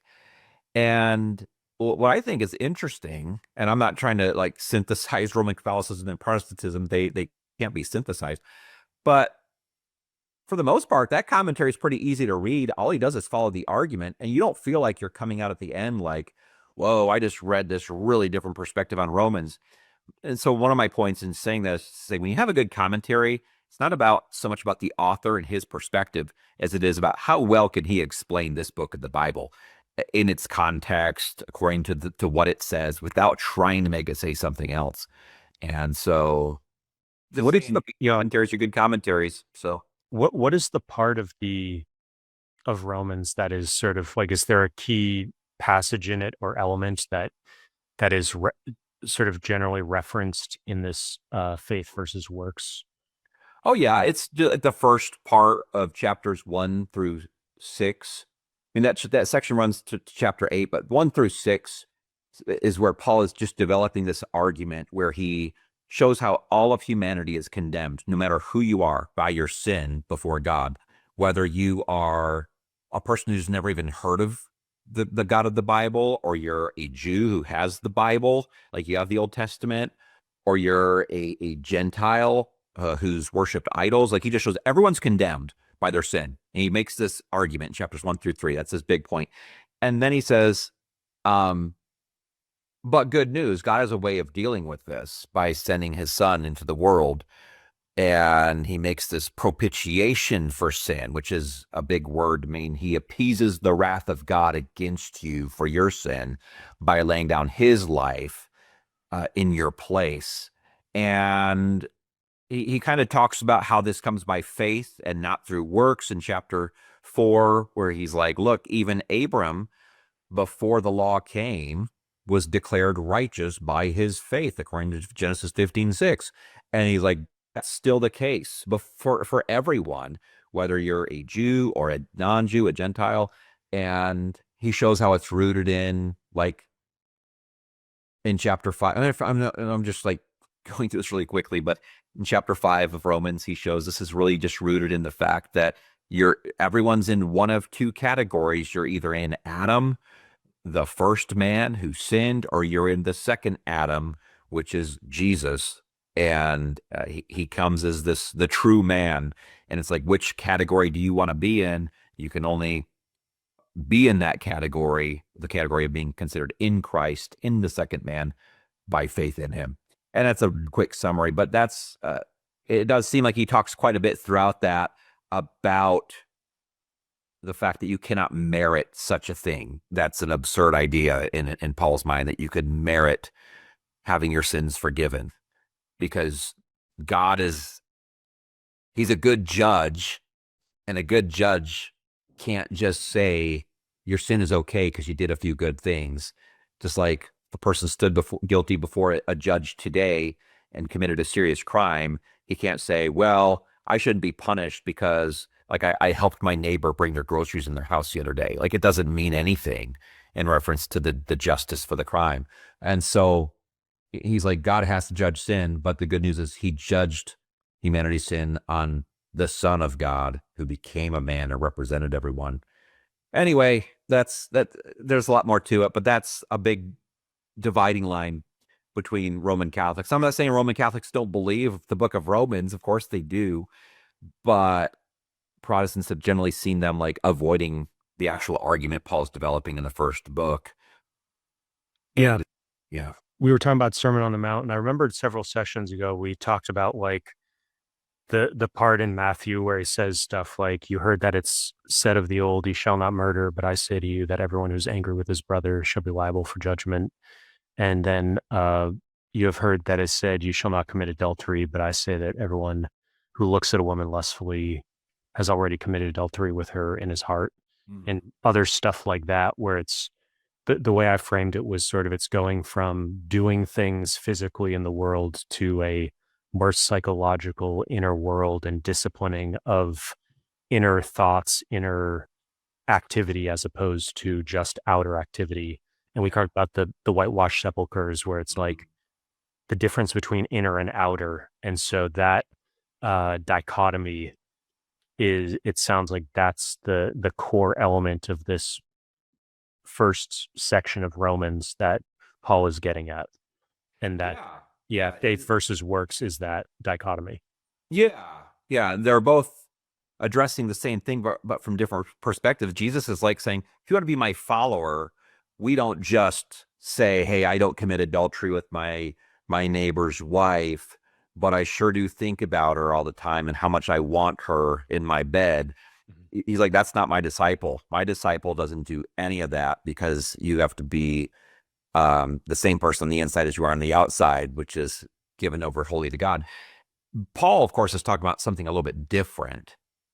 There is some overlap, but his big concern is like, hey, I take that same example. Hey, I have been lusting after my neighbor's wife, and I feel really guilty about it. I know it was wrong. How does that even get fixed? You like, God, if he's a just judge, would have to punish me. And that's what Paul's bringing out. Like, well, here's why you don't have to be punished for that if you have your faith in Jesus as your Lord, the Lord of your life. That's how the problem is fixed. So yeah, one saying, this is what it looks like to follow me. The other one says, since you haven't followed Jesus very well, here's how God deals with the problem of your sin and make sure that there's justice. And but yeah, they do kind of deal with a similar issue, but different problems. Okay, so we're back now for session 9, and we're picking back up where we left off. at the bottom of this shelf here. And so we'll head over to the close-up. Yeah. Recently, I noticed a book was out of order on this shelf, and I wondered if it was still out of order back during these pictures, but I'll see. Yeah, so we wrapped up here last time. And Yeah. So, yeah, just getting into the epistles of Paul and the scholarship there. It's funny, though, how Bible commentaries have been so popular with pastors and academics and Bible students, but today they're really going away because of the software that's become really popular. I mean, hard copies of commentaries are going away because of Logos, the software that's really popular now, and it's a really convenient way. You can go to the Bible on the software and say, I want to look this passage up in all the commentaries that I own, and it will immediately pull it up and however many commentaries you have. So I think for me, if I was in First Corinthians on Logos software and I said, hey, I have a question about a passage, I look it up, it's going to show me, I think, probably at least 20 different commentaries I can choose right there. And it's really convenient. And so I as much as I love paper books, real hardcover books, something physical, I find myself often, sadly, too lazy to get up from my desk sometimes to pick one of these up because of this. It's not just, I'd have to get up. It's, there's even more commentaries on Logos that I could use. But commentaries, though, they're not really meant to be read cover to cover. On rare occasion, somebody will. But they're reference materials, and so they're generally just in order of the text of the Bible, that particular book. And if you think about First Corinthians, for example, I'm just guessing. If you have the average Bible, maybe First Corinthians takes up 10 to 12 pages. I'm not sure, depending on the print. But then, of course, these books are hundreds of pages. It would be easy to even write a commentary that's 1,000 pages on it. And so just great detail. Often there are various excurses in a commentary, about a particular issue. And so anyway, but they're really handy. And what is an excursus? an excursus would be like saying you're in First Corinthians and you get to the passage where Paul is talking about whether or not a woman should pray with her head covered or uncovered.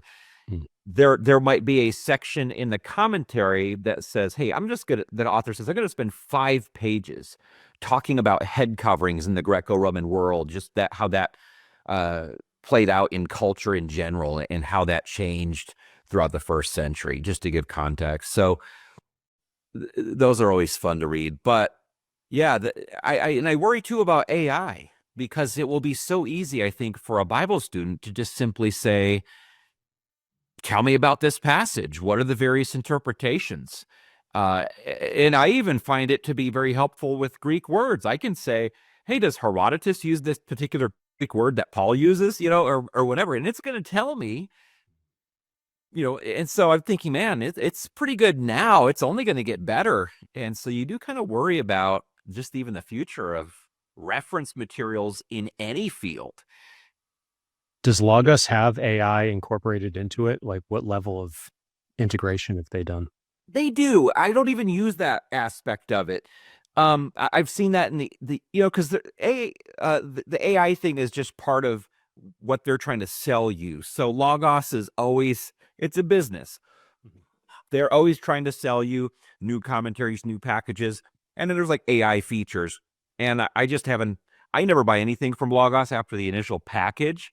Okay. I paid $1,500 for an initial package, which contained loads of commentaries and materials. And I'm so already set with that. I'm just trying not to get drawn in. I don't also like paying for things that I can't physically hold. So I paid for the initial package and I'm like, I'm done. So, but yeah, I don't know the AI features, but I was thinking, I wonder if they fear they're going to make themselves obsolete because maybe Chat GPT will eventually do all this. And what's crazy is I can go to a passage in the Bible and I can say, from my perspective, I can say, list the various interpretations of this passage of scripture according to some standard conservative evangelical Bible commentaries. And it will tell me the views of the various authors who have written the standard works on that particular book of the Bible. And I'm not even sure how that works with copyright, because I'm like, well, now I don't even have to buy certain commentaries if I just wanted to know one author's particular view. Mm-hmm. I guess ChatGPT is telling me, or it's hallucinating. How would you know? Because that's always the danger too with AI right now, that maybe it's not telling you a correct word, but it is handy and it's only going to get better. So, And yeah.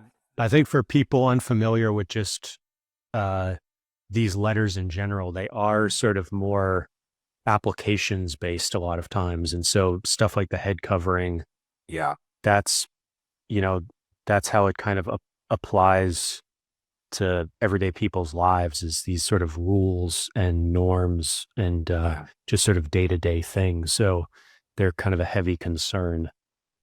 Yeah. These particular letters, the letters of Paul, he often follows a pattern in his letters where the first part of the letter is deeply theological. And then the second half is all the application of that theology. And he doesn't do it every time, but he often does that.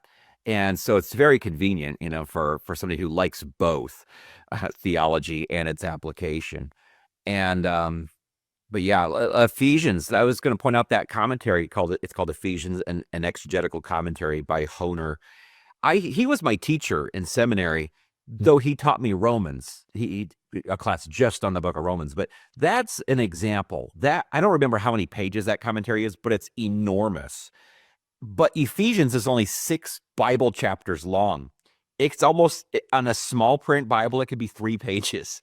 And this commentary, I'm guessing it's maybe 700 or 800 pages. I could be wrong. And so, yeah, just to show you how in depth you can go. But that's only an exegetical commentary. So exegetical means you're getting into the grammar and the syntax primarily of the Greek. So this is primarily a language commentary. You could Right. write another commentary that focuses on the cultural aspects of Ephesians. You could also write a commentary that is only on the reception of Ephesians. So I can't remember which publisher it is. They publish a series of commentaries where it's the name of the book of the Bible and then through the centuries. So it'd be like Ephesians through the centuries. And it just goes through passage by passage, talking about how it's been interpreted over the past 2,000 years. And so just to talk about the different approaches you can take, it's pretty amazing. And I think a lot of people just, of course, a brand new Bible reader, you come to the text and you're just thinking, what does this sentence mean? What's this paragraph mean? But the depth you can plunge to if you want is just really crazy. Now, and I believe, of course, you can do that with the Bible because there's such a deep interest, and Christians are deeply concerned with, how do I apply this in my life today? What does this mean for me today? But really, you can do that with any text.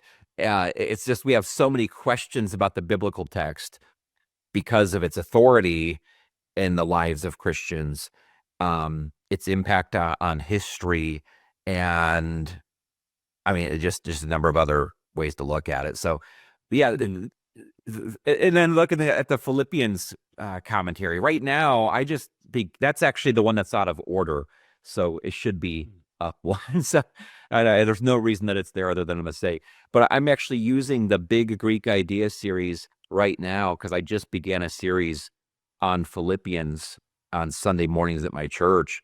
And I had that since it came out, but I haven't used it. And I'm just in love with it because it takes each passage that has a distinct topic to it. So it could be 2 verses, it could be 10 verses. And it breaks it down in the original Greek with the question, what is this text about? and how do we understand the main idea in the original Greek, so that from that you can get a timeless truth, and from that you can apply it in our time today. And so, but that one is another one that just focuses on the Greek. I've been reading it, and then I'll have questions about the culture, and I'd have to go to another commentary if I want some answers on that. And so they're a lot of fun, though. The other one, Philippians by Hughes, so that's a commentary that's largely built upon R. Kent Hughes, I believe is his name, his sermons that he preached through Philippians. So you get some models of what sermons look like. And yeah, there's a lot to Bible commentaries. What about this one, the World Biblical Commentary? Yeah, the Word Biblical Commentary is a super renowned English Bible commentary. And its goal, I don't remember when it started. Maybe it began in the late 70s. It was flourishing in the 80s and 90s. And the series still continues. They will update the editions. But the goal of it is to be really academic. And so it's trying to cover a lot of bases. It's trying to tell you the cultural background, the historical background, even the reception to some degree, but it's largely focused on the exegesis, the original language, the grammar and the syntax. And it follows kind of a clunky arrangement that probably seemed like it made sense when they first did it, but commentaries have come so far by now. I wish they would just kind of redo the arrangement of each chapter. Now, but the thing with the Word Biblical Commentary, you might have an author who fully believes that the book that they're writing the commentary on is inspired by the Holy Spirit and it speaks with the authority of God. But you could also have an author who you can't really tell that he thinks there's any authority behind it. So I remember, I don't have it, but the Word Biblical Commentary on Ephesians, I think by a man named Lincoln, he doesn't believe Paul wrote the letter at all. He thinks it's a later invention. And so he refuses to ever refer to Paul throughout the entire commentary. He just replaces, anytime he has to talk about the author, with the letters AE, which means author of Ephesians. So trying to be very scientific. And so those often can rub pastors the wrong way because we want to feel like we have a connection with the author in terms of our faith. And when it's that scientific, if you want to call it that, trying to be that exact, it kind of feels too detached to even be helpful. So, but yeah, it's a good series though, if you know which approach the author's taking, and if that matches with your approach, you're probably going to appreciate that. How do you decide with a particular book of the Bible how much time to allocate to it in terms of like one Sunday or multiple Sundays? Is it like one chapter or? Yeah, that's a great question. So that question rolls around in my mind regularly. And so every week I have to ask the question, how long of a text am I going to preach the next Sunday? And why would I preach that particular text of that length? So what I'm looking for is a distinct unit in the book that has the same topic. And so last Sunday, I preached Philippians 1, 9 through 11, which is just one sentence. It's 3 verses, but it's one sentence. And it's one of Paul's sentences, so it's very long and detailed. But it was distinct from verses 1 through 8, which come before it. They're about something else. It's also distinct from 12 through 18. And so I knew that's what we're going to look at, verses 9 through 11. And you have to make that decision. So sometimes these commentaries, though, the ones that try to lead you through teaching it or preaching it, they have word limit or page limits from the publisher. And so sometimes they have to conflate these sections into one. And I'm like, I'm not going to conflate those two things into one because they're both about different things. So, yeah, that's how you just want to find which one has a distinct topic that it's addressing. And so, Yeah, this one has kind of a unique design.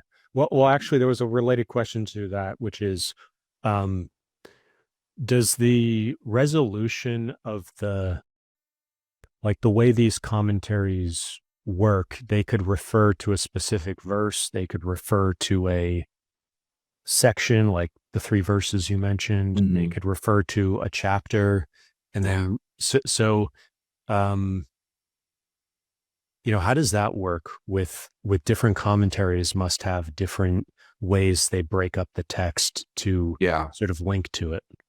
Yeah, they do tend to break it up by the same way that I just described it, a distinct section, though they might disagree about whether or not two consecutive units in a book of the Bible are one or two, and as far as distinct units to discuss.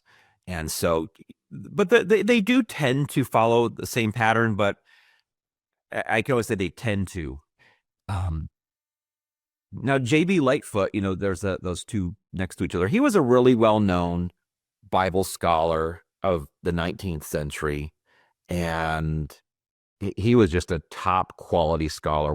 So in the 19th century, I think I've mentioned this before, like you just didn't have technology, and we might think, oh, this is a shortcoming. These guys couldn't look things up on the computer and do as much research.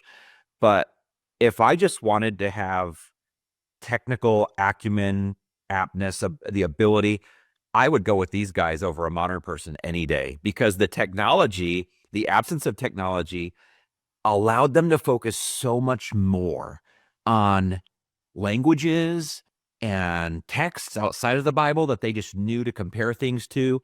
And so even when you get to top scholars nowadays, the quality of work is not up to what it was in the days of Lightfoot or Schaff, who we've talked about before. We also saw much earlier in the video a 5-volume commentary that he wrote on the Apostolic Fathers, which were the early Christian writers just after the New Testament.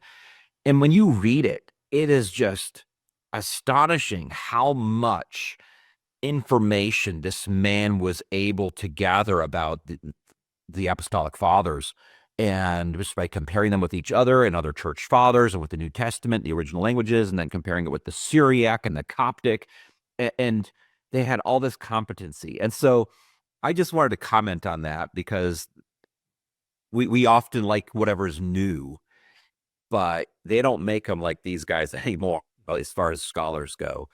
And so there's a number of guys. There's a series called The Expositor's New Testament, which was written by a series of contributors back in those days, which is just, again, top quality.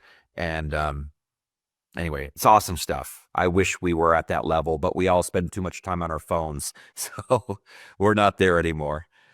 I've used First and Second Timothy as sort of a way to get into Bible commentaries and compare them, because they're relatively short books, and so it's sort of easier to get a full view. And I'm just curious. I don't know if you have this one also. So I'm curious, just and along with Titus, the three of those are the pastoral epistles. So maybe you could just say a little bit about First and Second Timothy and the pastoral epistles, and what you think of these different commentaries.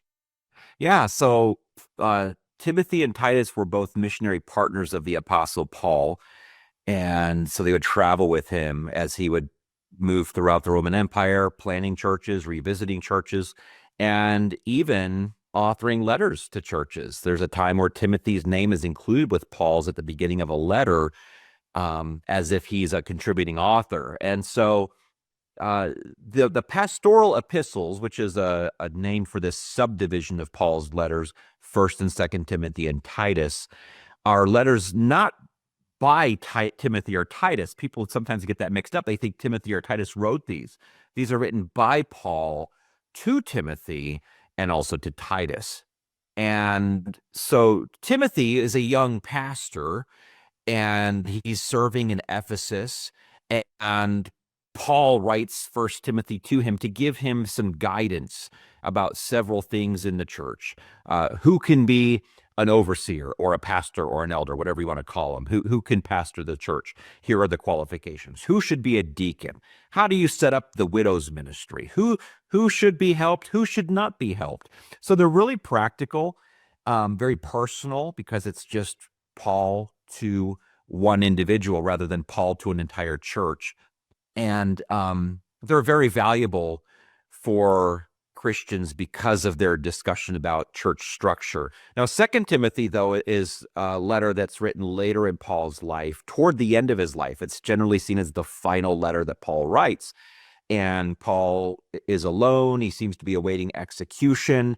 And he's writing to Timothy with this just some final zeal that Timothy continue to serve the Lord with the same zeal himself, and that also he address some of what I love about First and Second Timothy and Titus is all of these letters address this problem in the churches where people were becoming distracted with minutia, distracted with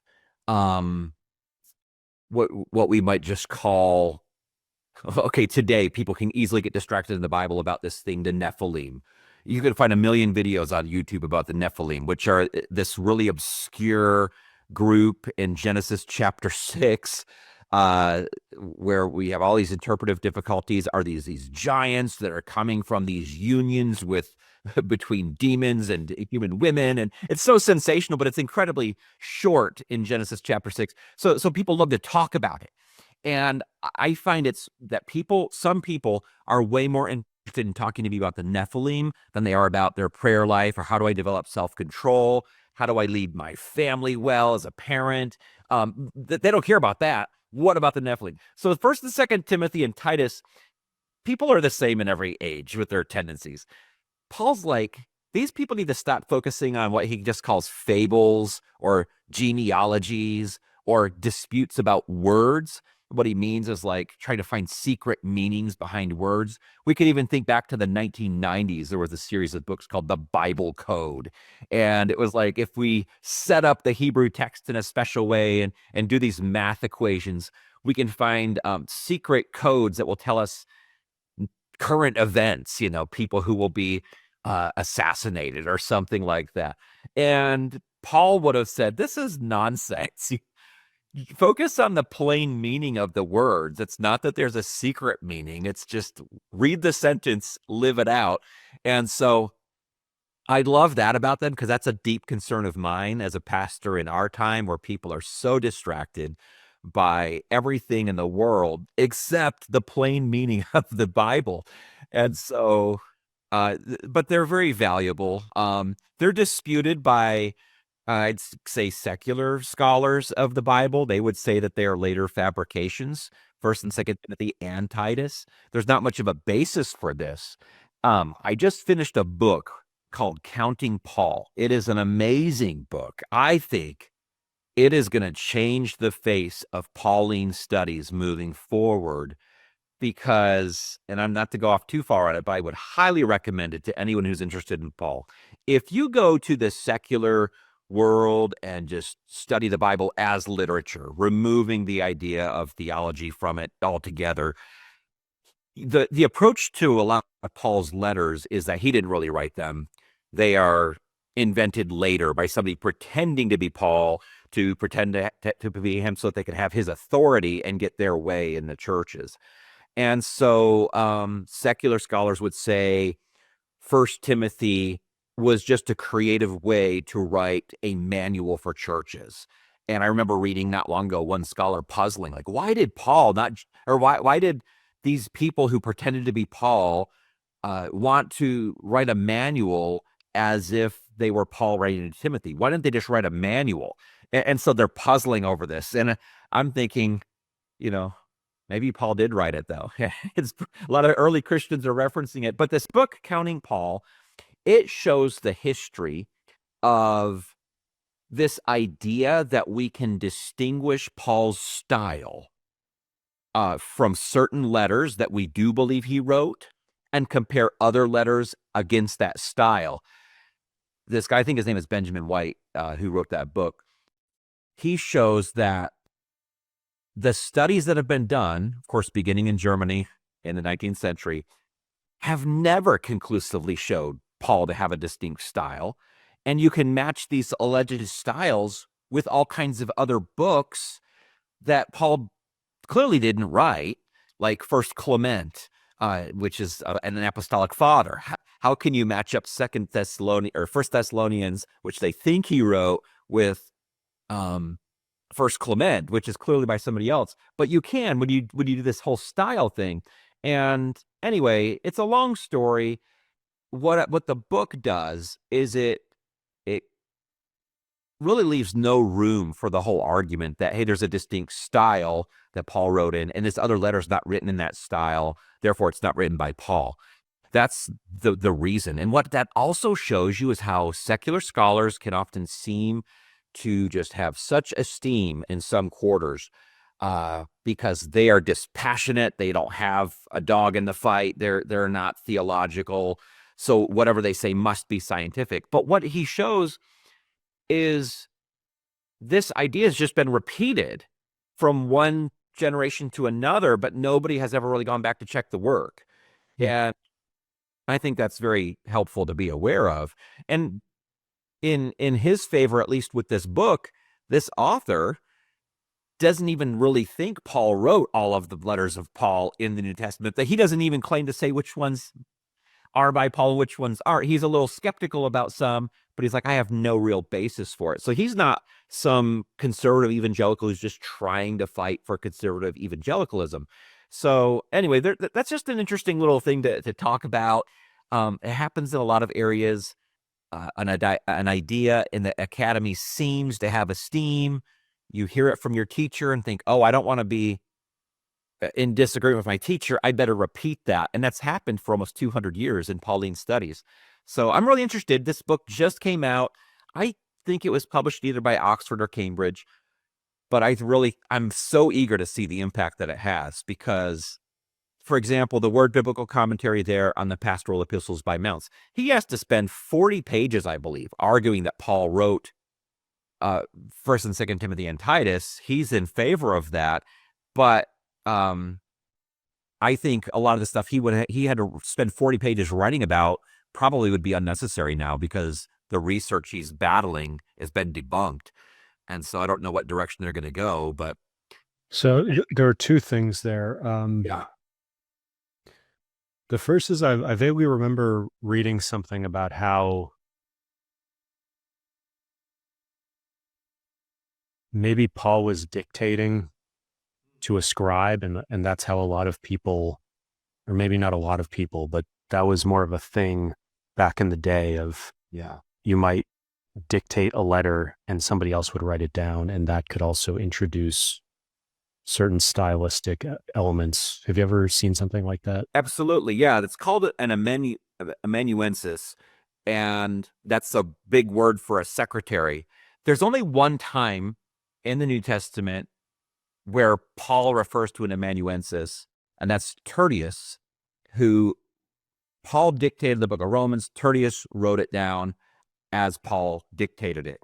That was common, but how would you know? It would be really hard to study. I have a friend who has put a lot of work into studying that over the years, and I don't know that he's published much on it outside of a couple of journal articles, but it is a really difficult thing to study because it's so rare that an ancient writing says, here was the secretary who wrote this. You could do that, though. Yeah, that's been an argument on the other side. Well, maybe the style is different because the secretary who wrote the words down, it smoothed things out, had his own vocabulary. Maybe, but that's incredibly hard to do. So Paul, a couple of times, though, points out that he wrote the letter in his own hand. And so at the end of the letter, he'll say, of Galatians, he says, see how large of a letter, how large the letters are that I'm writing with my own hand. I think it's in Galatians 6:11. And I think at the end of one of the Thessalonians, he says that he wrote it with his own hand too. But of course, if you're skeptical, you can say, oh, these are the people pretending to be Paul who really want to look like they're Paul. So they say, I'm Paul writing in my own hand. So, do any of those exist? What's that? Do any of those exist? Like the actual letters that he wrote? No, all we ever have is copies of the letters.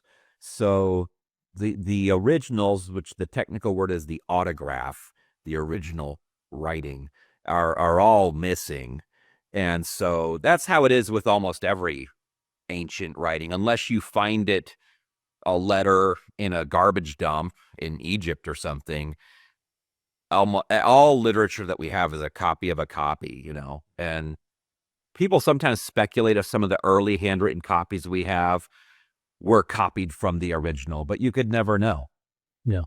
The earliest New Testament handwritten manuscripts that are in our possession, in humanity's possession today, seem to date back to the early 100s. And that's just a guess based on orthography, the way that the handwriting looks. And so, yeah, but that was kind of normal practice. So one church would get a letter, and then you would copy it and pass that around to others. And we know very early on that this happened, because First Clement, which is not in the Bible, it's an apostolic father, is written in the 90s, and it's by the pastor in the Church of Rome to the Church of Corinth. But even he references First Corinthians in his letter to the Corinthian church. And so what that tells you is the Corinthian church got their letters in the 50s. They were copied and spread around so that even Rome, 40 years later, had access to the Corinthians' letters. And the Christians were very interested in copying and spreading the letters of Paul, the Gospels.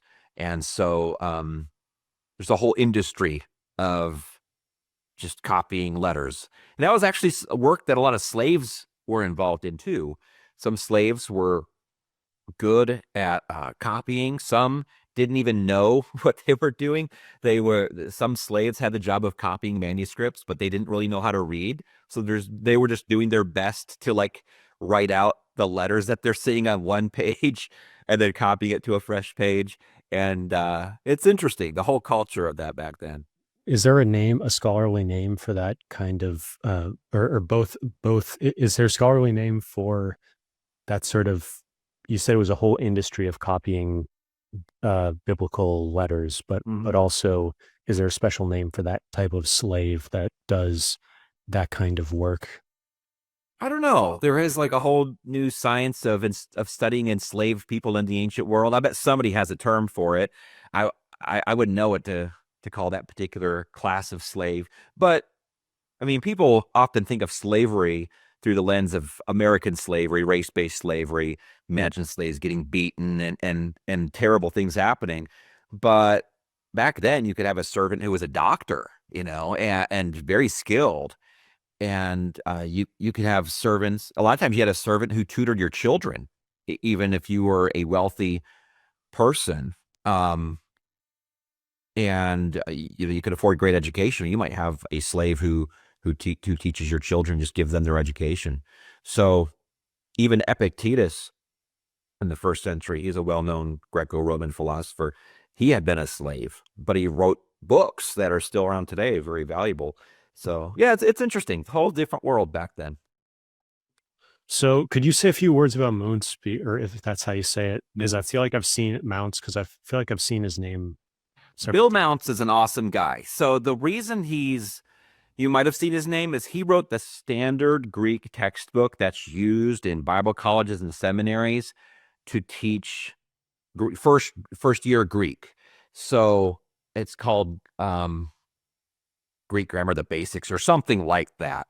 But yeah, Bill Mounts is his name. He's very good at what he does. And so a lot of people have used his textbook. But Do these people who write a specific, these sets, I don't know if it would be accurate to say most of them are multi-author, but somebody like Moons, how does he happen to be an expert in the pastoral epistles, and then the editor of the series contacts him? Or yes, so they're kind of there's known experts in each of the books, and then as an editor, there's maybe even a fairly small selection of people in the world who would even be capable of writing a commentary. Is that basically how it works? Yeah, so these guys all know each other through their professional associations. So, like the Society of Biblical Literature, they go to that annually, the big meeting, and they read papers. Then there's the Evangelical Theological Society, which is more distinctively evangelical, and they read papers and have presentations. And those guys all rub shoulders there. They're all publishing in the field. So, yeah, when you are a reputable publisher, like I think it's Thomas Nelson that does the Word Biblical Commentary, they're looking for the best of the best. Now, not everyone's available. And so they just reach out to various scholars and they ask them if they're interested. They give them a contract and they say, okay, you have 5 years to write a commentary on this book. Here's the format that we use. Get to work. And so, yeah, they're all generally writing a commentary at some point. They have many years to do it. But yeah, that's how it works. And most of them are not multi-authored. Most of them are a single author, which I like because then you can carry through. I love when a book is by a single mind because they're able to continue to bring up the recurring themes throughout the book. There's not a lot of disagreement within that book. I mean, for the series, it's usually yes. multi-author. Okay, yeah, you're right. I mean, sure it is. It is usually multi-author, but not for a specific book. It would be a specific volume or book would be single author. Yes. Okay. Yeah. Yeah, but the series is going to be made up. So I don't recommend people say, hey, I want to buy an entire commentary series. Which series should I buy? I say never buy a commentary series because the likelihood that two things are true is very low. The first thing, it's a very low likelihood that all of those are top quality. Sometimes I've been deeply disappointed. I'm like, man, this commentary is just not answering the questions that I have. It's answering somebody's questions, but they're not my questions, so it is not helpful for me. And the second thing is this commentary going to be one that I'll ever use? So if I get an entire set of a New Testament of the Word Biblical Commentary from the New Testament, it just might be there might be some in there that I'll never use. So I always say, just get them as you need them. If you're going to be studying something or teaching something, get it then.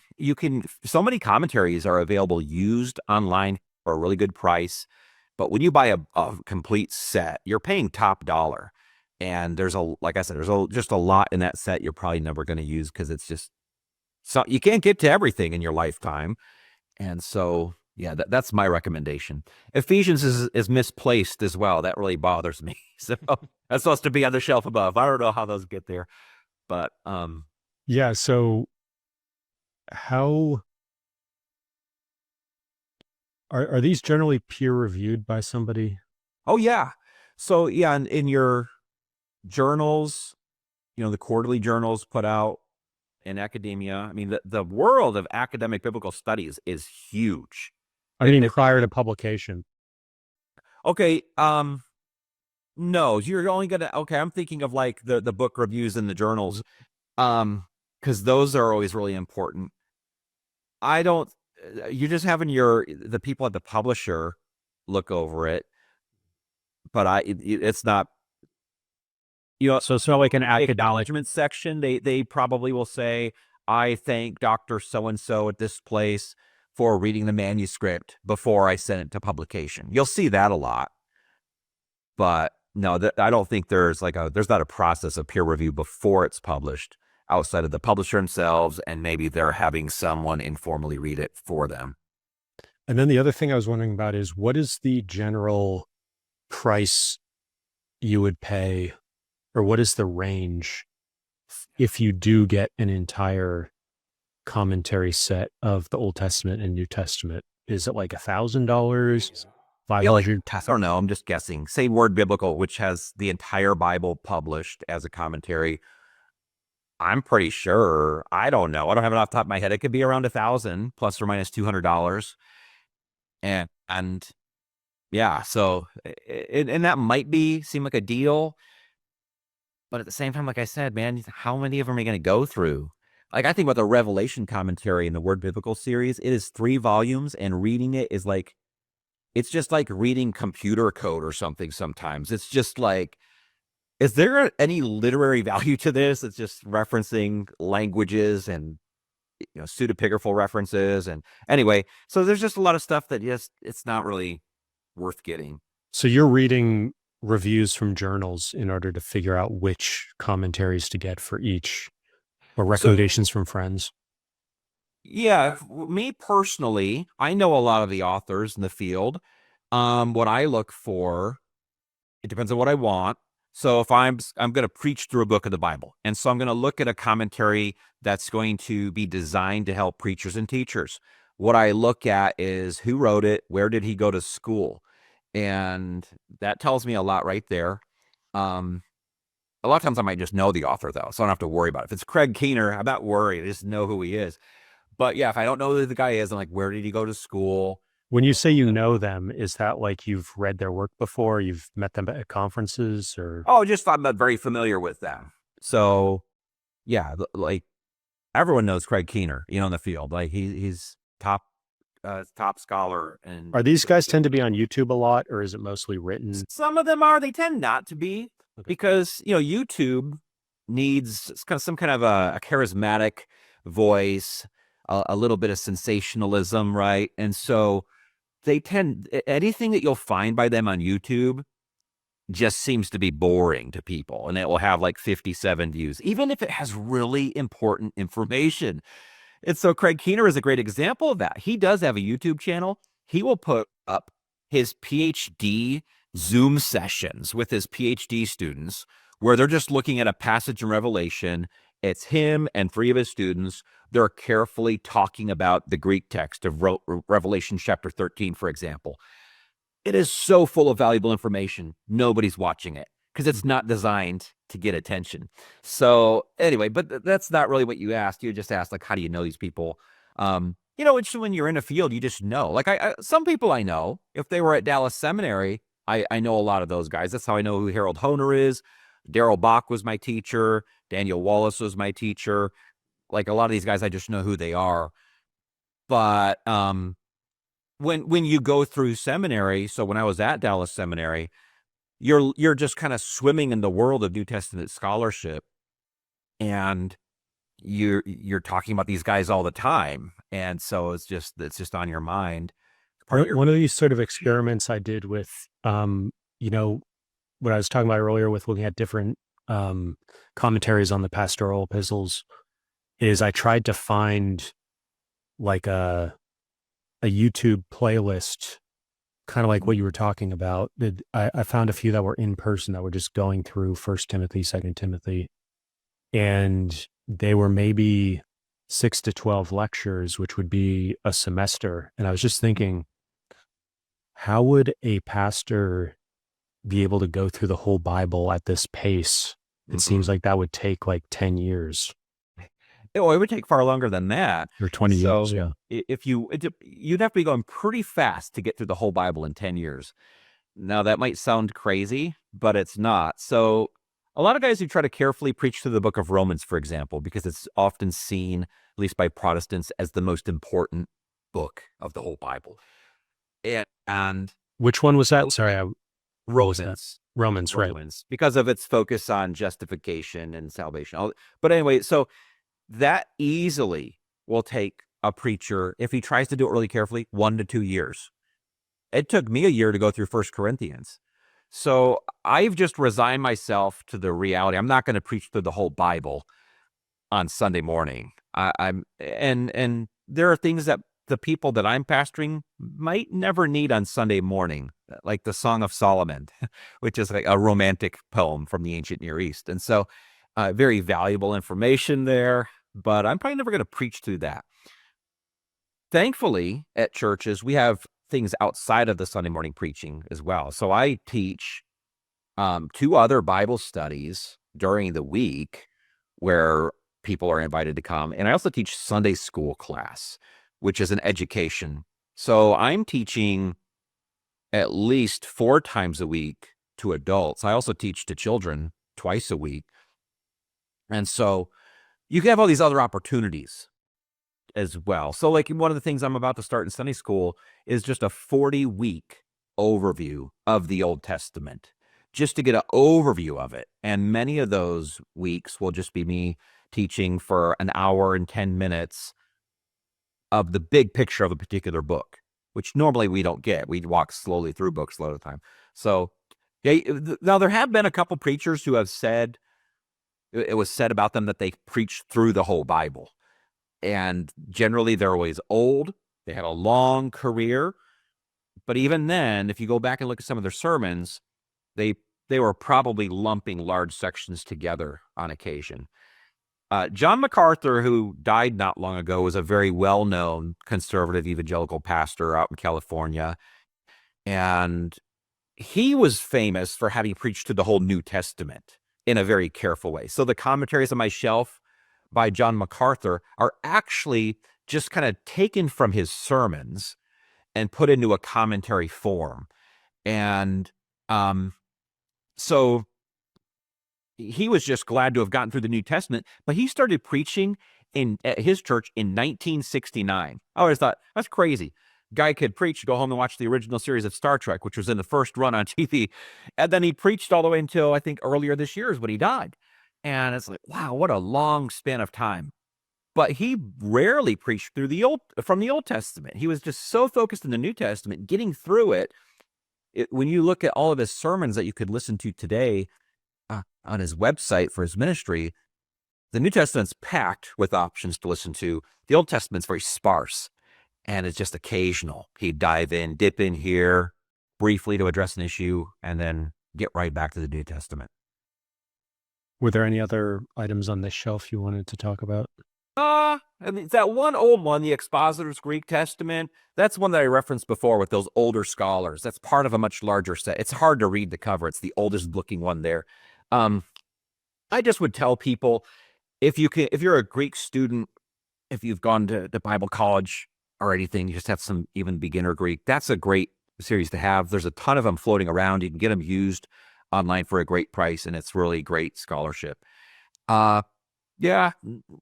Other than that, we're just kind of getting into what's called the general epistles.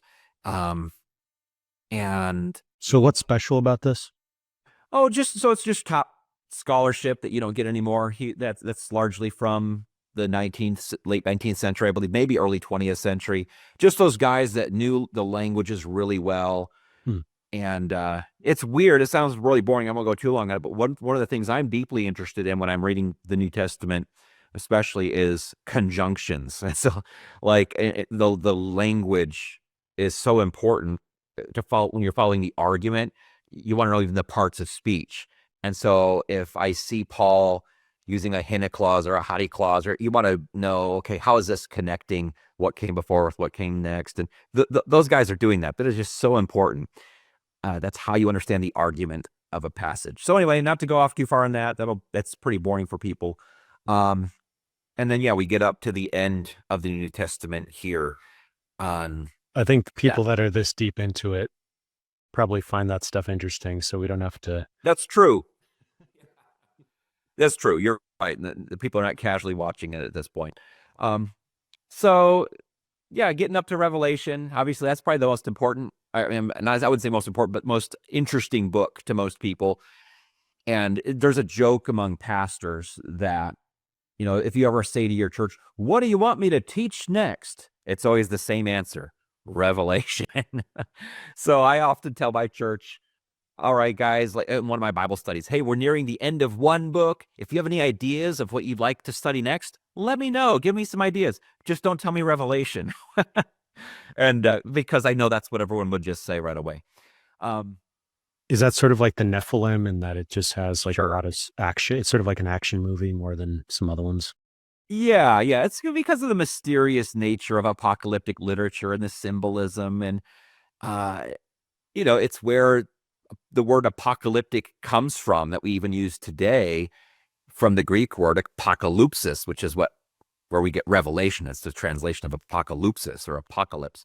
So yeah, it's the sensationalism. And I love the book of Revelation, and I would love to teach it. I often have a fear sometimes people are so dead set that they know what one thing in the book of Revelation means, and it can't mean anything else, that if I as the pastor said, well, I'm not really sure what that symbolizes, it would deeply trouble some people. I can't believe it. The pastor doesn't know. Yeah.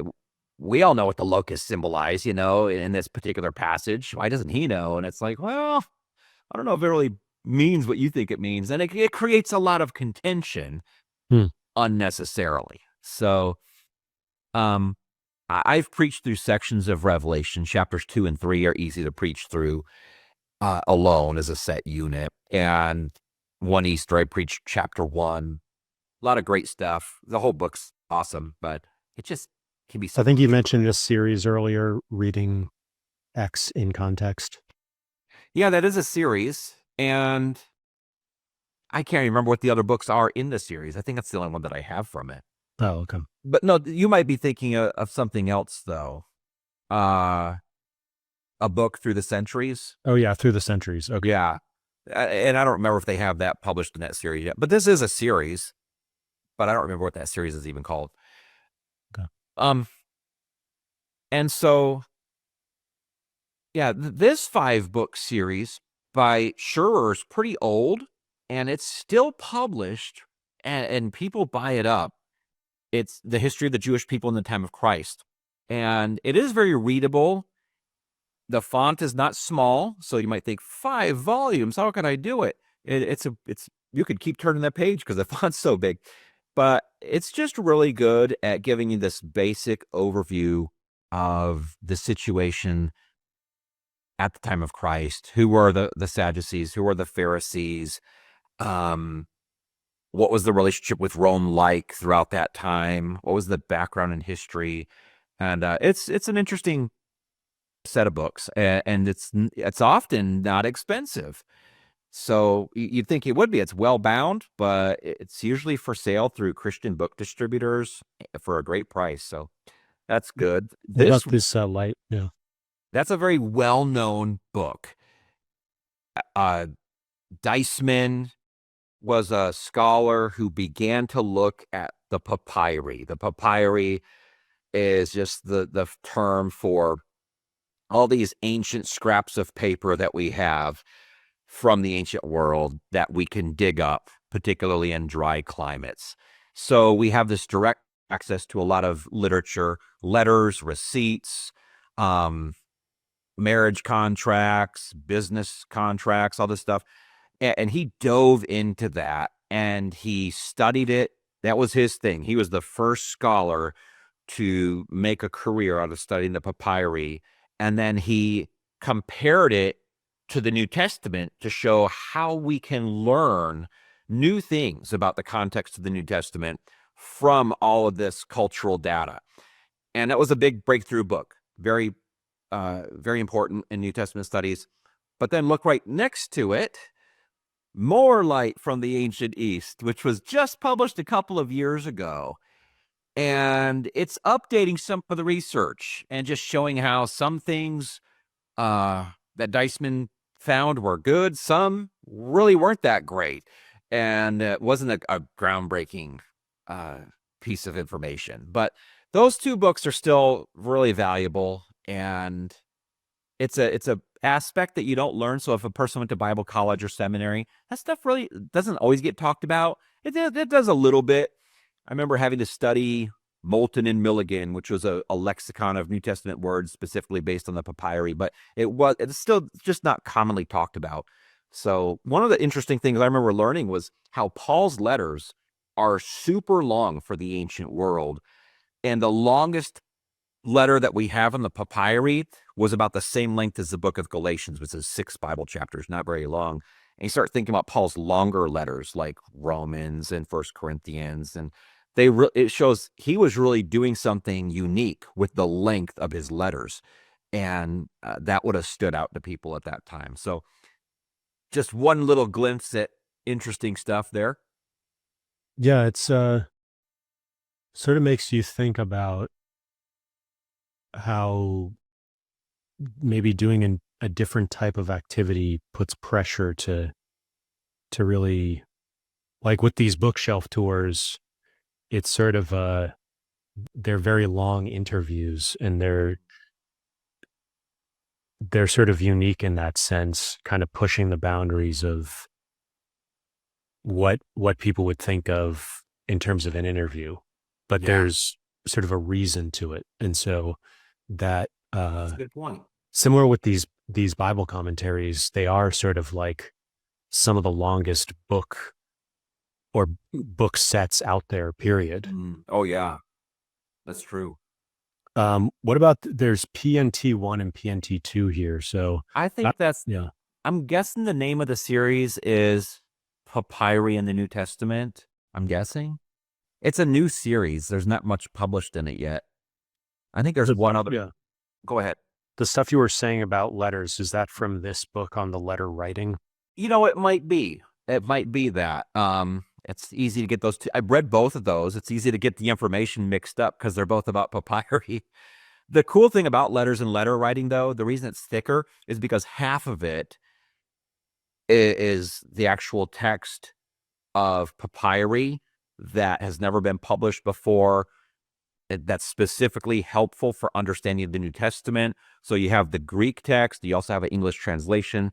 And so a big chunk of that is just reading the actual letters from the first century in that time period. That sounds really cool. It's really awesome. One of the weirdest things about the whole papyri industry is that, I don't remember if we mentioned this before, we have, when I say we, I mean humanity, we have dug up tons of papyri, so much that we're not even close to translating all that we have. It's just sitting in drawers in universities. And so every once in a while, a scholar's like, okay, I'm going to work on getting the fragments of a letter together, piecing them together like a puzzle, and translating it, publishing it, translating it. And so it's weird to think how much stuff that's really valuable. Like maybe we do have more really early copies of the New Testament, or of the letters of Paul that go back to the first century. We don't even know because we don't have enough scholars or enough time to sort out all of the papyri that we have and translate it all. And they're still digging up more today. So it's just overwhelming how much there actually is out there. Yeah, one of the crazy thing. Good. Well, I was just gonna say, I think we kind of imagine like, yeah, if we found anything, we would just translate it right away, know what it says, and move on. And it's just not the case. Yeah, I just taught a lecture a month or two ago on using these offline AI models, like you can run on your laptop, to transcribe handwritten text and hard to read. Anybody who's tried OCR, like with Adobe Acrobat or other, I think ABBYY is a pretty good one, but they've always been like missed a lot of stuff, even when the scan was pretty good. And these AI models use this sort of different architecture, and they can read stuff that is just they're an order of magnitude more accurate. Even some of these models that are 5 or 10 gigabytes that can run on pretty much any computer. And so I've just been amazed. I mean, you can do it with ChatGPT 1 page at a time, but I think there's going to be a breakthrough once the technology, probably in the next year, makes it more user friendly, because you can just, it used to sort of take an expert to be able to just transcribe stuff. And now these AI tools can get you extremely high accuracy, very cheap, very fast. And there's so much stuff that's just, it's been scanned or it's in an archive somewhere, but there's like a backlog of 100 years before humans would ever get to it on their own. Yeah. And that's one of the really great things. A lot of times AI causes me concern and irritation. I don't like it. I'm like, man, are there going to be musicians in the future? Because nobody will pay attention to them. And so I don't like that. But then I'm like, this stuff is awesome. Like, we're going to catch up on all the papyri. And there's a lot of books I would like to read, but I can't because they're not translated into English. And I'm like, hey, that'll just be like an automatic thing now, So it's exciting and weird. Do you connect this at all with Erasmus and his stuff on, because he's sort of famous for his letter writing? I don't know. I wouldn't make any direct connection outside of the fact that he wrote letters too. I mean, but people wrote them in antiquity. They wrote them in the time of the Renaissance, and it's only now that we don't write them anymore. We just send texts. So I don't know if anyone in the future is going to be publishing our texts. You know, that would be a pretty boring piece of information to read. So that this isn't, none of the stuff in here is on how to write letters. It's just examples of letters. Yeah, the style, like what, so, and it's specifically comparing to the New Testament. So, because that's what the series is. Mhm. So it's like, what do we learn? How unique are the letters in the New Testament compared to other letters outside of the New Testament? Do they all follow a similar pattern? One of the things I've always thought is when I preach a book of the Bible and I start at the beginning of a letter, some preachers love to dwell on the salutation, the very opening of the letter, the announcement of the guy's name, who he's writing to, that he wishes them well. And, you know, I kind of feel guilty in some ways, but in other ways, I'm like, I just think he's saying hello, you know? And if I said hello to somebody, I don't want to like find out the etymology of the word hello, you know? Like, what does hello mean? Like, it just means I'm saying hi. So I've always thought that, but that book helped me feel more solid in my position. He was like, Arts Grobner, the scholar who's over that project. He's like, yeah, this is like the way Paul said hello, grace and peace to you. That was said by a lot of people in a lot of different contexts, and it doesn't always mean like all these great depths of thought are happening. He's just saying hello. So, You know what I thought? It's looking at the style of letters, their outlines, and comparing. What do we learn from the New Testament about that kind of writing? Yeah, I guess what that made me think of is like in other languages and in other times, though, there is like a lot of religious meaning to hello and goodbye that maybe in our secular culture we don't have. Like I was just thinking with Arabic, you have stuff like Assalamu alaikum, where it has a very obvious, like it's part of the Islamic religio-cultural nexus or connection there, that all of those little sayings have a religious meaning. Whereas in a Christian context, it seems like maybe there isn't as much of that, and that's kind of unusual sociologically. Yeah, maybe. I mean, so I wouldn't say you don't get anything from it. So he says, grace and peace to you. I'd be like, you know what? He wishes them well. And as the people of Jesus, we should wish people well, especially people that we're trying to minister to. I would just get this principle from it and kind of move on from there. And I would also say, I've even applied it this way, like, hey, you know, writing letters is a pretty powerful thing to do. And even in our culture today where we don't write letters. So the fact that he said, Paul, I'm writing to the Philippians, like just that action of writing a letter is important. But yeah, I didn't get too caught up. I tried not to get too caught up in the etymology, but you're right. There could be a context where that would be important. Yeah, I mean, I even just think like in today's day and age, um, it's kind of like you've got that sign at the top of the shelf we're looking at right now, Christ, Jesus Christ is Lord. Oh yeah. So like just little things like that, kind of sayings or idioms that find their way into the language. I did want to ask you about this one. Like, what does manuscripts mean in this context? Okay, so Craig Evans is a top New Testament scholar, and in many ways, like if I could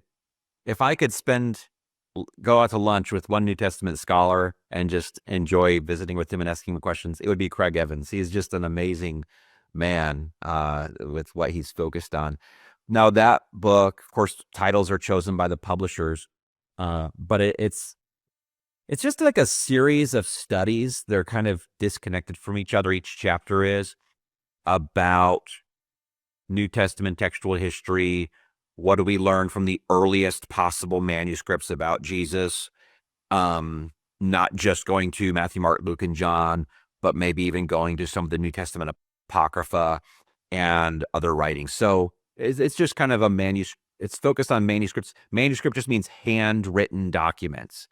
manu is the word for hand in Latin. So it's like an umbrella term that would include papyri, yes.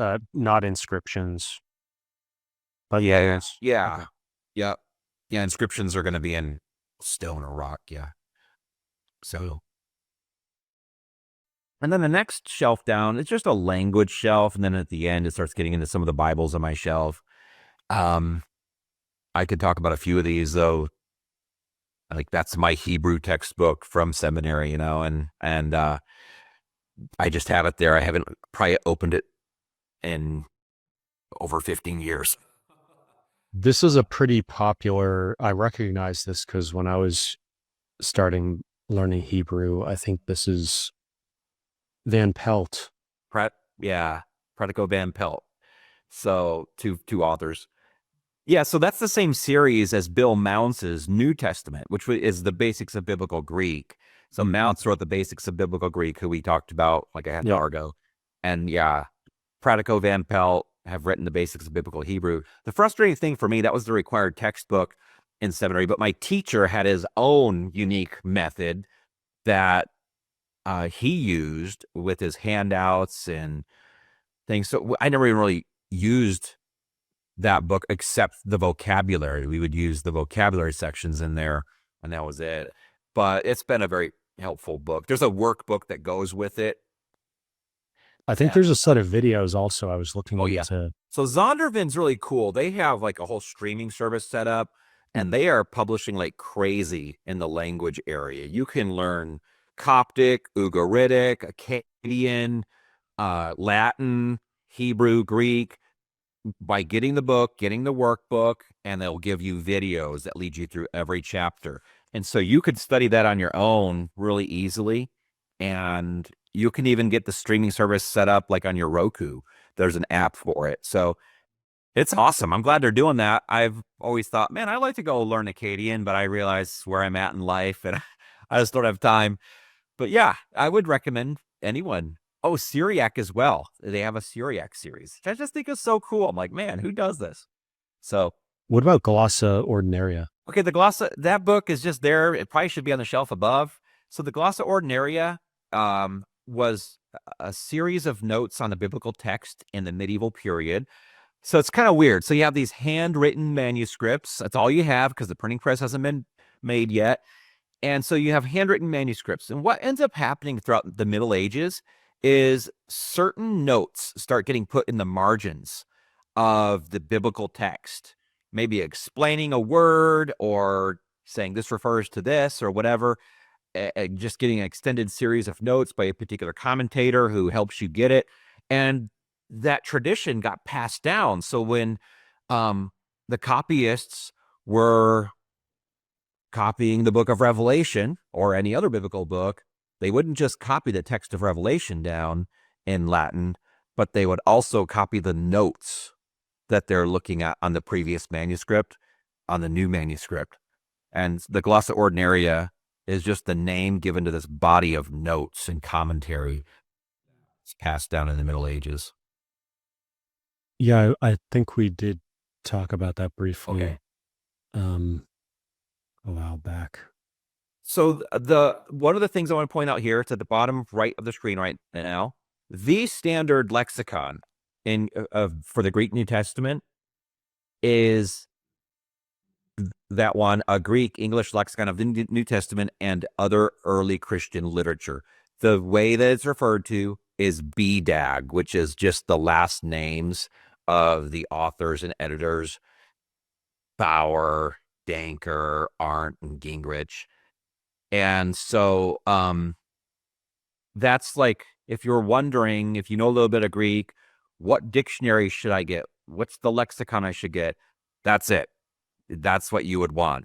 And if you have digital software like Logos, it's definitely worth getting, even if it costs $180, like, because there's nothing that compares to it. And like, yeah, it's anything else is like miles behind it. And do you know when it first came out? Well, it's been coming out for years. That's the third edition. That's still the most recent one. I'm guessing maybe late 90s, early 2000s is the last time they updated it to the third edition. You have to get the third edition. The second edition is just smaller, has less information, but it's way easier to get. So you might mistakenly get the second edition if you get something used. But the second edition is called Bag D. The third edition is called B Dag. So, but yeah, so it's not just looking at words in the New Testament. It's also going to be comparing them. You're only getting New Testament words listed, but in the definitions, it's going to be showing them also in other early Christian literature, like I said, the Apostolic Fathers, Irenaeus, Justin, other Greek writers of the time. But it's also comparing it to classical literature. So it'll be like this word is used in Xenophon in his book on horsemanship or whatever. And you can look it up here. The cool thing on software is if I want to, if I'm using the paper copy, I'm at a disadvantage because it'll say, hey, this word's used in Plato's Republic, book 5, section 4, or whatever.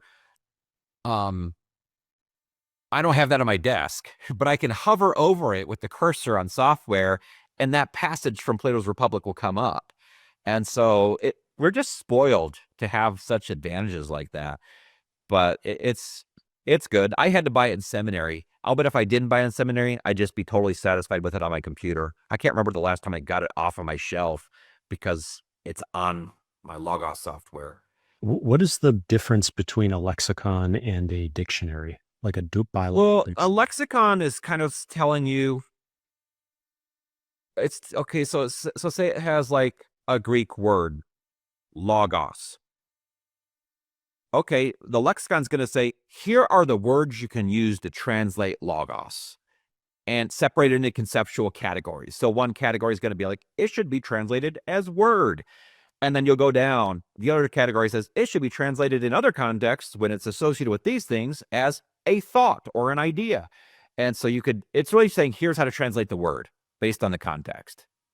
And a dictionary isn't saying, here's how to translate the word. It's here's an extended philosophical definition that helps you understand the core meaning of the word. Does that make sense? Yeah. Yeah. Like I always think lex icon. Lex means law. Icon is like a symbol. So I'm like, is it like, here's the laws for translating these symbols, which are words? I don't know.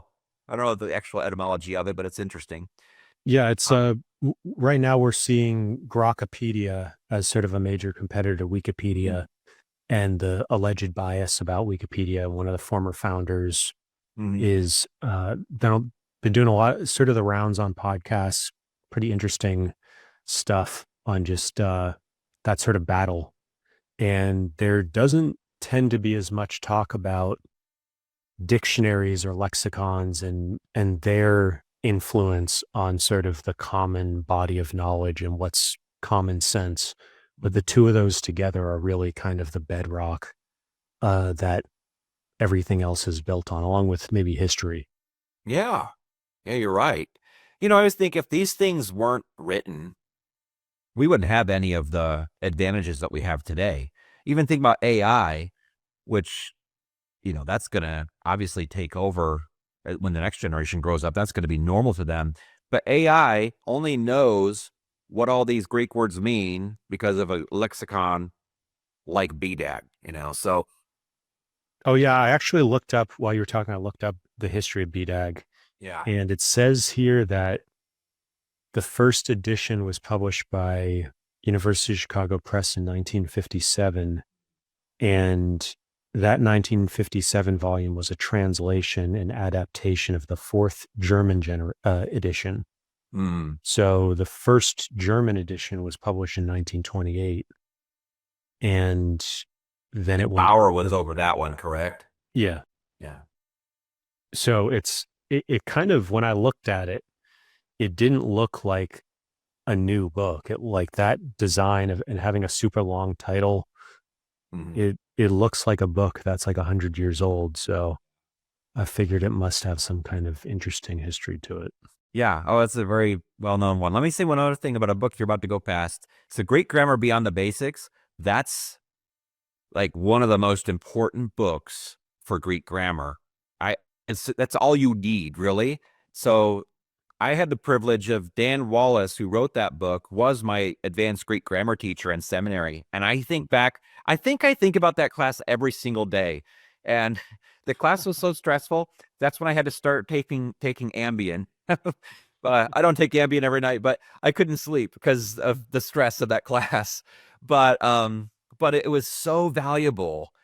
He just divides up. So in Greek, you have cases, for your nouns, nominative, genitive, dative, and accusative. But then within those cases, you have like 20 something different ways to understand a genitive, and he just taught us like, here's how you make a decision, or here's where you can't make a decision about what kind of case this is, or what kind of voice or tense this verb is. And how do you, so he would just go through the class. We'd have a section to translate from the Bible, and he'd have to come in the next day, and he was just going to go through and ask every student in turn, and then go through the class again, what kind of dative is this word? How would you translate it? And then he'd say, how did you come to that decision? So the stress of having to know, I'm going to be on display tomorrow in front of the whole class. I don't know what he's going to ask me about with these couple of paragraphs I have to translate. I have to have memorized all of the categories of the dative and the accusative and all these things, not only knowing the names of each of the things, but how I could decide which one it is and which one it's not, and then defend that. And so anyway, but the book itself is very good. And if somebody's taken first year Greek, that's second year Greek, but it really should stick with you for good after that. And that reminds me, I wanted to ask you, you said your teacher for Hebrew had a special strategy for teaching. What was that? Well, he had a handout. I don't like the strategy that he used. He had a handout which just showed steps that you could use. So you get like a Hebrew verb, and he would have a series of questions you would ask yourself about this verb.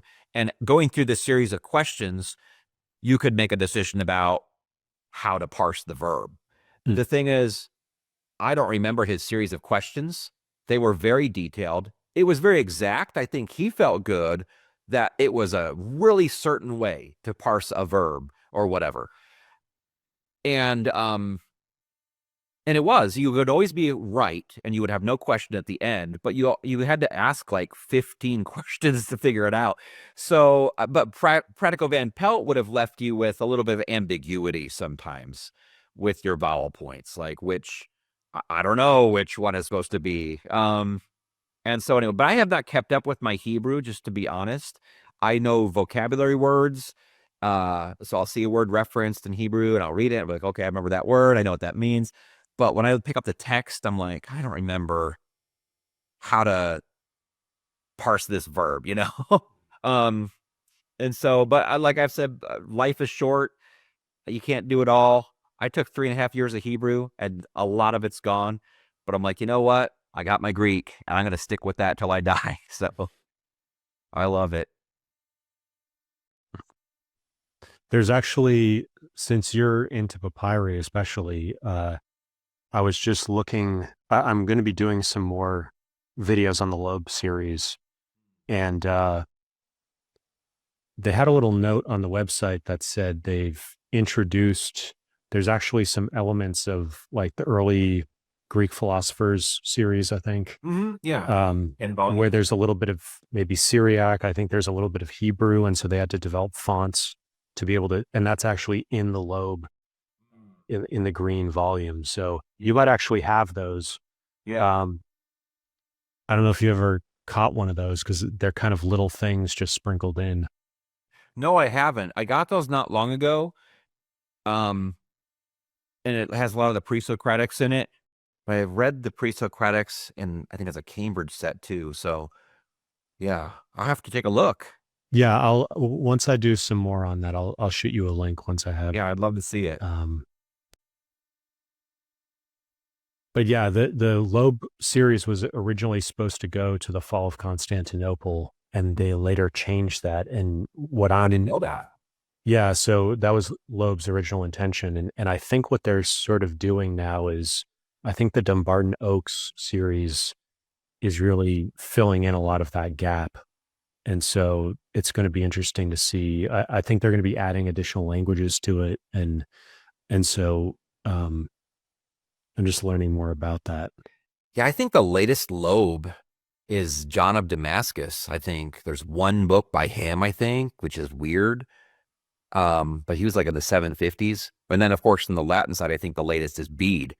But yeah, I've always thought about that. Like, how far do they go and why did they stop there? But obviously, Dumbarton Oaks is getting into the Byzantine period and publishing a lot of stuff that is interesting that hasn't been out before.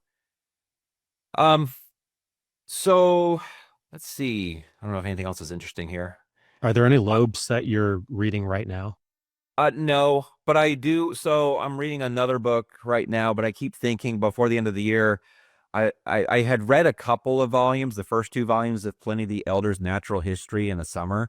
And I just wanted to sprinkle those into my reading and eventually get all the way through it. But I was hoping to read maybe the third of those 10 volumes before the year is over. They're not hard to read. It's so interesting. And I've just referenced it before here and there, but to actually read through his encyclopedia, it's not hard. He keeps your attention really well. So, no, but that's the only other one that's on my radar right now. So, the end of the shelf, though, there was a really interesting Bible that anyone who's interested, I've got to tell them about it. I went through a lot of work to get this particular Bible. It's the one that says Holy Bible with Apocrypha. That doesn't look very noteworthy at first, but the text of the Bible is the New King James. The New King James translators did not translate the Apocrypha, so they've inserted the Apocrypha from the King James. The reason that's really significant is because it's the only New King James version of the Bible, which is one of the most significant modern versions of the Bible with the Apocrypha in it. And it was special published by some weird, obscure group that I don't know much about at all. I think that's their logo. And they, for some reason, as a Christian, an evangelical Christian group, believe that the Bible should be translated with the Apocrypha still. And so they had this specially published. And I was searching for that for like 10 years and the prices were always ridiculously high. And I found it at some point for an affordable price. I think it was really low. Like somebody accidentally got it in their hands and sold it for like $10 and they didn't know what it was, and I just love it because I primarily use the New King James in English. And I do really love the Apocrypha, not because I view it as canonical, but I just love the wisdom in a lot of it. I love the intertestamental period between the Old and the New Testaments. And anyway, so I just wanted to point that out. It's a really cool version of the Bible that's hard to get. Yeah, for some reason I guessed that it was this one because I think because it has the ridges on it. Yeah. And I don't know if they're the real ridge. I don't think they are, but it's kind of a stylistic thing. And it is well bound. It's a pretty well bound book, which is rare. A lot of Bibles can be, once you start to pay more than $70 for a Bible, it's generally pretty well bound. Mm-hmm. You have to go back to like medieval times to see the actual like raised ridges. And I forget what that is, but I think it's just how they sew it together. Yeah. And I've not dug into the binding there. It'll take a look. So this one also has it right here. Yeah. So that's a Cambridge published one. And I could talk about all these Bibles. That I don't want to bore anyone, but well, I think the horizontal lines you see here are also kind of an ode to that. I could be reading that, but kind of separating information, about it. But like all the Bibles on this shelf are super interesting. Maybe we could start with the boxed Bibles, and maybe you could say a couple words about why they're in boxes. Yeah, so these Bibles are Hendrickson, which is a Christian publisher, and they publish a lot of Bibles. They, I don't know, maybe 15 years ago or so, began to publish facsimiles of early English Bibles and early English translations. I keep them in the boxes. Just they are really nice Bibles. They are genuine leather. They're beautiful. The pages are, when you open them, it's not normal Bible paper. It's nicer, and the facsimiles look really good. So a facsimile is just an exact copy, not just the words, but it is what the font looked like and everything. The woodcuts, everything is exactly as it was in the original. So like the Matthew's Bible 1537 edition, this it combines like Tyndale's New Testament and has some. Tyndale didn't do the Old Testament, so there was another translator who came along, and the publisher published this. Anyway, it's like in this old Gothic-looking font, so it's really hard to read, but you just appreciate a lot when you open it. It's like beautiful. Is it thicker paper? Is it still kind of see-through, or it's thicker paper? And I don't know how it works, because the Bibles they are pretty big. It's hard to get from this picture how big they are. But yeah, it's a beautiful Bible to hold. All three of them. So there are three there. The first one, which should be all the way on the left, but it's not, is that New Testament by William Tyndale, the small one. And that is like kind of more of a, I'd say maybe that's 6 inches or something from top to bottom. It's not big. It's a small, compact Bible. And he was the first to translate the New Testament into English, right? From Greek, yeah. There was an earlier translation from the Latin in the days of John Wycliffe that was done by his followers.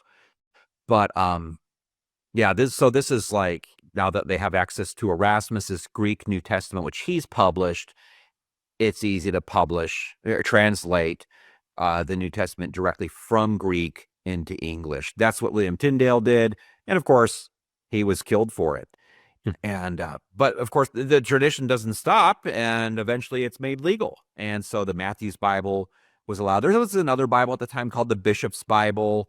But the Geneva was actually the first complete English Bible that just is really significant, before the King James Version, which is the most significant.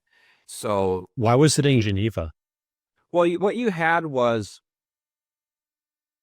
you had Bloody Mary in the 1550s persecuting Protestants, and many of them run away and go live in Geneva, and they translate the Bible while they're there, but they're English-speaking people. So wasn't there a name for those people that fled? That? Wasn't there a special name for those people that fled? Yeah, the Marian exiles. Marian, okay. And so, yeah, that's how they got up to Geneva. They translate the Bible. And so it was kind of just seen as this friendly Bible to the Protestant cause at the time. And it was not appreciated, of course, by any Catholics back in England. And so it was kind of the first major Bible translation in English. And it would translate things in certain ways that rubbed people the wrong way later, that the King James Version would try to smooth out. One example, just of many, is how the King James Bible makes sure to translate episkopos as bishop. And this was a form of structure that they wanted to promote, that there were bishops over large numbers of churches or over areas and stuff like that.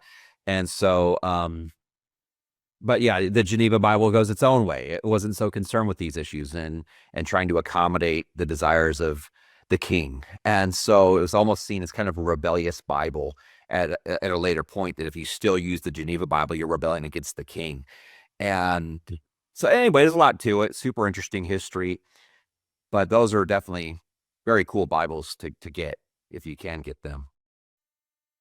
I don't know if they still sell them. Yeah, I mean, that the whole facsimile thing, I think, is really cool. It is. So I also I have a facsimile of the King James, and it was bought. There's this one publisher. They had a weird site name. They're from like the early days of the internet. I wish I could remember. They published really nice facsimiles. that would look, they were bound in such a way that it would be like they're trying to mimic the original binding. So these Bibles would cost thousands of dollars sometimes. But the King James was their biggest one and that they would sell. And so the price wasn't as high on that one because of supply and demand. There's just a bigger demand for the King James facsimile. And there was the original size King James and then the compact size. But I can tell you, the original size of the King James is huge. You should look it up sometimes. A 1611 King James original. I mean, just an enormous book. It's like a giant was supposed to use it. Folio, maybe. This company, though, would publish that one, but they would also publish the compact one. And I guess maybe the compact one is like 15 to 18 inches tall. It's huge, too. And at one Christmas, they had a sale. And I was like, man, I'm going to buy that. And I did. And now it's at my church on the table where we put the elements for the Lord's Supper. Most Sundays it's there. We have to take it down when we do the Lord's Supper, but we have it there on a transparent, open Bible stand. And it is really awesome. I'll have to look up that site, whatever they're called. I'm sure they're still around. But so I do have a facsimile of the 1611 King James, but it's not on my shelf because it's at the front of my church. Yeah, I was just looking up if the original the AI is saying the original King James was in folio size in black letter Gothic. And folio is 16 to 17 inches tall, 11 to 12 wide. I don't know. You should look it up. I saw a guy take one off a shelf recently. It was enormous. Huh. But yeah, they are just, it's a really amazingly large book. And I didn't know how they were supposed to even, I'm like, where was this thing supposed to go? You had this photo. Would you say it's like this size? Because this is bigger than what I was saying. Yeah. I mean, I don't have the exact measurements, but I think each one is like, takes the shorter length of the size down and then makes that the horizontal. So this is probably like 18 inches wide by like 2 feet or 2.5 feet or something. Yeah. And it's hard to see in that picture how big it is. Yeah, because that bottom shelf is meant for big books. That are a foot tall. And they're not even that big. But yeah, and you can see there's a lot of space above them. Yeah, and those ones are tall. But yeah, I was gonna see. Oh yeah, that site is called, it's a weird name, greatsite.com.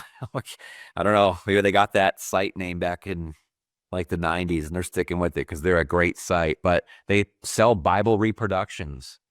And yeah, it's like on here, 1378 Wycliffe New Testament, first printed edition, facsimile, $195. So, pretty cool. 1560 Geneva Bible, $95. So anyway. This is a really famous one, the Biblia Graeca. Yeah. So, well, we don't want to skip the others that came before. This is a great shelf. But we'll get to that in a moment. Okay. So just, I don't want to talk too long about some of this stuff, but like the ESV study Bible, that's like a highly recommended study Bible. If somebody's just looking for a Bible with some great notes. I think they have like 20,000 notes on the text throughout it. And it's a modern translation, easy to read. So I would recommend that one. The Net Bible as well. That was published by the faculty at Dallas Theological Seminary. That's loaded with notes on like text criticism, the definitions of Greek words. It prints the original languages a lot of the time. So that's a good one to have, the Net Bible. I read through that Grange Press Greek New Testament last year, which is a great reader's edition. It's the Textus Receptus. Do you know what that means? No, I forget. So Textus Receptus, 2 Latin words, it just means the received text. This is the traditional received text of the Greek New Testament that Erasmus published, when he first published the New Testament. Erasmus only had access to like 7 Greek manuscripts. Now, there are thousands of them, but he only had 7 in his time. And they were largely just from the East, from the Eastern Orthodox Church. And because not a lot of Greek was floating around in the early 1500s in Western Europe. And so Erasmus got a hold of 7 manuscripts, compiles them together into a single text, because you have variant readings here and there. And he gets them together into one text that becomes the normal Greek text that's published for a long time. And anyway, but that particular edition, I read through it last year, reading a chapter a day, Monday through Friday every week. It's only the Greek text, but a reader's edition means that it takes the less common words and translates them at the bottom of each page to help you. So if somebody knows Greek and you want to keep up and practice, you can, it's exact. I think it was exact for me, just reading Monday through Friday, 1 chapter a day in the New Testament. From the beginning of the year to the end, I finished it, but that was a great experience. So I would recommend that if anyone's done some Greek. So Textus Receptus basically means the collection of things that Erasmus put together to do his translation. That's how it began, yeah. So just the received text means like this is the standard text of the Greek New Testament that's printed, if that makes sense. Because, like I said, is this all based on Erasmus's authority? Like, is that the essence of Textus Receptus? It's not necessarily his authority. I mean, I guess in a sense, yes, but just so much. It was like this is all we had for a long time. Okay. Now there were some minor tweaks. A guy named Scrivener in 1550 tweaked a few things, very minor editing changes. But yeah, it's always been the received text. Now that continues to be the standard text of the Greek New Testament until the late 1800s, when some new manuscripts are discovered in Egypt that are pretty old of the New Testament that have even more variant readings in them. And so after that, there's a big departure from the Textus Receptus as far as printed, published copies of the Greek New Testament. And you get to what are called the critical editions of the text, which there's 2 published. One's by the United Bible Society, and the other is called the Nestle and Lalande text, named after the 2 scholars whose translation philosophy or whose text critical philosophy is used. So it gets complicated. I'm not a big fan of the critical text. I'm thinking, you know what? Actually the Textus Receptus is not bad at all. It reflects the readings that you do see traditionally throughout Christian history, the readings that are often reflected even in the Latin Vulgate, and often in the 2nd century. If you read Irenaeus and Justin Martyr, their reading of the New Testament lines up with this. And it's in the late 1800s when you have a couple of discoveries of these oddball New Testaments that were copies from like the year 400 or so that have weird readings. Scholars jumped on it. They loved it. They were like, whoa, look at this. A sentence is missing from this particular copy. What does that mean? And so the critical editions of the printed Greek New Testament, they're not radically different, but they're different enough where you'd have like a word that's missing or a phrase that's gone that the church has been reading for 2,000 years, but this one copy in Egypt didn't have it. So scholars just love that kind of stuff. They love novelty and something new. And so most modern English translations, though, are made based on the critical text of the New Testament. And the only ones that are still based on the Textus Receptus are the New King James Version and the Modern English Version. Of course, the King James Version was based on it as well. I put this into AI, this must have been in conflict with the Catholic Church's either Greek or the Vulgate, and it came up with this thing called the Catholic-sponsored Complutensian polyglot. Yeah, the Complutensian polyglot, right? That's one that had several languages together, right? it says it has represented two early printed Greek New Testament traditions. They overlap heavily, as they both draw on the later medieval Byzantine manuscripts, yet they differ in a number of readings. And I think it had the Latin with it as well, but I don't remember. Yeah, that's a rare version, but early and important. But I was just wondering, in the context of Erasmus, to what extent was him putting together this Textus Receptus sort of in conflict with the Catholic?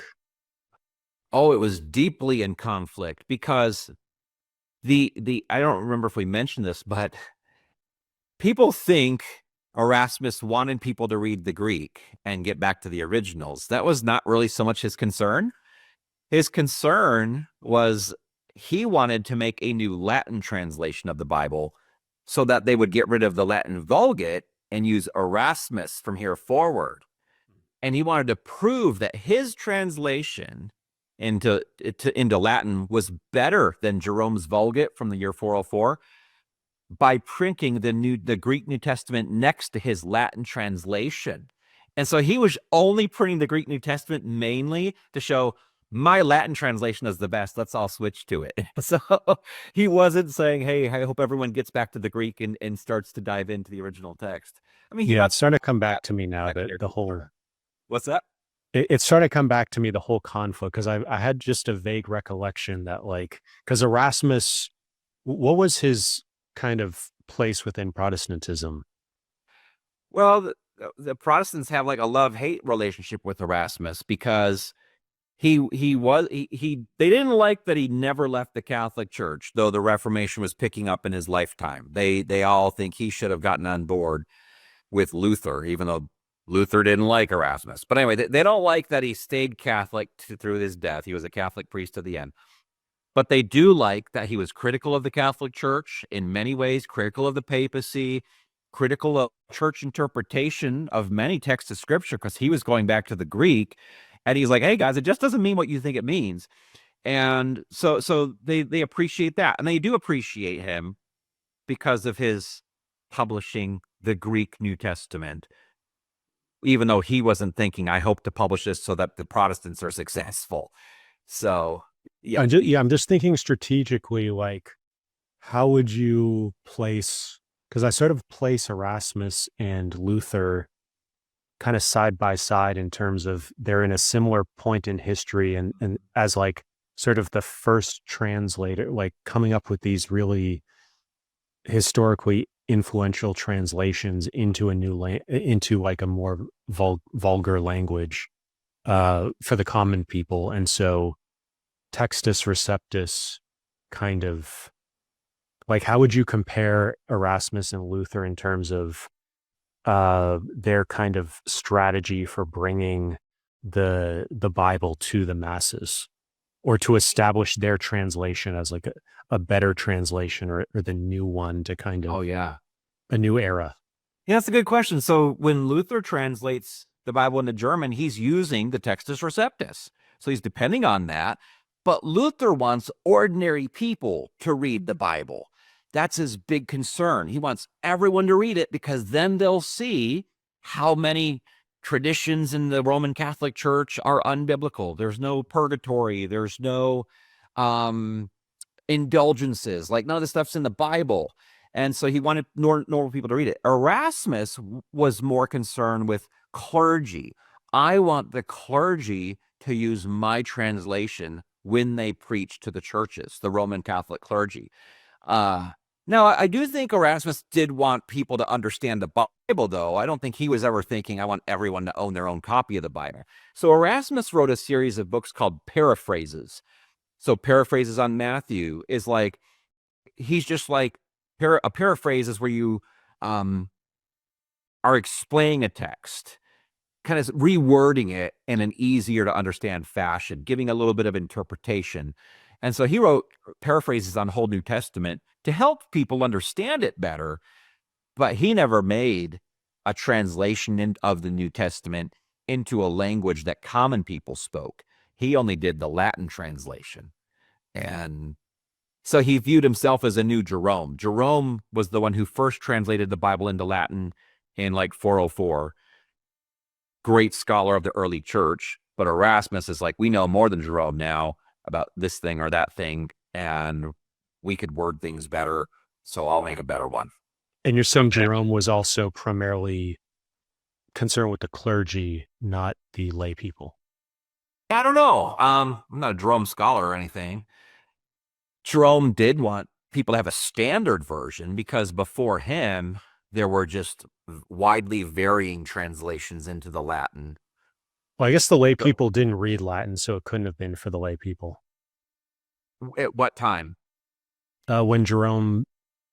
Well, Jerome's in the 400s, so there's still plenty of Latin being spoken around the year 400 in the Western Empire. And so Jerome was, not thinking, I'm going to translate it into an obscure language. That was still a language that was used. But I think he was just trying to standardize the text, if that makes sense. Because before Jerome's Latin Vulgate, all you have is what you call the Old Latin. And we don't even have a copy of the Old Latin. There's not like a single Old Latin texts of the Bible. That was just varying translations that individual authors had made of various biblical books into Latin. So Jerome's like, hey, we just need the same thing. So we can quote the scriptures together. We can refer to the Lord's Prayer, and I'll be using the same words. So that to me, I think, is his bigger concern. Okay. And, but yeah, by the time of Erasmus, though, Latin is not a normal language for anyone outside of the clergy and educated people. Mm-hmm. I just want to give people the dates to kind of fix this in the timeline. Erasmus's first edition of his Greek Latin New Testament is 1516.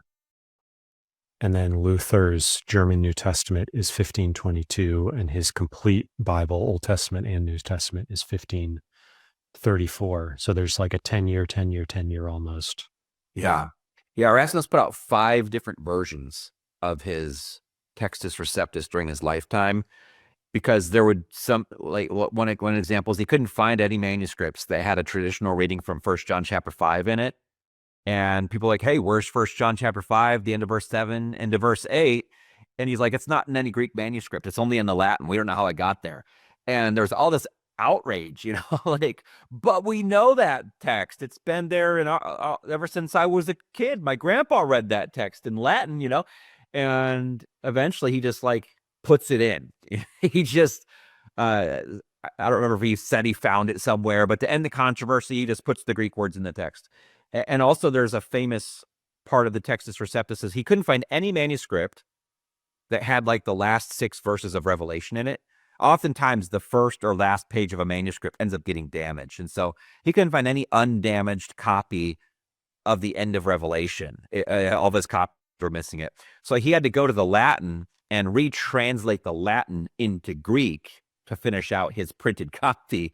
So there were a couple words he used that he invented that never even existed before he wrote them in those last verses of Revelation. Really interesting. So that's obviously not commendable today. We now do have plenty of manuscripts of Revelation that we can go back to in Greek and see what it actually says. But yeah, so you said the 5 editions, and it's funny.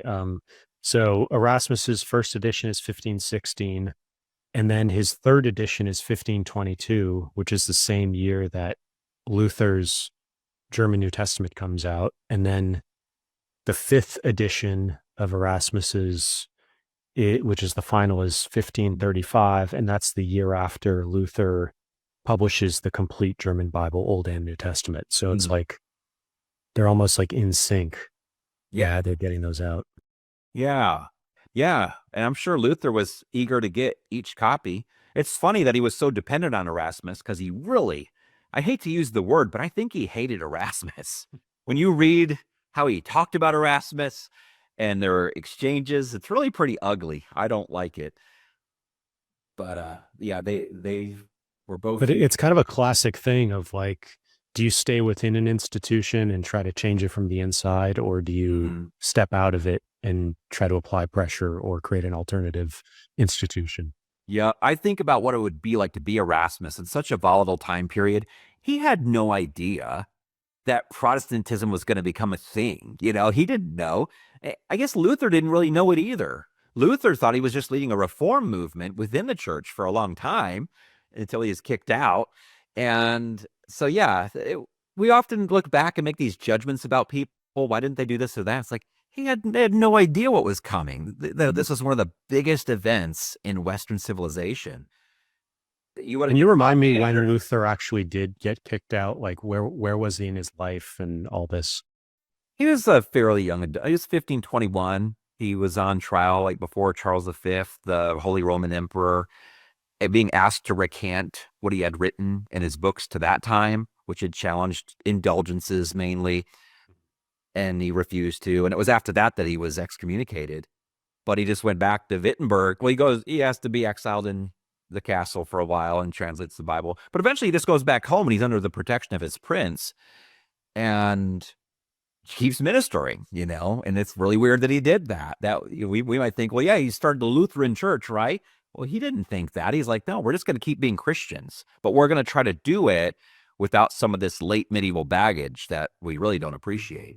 And so is there a sense in which, like in his time, he would have identified as a Catholic who's sort of outside the church, or like if he had said he was a Catholic at the time?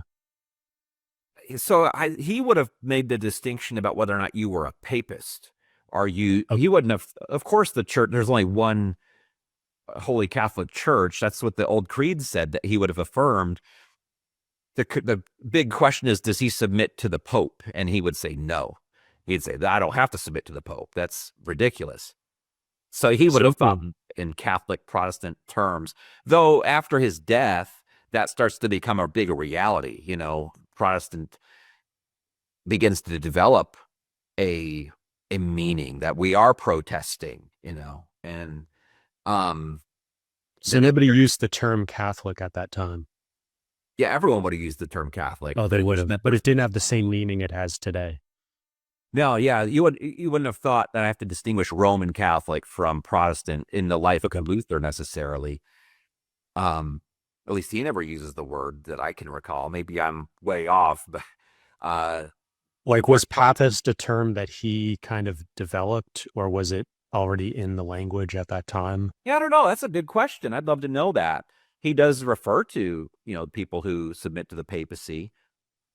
And I don't know why you would have even had to make that distinction before Luther, but he loved to defy the Pope and talk against the Pope. And you did have that to some degree, very limited earlier when there were bad popes, but he's very open about it in a new way. He was just such an eccentric guy. But you don't have world-changing people unless you have eccentric people. Moderate people tend not to change the world. Right. Do you want to?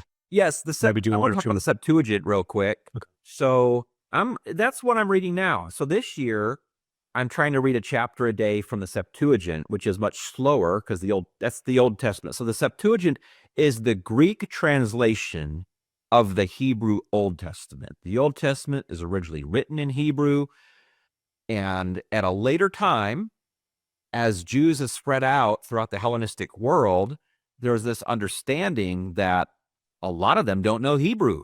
They've moved away from home. They don't live in Israel anymore. They're speaking their local languages, but the one language that is kind of spread throughout the Hellenistic world that most people know is Greek.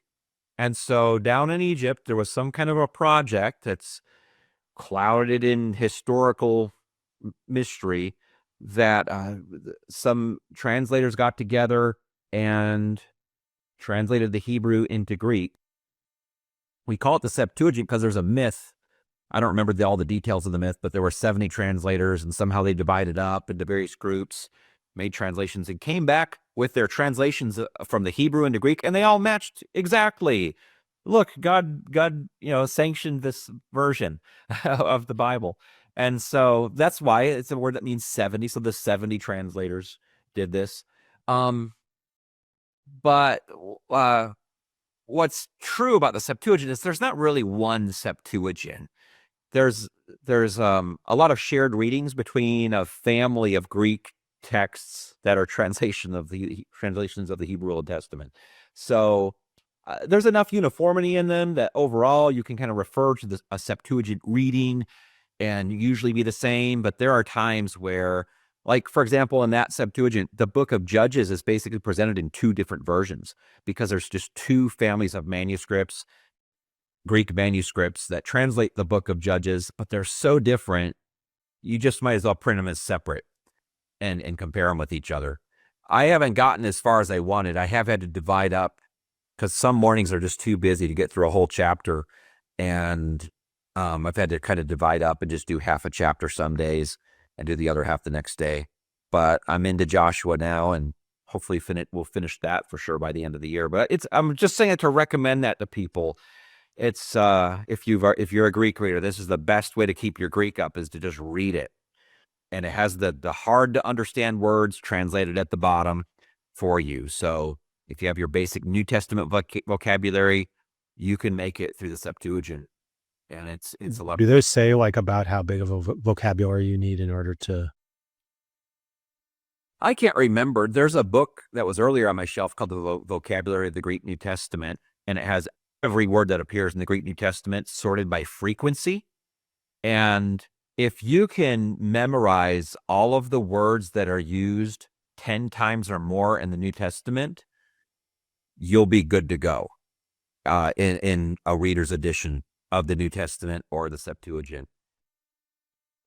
And that's usually what they're assuming, that you know all the words that occur 10 times or more. And once a word only occurs 9 times, it's becoming rarer.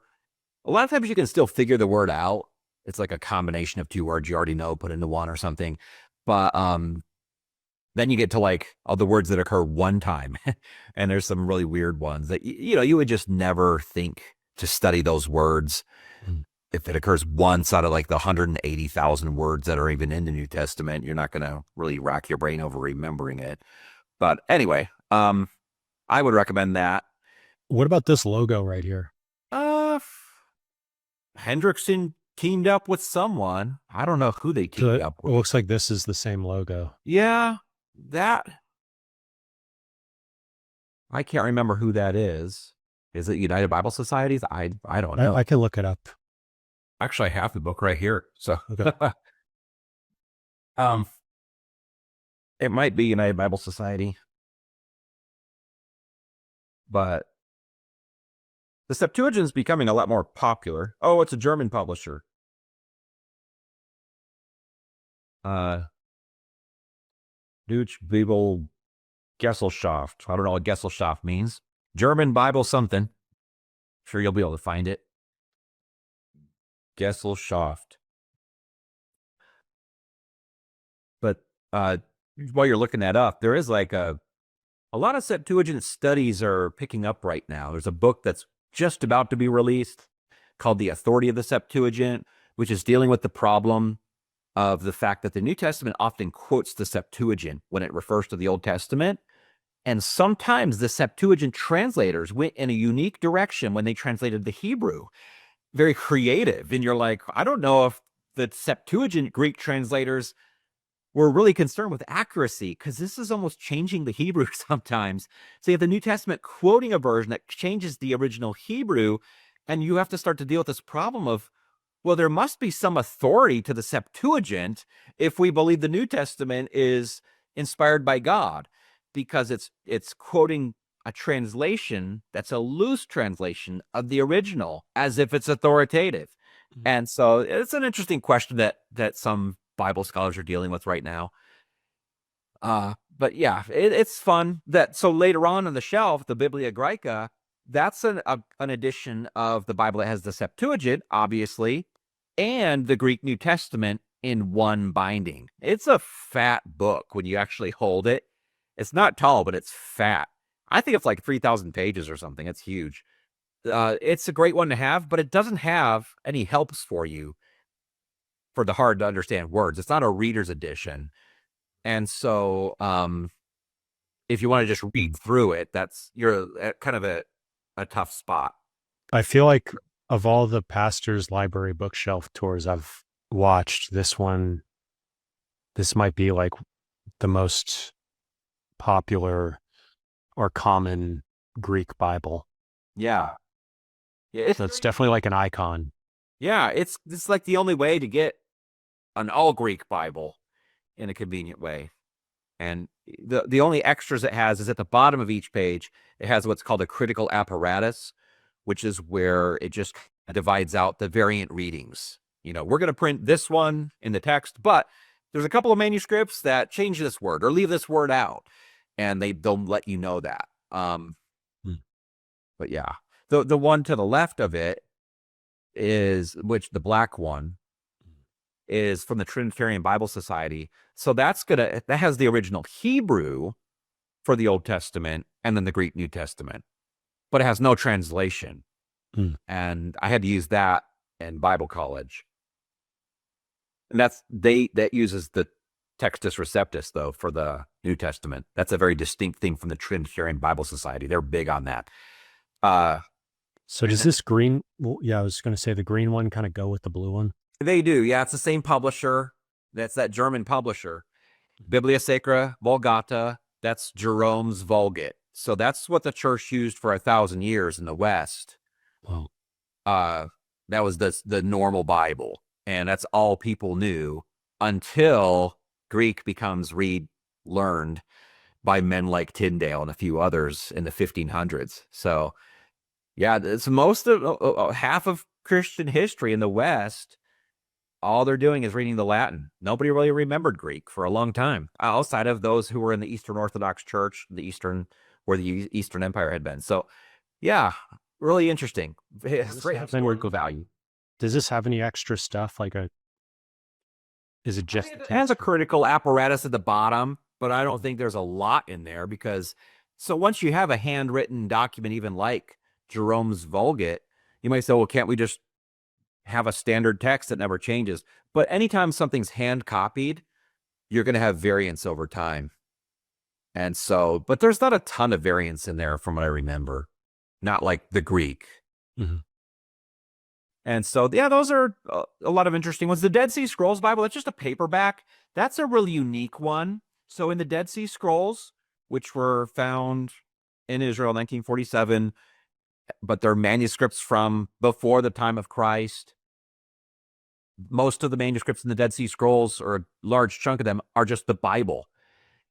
So it's a really old copy of the Bible, the oldest we have in the world. And that particular version takes just everything that the Dead Sea Scrolls had of the Bible and translates it. So it's missing portions. It's not the entire Old Testament, because you can only have the Old Testament and the Dead Sea Scrolls. The New Testament wasn't written yet. So it's the Old Testament, and it's missing huge sections because the Dead Sea Scrolls, a lot of the times they're just a fragment of a manuscript, and you're just piecing together various scrolls. But like the Isaiah scroll is really well known as a almost complete manuscript. And what you see is that the Bible was not greatly different at that time period. People often think, oh, it's changed over time. People wanted it to say one thing, and so they would change it. It's like, man, that's amazing. Like how much it's stayed the same. Like it's hard to find differences. You can find a few times where you're like, oh, that's weird. Like I think Goliath is like 6 feet tall or something in the Dead Sea Scrolls. And it's not like 9 feet. So that's one of the famous things. And I might be wrong on that, but he grows over time. In the earliest copies, he's like one height, but by the time you get to the latest copies, he's not like the Masoretic text of the Hebrew Bible, he's 9 feet. That's obviously kind of weird, troubling. No matter what, he was considered a big guy. And in the ancient world, the average man was 5'2", around the time of David. So, you just say he's a big guy. But my point is the Dead Sea Scrolls Bible is a really cool addition, because you're like, man, it just kind of verifies the Bible really hasn't changed a whole lot over time with these handwritten copies. And if you ever think that's not significant, well, just see how easy it is to make mistakes when you're copying something by hand. It is really easy for that to happen. And to think if somebody's going to copy your copy and they're going to make a copy of that copy. And as soon as one mistake enters that whole chain, it continues, So it would be easy for things to get really messed up, but they don't get too messed up. And Could you, like I said, it's just paperback, but it's a fun one to have. Could you, I mean, it doesn't look big enough to hold the entire Bible. It So doesn't. No, it it's looks just like portions maybe of the Old 50%. Testament. I don't know what percentage of the Old Testament is. I guess from using it, maybe it's like half the Old Testament. Maybe I'm wrong.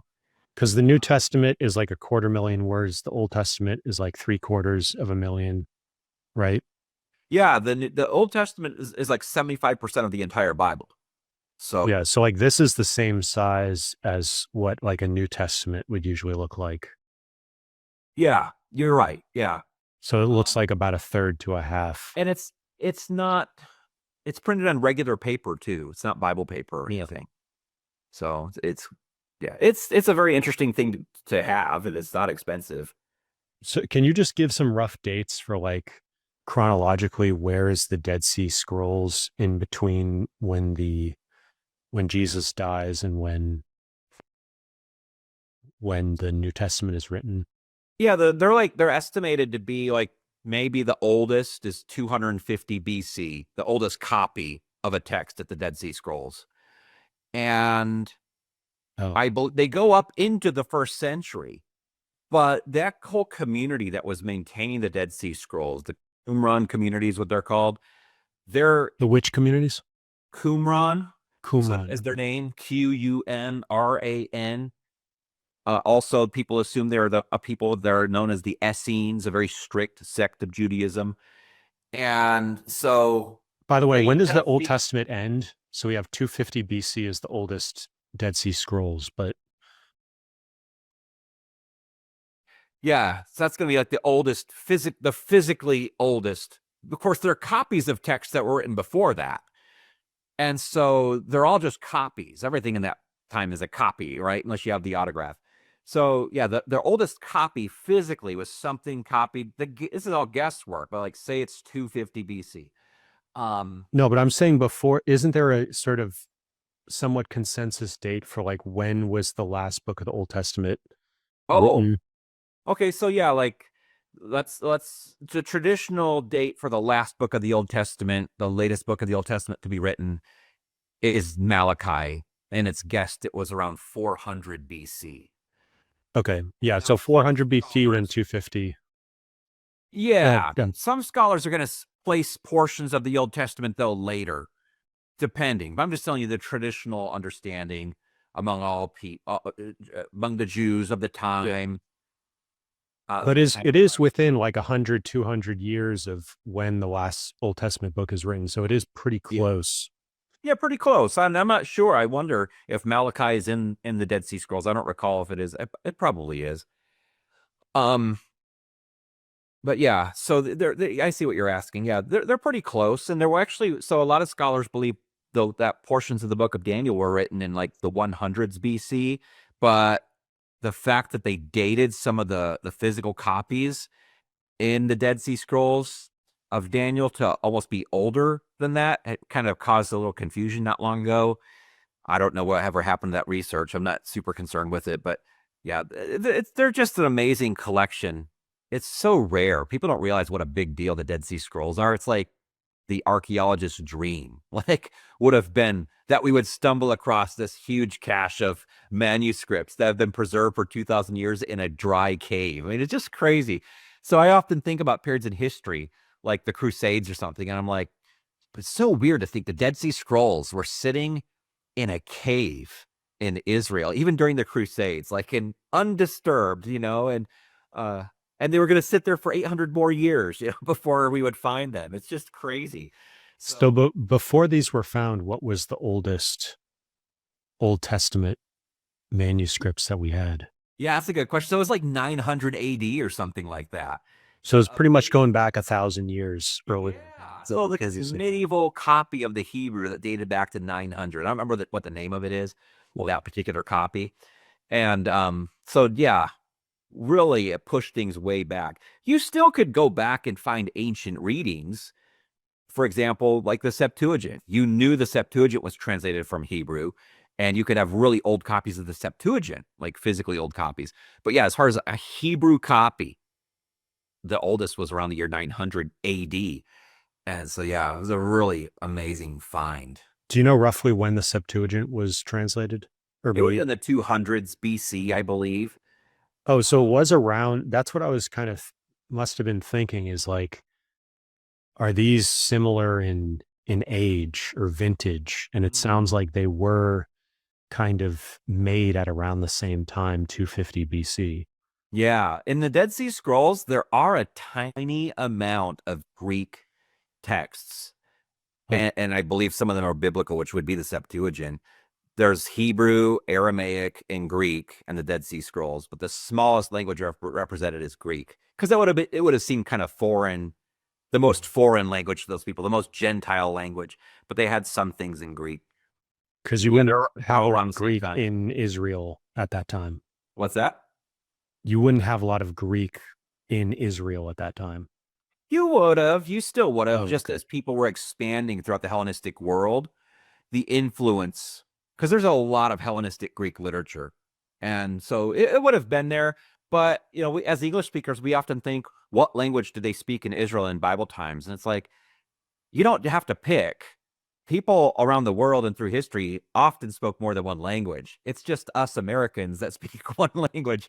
And so, yeah, you would have known a little of several languages depending on where you lived. Hebrew, Aramaic, and Greek would have all been languages that a lot of people knew in Israel and could get by with them, though Greek would have been more something that the educated class was familiar with. What? So, So it was a province of the Roman Empire at the time. well, it becomes that. Um, So this was pre. Yeah, once Rome incorporates Israel, they don't call it Israel, they call it Syria. It's a province of Syria, and Israel just happens to be part of the province, the Roman province of Syria. And then Judea, which is where Jerusalem was like this special ethnic zone within the province that gained special attention because of how unstable it was. So they were always nervous about Judea. The Romans were. They were like, "What's going on over there?" Anyway, Yeah. cool I time did look period. up. Yeah, I did look up that logo. So it took the ChatGPT 6 minutes to analyze. I took a photo of it, and it took it Yeah. 6 minutes to think it out. Is it So it's accurate? uh, yeah, Hendrickson Publishers on the left, and then on the right, Deutsche Bibel Gesellschaft, which is German Bible Society. Okay, cool. Yeah. Okay, so we'll wrap up here for today, and then Yeah. we'll continue next time with more of these editions of the Bible.